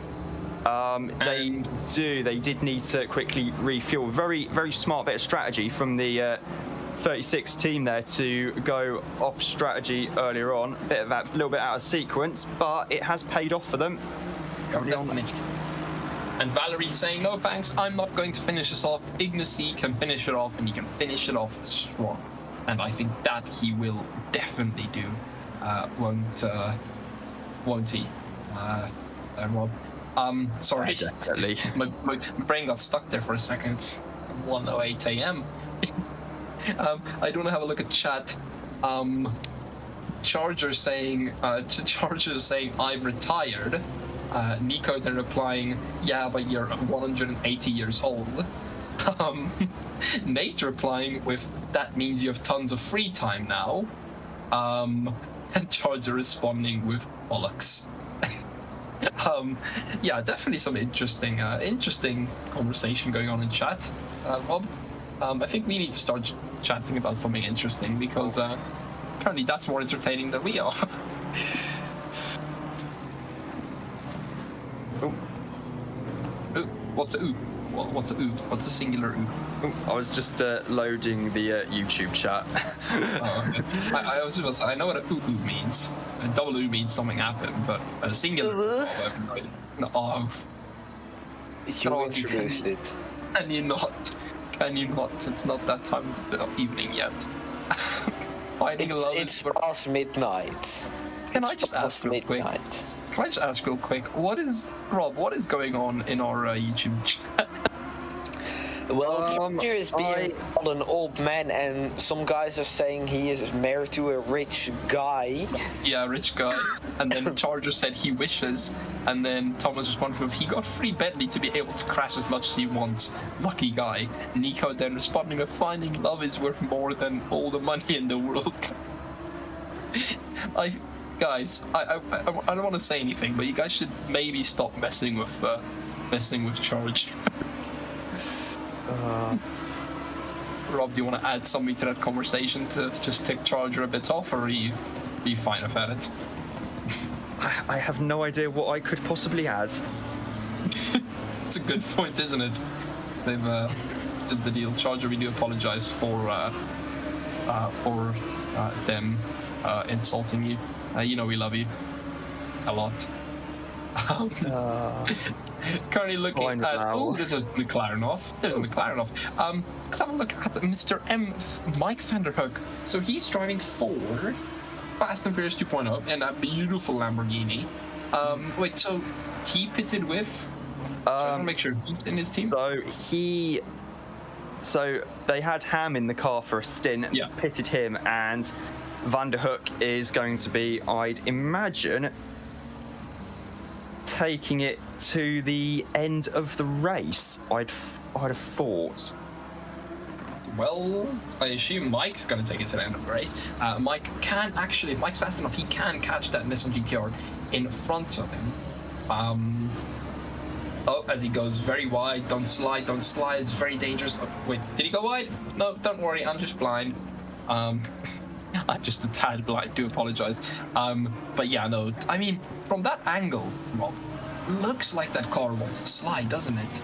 It definitely, it shows you, these guys being able to keep it in, on the black stuff, definitely a skill, because those cars, I don't think they are as stable as they look. Mike already closed 4/10 there on Burdas in that GTR. I think we might see overtake here in a second. I do want to point something out, Rob, before we move on. Nico Perez saying, if we can't annoy Charger, can we at least going back to make fun of the Rater Lambo team then? I'm shocked. Rob, I'm shocked at this chat. What do you think? I know. I know the feeling. I am genuinely shocked. Definitely surprised. They never cease to surprise me, but they also do surprise me. It's kind of a weird mix, Yeah. Oh man. Oh, Rob, Rob, let's get back to racing. What are we looking at? What should we be looking at? We're currently looking at Mike van der Hoek in the 208 Lamborghini coming through Pro 4 now. There he is. Coming up through Yuksky Swip and up towards Barbecue as Snell Train comes into the pits to serve his penalty. Currently in 14th place, car number 33. Also got Marquise has a penalty in the 41 Audi, excuse me, in 17th place, and Van der Merlen, who is just behind Van der Hoek, also has a 15-second time penalty.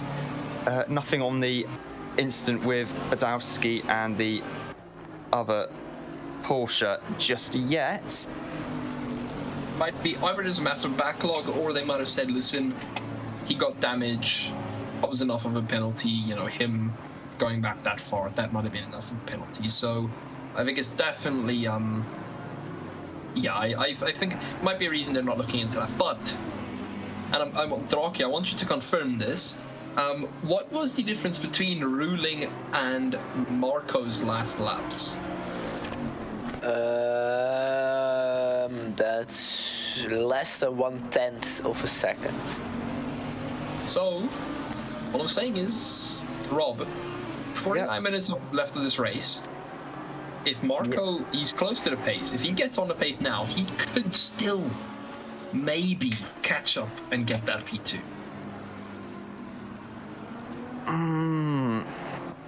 Maybe. It's going to be pretty difficult. He's going to have to take more than 1/10 of a second out of Roiling to be able to do that. We'll have a look at his pace. He is about to cross. Big old moment there on the way into Ingvar. But it looks like I think he's slowly but surely getting back his confidence. Yeah. His last lap, that's a bit further away than he would like. Still a bit further away. Four tenths lower. It is possible. It's possible. Can I tell you something funny about Mr. S. Sneltrein? Or like you say, it's Snell Train. I think I figured out why he has called himself that. Why?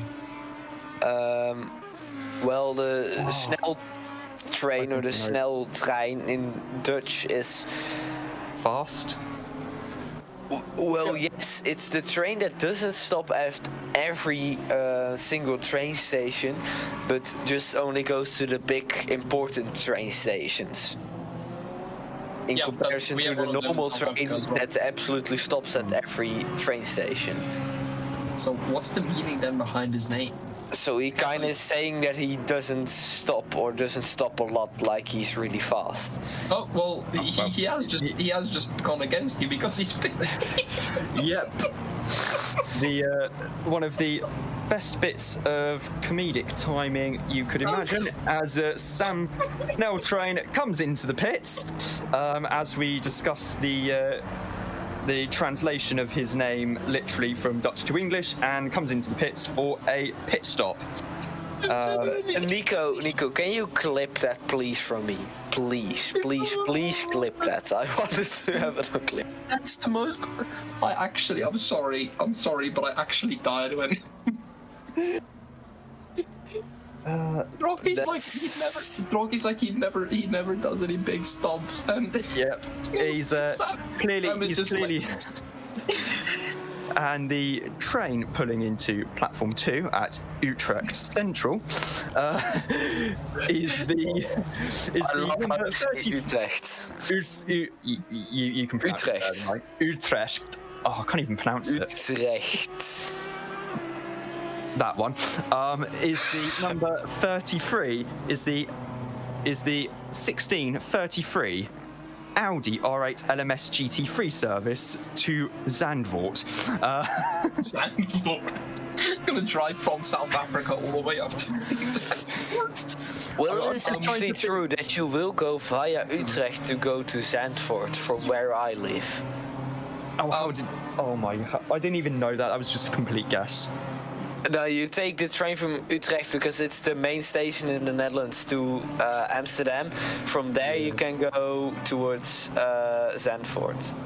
Oh, Draakje, Nico is challenging. He said, "I think Snell train in English is intercity, if I'm correct." Ooh. But I do want to. Okay, so just to give everyone an idea, the Kyalami 9 hours has been an absolute amazing race. I said has been because Rob, Draakje, and everyone else, if you direct your attention to the chat, RWB Charger has actually put out a hit on our team. Oh. And says, quote unquote, a contract has been taken out by RST on MRT. Rob? Yeah? Why are we having people taking out contracts on one another? How has it gotten to this RST sniper positioned at turn 1? Rob, how far down the hole have we gone that we now have people wanting to kill the other teams? I mean, it's currently, just gone 11:15 on a Saturday night in the UK. Well, I can't really speak for what it's like in other places, but I mean, it's just a Saturday night, really. Saturday night with a load of mates and taking out a bunch of hits on a bunch of other guys that we don't like. Top banter. No, top band indeed, I'll say that. Justin Madley's last lap in P2 at 2:42.506. Don't know what happened there.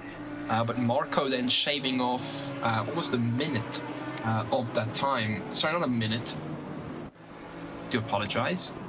He shaved off almost. No, he shaved off a lot of time there. I'm not quite sure what happened with Madley. But I mean, if Madley pitted. His first sector was last time round was a 1 minute 56.9, which also includes time spent in the pits. So Madley's just come out of the pits. We now have everyone currently watching the stream, I would like to direct your attention to chat once again, please. But for a better reason this time, if you have a look in chat, there is now an official poll. Yes, we figured out how to do polls, and it asks, can Valerie Solheim and Ignacy Butchek hold on to the lead? Now, I think a better poll would have been, if we can get that poll cleared within time, I think a better poll would be, can Marco Badowski catch Madley and go to P2? I don't know if our admins would be able to do such a thing, but if they could do such a thing, I think that Charger is in control, the 180-year-old man. Don't mess with Charger, he will kill you. But that would be an interesting question, wouldn't it, Rob? It's 4 seconds gap?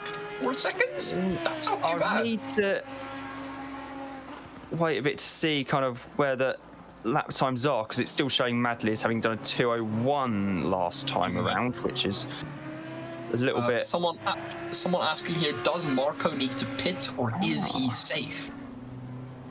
What do we think? Marco, I think we'll need to pit quite soon, which is the problem.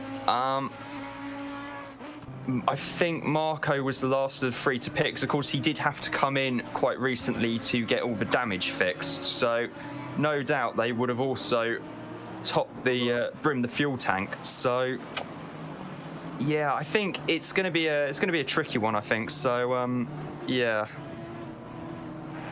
Should we start chanting? Come on, Marco, come on. Come on, Marco, come on. Getting in with better poll would be, can the sniper take out people from 300 yards? Oh, shit. What have we gone to, man? Rob, Mogu RA has just posted in the YouTube chat, I think this race is more interesting than the F1 tomorrow. No, okay. No. You shouldn't have said that. Rocky's gone pissed now. No, you said that. You shouldn't have said that. Not true. The GP of tomorrow is gonna be. Draakje, would you say this is a close second? At least? To tomorrow's race? Yes. Okay. You know what? We'll take that. Rob, I do apologize. We are trying to be serious, and then we have Charger threatening Ignis Sleepwich check. Well, I still think my prediction for tomorrow is that it's going to be a stunning race for Zolt Baumgartner. You know who I think is going to win the race? Zolt Baumgartner. No. Who's the guy that drives the safety car in F1? Oh, Bernd Mailander. Yeah. Bernd Mailander. He's winning tomorrow's race, I'm telling you. So Bernd Mailander's going to win the race from Alan van der Merwe in second. Yeah.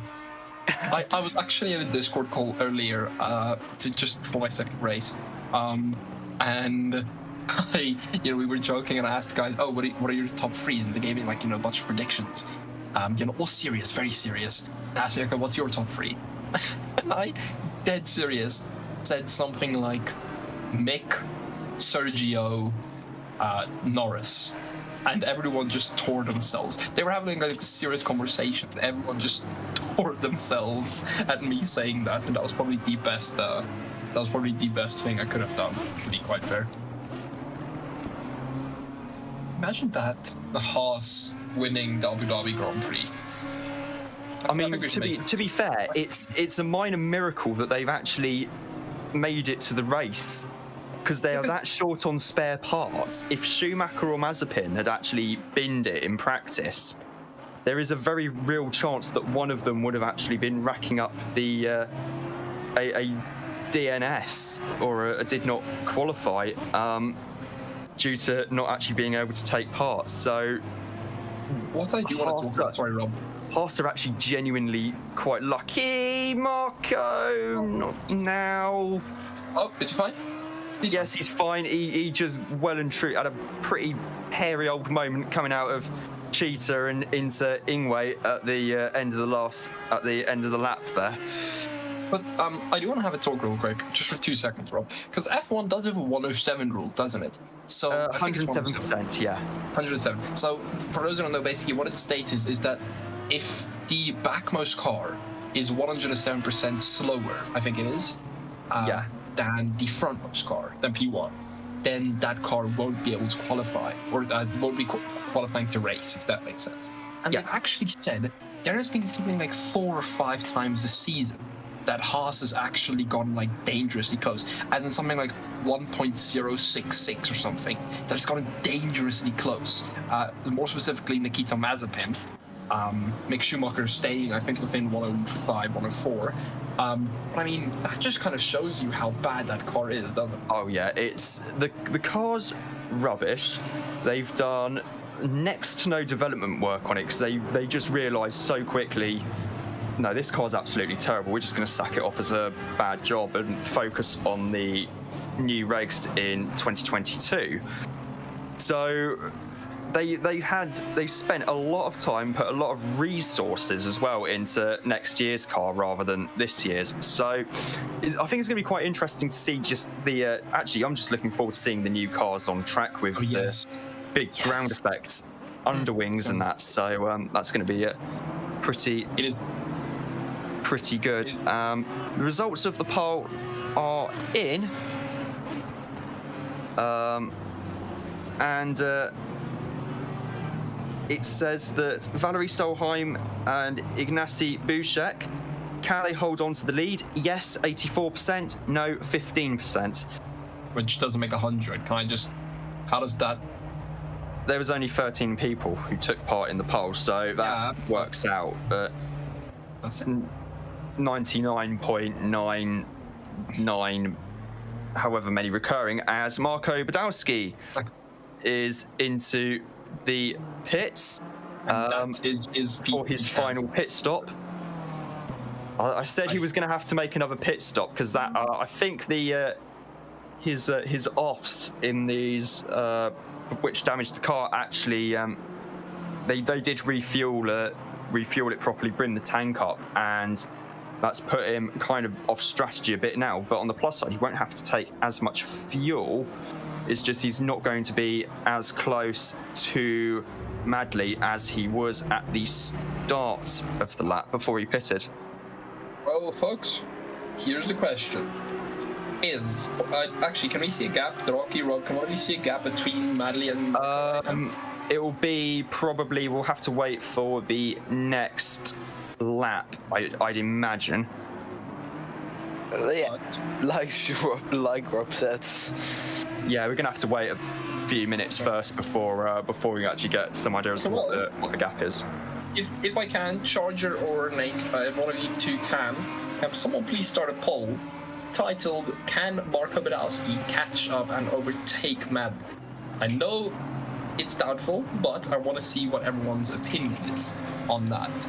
So if we can get a poll like that up, I would absolutely love to see what the people say. But yeah, very interesting there, Marco pitting, as you said. There all might have been a bit of damage, kind of threw them off course. We saw him actually coming into the pit, sorry, Jay, with the steering at an angle because of the broken suspension on the Audi, so... Not ideal, but if he's fast enough, yeah, could still do something. I doubt he'll be able to, but it is possible, and I'm not going to doubt him just yet. I'm going to open a pit wall here for myself as well. I need to. Where is it? Where are we? RWB Racers of Or is it this one? I assume it is, right? Yeah. Yes, sir. Let's have a look. Endurance Series, 9 hours. Kyalami.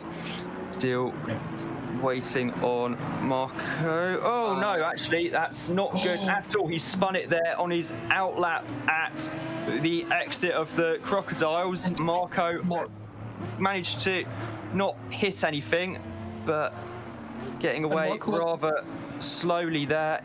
The conditions still very, very treacherous, and Marco in the Audi comes out onto the pit straight now. But Rob, we're probably gonna have to wait another lap to see. I think, yeah. Rob, for just sake, Marco that previous lap, his middle sector was faster than that of Madley. Only a 10th. Sorry, no, it was 10 slower, wasn't it? Sorry, my thing's just updated. On my screen, he was faster at one point. It's possible that spin didn't help, but we've seen some brilliant pace out of Marco, so he needs to fly, and that spin definitely did not help at all, did it? But you know who is who doesn't need any help right now, Rob? Draakje? It's Mr. Ignacy. Yeah, it's Mr. Ignacy Buszczek. Currently leading very comfortably in P1. That gap behind is extremely large, I can tell you that. I'm not quite sure how much it is, but I know for a fact I think it's... The gap between first and second is almost 2 laps. It's currently 1 lap and 1 minute and 22. Oh, it's still a fair bit to go before putting a second lap on Madley, but it's currently 1 lap and then another minute and 22.6 seconds between Buszczek and Madley in the battle for the lead. I don't know what they're feeding. I'll tell you this. I don't know what they're feeding Buszczek, but whatever it is working. It has absolute rapid pace. I mean, 2 seconds faster than Madley, setting a 1:56.910. Closest person to him looks like it's Daniel Vidamari in P4 with a 1:57.635, only a second off. So, Rob, how on set Earth, just out of the question, how is Ignacy so fast? Is that just pure talent? Did they get the strategy right? What happened? Notice there is someone had lost it at the mine shaft, and I think that may have been the 58. I was just having a closer look at the track map to see if I could actually see anything. It's just unfortunately means having to move so close to my laptop screen. I'm not actually in range of my microphone, technically behind it. No, it's going to be as Tavoren in the Lamborghini. Just having a quick look at the car now. Doesn't appear to be much damage on there at all, so he seems to have gotten away with that a bit. The spin there, but no, it's going to be pretty interesting, I'd imagine. So yeah, the gap now. how is Ignacy so fast? That's the question. I mean, I think they just got a really well set up car, one that's really compliant in these conditions, one that the drivers feel confident in. They can really push the car knowing that it's not going to do anything too stupid, and try and give them a cheeky bit of snap oversteer down the mine shaft, which is never good. So yeah, I think they do have a nice car. And in other news, Mogu RA has said windshield is broken, so visibility is just merely a theory at the moment. You know who we haven't heard of in a long time, Rob? As Rob has me, so I should spare something as incoming. Mr. Draakje, how are you doing, my friend? Almost sleeping. Oh, you can't be that tired. Come on, Draakje. I was up at 6:30 this morning. And that isn't my fault. I worked for 9.5 hours. Mm-hmm. I came home. I fed myself. I took a shower. I engineered for your race. I had a 1.5 hour break. And then we started commentating. Hey, the commentating has been brilliant, hasn't it?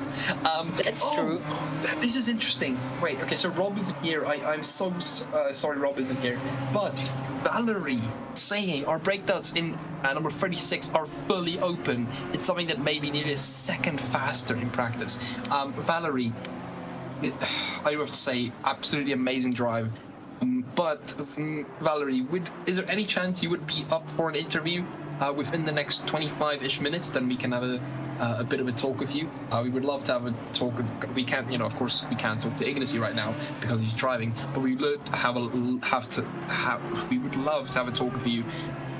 Just ask you some questions about the race. You guys have been absolutely rapid. So please do let us know if you would be up for that. From looking at our data, so Valerie says, Draakje, from looking at our data, our rear brakes are actually a bit too hot in the moment, so we're losing a little time. Draakje, they're complaining about losing time. Do you think they're allowed to complain about the losing time if they're that far ahead? No. Just shush and keep driving. In other news, I'm going to have to head off for the evening with 28 minutes or so to go. No. Oh, Jeff has a big old moment there at the exit of Cheetah. And yeah, I'm going to have to, unfortunately, call it a night. The parents would like to get some sleep, and Dad's got to be up early for work tomorrow, so I will bid you farewell and thank you for letting me jump in the commentary box for a wee while. Rob, we didn't allow you, you allowed us. That's Jeff that has spun. Jeff has spun. Thank you, Jeff spun. Thank you so much, Rob. We do appreciate it. Have a brilliant night, and we will talk to you a bit later, okay? Cheers, guys. Have a good one, and best of luck to everyone racing for the last 27 and a bit minutes of the race. From me, it's bye for now. Get some rest. That intro never gets old, or that outro never gets old, Rob. Valerie, that's absolutely fine. Yeah, everyone, if you can, just say bye to Rob. I mean, what a guy. He's been with you guys for hours now. And now, myself and Draakje, we're here to finish it, hopefully. Draakje? Yes? 27 minutes. What do you think is going to happen? Final predictions for the day. What's going to happen? It's gonna stay like this. Stay like this? Oh man, okay, you're a bit boring. Boring? Yeah. Shut up. No, seriously. I mean, to be quite fair, 27 minutes into a 9-hour race. Yeah, I could see why you would think it's the same, but it is Kyalami. Anything can happen. I think I do have to say, Draakje, Ignacy, of course, and Valerie are really happy about what's happened. Madly, well, they're happy about the fact that they're leading. badly. Really happy because, you know, he got that P2 off Marco, unfortunately. Marco, not so happy, but he's still on the podium, so he should be happy. And then, what do you think of someone like Vitamari, Draakje, in P4? Do you think, you know, they're happy to just finish the race? Do you think, you know, they're upset because they didn't get that podium? What do you think's going on through their head? I think they are happy to get out of that car and get some rest. Get some sleep, yeah. No, definitely. I think that's definitely one thing we'll see. A lot of these drivers saying after the fact that sleep is a thing that they need. I can tell you guys that. I want to go down now, Draakje, to our favorite driver of the day, Mr. Hugo Desplin in the Kyalami 9-hour rater. They're still going. A few laps behind, nonetheless, but they are still going. Can you believe that? That's awesome. That's all I have to say. That's awesome. And I just also forward my own Google. That's awesome. Oh, he does have massive damage at the front, but I don't think he cares anymore. Yeah, everyone, you can hear Draakje is getting a bit tired. He is really, I literally, my left alt is my push to talk on Discord, and I tried to tap alt to tap F4 for some reason, so I just alt F4'd my own Google. That's how tired Draakje is. Godzilla here, folks, coming in at P13. Him and Daniel Barnett. It's a good race, I would say, for them. Not the best of, you know, I think after being punted or hit, you know. It's definitely, it's not ideal, but folks, I do have to say P13, not too bad of results for them. I mean, at least they're finishing. And to finish something like the Kyalami 9-hour is already something in itself, really. Oh my word. So, currently Valerie advising some people on brakes, and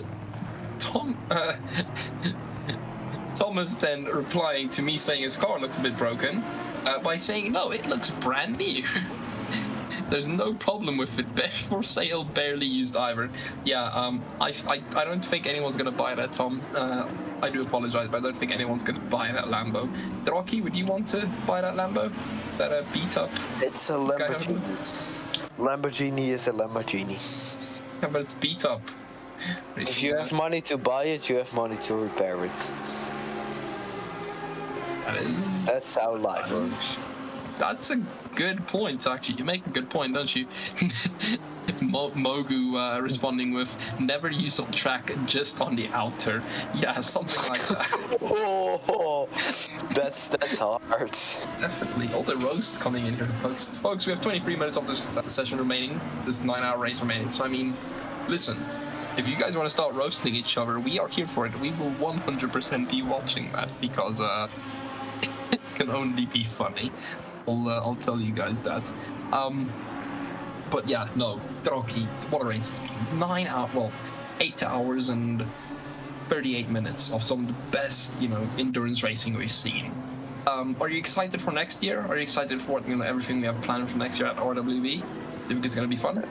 I have had a sneak peek at the next season, the follow-up for kinda Balance of Power, but then different. Yeah, so it's a kind of great. Yeah. It's just a normal season, not endurance, although the races are 1.5 hours long. I am excited for that, because can we say it? Who will be commentating? No, I don't think we can yet. We aren't allowed to say so. We aren't allowed to say anything yet. But you know, let's just say I think it's gonna be fun.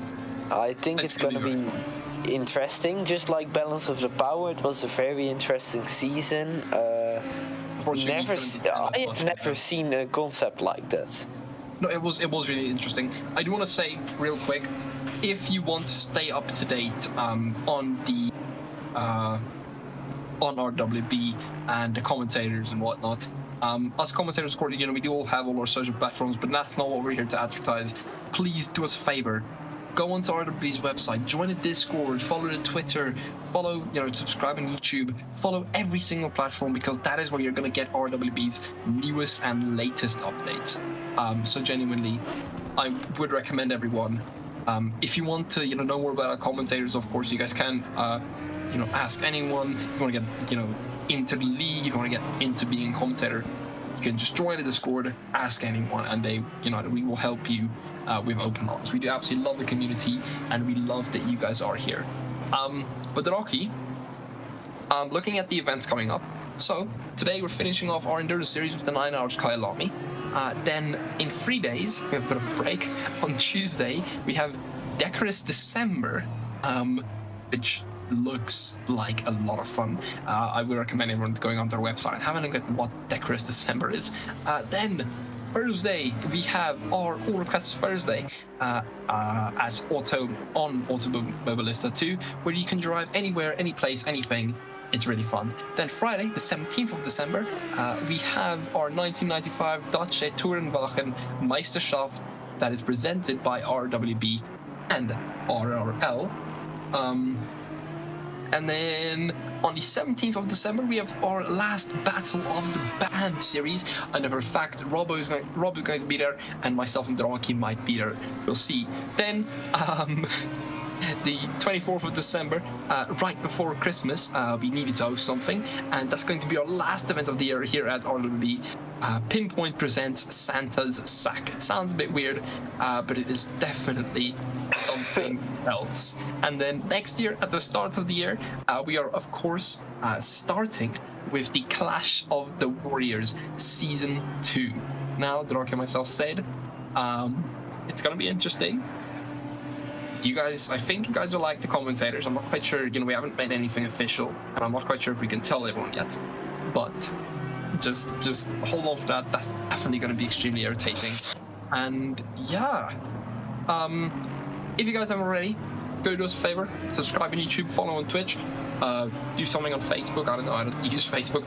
Follow us on Twitter, follow us on Instagram, add us on Steam, and find us on Reddit, because why not? Draakje, 18 yeah, so I'm just still laughing from Santa's Sack. It's honestly a good idea as well. Do you want me to read what Santa's Sack is?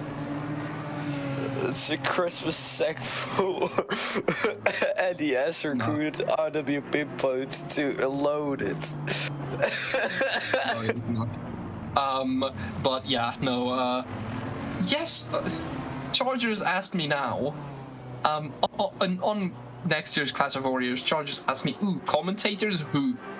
Charger, we posted this in the commentary channel, and I told you this as well, so I am slightly, Wait, I'm just gonna resend the message that the guy sent. Resend the message, just so we can, just make sure to ping Chargers specifically. But folks, 17 minutes and 56 seconds left of the RWB final endurance race here at Kyalami, the Kyalami 9 hour. If you check out the poster for Santa's Sack, you guys make it sound so bad, man. But if you haven't already, do us a favor, do drop us if you can, please subscribe. We would heavily appreciate it. Currently at 812, we did cross that 800 benchmark, and every single one of you means so much to us.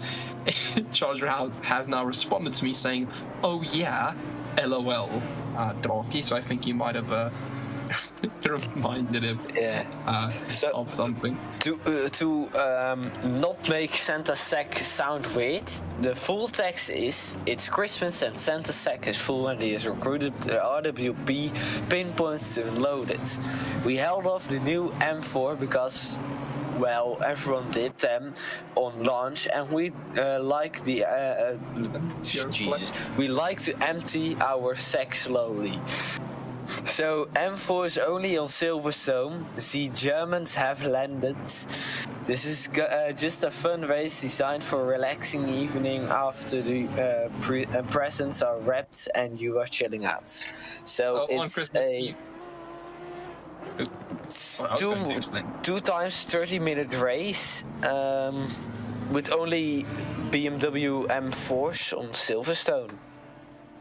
Exactly. So everyone, basically what it is on Christmas Eve, after you have wrapped the presents, or kids right before Santa's delivering your presents.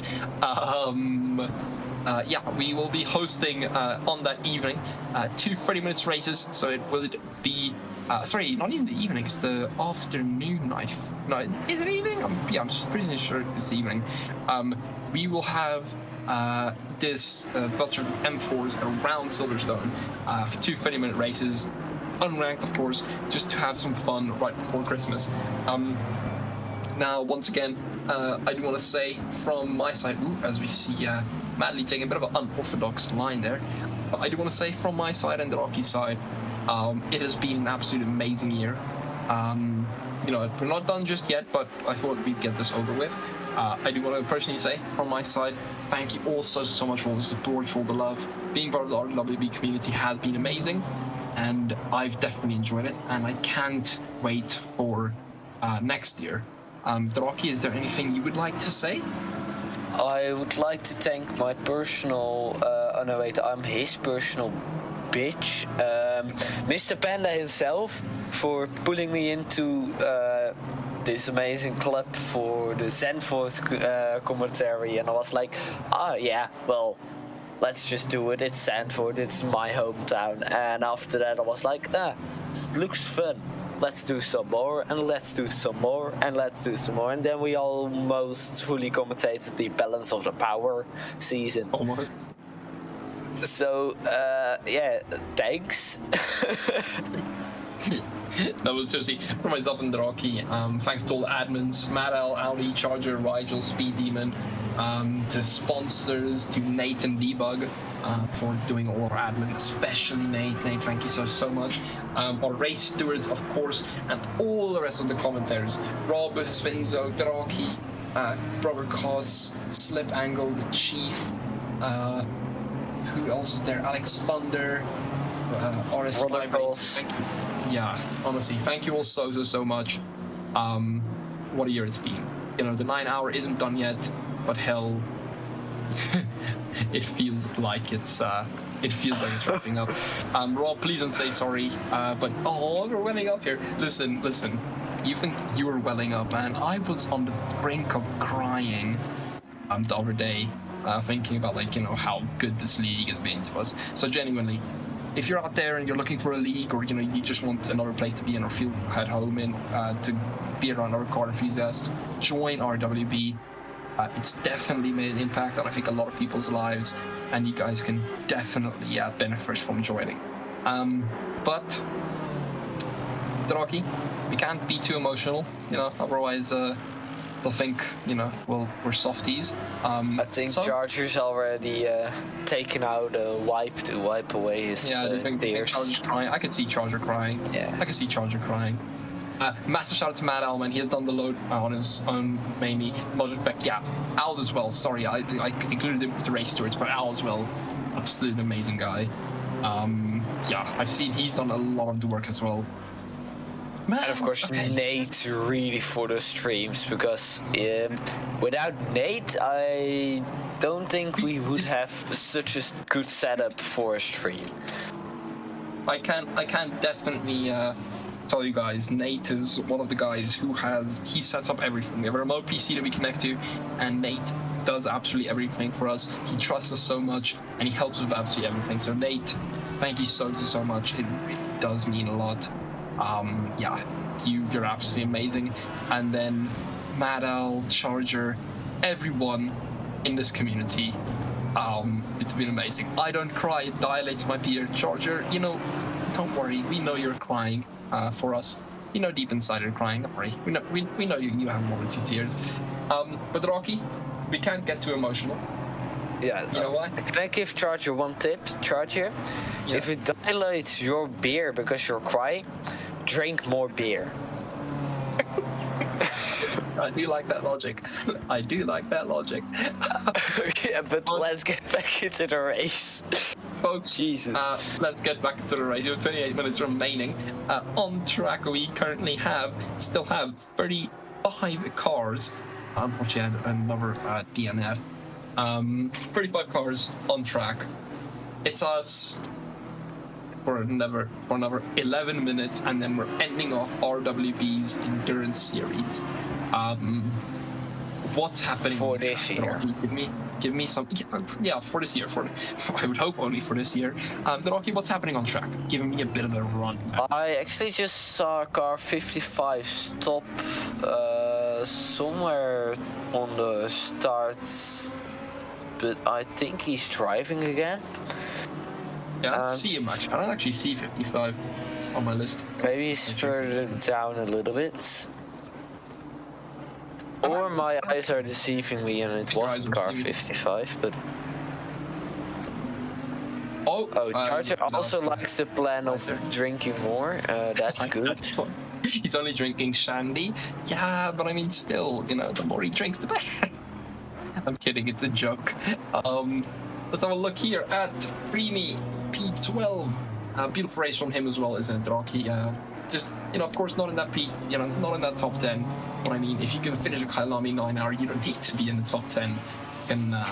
You can be quite set with P12. To be honest, I think everyone that will finish this race can be proud of themselves and proud of their team for holding on for 9 freaking long hours on Kyalami, with rain, then dry, then rain, then dry, then rain, then dry.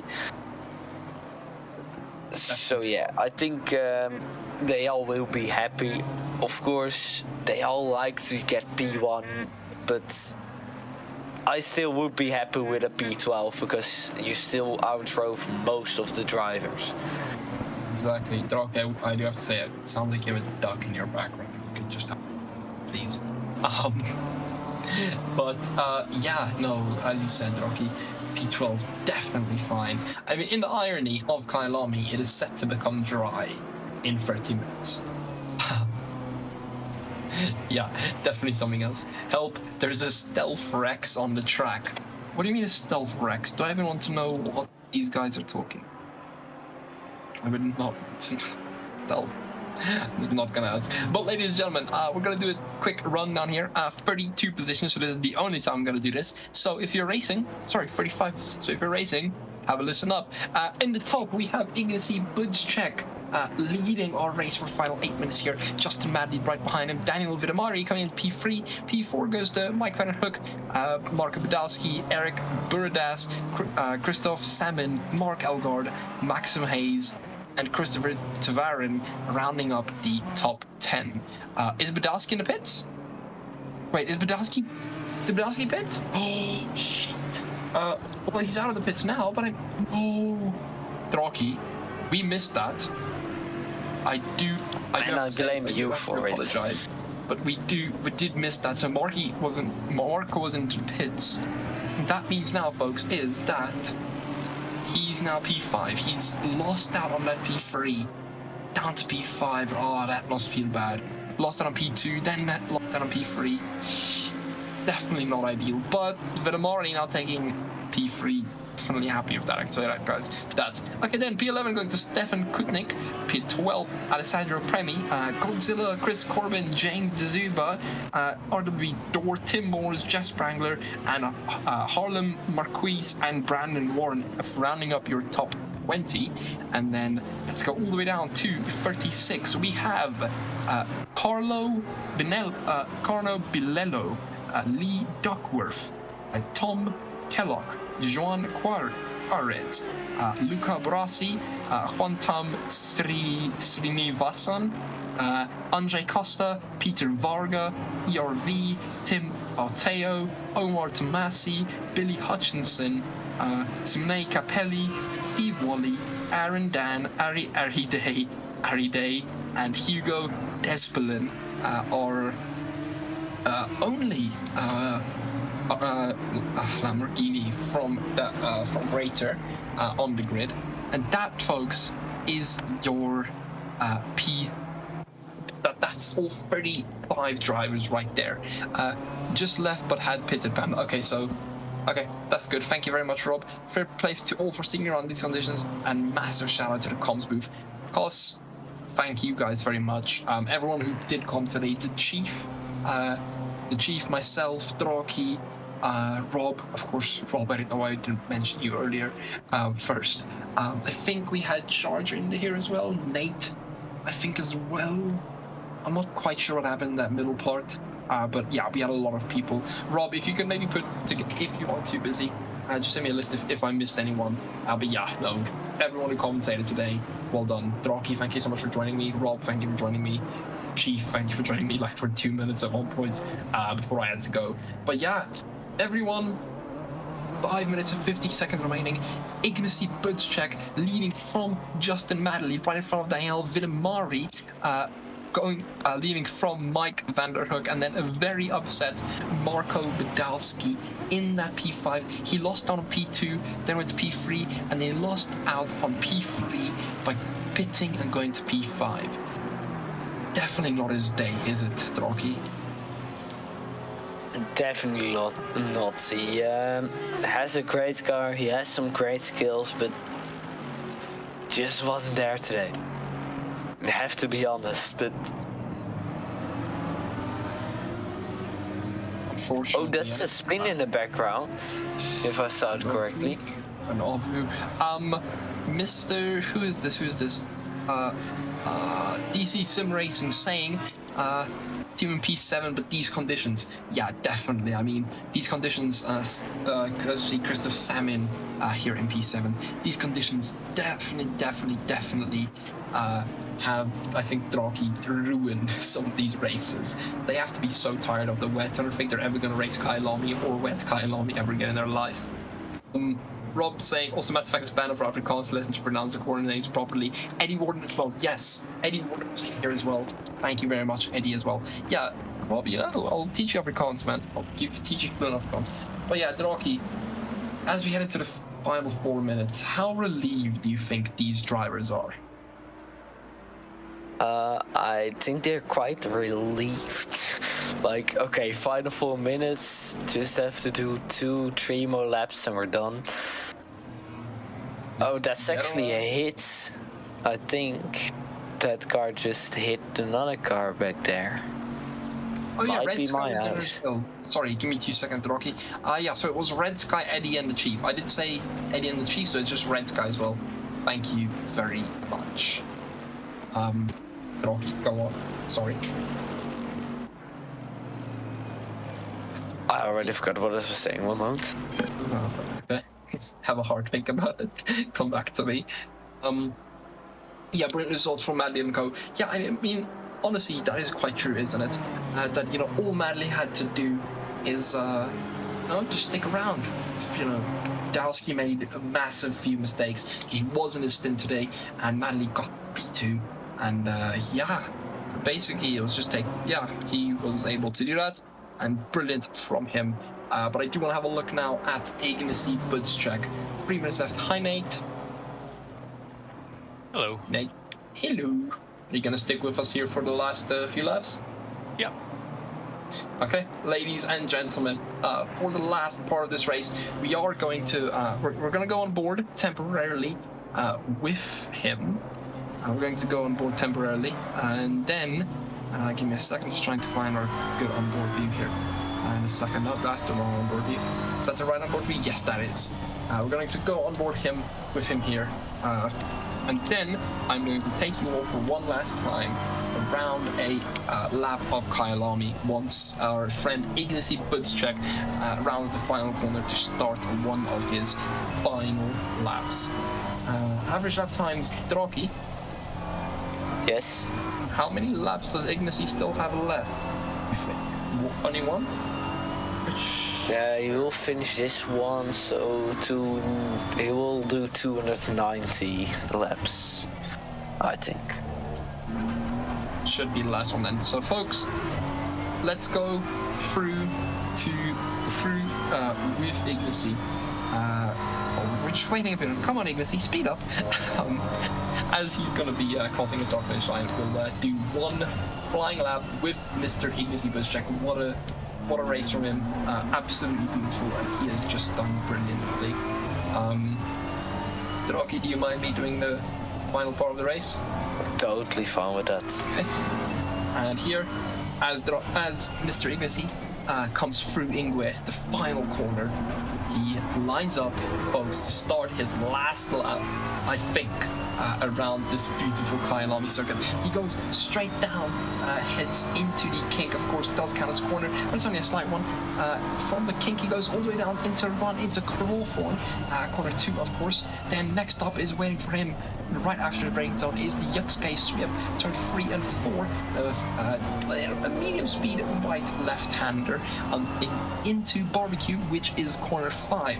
After corner 5, takes a left into Sunset, corner 6, which does usually look extremely beautiful in sunset conditions. Then after Sunset, you get a good line into Sunset because you want to get a good line out of it into Clubhouse. Clubhouse is named, of course, after the clubhouse that is situated right next to the corner. He's into Clubhouse here, and then he has the short run down to the SSES. That is the spelling. Then here into 8 and through to 9. Now he has the run up all the way to Leopold. As he gets onto Leopold, approaching it, breaking after the 50 mark. Getting good entry into Leopold, keeping it tight, and getting good accent again, sticking on that left, then transitioning to the right.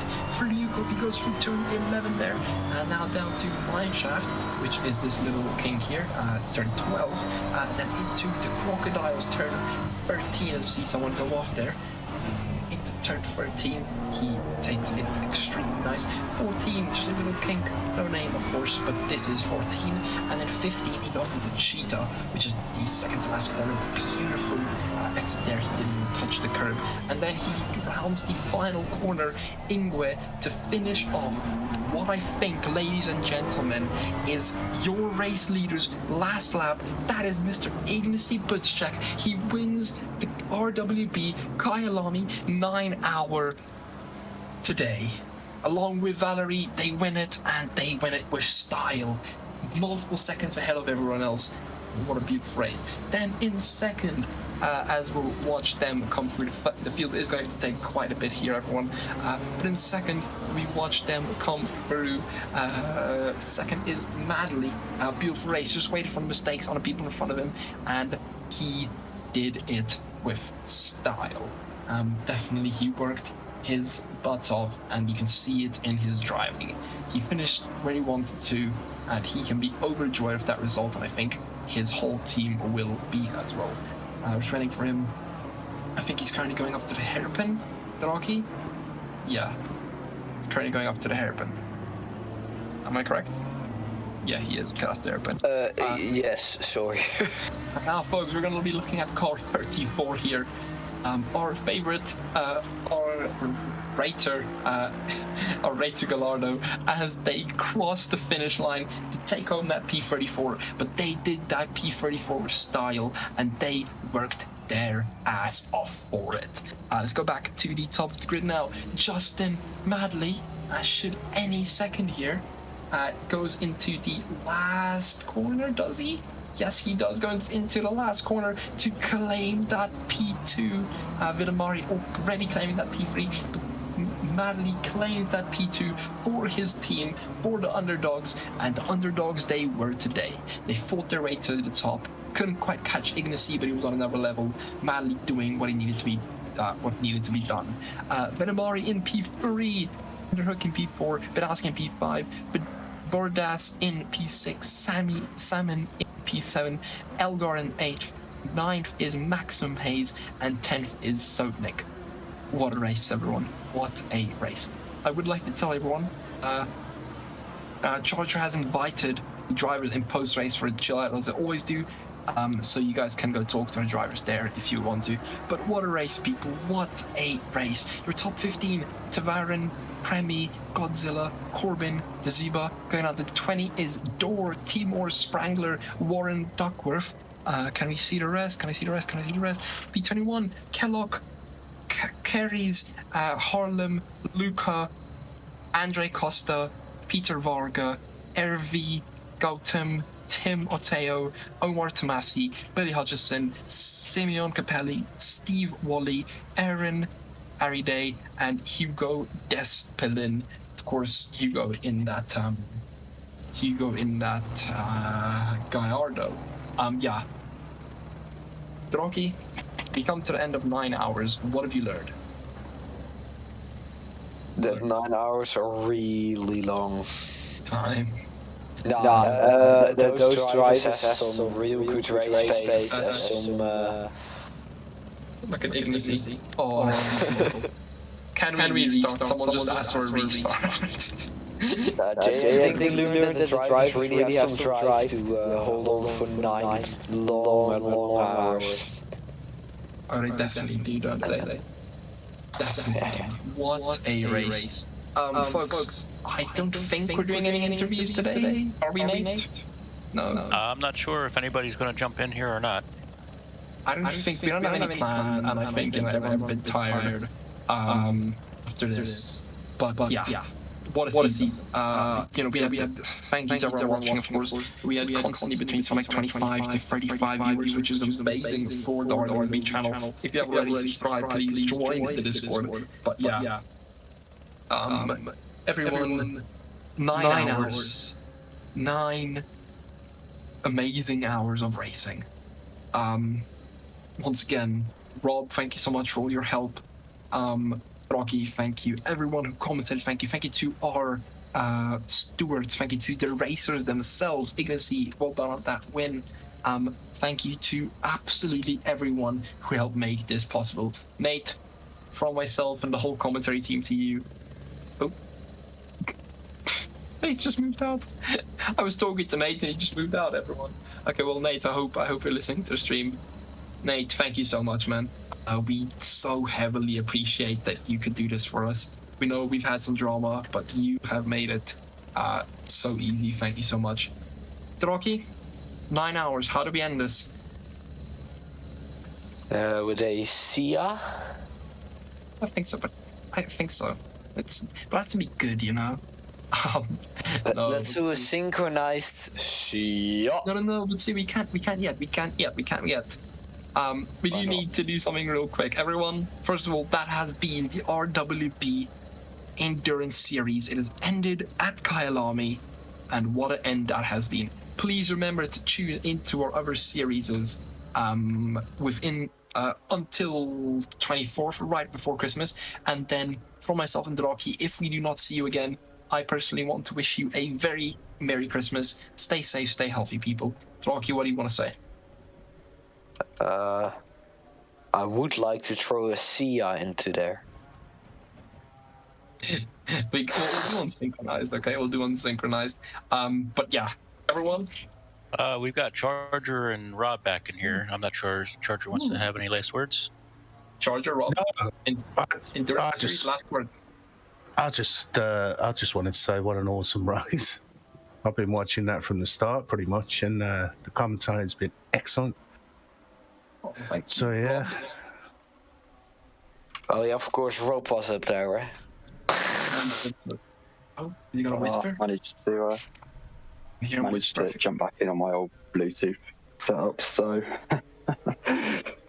But no, it's been absolutely, and what an incredible race tonight at Kyalami. The 9 hours, the grand jewel in the crown of endurance racing in Africa, on the African continent, and it well and truly lived up to that tonight. It didn't it? And I think it showed everyone why we call it the crown jewel and why it's such an important part in GT3 racing. Mr. RS5 Racer also joining us. I hope you're doing good. But ladies and gentlemen, I think it's been a successful 9 hours. We've seen some pain, we've seen some misery, but we've seen some happy faces, and we've seen some joy. Yeah, ruling RS5 Racer was the number 2 with Madeline. Yeah, we were P2. Really? Okay, well, do you have time for a 2-minute interview? Yeah, sure, that's why we joined. Oh, nice, okay. Maddie's joining as well. Madeline's joining? Yeah, Maddie will join the chat as well. Awesome. Let's have a look if you can have But okay, well, let's start with you, Mr. Ruling. How did you get P2? It's gonna sound weird, but what an absolute amazing race from you guys. And after how can I say this? After the guys in front of you made that mistake that sent you guys up, what was your feeling when that happened? We were aiming for a top 10 because we started P16. So everything above P10 was right, but after 13 laps, I think we were P4 already. I don't know. The car felt amazing. It was so predictable. It was easy to drive. Dry, wet, it doesn't matter. It just went on. So amazing race.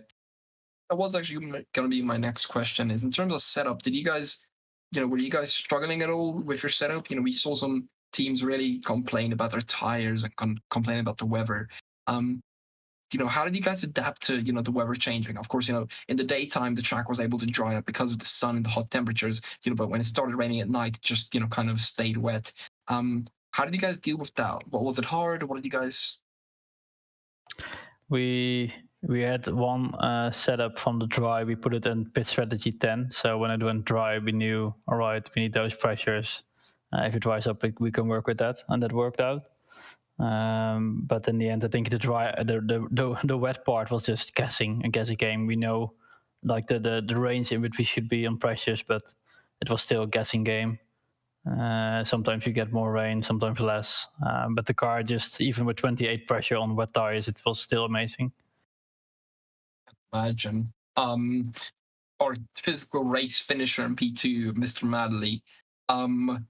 Your ruling, they're saying the car felt amazing.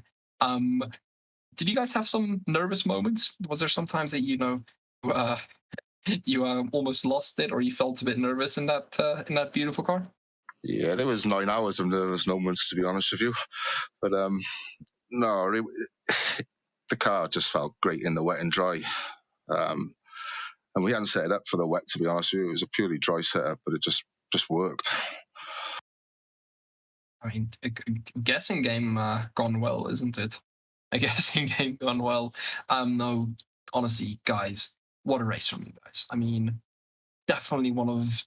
I would say you guys can be proud of that P2. Definitely. As Ruling said, going from P14. 16. I'm going from P16 to P2. Amazing race, isn't it? Yeah, amazingly done. Sorry, Charger, you want to say? No, I was just going to say, Madley, your level has just gone skyrocketed lately. You don't say a lot, but you've been really focusing, haven't you? I have my moments, fella. I have my moments, but this car and Kyalami just seemed to have clicked for me. So and it was funny. Me and Jerome were speaking before we started.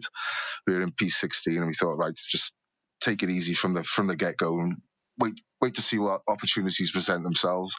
And that was our sort of strap from the beginning. That's what we agreed on, and then the lights went green, and I think that all went up the fucking window with Jerome. He just, within about 5 laps, he's taken half the guys out in front of us. It was I came to do my stint, and we were in P4 already, so it was amazing stuff. Dutchman and rain, right? And Dutchman and rain. Yeah, man. I do want to I have a very important question to ask, extremely important. So are you guys ready to do this all tomorrow again? I would do bring it on. Yeah. Bring it on. Okay, damn, I didn't expect that response. Okay, well, 12 hours of Bathurst tomorrow. We'll take 12 hours of Bathurst. Sorry, Charger, we're going to have to put that in real quick, squeeze that into the schedule. No, honestly. It starts again in 60 minutes. You've got a quick kip. Oh, do we? Oh, okay, thanks. Yeah, this is just the break. I thought it was going to be a watch party now, mate. No. Yeah. You've got Marco in it as well. Where'd you end up, Marco? 4? P5. Shit. Marco, unfortunately. We'll talk to Marco in a second. But yeah, Mr. Madley, Mr. Ruling, you guys need to teach us how to race like that, please. I need pace urgently. But seriously, yeah, I need some tips, Madley. I've got the same wheel as you. You must be doing something right with it. Practice, mate. Practice. I would like to say Charger was at one point threatening to take out both P1 and 2. So don't make too good friends of him. He did want to hire a sniper to shoot you. So I would just like to put that in before you get too friendly with Charger. No, but seriously, guys, amazing race. Thanks for fucking me over there. They could have had to watch 9 hours of that to find that out. Well, now I don't have to charge. I'm just helpful like that, you know. But no, seriously, guys, amazing race. I will watch it back. Oh my! Good luck. Good luck. Enjoy, but good luck. I would say go celebrate, but I assume it's 1 a.m. for you guys at least. So do yourself a favor, go rest, take a breather, do whatever you need to do, but please just get off the computer and just have a good time outside or something. I don't know, or good sleep. 9 hours has been long enough. I'm curious what happens with Badowski, by the way. Well, I mean, let's ask him. Mr. Marco, can you hear us? Yeah. We saw you, if I don't have this wrong, you unfortunately pitting in those last, I think 10, 15, 20 minutes. What happened? Why'd you pit? Could you have gone without the pit? Was it a fuel thing? Just describe to us the situation. No, it was more of a problem with the left front tire all around, because for some reason I couldn't stop blocking into the hairpin right before the downhill section, and it got to a point where I was more concerned about getting a puncture, and I thought to myself I'd rather pit than get the puncture, drive to the pit slowly and do the instead having to do the tire swap. I mean, I also got a puncture in like 50 minutes into my first stint, because it was the part of the race where it was getting wetter and wetter on the track, and people started spinning out left, right, and center, and 2 or 3 times there were situations where multiple people caused a yellow flag on that section, and I somehow had to dodge it, which caused me to spin as well. So at some point I was just driving on square tires. Do you? I mean, this is we saw amazing pace from you throughout the race. Do you think that if you didn't have that, you would have been able to catch P2 if you didn't have those problems? And you know, if you had a well-functioning car, do you think there was a chance for you to catch the guys in P2? Yeah, definitely, because in the beginning of my stint we were a lap ahead of the guys that ended up in P2. I don't know whether we had to do another pit stop more than them or not, but nevertheless it was a comfortable lead. But I'm pretty sure I would have been able to keep the pace if I didn't have those problems with my front left tire and finish the best place outside of the BMW M4 category. No, honestly, you know, it's heartbreaking that happened, but you finished the 9 hours, you still got a P5, which is still absolutely amazing. And yeah, honestly, it might not be what you wanted ideally, but I think you can definitely give yourself pats on the back and, you know, say it was hard fought and you definitely did your best. Marco, Madeline, Ruling, short and sweet, do you guys have anything you want to ask each other, tell each other? Lucky Marco, good racing though, mate. Yeah, just congrats on P2. You would have it. I think you and Jason and Zach, you guys were on a different level. At least Jason and Zach were just driving away like we were standing still. Yeah, sure. That's the worst thing. Like I just show up with like roughly between 2.5 and 3 hours to go in P2, and at the end of the race it's P5, so can't have any. I have to but put I don't the blame think it was on your myself fault. then. I don't think you should blame yourself. I think it wasn't. No, it happens. Yeah, it happens. It's racing. But, I mean, I can tell you, we had, I think, just over 10 people DNF. I think it's just over 10 people DNF, something like 12. So you guys were one of those 12, both your teams. And yeah, well, yeah, I think for that, the fact that you somehow made this race, Marco, we did see some scary moments from you, Madeline, from you guys as well. Not as many We did see, some snaps. It's good that you guys made it through, and I think it's a good way to end up an endurance league like this. Does anyone else in the VC have a question for these guys? Going once, going twice. No, I think you've nailed it, mate. And I'm knee deep in a beer here, so yeah. Okay. I've went and cracked a beer straight away. Don't blame you, mate. You want to calm down after that. I've just taken out a joint, so what? That's where I'm off now. Yeah. Go crack a few open tonight. But madly ruling, Marco, thank you guys so much for being here. We do appreciate it. Thanks for the comms as well, guys, as always. Amazing job. Commentary's top notch. Yeah, as well. Cheers, guys. Cheers, have a nice evening. Cheers, you too. Have a good one. And thanks to RWB, as always, for organising an awesome event. Cheers, guys. Yes, exactly. Much appreciated. Where's my sheep? Nah.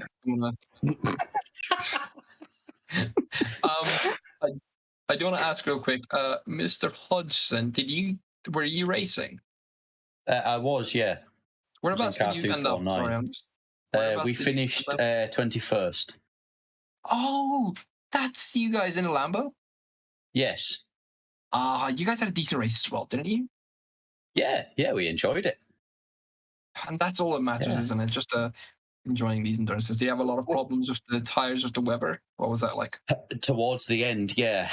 That drop in track temperature, because we went with a full dry setup. We gambled on it being a dry race. So as it got towards the end and the track was getting towards, I think it was 15 degrees in the end, with that torrential rain, it wouldn't stick. But you made it till the end. That's all that matters, isn't it? We made it. We only had a few incidents, and we managed. I think we managed pretty much not to ruin anybody else's race. That's the main thing, really. It's one thing going off, but it's another thing if you take someone else off with you. I think we did see one or two incidents, unfortunately, of people taking other people off, but I don't think you were in those incidents, so don't stress it too much. But thank you very much. It's a great race, though. That best one I've done so far. I think I've done 6 or 7 now, and that was just, Every single one just gets better, doesn't it? Every single one. It was those conditions, because you never ever knew what was going to happen next. Certainly kept you on your toes, didn't it? Fuck me. Oh yeah, my toes are knackered. Did you see the rain coming and then disappearing again? Yes. Yeah, apparently that's something to do with the new patch. Yeah, I think someone sort of surmised that it might be the wind that was pushing it away, so it would show rain and then go, oh no, it's gone away again.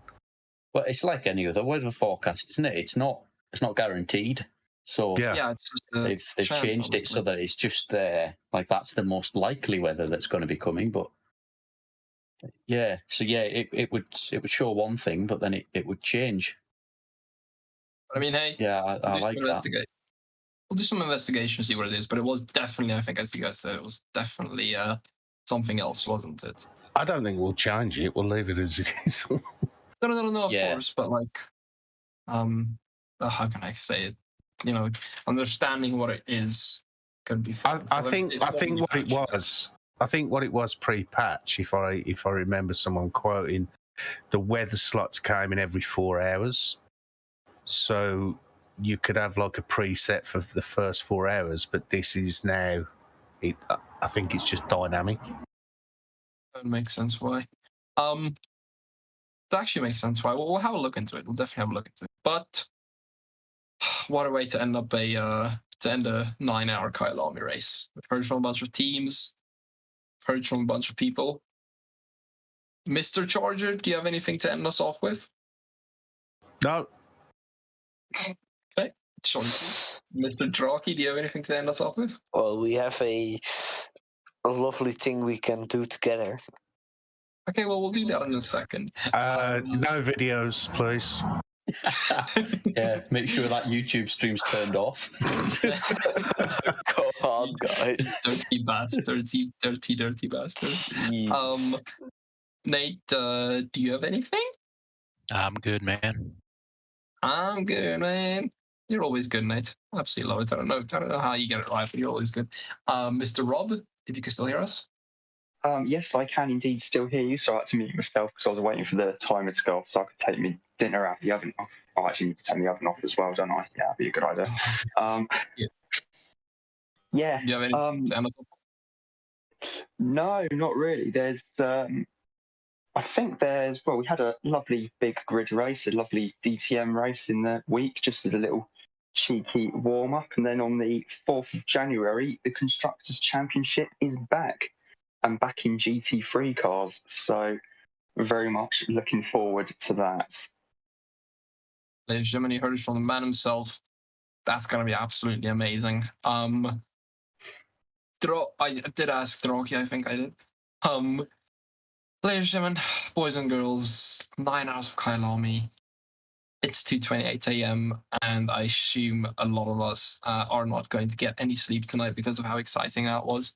I do want to say thank you to absolutely everyone who made this possible, the admins, the stewards, the rest of my co-commentators. Thank you guys so much. Nate, Debug, everyone who helped everywhere. Thank you guys so much. From RWB side, we want to say thank you. Once again, from my side personally, I'm sure from most of our sides, Merry Christmas. Some will say Happy New Year sometime. But from my side, Merry Christmas, stay safe, stay healthy. And for I think all of us, Draakje, do you want to sync? Yes. Bye, guys. See ya. See ya. See ya. See ya. You're too late. Okay, guys. Too late.